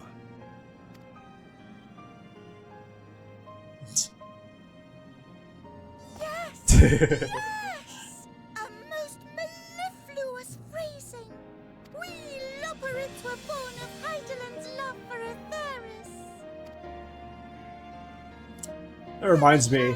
Shimmering blue jewel, brightest star in the sky, brimming with life and possibilities. You know what show I've been kind of binge watching now, chat? As long as I can remember, I've toiled in anticipation of the day when this vessel might be needed. All I've ever wanted was to meet those she cherished so dearly. To serve and serve well. That goes for all of us. Don't you see? So help us. Help us help them. Lead them here where we can keep them safe. If there's anything wrong with what we've built, we'll fix it. We'll make it right.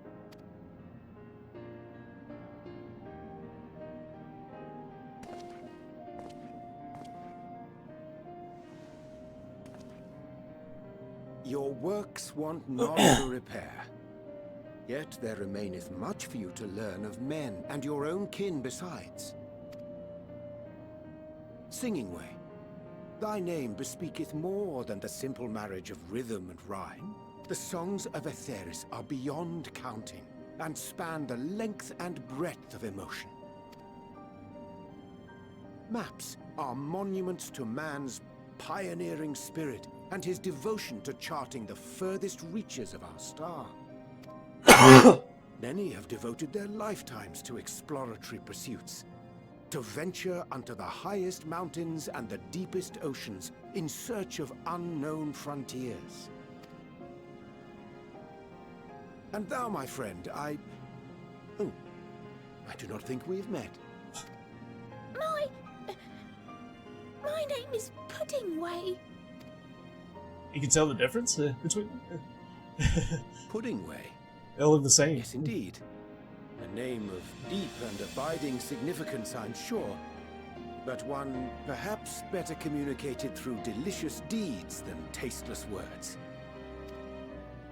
A judicious application of fey magics at a later juncture may be appropriate. And Living Way. 'Tis no easy feat to convey the significance of thy moniker. Have y'all ever seen The Apprentice?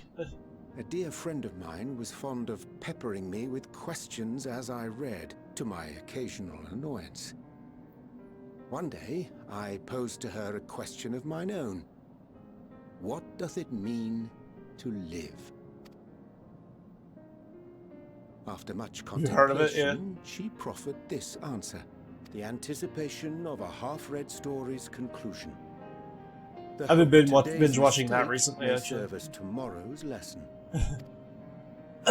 The wish that a new acquaintance may one day call thee friend.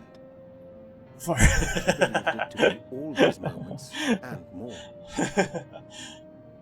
I hadn't heard of it until my mom mentioned it like To understand. 2 weeks ago or so. I, too, still labor to find mine own answer. It's actually interesting, My pleasure to to be assist honest. you and yours in embarking on a journey of self-discovery and enlightenment. They put the first 2 seasons on Amazon Prime, so I think there's a total of 10 seasons, but they only put 2 seasons on Amazon Prime for some reason. Ink as blue as the waters of Aetheris.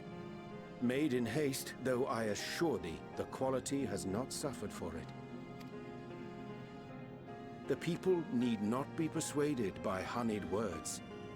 Nay, I have faith they shall do what is right in due course. Until they do, I beg your patience, friends. And with that ink, let us fill the empty pages of Living Way's compendium. This was this season show across different platforms. Yeah, yeah. Will surely afford you all a better understanding of modern man, and with it, ideas for improvements and renovations. You would think Amazon Prime would have all the seasons, especially, you know. Us to together find a way forward. But they don't, bro. Amazon Prime's usually good about that, but in this case, they don't. You're right. Thank you for this lovely gift. Oh, hi, Hero. How's it going? How you doing tonight? There you have it. I'm ahead of you? I shall remain with the Loporrits to Awesome. ensure that all is in order. Though we must needs prepare for every eventuality, you would all agree. Oh, that hell yeah, the theme of song. our star is a last resort. To accept failure is to accept the demise not only of our star, but I love it when they do this. of all reflections and the souls that call them home. Which is why I have every faith that you shall fight to the last, that such drastic measures may prove unnecessary. Your drink power is so low. Yes, you're right. Should the worst come to the worst, and I pray deeply that it won't, I'll take comfort in knowing preparations were made under your watchful eye. What they should do. Thou mayest be assured that if calamity cometh, not a soul will be left behind. If being the operative term.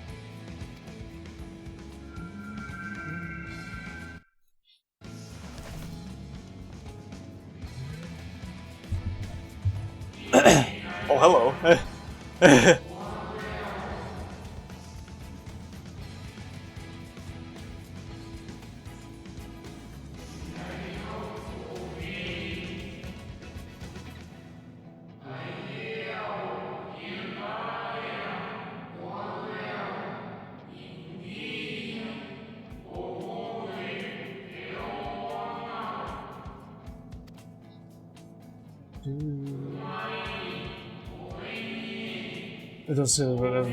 Yeah, yeah. No. That kind of, well, to be honest, that kind of thing would divide anybody. I hate to interrupt, but I feel like I need to make amends for all the secrecy. It's so easy to get into an argument with that kind of thing, you know? Politics and just stuff like that, you know? That's why I don't want to talk about it on stream. Think nothing of it. We haven't been the most gracious of guests. Do convey our apologies to Growingway and the others. Sometimes even mentioning it can lead into arguments and everything, you know? And when next we welcome more guests from Atheris, we'll have learned to be much more hospitable hosts. Oh, and circling back to the matter of inappropriate secrecy, we ought to discuss our benefactors. Agreed. The Charlayan Forum, yes? What? How did you know? The more I heard, the more obvious it became. The Forum's aims align closely with those of your anonymous patrons. A telling coincidence would be an understatement. It really pisses So had me we not off. taken it upon ourselves to peruse certain restricted tones in Labyrinthos, we might still be unaware of their plans. But let us continue this discussion upon our return. I dare say we have kept Alphino and the others waiting long enough.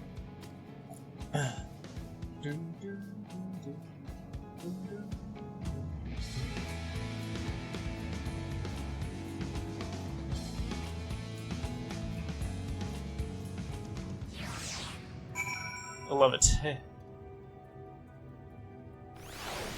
I love it.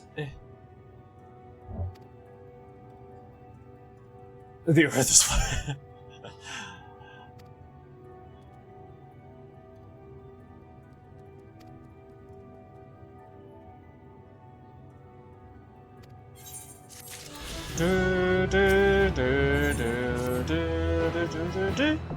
Yay!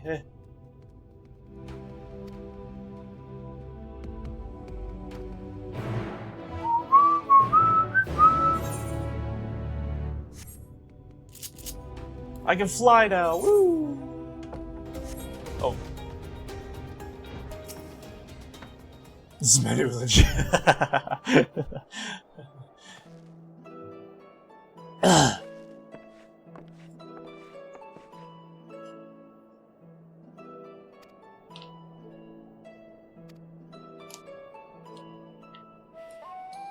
Me too, me too.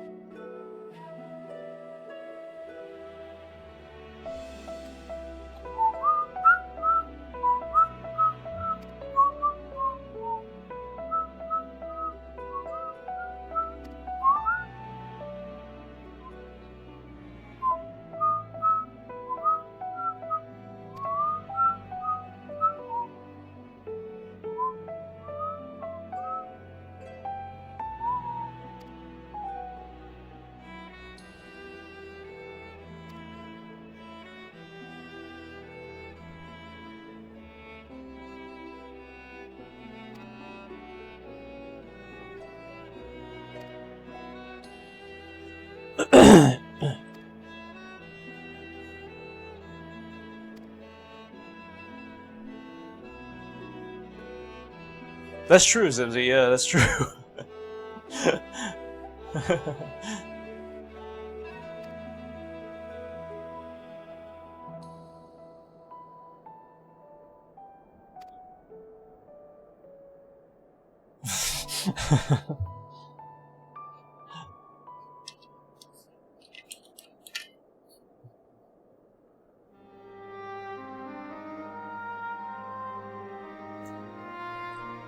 You know, Midgard, can you imagine what the meteor is going to look like? And Zimsy. The meteor is going to look like in part 3, you know? If it's just in the sky like it is in the original, just like there, you know? Just very slowly coming. In meteor.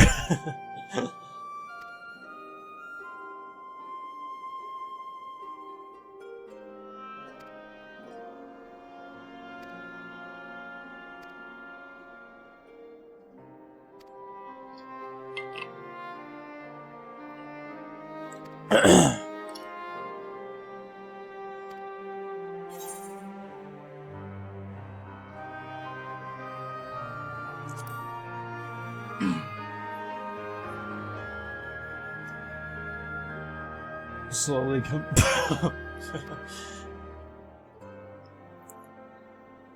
Yes, Zimzy, yes.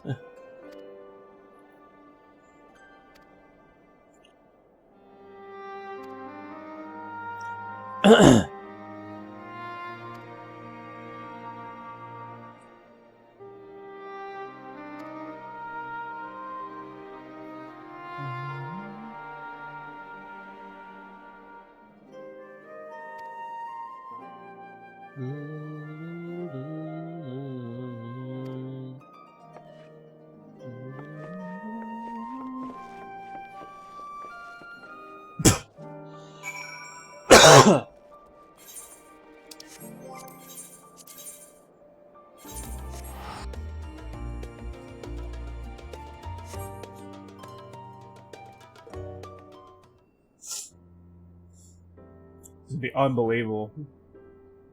Yeah, from OG. Yeah.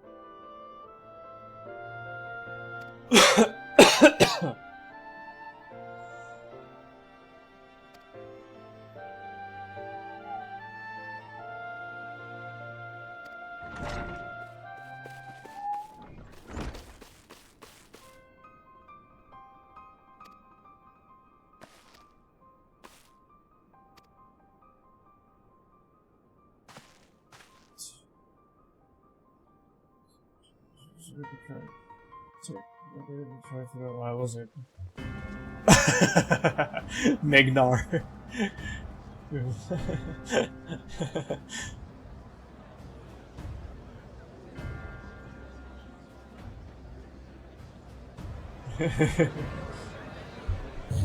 What's going on here, chat? What's going on here?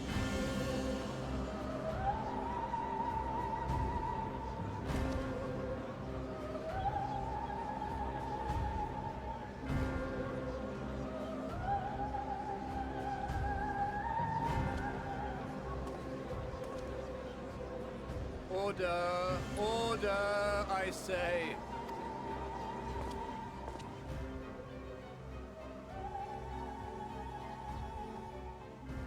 I thank you all for gathering here on such short notice.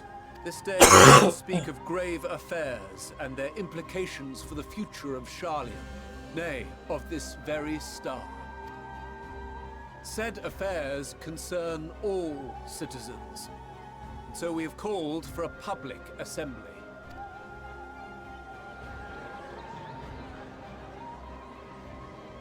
You may have heard rumors of the Telophoroi and the havoc these madmen wreak abroad.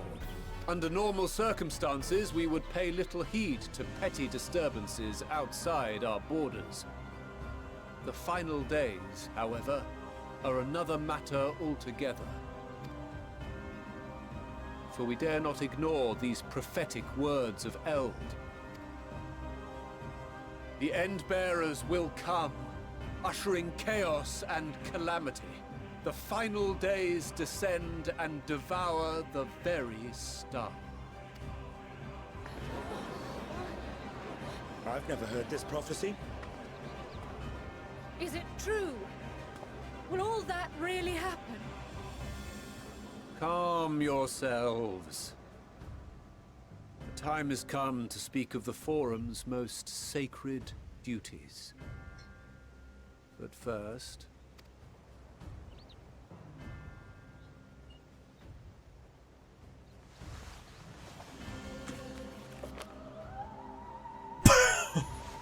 Give voice to the voiceless.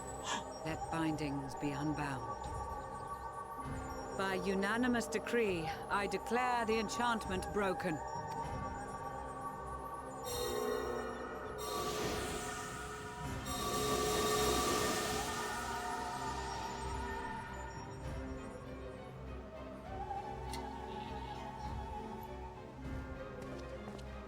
Master Leveilleur, if you would. Very well.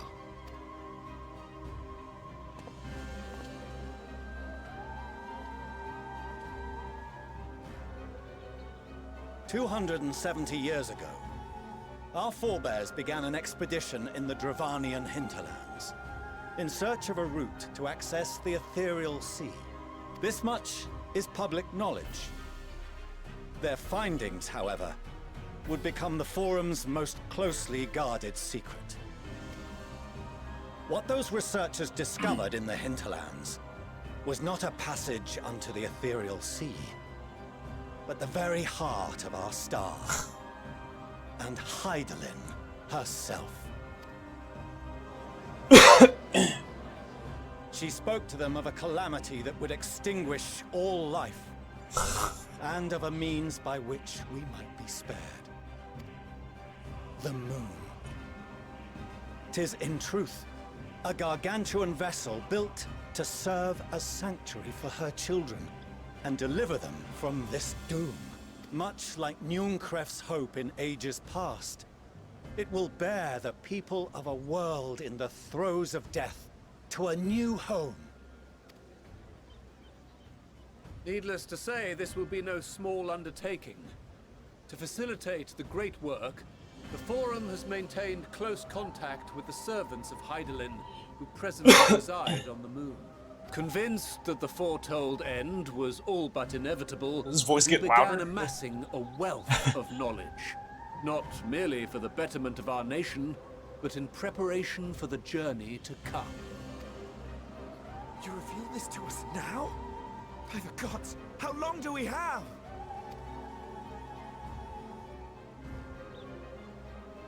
While we cannot say with certainty, we believe the hour to be nigh. We received a transmission from the moon suggesting as much not long ago. Which is why we must in earnest begin preparations for the Great Exodus. For his impressive contributions and the leadership he demonstrated during our withdrawal from Dravania, we have elected Master Leveilleur to oversee this initiative. Sorry.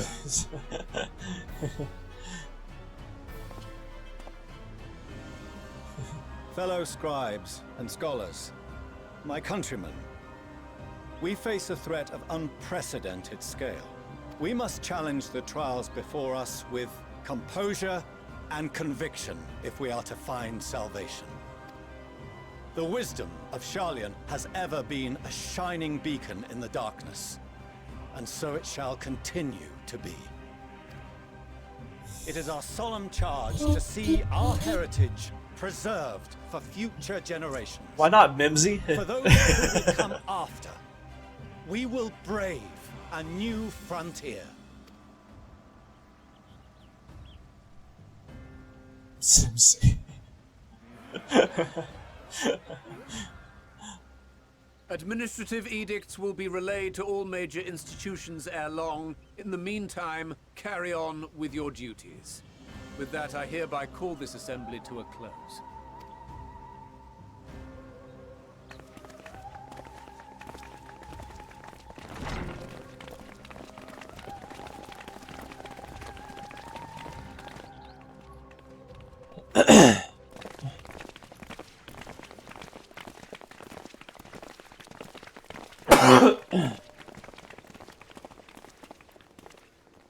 Do you remember what Mother told us when we visited home? That it wasn't until after we were born that Father seemed to lose himself in his work.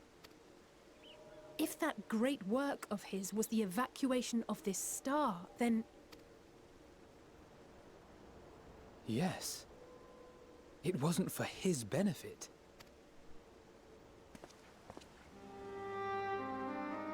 Would you mind waiting here a moment? I wish to speak with Father before we leave.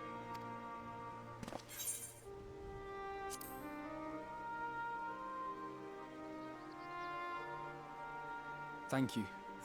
I shan't be long. If it's all the same to you, I have a few choice words to share with Father as well.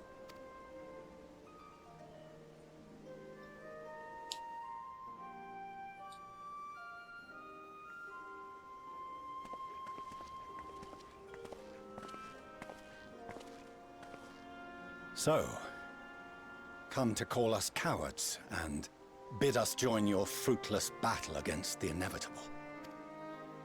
Nay, we do not object to the Forum's proposal. On the contrary, those who wish to flee have every right to do so. Urianger is cooperating with your associates on the moon to ensure that all is ready should evacuation be our only recourse. Then whatever your business, I suggest you leave. Though we cannot boast the boundless wisdom of Charlian, we have first-hand knowledge of foreign cultures and have conversed with no small number of peoples. These experiences have taught us fundamental truths that cannot be recorded in any tome, nor charted on any map. The beating heart of this planet is its people, many of whom would give anything, even their lives, to protect the lands they love. Many may choose to join you in the end. But what of those unwilling or unable? Escape will never be an option. What would you have them do? To ignore the plight of those one might conceivably save is not wisdom, Father. It is indolence. This is why we choose to fight. We'll not ask for your understanding, Father. Only that you don't turn a blind eye to the good we have done. That we can still do. We're not children in need of protection. Hold fast to your principles and let the world burn if it please. But we believe there is still another way. And if there is, we will find it. You see if we don't.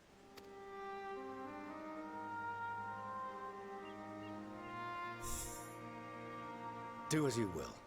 Just stay out of our way.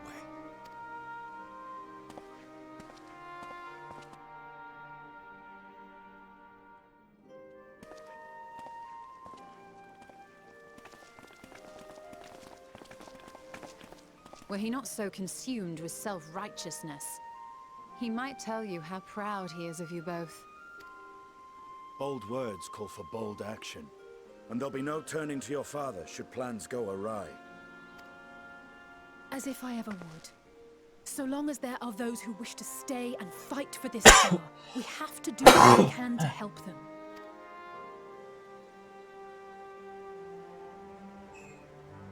And if we're to do that, we'll need to be well rested. Wouldn't you agree? And having triumphed over what we once thought to be the source of all evil, I can think of no one in greater need of at least a dozen winks.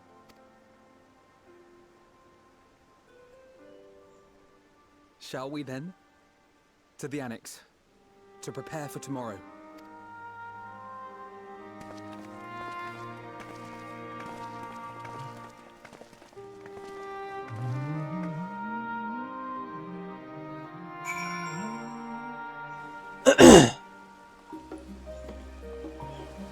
see your conversation, chat.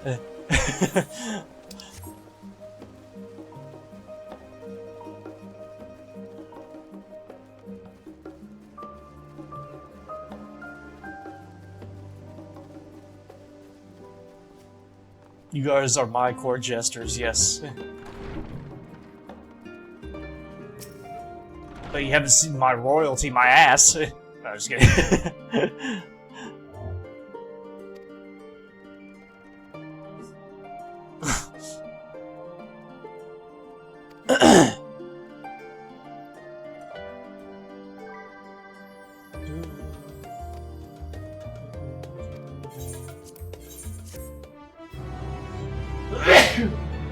Ah, excuse me.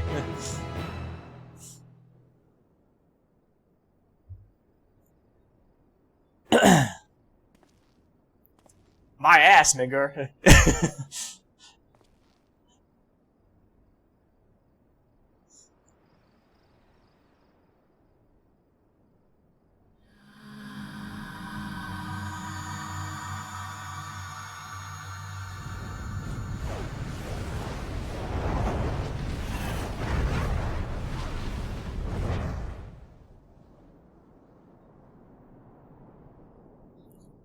Shit, am I seeing like the future and everything?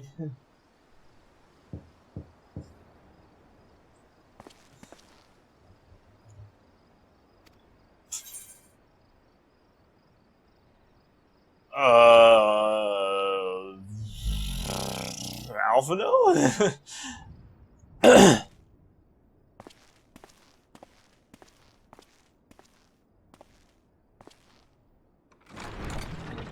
Oh, hey, I was right. I hope I didn't wake you. What do you know? I pray you will forgive the unannounced visit, but I wish to speak with you before retiring for the night.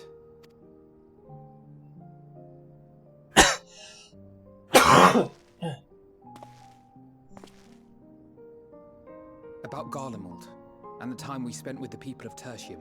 Dangerous though it was, I'm glad we had the opportunity to treat with Eulus and Quintus. I was worried what might happen after we were collared. If they attempted to restrain you too. If they succeeded. Once more, I put you in harm's way. And for that, I must apologize. Or rather, I should thank you for trusting in me time and time again. After all our journeys together, I dare say I've used every expression imaginable to convey to you my gratitude. Nevertheless, I hope these words of mine still carry some small weight. Tomorrow, our fight continues. Mayhap it would have been better to seek you out after we have true cause for celebration. But having mustered the courage to stand up to Father and achieve a personal victory of sorts, I wanted to carry on in that spirit. My nerves got the better of me. The hour grows late, and you doubtless tire of my ramblings. I wonder if I chose someone else, if they would have come to the door, you know? We'll be off to bed shortly. Sleep well. I wonder.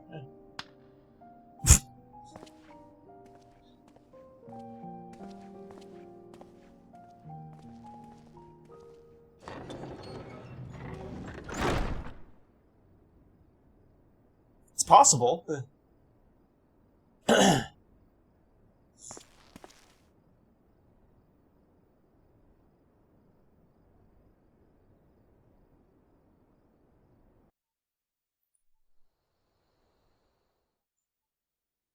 A short while earlier. Oh, hell yeah. There you go.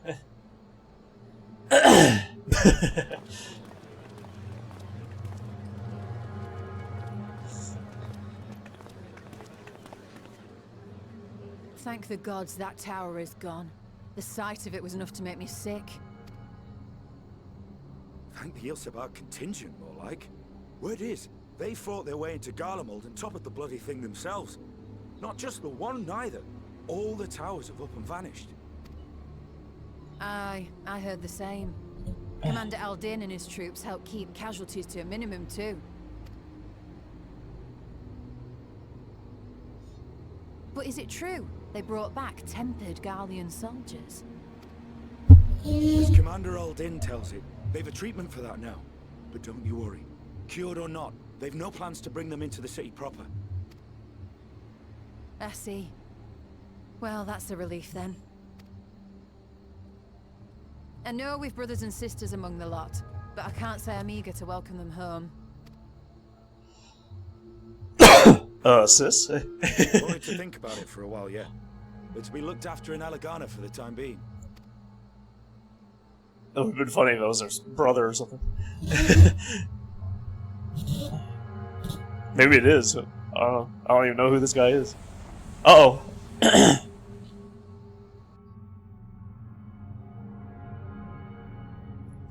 And meanwhile...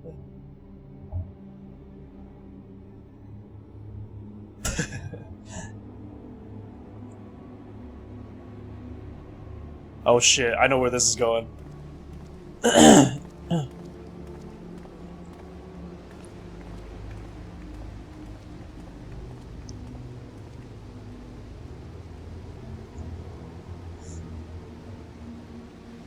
Forgot about this guy. Another commission of paramount importance. Oh, what have we here?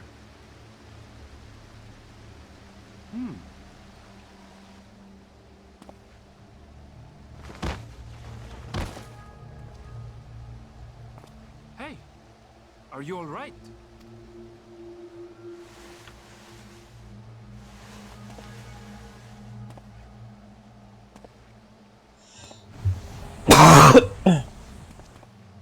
Was that?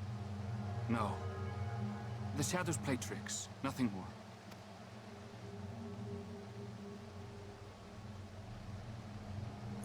The towers are gone, and the Garlean threat is abated.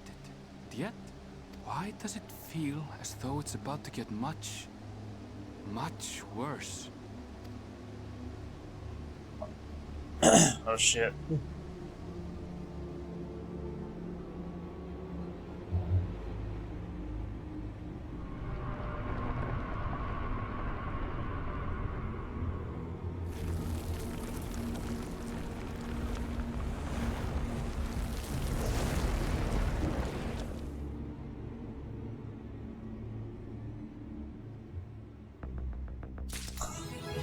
Hey! Lance Barrage. Ooh. And Spiral Blow? Ooh. Lance Mastery 4. Nice. I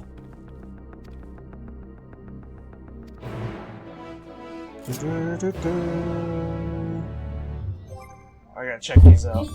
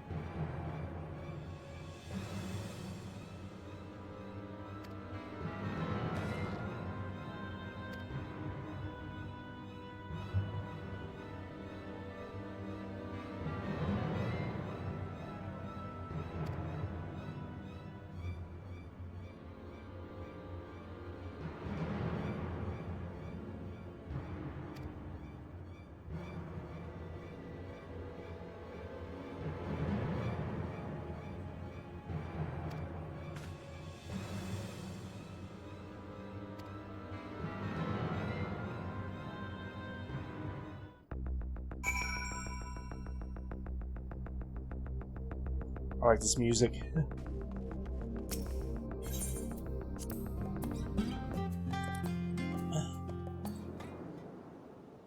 And lo, vile beasts did rise.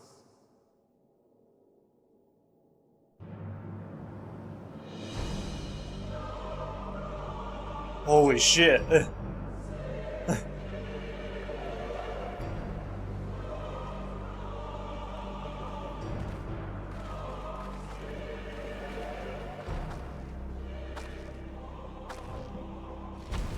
Leaving naught in their wake but blood and ash. Sun scorches earth and boils seas.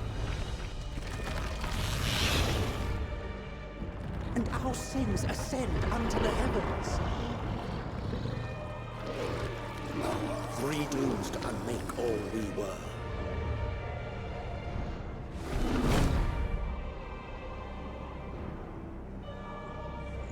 Whoa. Whoa.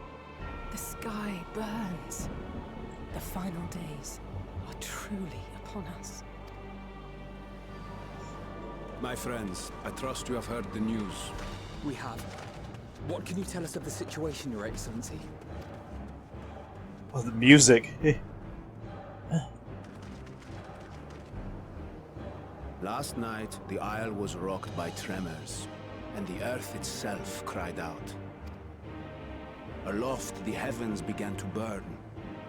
From all about, unholy beasts, the likes of which we had never seen, came forth in fury and rage. No. To say they came forth would be inexact. The people of Radzat-Han themselves transformed into these baleful fiends.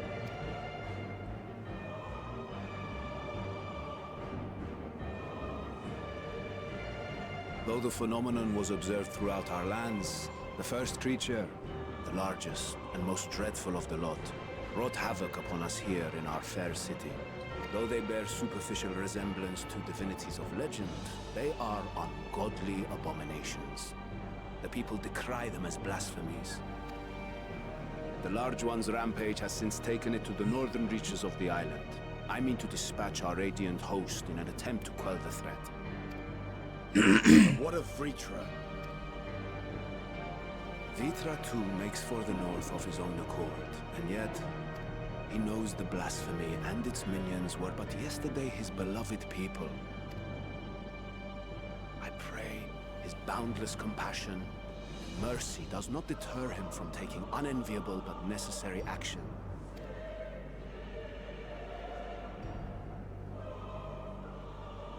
Understood.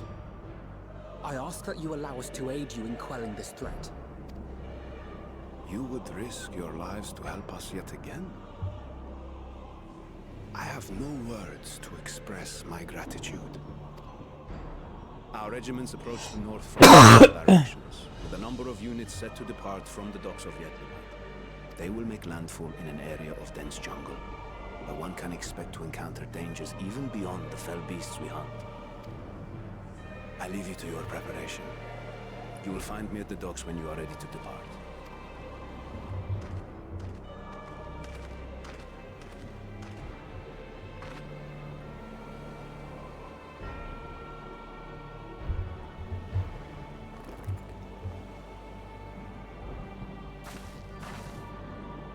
We're as prepared as we'll ever be. Let's go.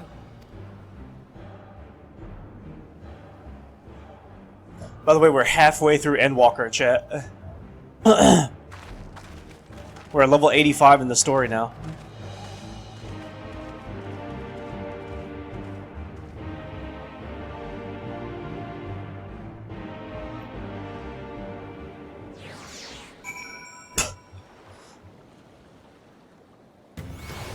Lawmaker. Oh, dude, this music.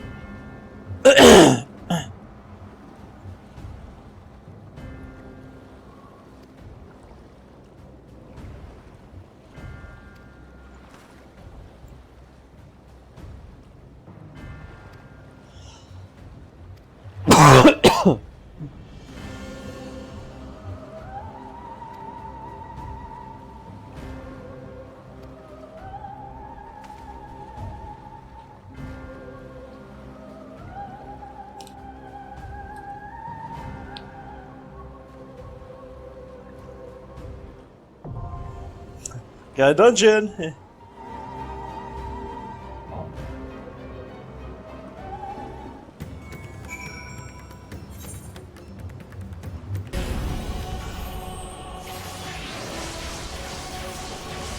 Oh! Oh! I was about to say good game. I forgot. I forgot I'm playing with NPCs.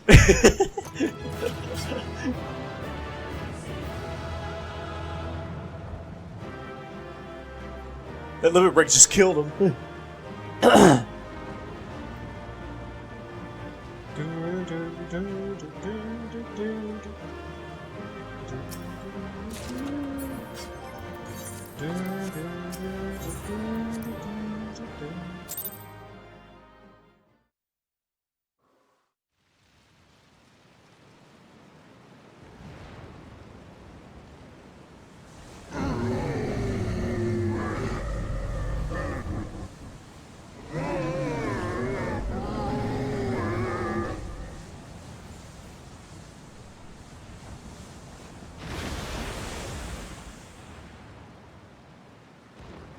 As I feared. What is it? The beast was there, and now it's gone. Yes? Indeed. We saw it plain. But you didn't, did you? I saw nothing. Not the blasphemy that perished here, nor the other men turned beasts. And because of this, I now see all too well. There is no ether. Where the creatures should be, I saw naught but emptiness. Emptiness? But that would mean... Recall the words of the Watcher. 'Twas a stagnancy of ether, a cessation of flow, leading to decay and absence, that led the ancients to conclude their star was dying. This is the same phenomenon. The instant these people are seized by the transformation, their ether begins to rot and crumble away like dried mud. Until, from their corporeal forms to their very souls, naught remains. But the beast spoke with its dying breath. Surely at least a sliver of the man it was endured. Mayhaps so. But even if the process was incomplete, it was little more than a faint residue. Gods be good. You're saying they cannot be saved? Not by any means known to me. Or by any means at all, like as not. For there is naught left to save. They return not even to the ethereal sea.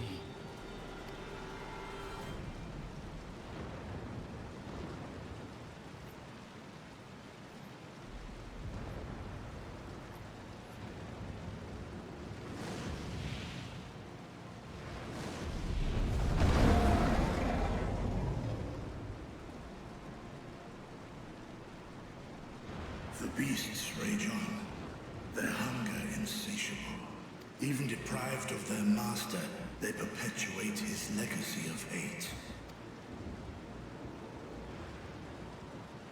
Once proud sons and daughters of Thavnir, all of them, and now I spill their blood.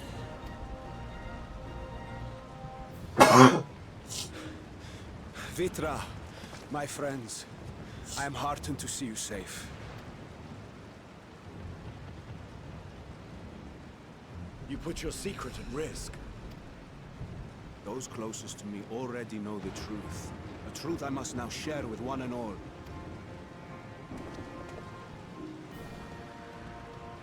Vitra, calamity has come to Radzatan.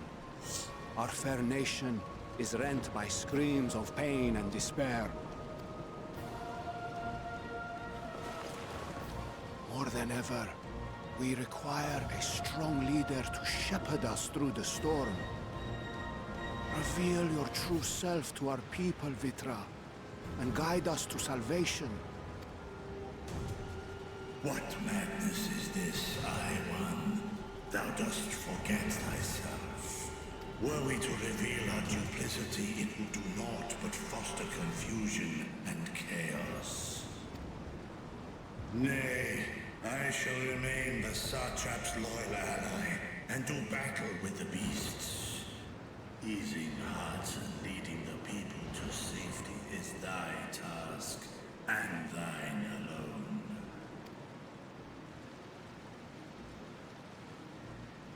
I ask that you remain at Ahewan's side, and render unto him what aid you may. I know not what lies ahead, but without you, Ra-Zet-Han will not survive.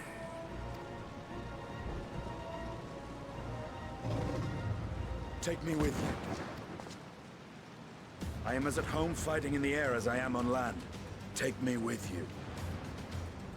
Were my words unclear? I require no assistance. Thy place is at Ahewan's side. Estinian, here.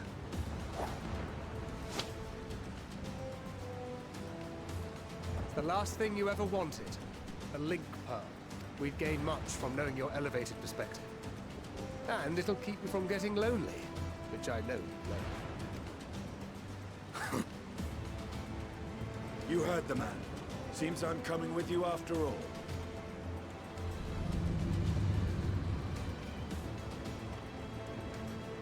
Then I pray thy grip is iron. Be it on thy head if thou dost chance to fall. Fair enough. Now, shall we?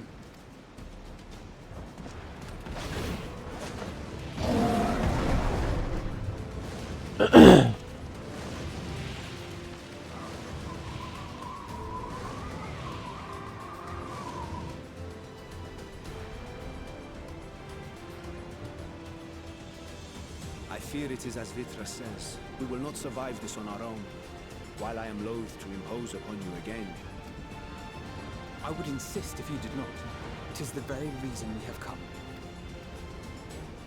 Then once more I find myself without words to thank you properly. Let us return to the capital and plan our next course of action.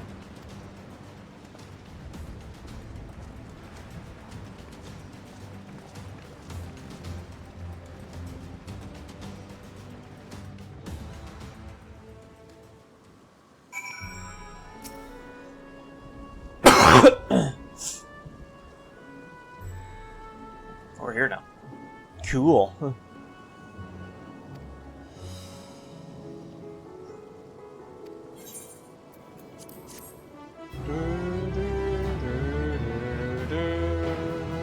Yeah, 11 hours.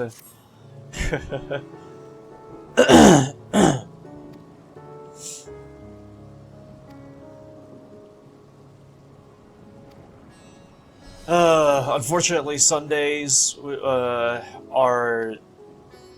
Usually I work at like around 3 p.m., but Sundays are the only day where I have to work earlier, which is at 1 p.m. So, we're going to stop the stream after this dialogue here. Because I need to get some sleep. It's 8 hours from now. And it's a 30-minute drive for me.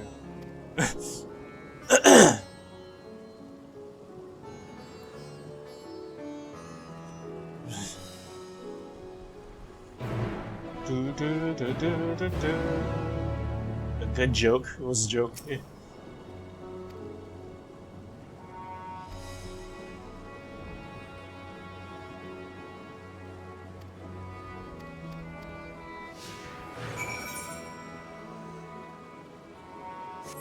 What kind of other information they're going to give about the Switch 2?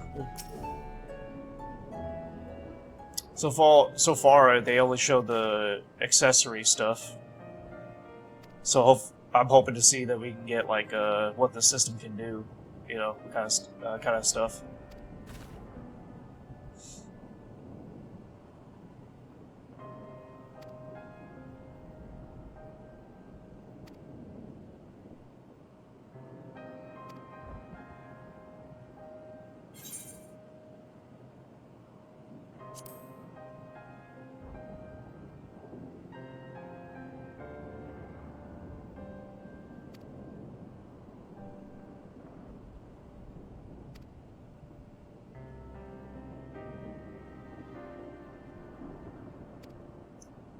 Show games or just the Switch 2?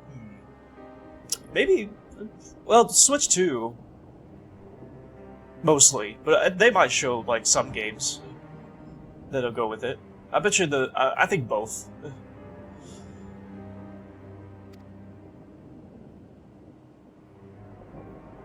But I think it's mostly going to be about the Switch.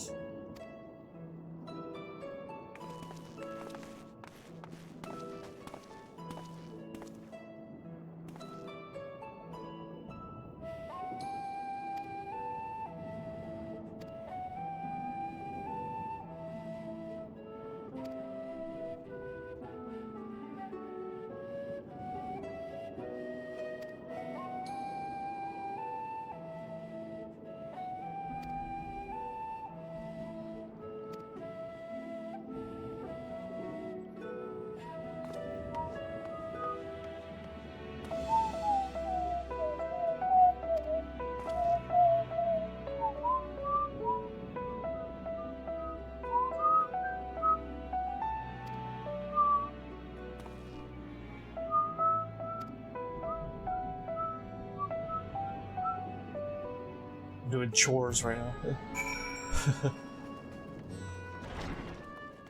Like a rebirth so far, Koji.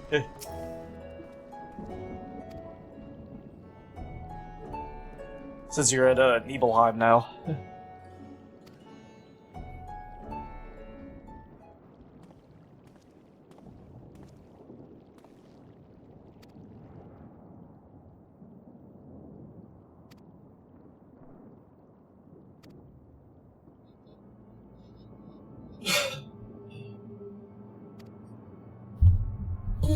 Still blast, yeah. I can't. I'm looking forward to hearing what you think of it when you finish it. Especially when you get to the ending.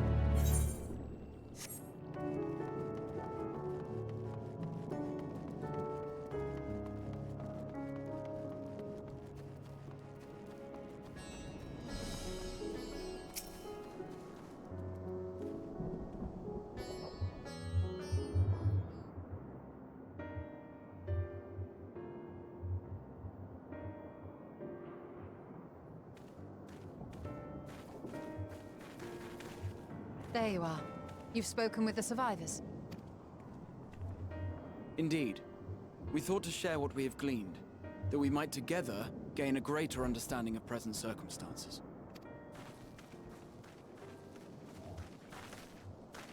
Fortuitous timing. Alize and I completed our own investigations not long ago. How's the Then we volume, should by take the way? a moment to compare notes. Shall we begin with the two of you? We've been having some drop frames, so we'll make sure the stream is good and everything.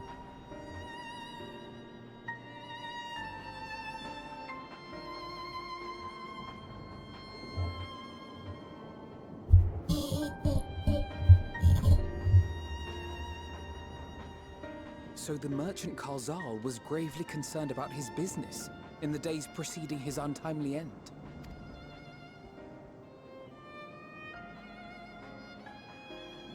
The tales we heard were much the same. The first victims to be changed into blasphemies were all overcome with anguish of one manner or another. Then those who saw their loved ones stolen before their eyes succumbed to a similar panic, setting in motion a chain of transformations. Fear, unease, despair. These negative feelings serve as a catalyst. Okay, cool. Thank This you. is not unlike the calamity that befell the ancients. With their creation magics, they unwittingly gave form to untold horrors.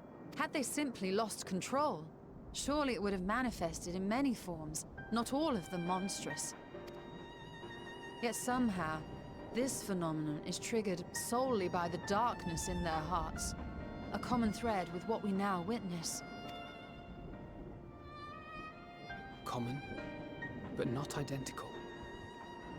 While the beasts the ancients faced were forged with magic alone, those of today are born of sentient beings. Why remains to be seen. But there is one fundamental difference between us and our predecessors. Our souls are sundered, whereas theirs were not. Perhaps that single variable makes all the difference. If I may, there was another detail that troubled me. We have it on good authority that Karzal's transformation took place before the skies began to burn. What? If that's true, then the situation's more dire than we realized. It means even if there's no ominous sign presaging the final days, anyone, anywhere, has the potential to become a beast.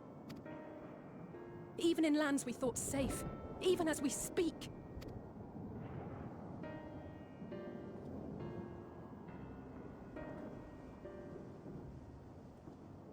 Look! It's the satrap!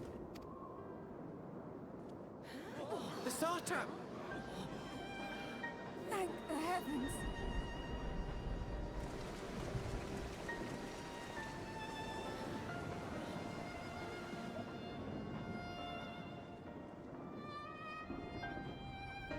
My countrymen, I am relieved and heartened to see you strong and safe. While the danger has not yet passed, far from it, allow me to assure you that the beasts that raged within the city walls have been exterminated to the last. Outside this sanctuary, the brave men and women of the Radiant Host and our ally continue to battle our unholy foes. I pray these tidings put your minds at ease and help you calm your hearts. Have faith that we shall soon conquer this terrible trial. Excellency, is there any word from Palaka's stand? My grandson was bound for there yesterday, and I worry for his life. We are still awaiting a report, but I promise you, as soon as I have aught to share... Your Excellency, I bring grave news. You are? I'm Matya of Akyali, a humble fisherman. Ah, I remember you from our first visit. Wait, you're... But no, that can wait. When the skies turned red, I set off for Palaka's stand, fearing for the safety of a friend. But as I drew near the village, I saw dreadful beasts all about. No! Gods have mercy! Your Excellency! Save my grandson, I beg of you! Oh, I know who her grandson is. We will spare no effort to save all we can, but you must remain calm. Calm? You tell me to be calm? You saw those beasts? They tore our bravest warriors limb from limb! It's that kid that we met. Did they catch him? Stick their fangs into him? The fangs!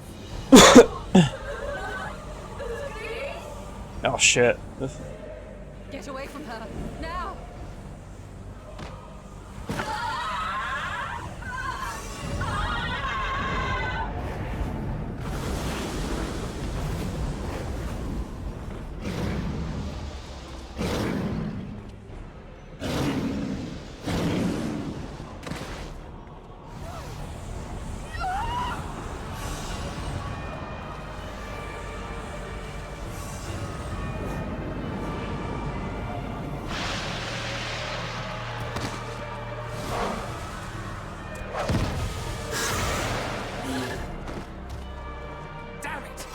We've got to kill them before it spreads.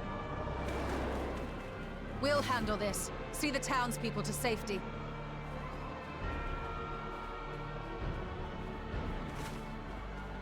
Run as fast as you can!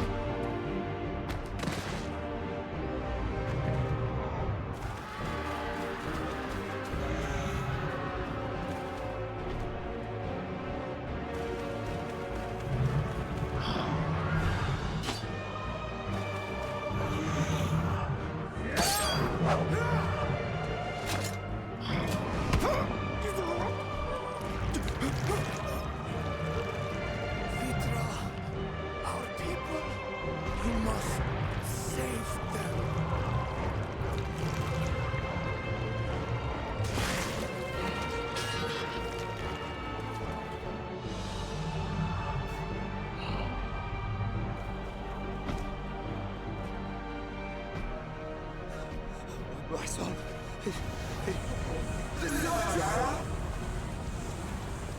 Enough! You must run. For their sake and your own.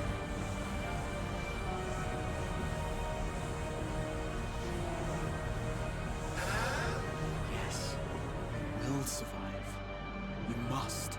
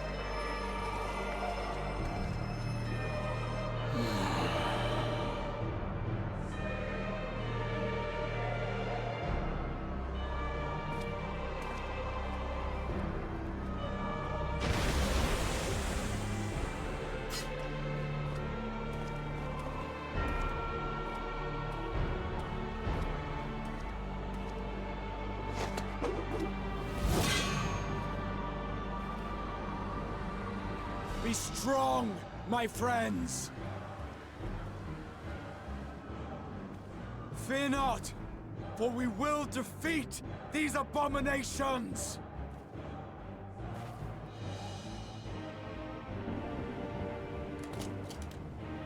Brave men and women of the Radiant Host, lend your Stola and Thancred your aid. Let not a single beast escape. The rest of you, flee this place. Carry the wounded if you must. Head indoors or underground. Above all, stay calm. No beast will follow you. We will see to that.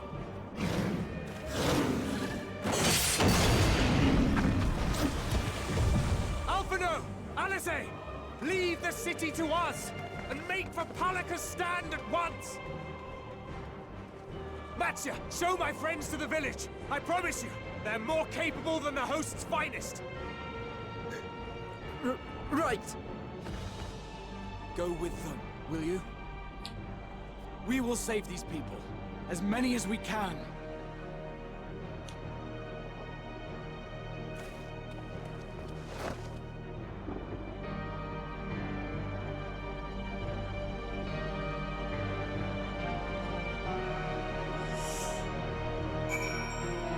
God damn, man. Holy shit.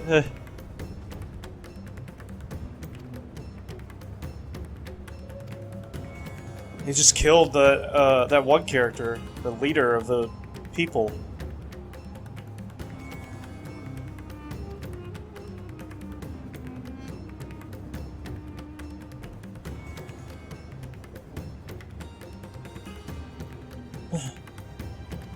I was not expecting that. Holy shit.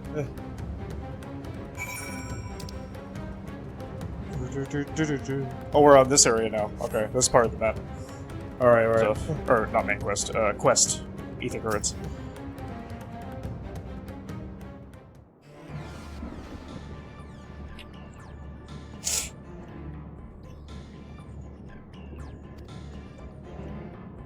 This, I gotta admit though, this story that we're going through right now, holy shit.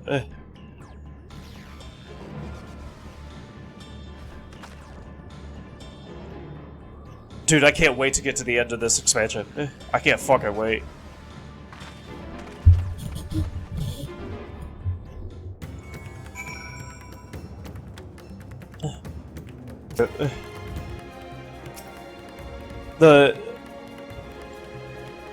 I think the biggest thing why I couldn't get into it when I first played it was because of the junction system, you know?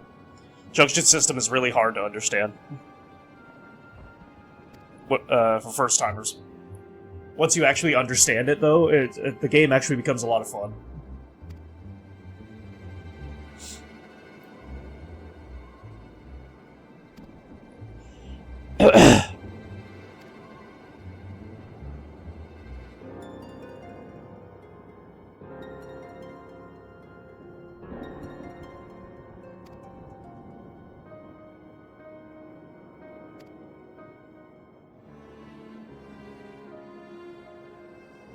I bet you if I play Final Fantasy again, Final Fantasy VIII again right now, I probably forget how the junction system works. I get the general idea, but...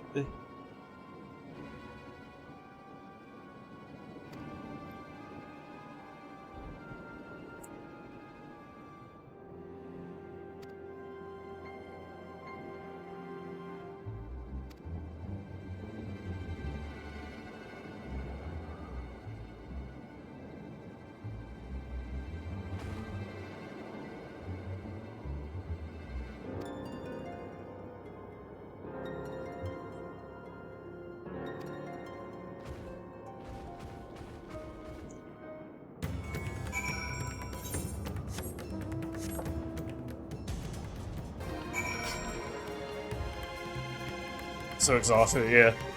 Won't believe anything until I see it. Yeah. That's a good way to think, yeah. That's a good way to think.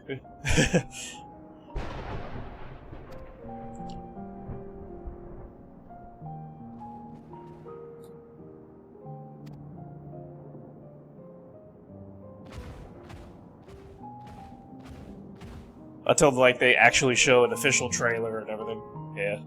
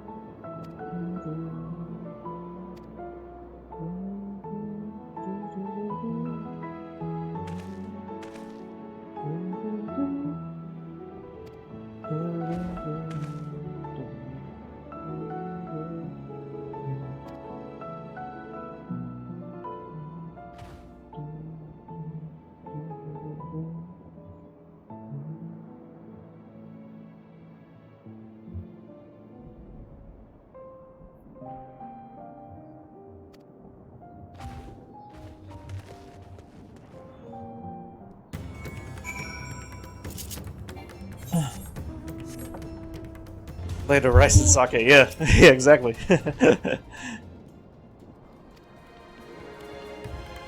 That's where my family is, so.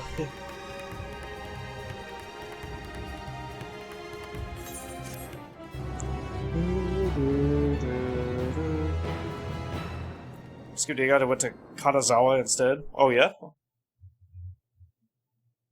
Is it? Where is that? From Niigata.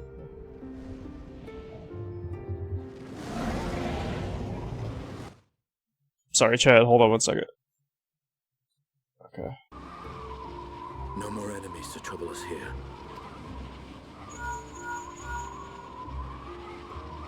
Meanwhile, It's me. How fare you below?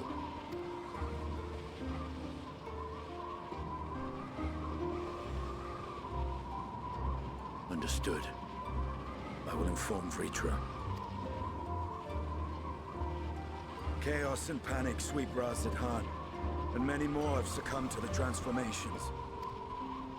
see southwest of Amidst the Shalom fray, Siege. Ah, I see. I see. One fell, protecting a grief-stricken father.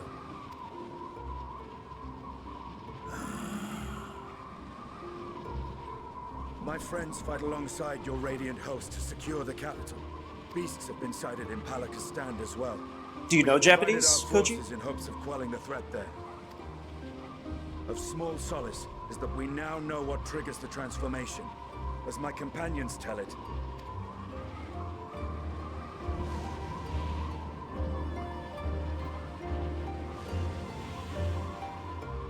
So it is the very fear and despair in their hearts which inflict this abhorrent punishment upon them. A nightmare from which my children will never awake. O capricious and cruel fate, they are undeserving of such condemnation. will you wallow in sorrow or rise to the occasion?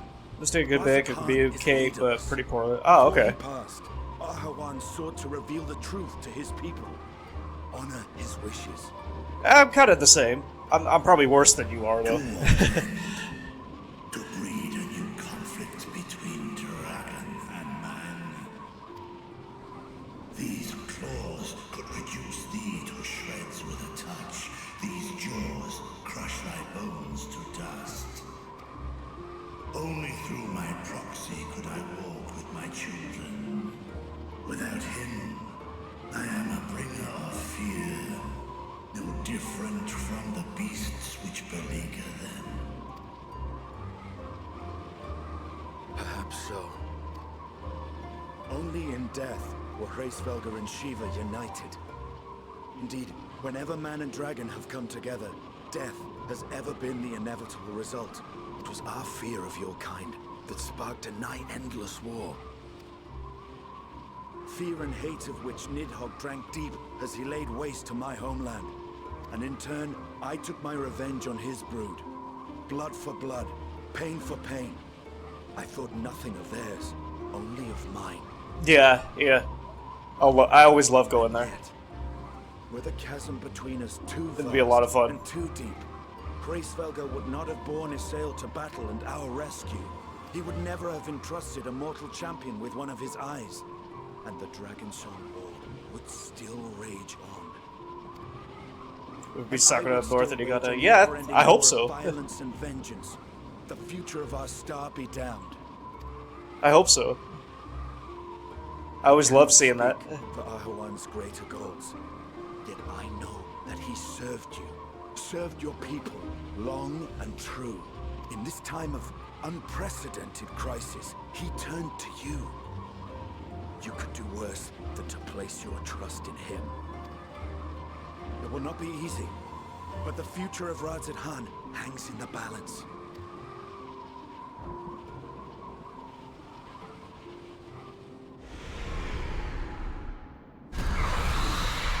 We have company.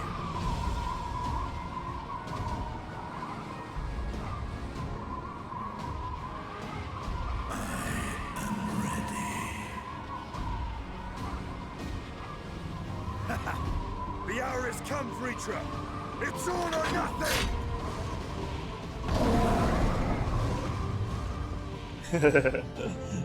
Cool. So cool. One thing I want to do too is like take a tour of Square Enix if at all possible, but I don't think I'm going to be doing that when I get there.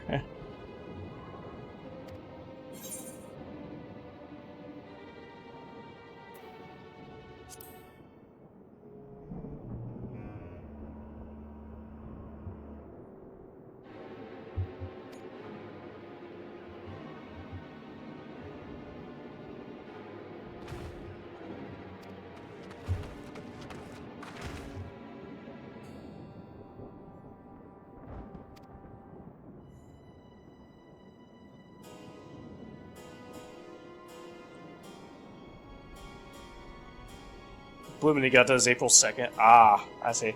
I'm going at the end of May / the beginning of June, so...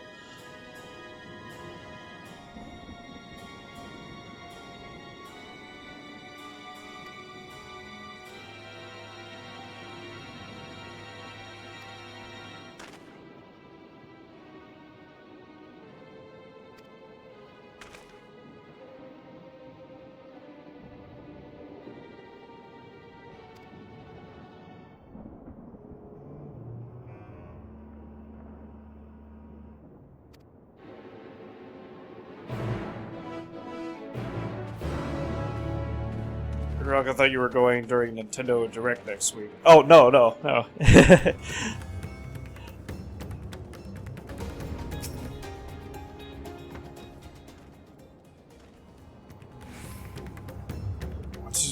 Where did I ski? I don't remember. Last time I skied was when I was like a little kid. It was like 20 years ago. No, maybe not that long. 15 years ago.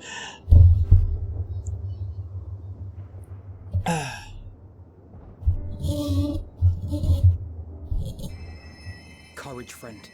The pain will pass. Probably somewhere near Niigata. Has anyone seen Mervan?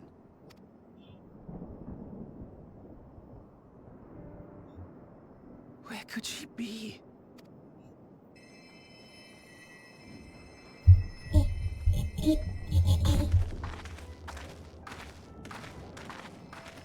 We've dealt with all the blasphemies, and made certain no villagers are still in hiding. Good work. We've otherwise tended to the wounded as best we can. What will become of us? Help is on the way, surely. We may have to abandon our homes now, but we will return, someday. But where can we go?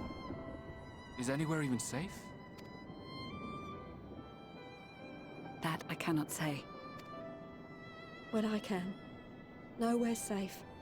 Run all you like, but there's no escaping these things.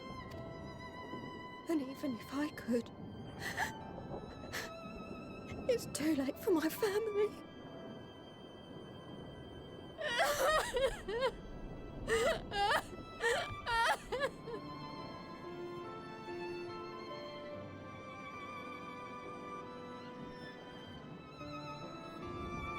This isn't good. The more they dwell on the tragedy, the more likely we are to lose them too.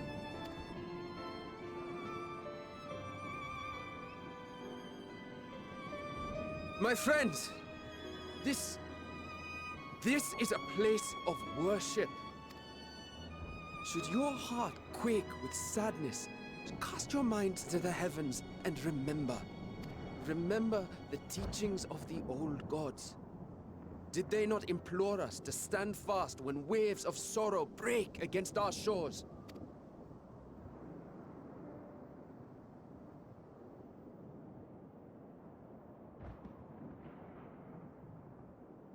Alright, Koji, I appreciate you joining and everything. Hope you have a great weekend. Know this, my children.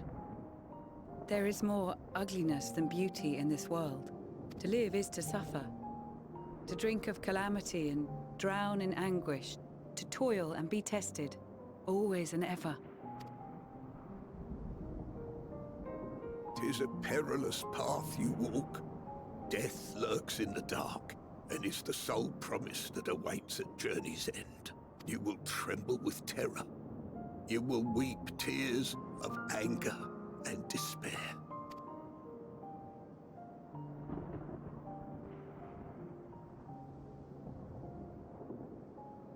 But do not avert your eyes.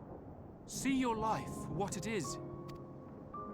Then will you see how the hardships make you strong.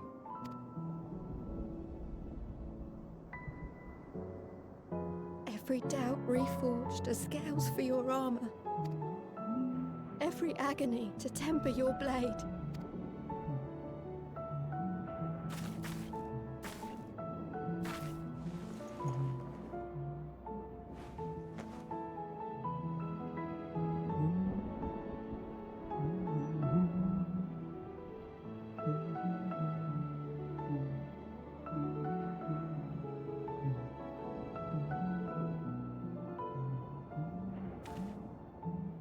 Thank you, lad. We'd almost forgotten who we are.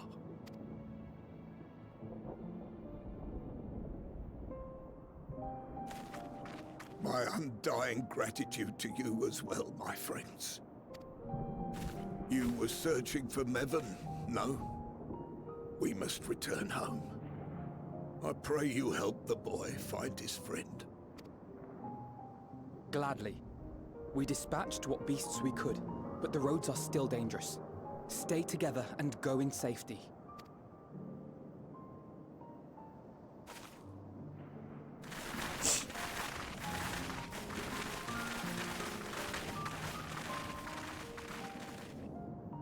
That was very impressive, what you did back there. Those words seem to resonate with your people. They should. They were the first spoken unto our ancestors by the divinity of legend.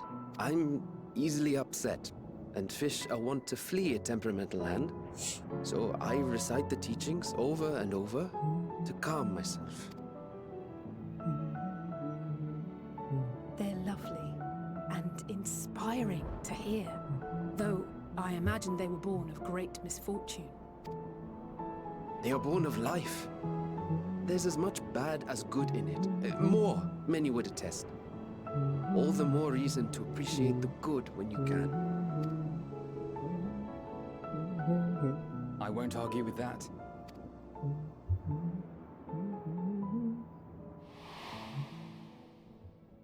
In darkness, seek joy. It's very loud.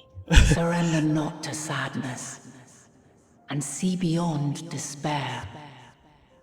Walk free, and bear the light for others to follow.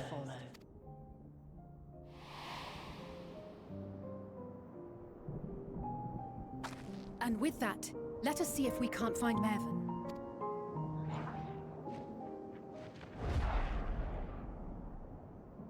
Did you see? That beast was chasing someone.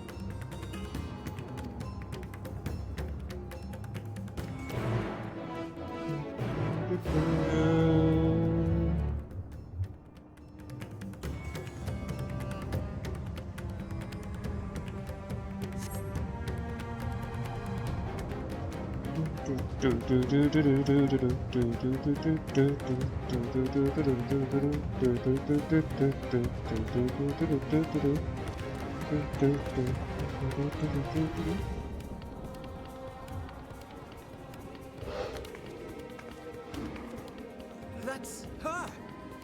No, I'm sure of it! Niven! Don't, please!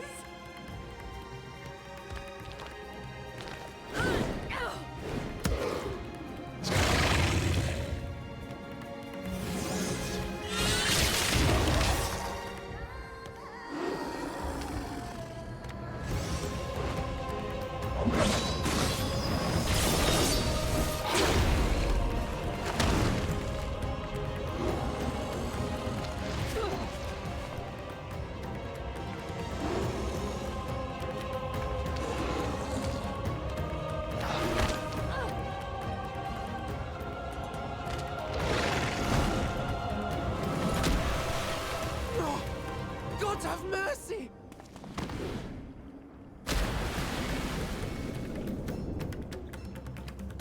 Shit.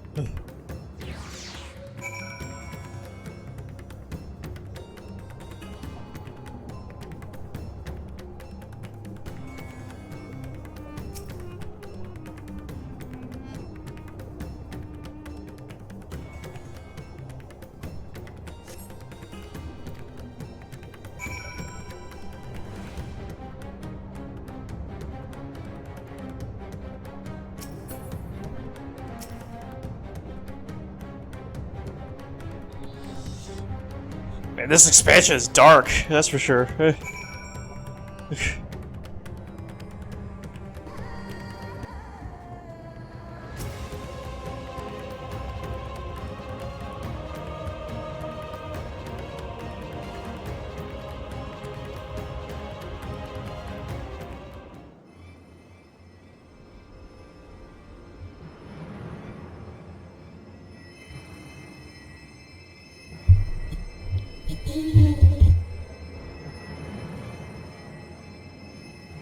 She's so cold, Elfino.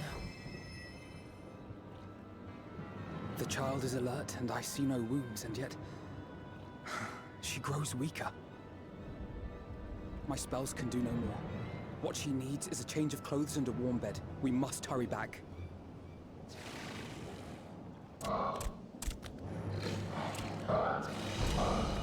Not now! Matsia, take the child.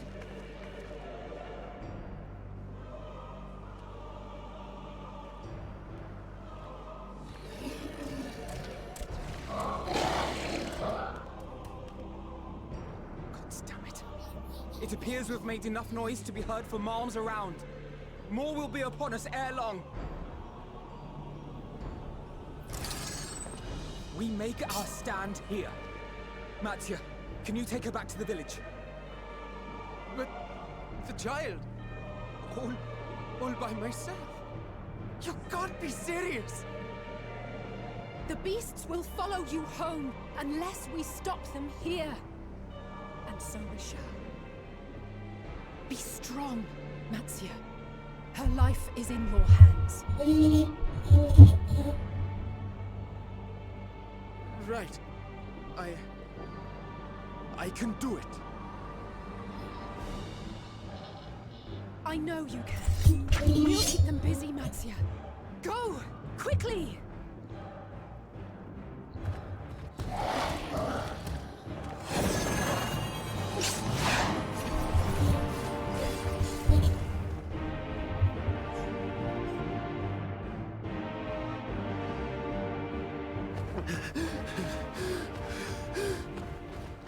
Steady. You know the way.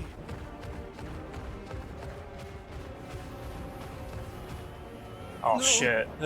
No! Not you too!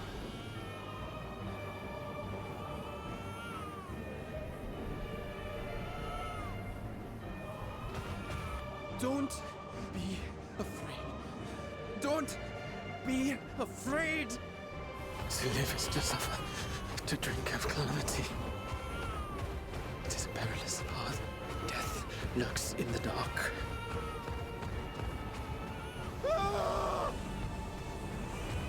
No! I'm not afraid! I'm not afraid! Ah! Do not avert your eyes. See your life for what it is. See how the hardships make you strong. Every doubt reforged.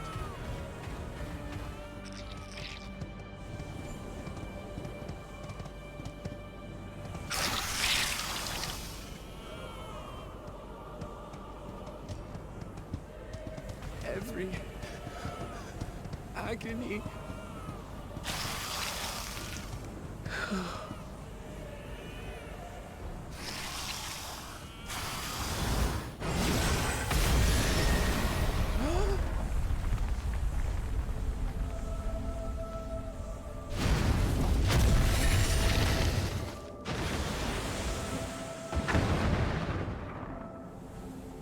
The divinity?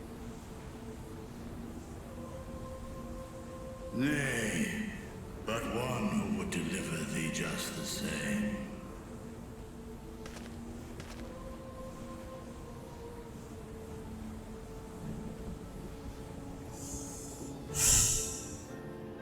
Please. You must save the child. She is all that remains of Mevan and Grasef. Please.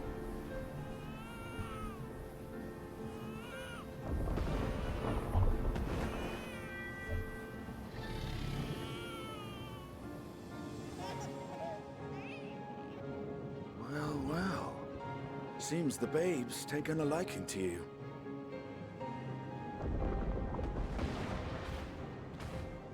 Thou art strong, little one. Let us convey thee to thy home.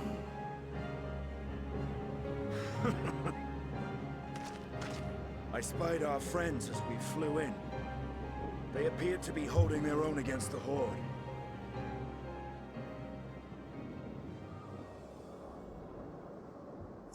Jesus, man.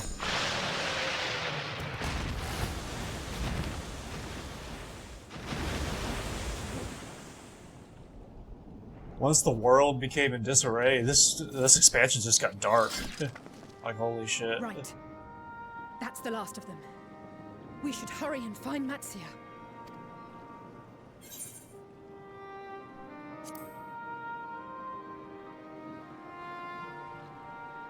I didn't think Really? Matsuya was gonna make How it. can you be so sure? A fine battle it must have been. Shame I missed it. Estinian, it was you who came to Matia's aid. I was only along for the ride. Vritra was the one who saw the boy was in need. The two are headed back to the village. Where the worm will honor Ahiwan's wishes and finally reveal himself to his people. Perhaps so. Will you go and join them? There's something I need to do first. Mervyn gave her life so that her child might live. She deserves better than to be left to drift alone. She deserves to be laid to rest beside her husband, at least. Will you help me?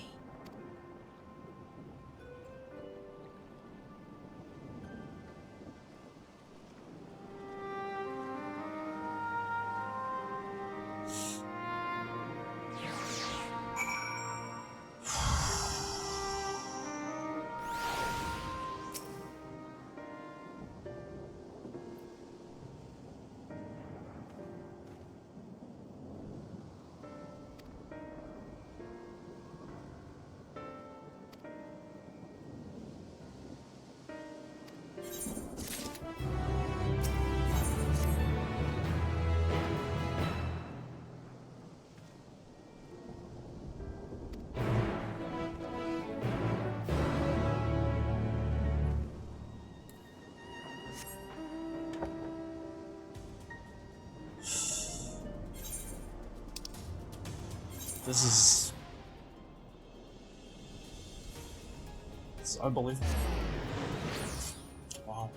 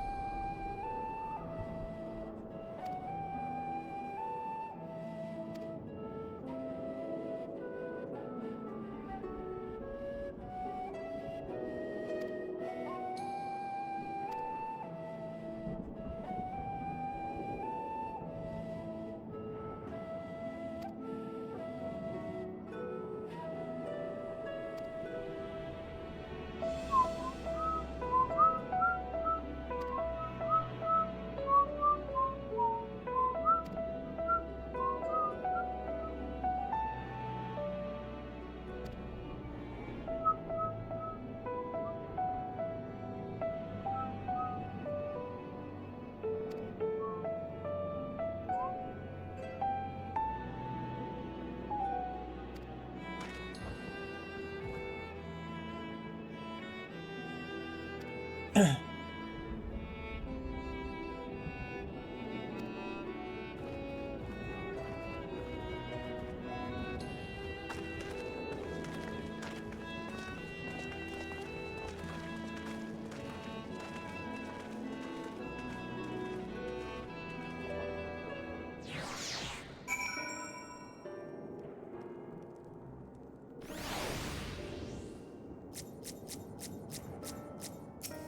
course, it was the last one.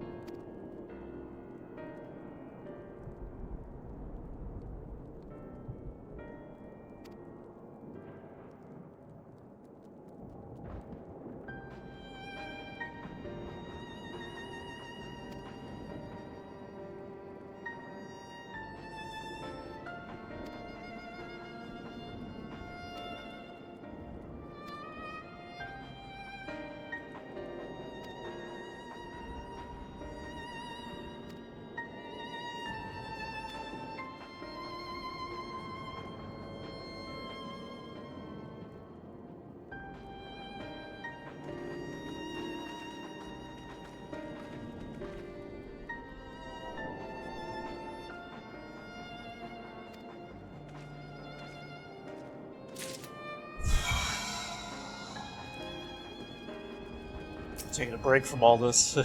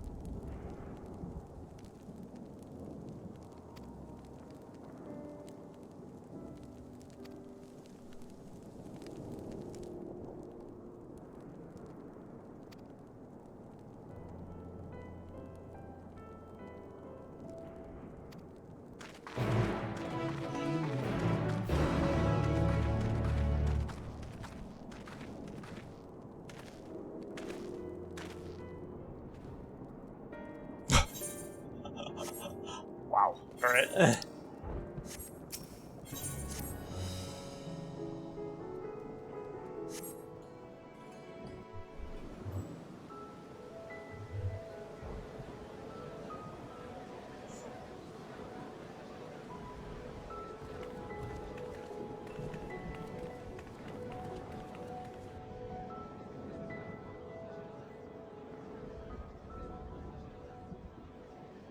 Look! Someone's coming!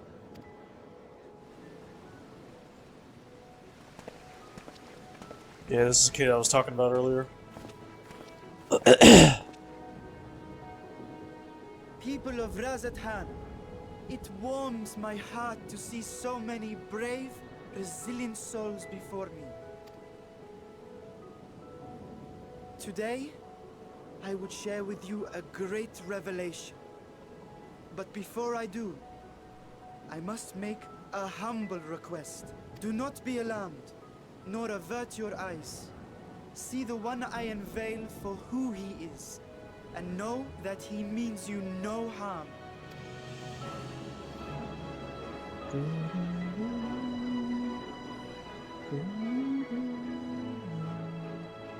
Very well. I dare say it can't be worse than the horrors we've already seen. Many thanks.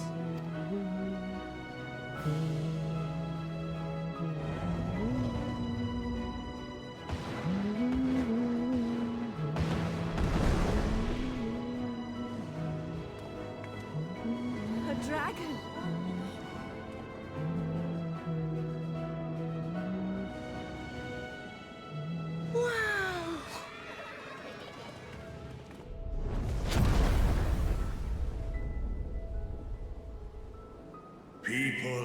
Radzathan. I am Vritra, and for years uncounted hath this isle served as mine abode.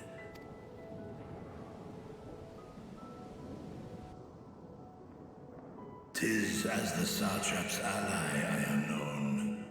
Today, I would reveal the truth unto you.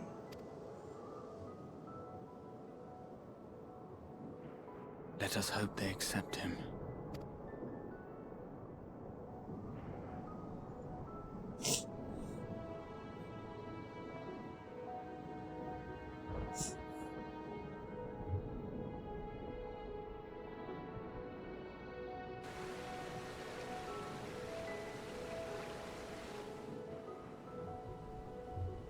If I am hearing this right, you were the satrap all along? Vashan! I mean, Master Vitra, does your divine eye really see all? Nay, child. While mine eye hath borne witness to the whole of our nation's history, to its future I am blind as thee. Countrymen, calamity the likes of which we have never known is come to Favne, our home. Friends and loved ones have been taken from us. I, too, have lost my closest confidant. Ahawan loved this land and served it with dignity till his dying breath. A nobler satrap there will never be. For so long, I lacked the courage to face you. I will not easily earn your trust. This I know. And yet, I cannot sit idly by and abandon Radzathan to her fate. A font of boundless vibrancy, this jewel of the ocean. Since time immemorial, hath she glittered with every color imaginable. To this dragon, slumbering in his dark lair, 'twas a mesmerizing sight, and one that brought no end of joy to my heart.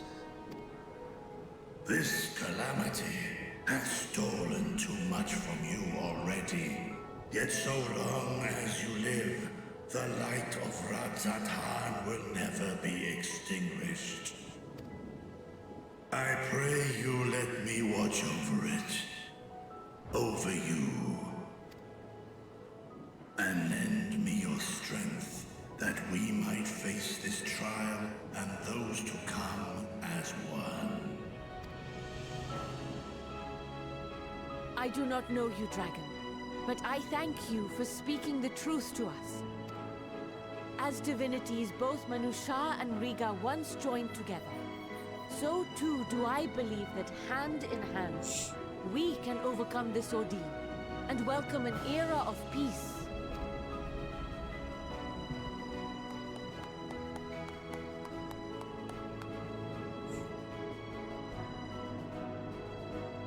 A sight that would have surely brought a smile to Azael's face.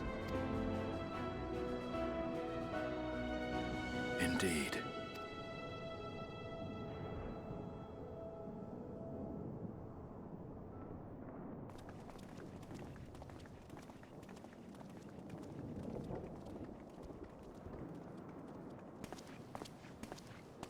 Excuse me, but I must speak with the Satrap at once.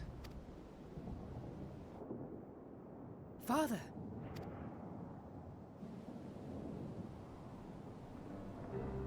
You have suffered dearly of late, yet you must endeavor to look beyond these losses to the future you yet have. On behalf of the Forum of Sharlayan, I come with a proposal by which you, the people of Radzathan, might be saved. I say again, I must speak with your Satrap. I beseech you, take me to him with all possible haste. I am Satrap here. Speak thy proposal. All present shall hear and judge.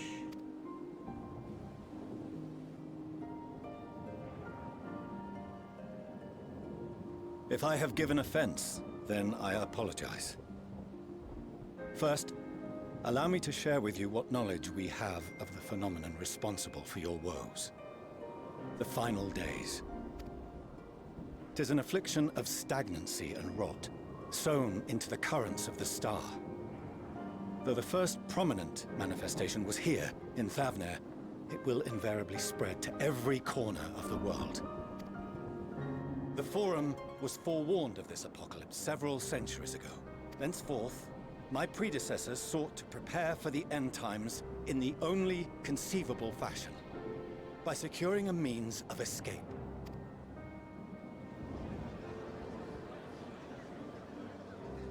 Escape the star? What madness is this? 'Tis by no means madness. With the coming of the 7th umbral calamity, the true nature of the Red Moon, Dalamud, was revealed. That it was an artificial construct of ancient Alag. But what of the Silver Moon? This celestial satellite is yet another technological marvel, fashioned and maintained by ancient allies. A ship that will sail the heavens and deliver our people from destruction. And by our people, I speak not only of Sharlayan. We mean to save every man, woman, and child it is within our power to save. Including you, our dear friends of Radzat Han. Recent events Welcome back, necessitate Vicar. adjustments be made. I'm glad you feel better. Quickly, but we can and will escort you safely to the moon. Were you taking a nice cold shower because you were horny? Long has thy forum been allies to Thavner.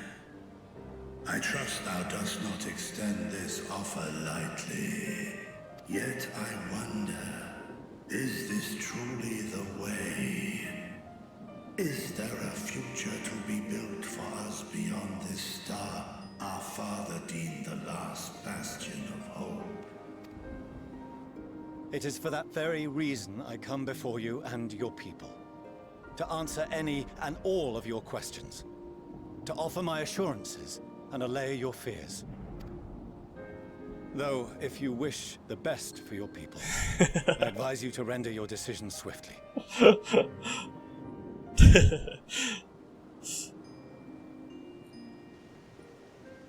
Show our friends to Megaduta. They are to be received as honored guests.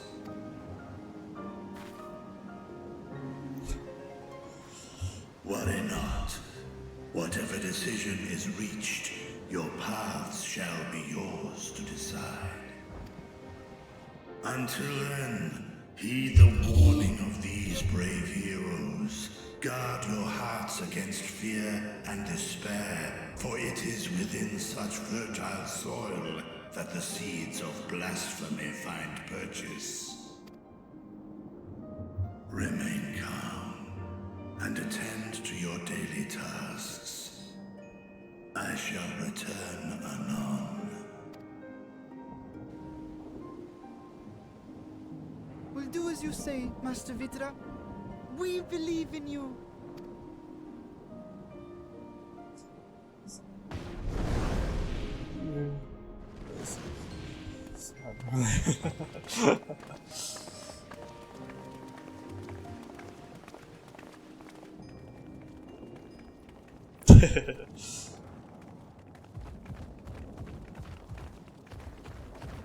Oh, you're still here. What a relief. Nidana, what's the matter? Has something happened at Palaka's stand? Oh, no, not that I know of. I just hope to hear your thoughts on a theory of mine. All who undergo the transformation are drained of their ether, yes? What is it then that gives these beasts the strength to carry on as they do? Logically, they must be drawing upon an alternate form of vital energy. That put me in mind of our earlier conversation, when I tried to explain the essence which many confuse with ether. Akasha. Yes, I remember. The unseen gift bestowed from on high. An energy influenced solely by emotion. Yes, yes. In this instance, negative ones set Akasha into motion, thereby infusing the beasts with vitality. I posit this as the mechanism by which the beasts are born and sustained. Ah, do you still have that flower?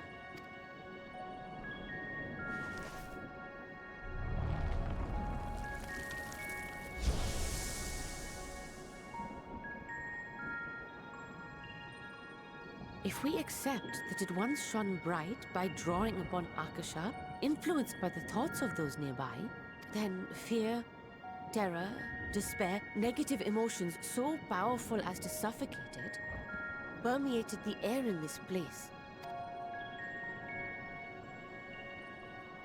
You must be very careful. The forces which drive the final days may be beyond our ability to perceive.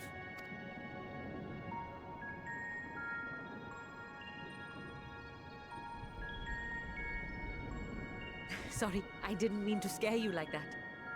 At any rate, I will continue my research into Akasha. Do temper your expectations, however. There are sadly few detailed studies upon which I may draw. Formulating a new theory as you have is itself no small feat. I wish you well in your endeavors, and pray you take care. Thank you. You stay safe as well, yes? Till next we meet. And we will meet again.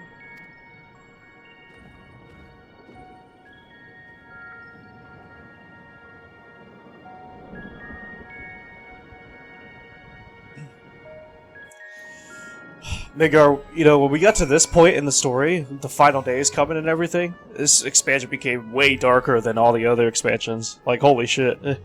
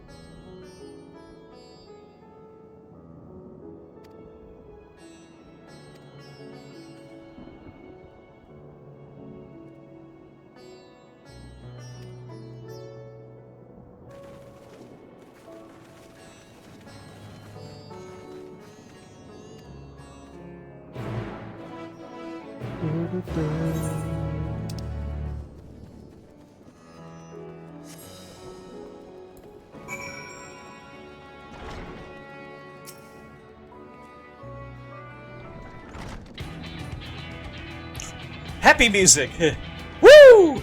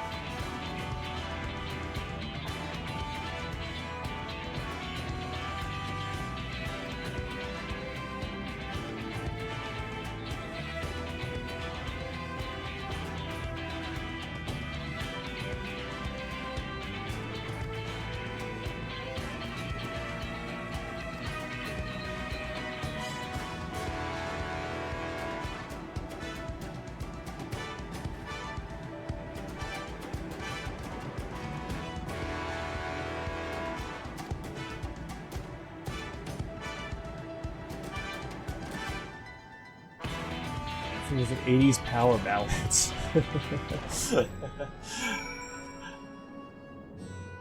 Oh, I see what we're doing here. Okay.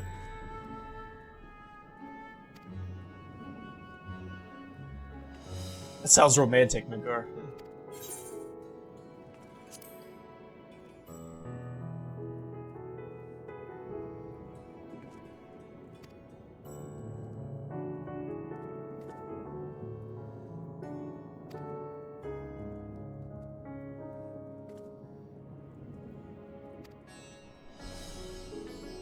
It's my favorite 80s song? I have no idea.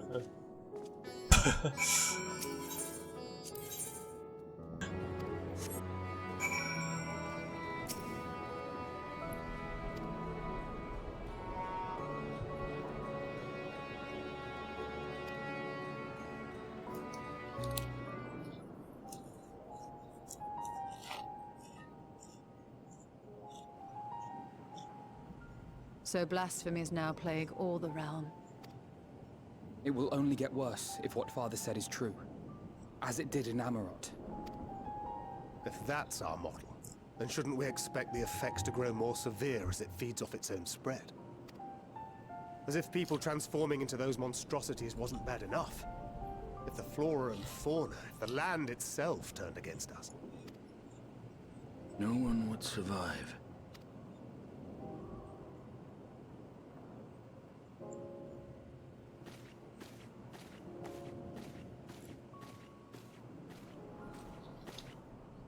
Here's your order, friend.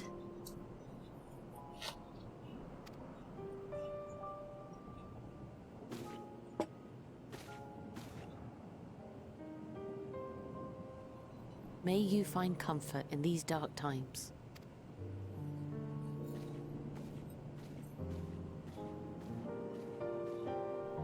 Where do we go from here? If there's one thing we've learned, fighting blindly and simply reacting to what comes will accomplish nothing. We must find a solution that addresses the fundamental cause.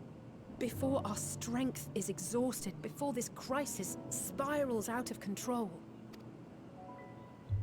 Is there something, anything we've overlooked? If there is an answer, Hydaelyn herself will have it.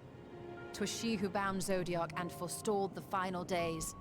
Your voice such a race. Alas, I was starting how it ended. We have heard naught from her since the Tower of Babel. Yeah, that's a good idea, Whether Midgar. she That's cannot yeah, that or would be will not really speak, cool. I can only speculate. Even the flower she gave us is no more. That's a really good idea. They should do that for sure.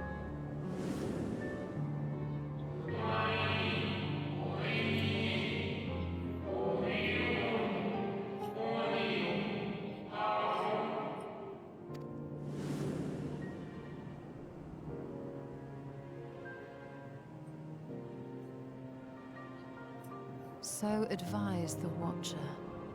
But what could be the significance of that name? It is entirely unfamiliar to me. To me as well. It meant something to the ancients, though. In our time. Most surely. Yet I do not recall a single mention of it in the records of Anida. Another dead end. And quite literally.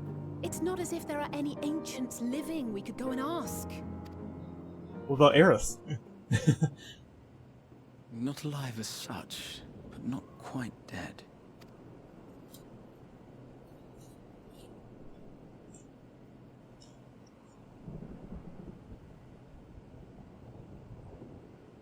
Elidibus.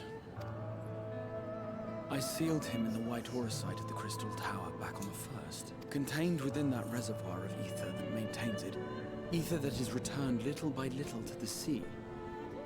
Naught may remain of his soul. However, if part of it lingers, we might be able to speak with him there. I know we can no longer make that journey, but you, my friend, still can.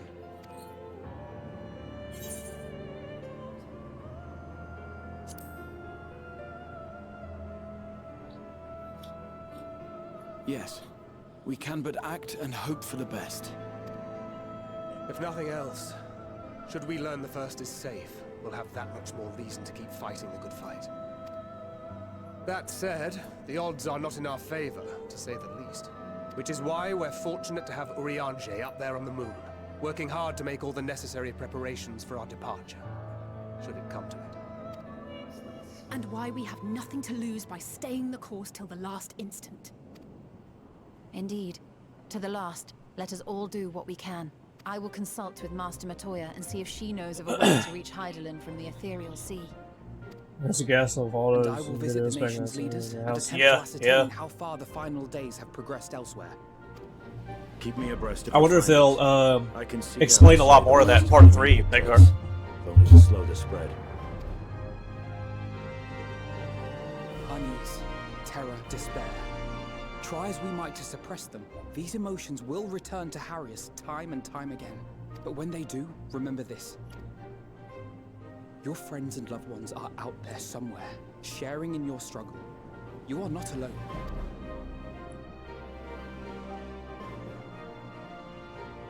So ends the brief respite before the next revelation. Yes, so much left for you to see. Where beginning ends and end begins.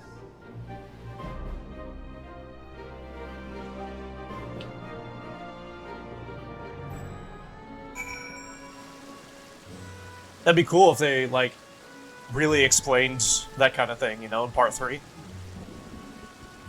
Put a lot more detail into it, like they've been doing everything else.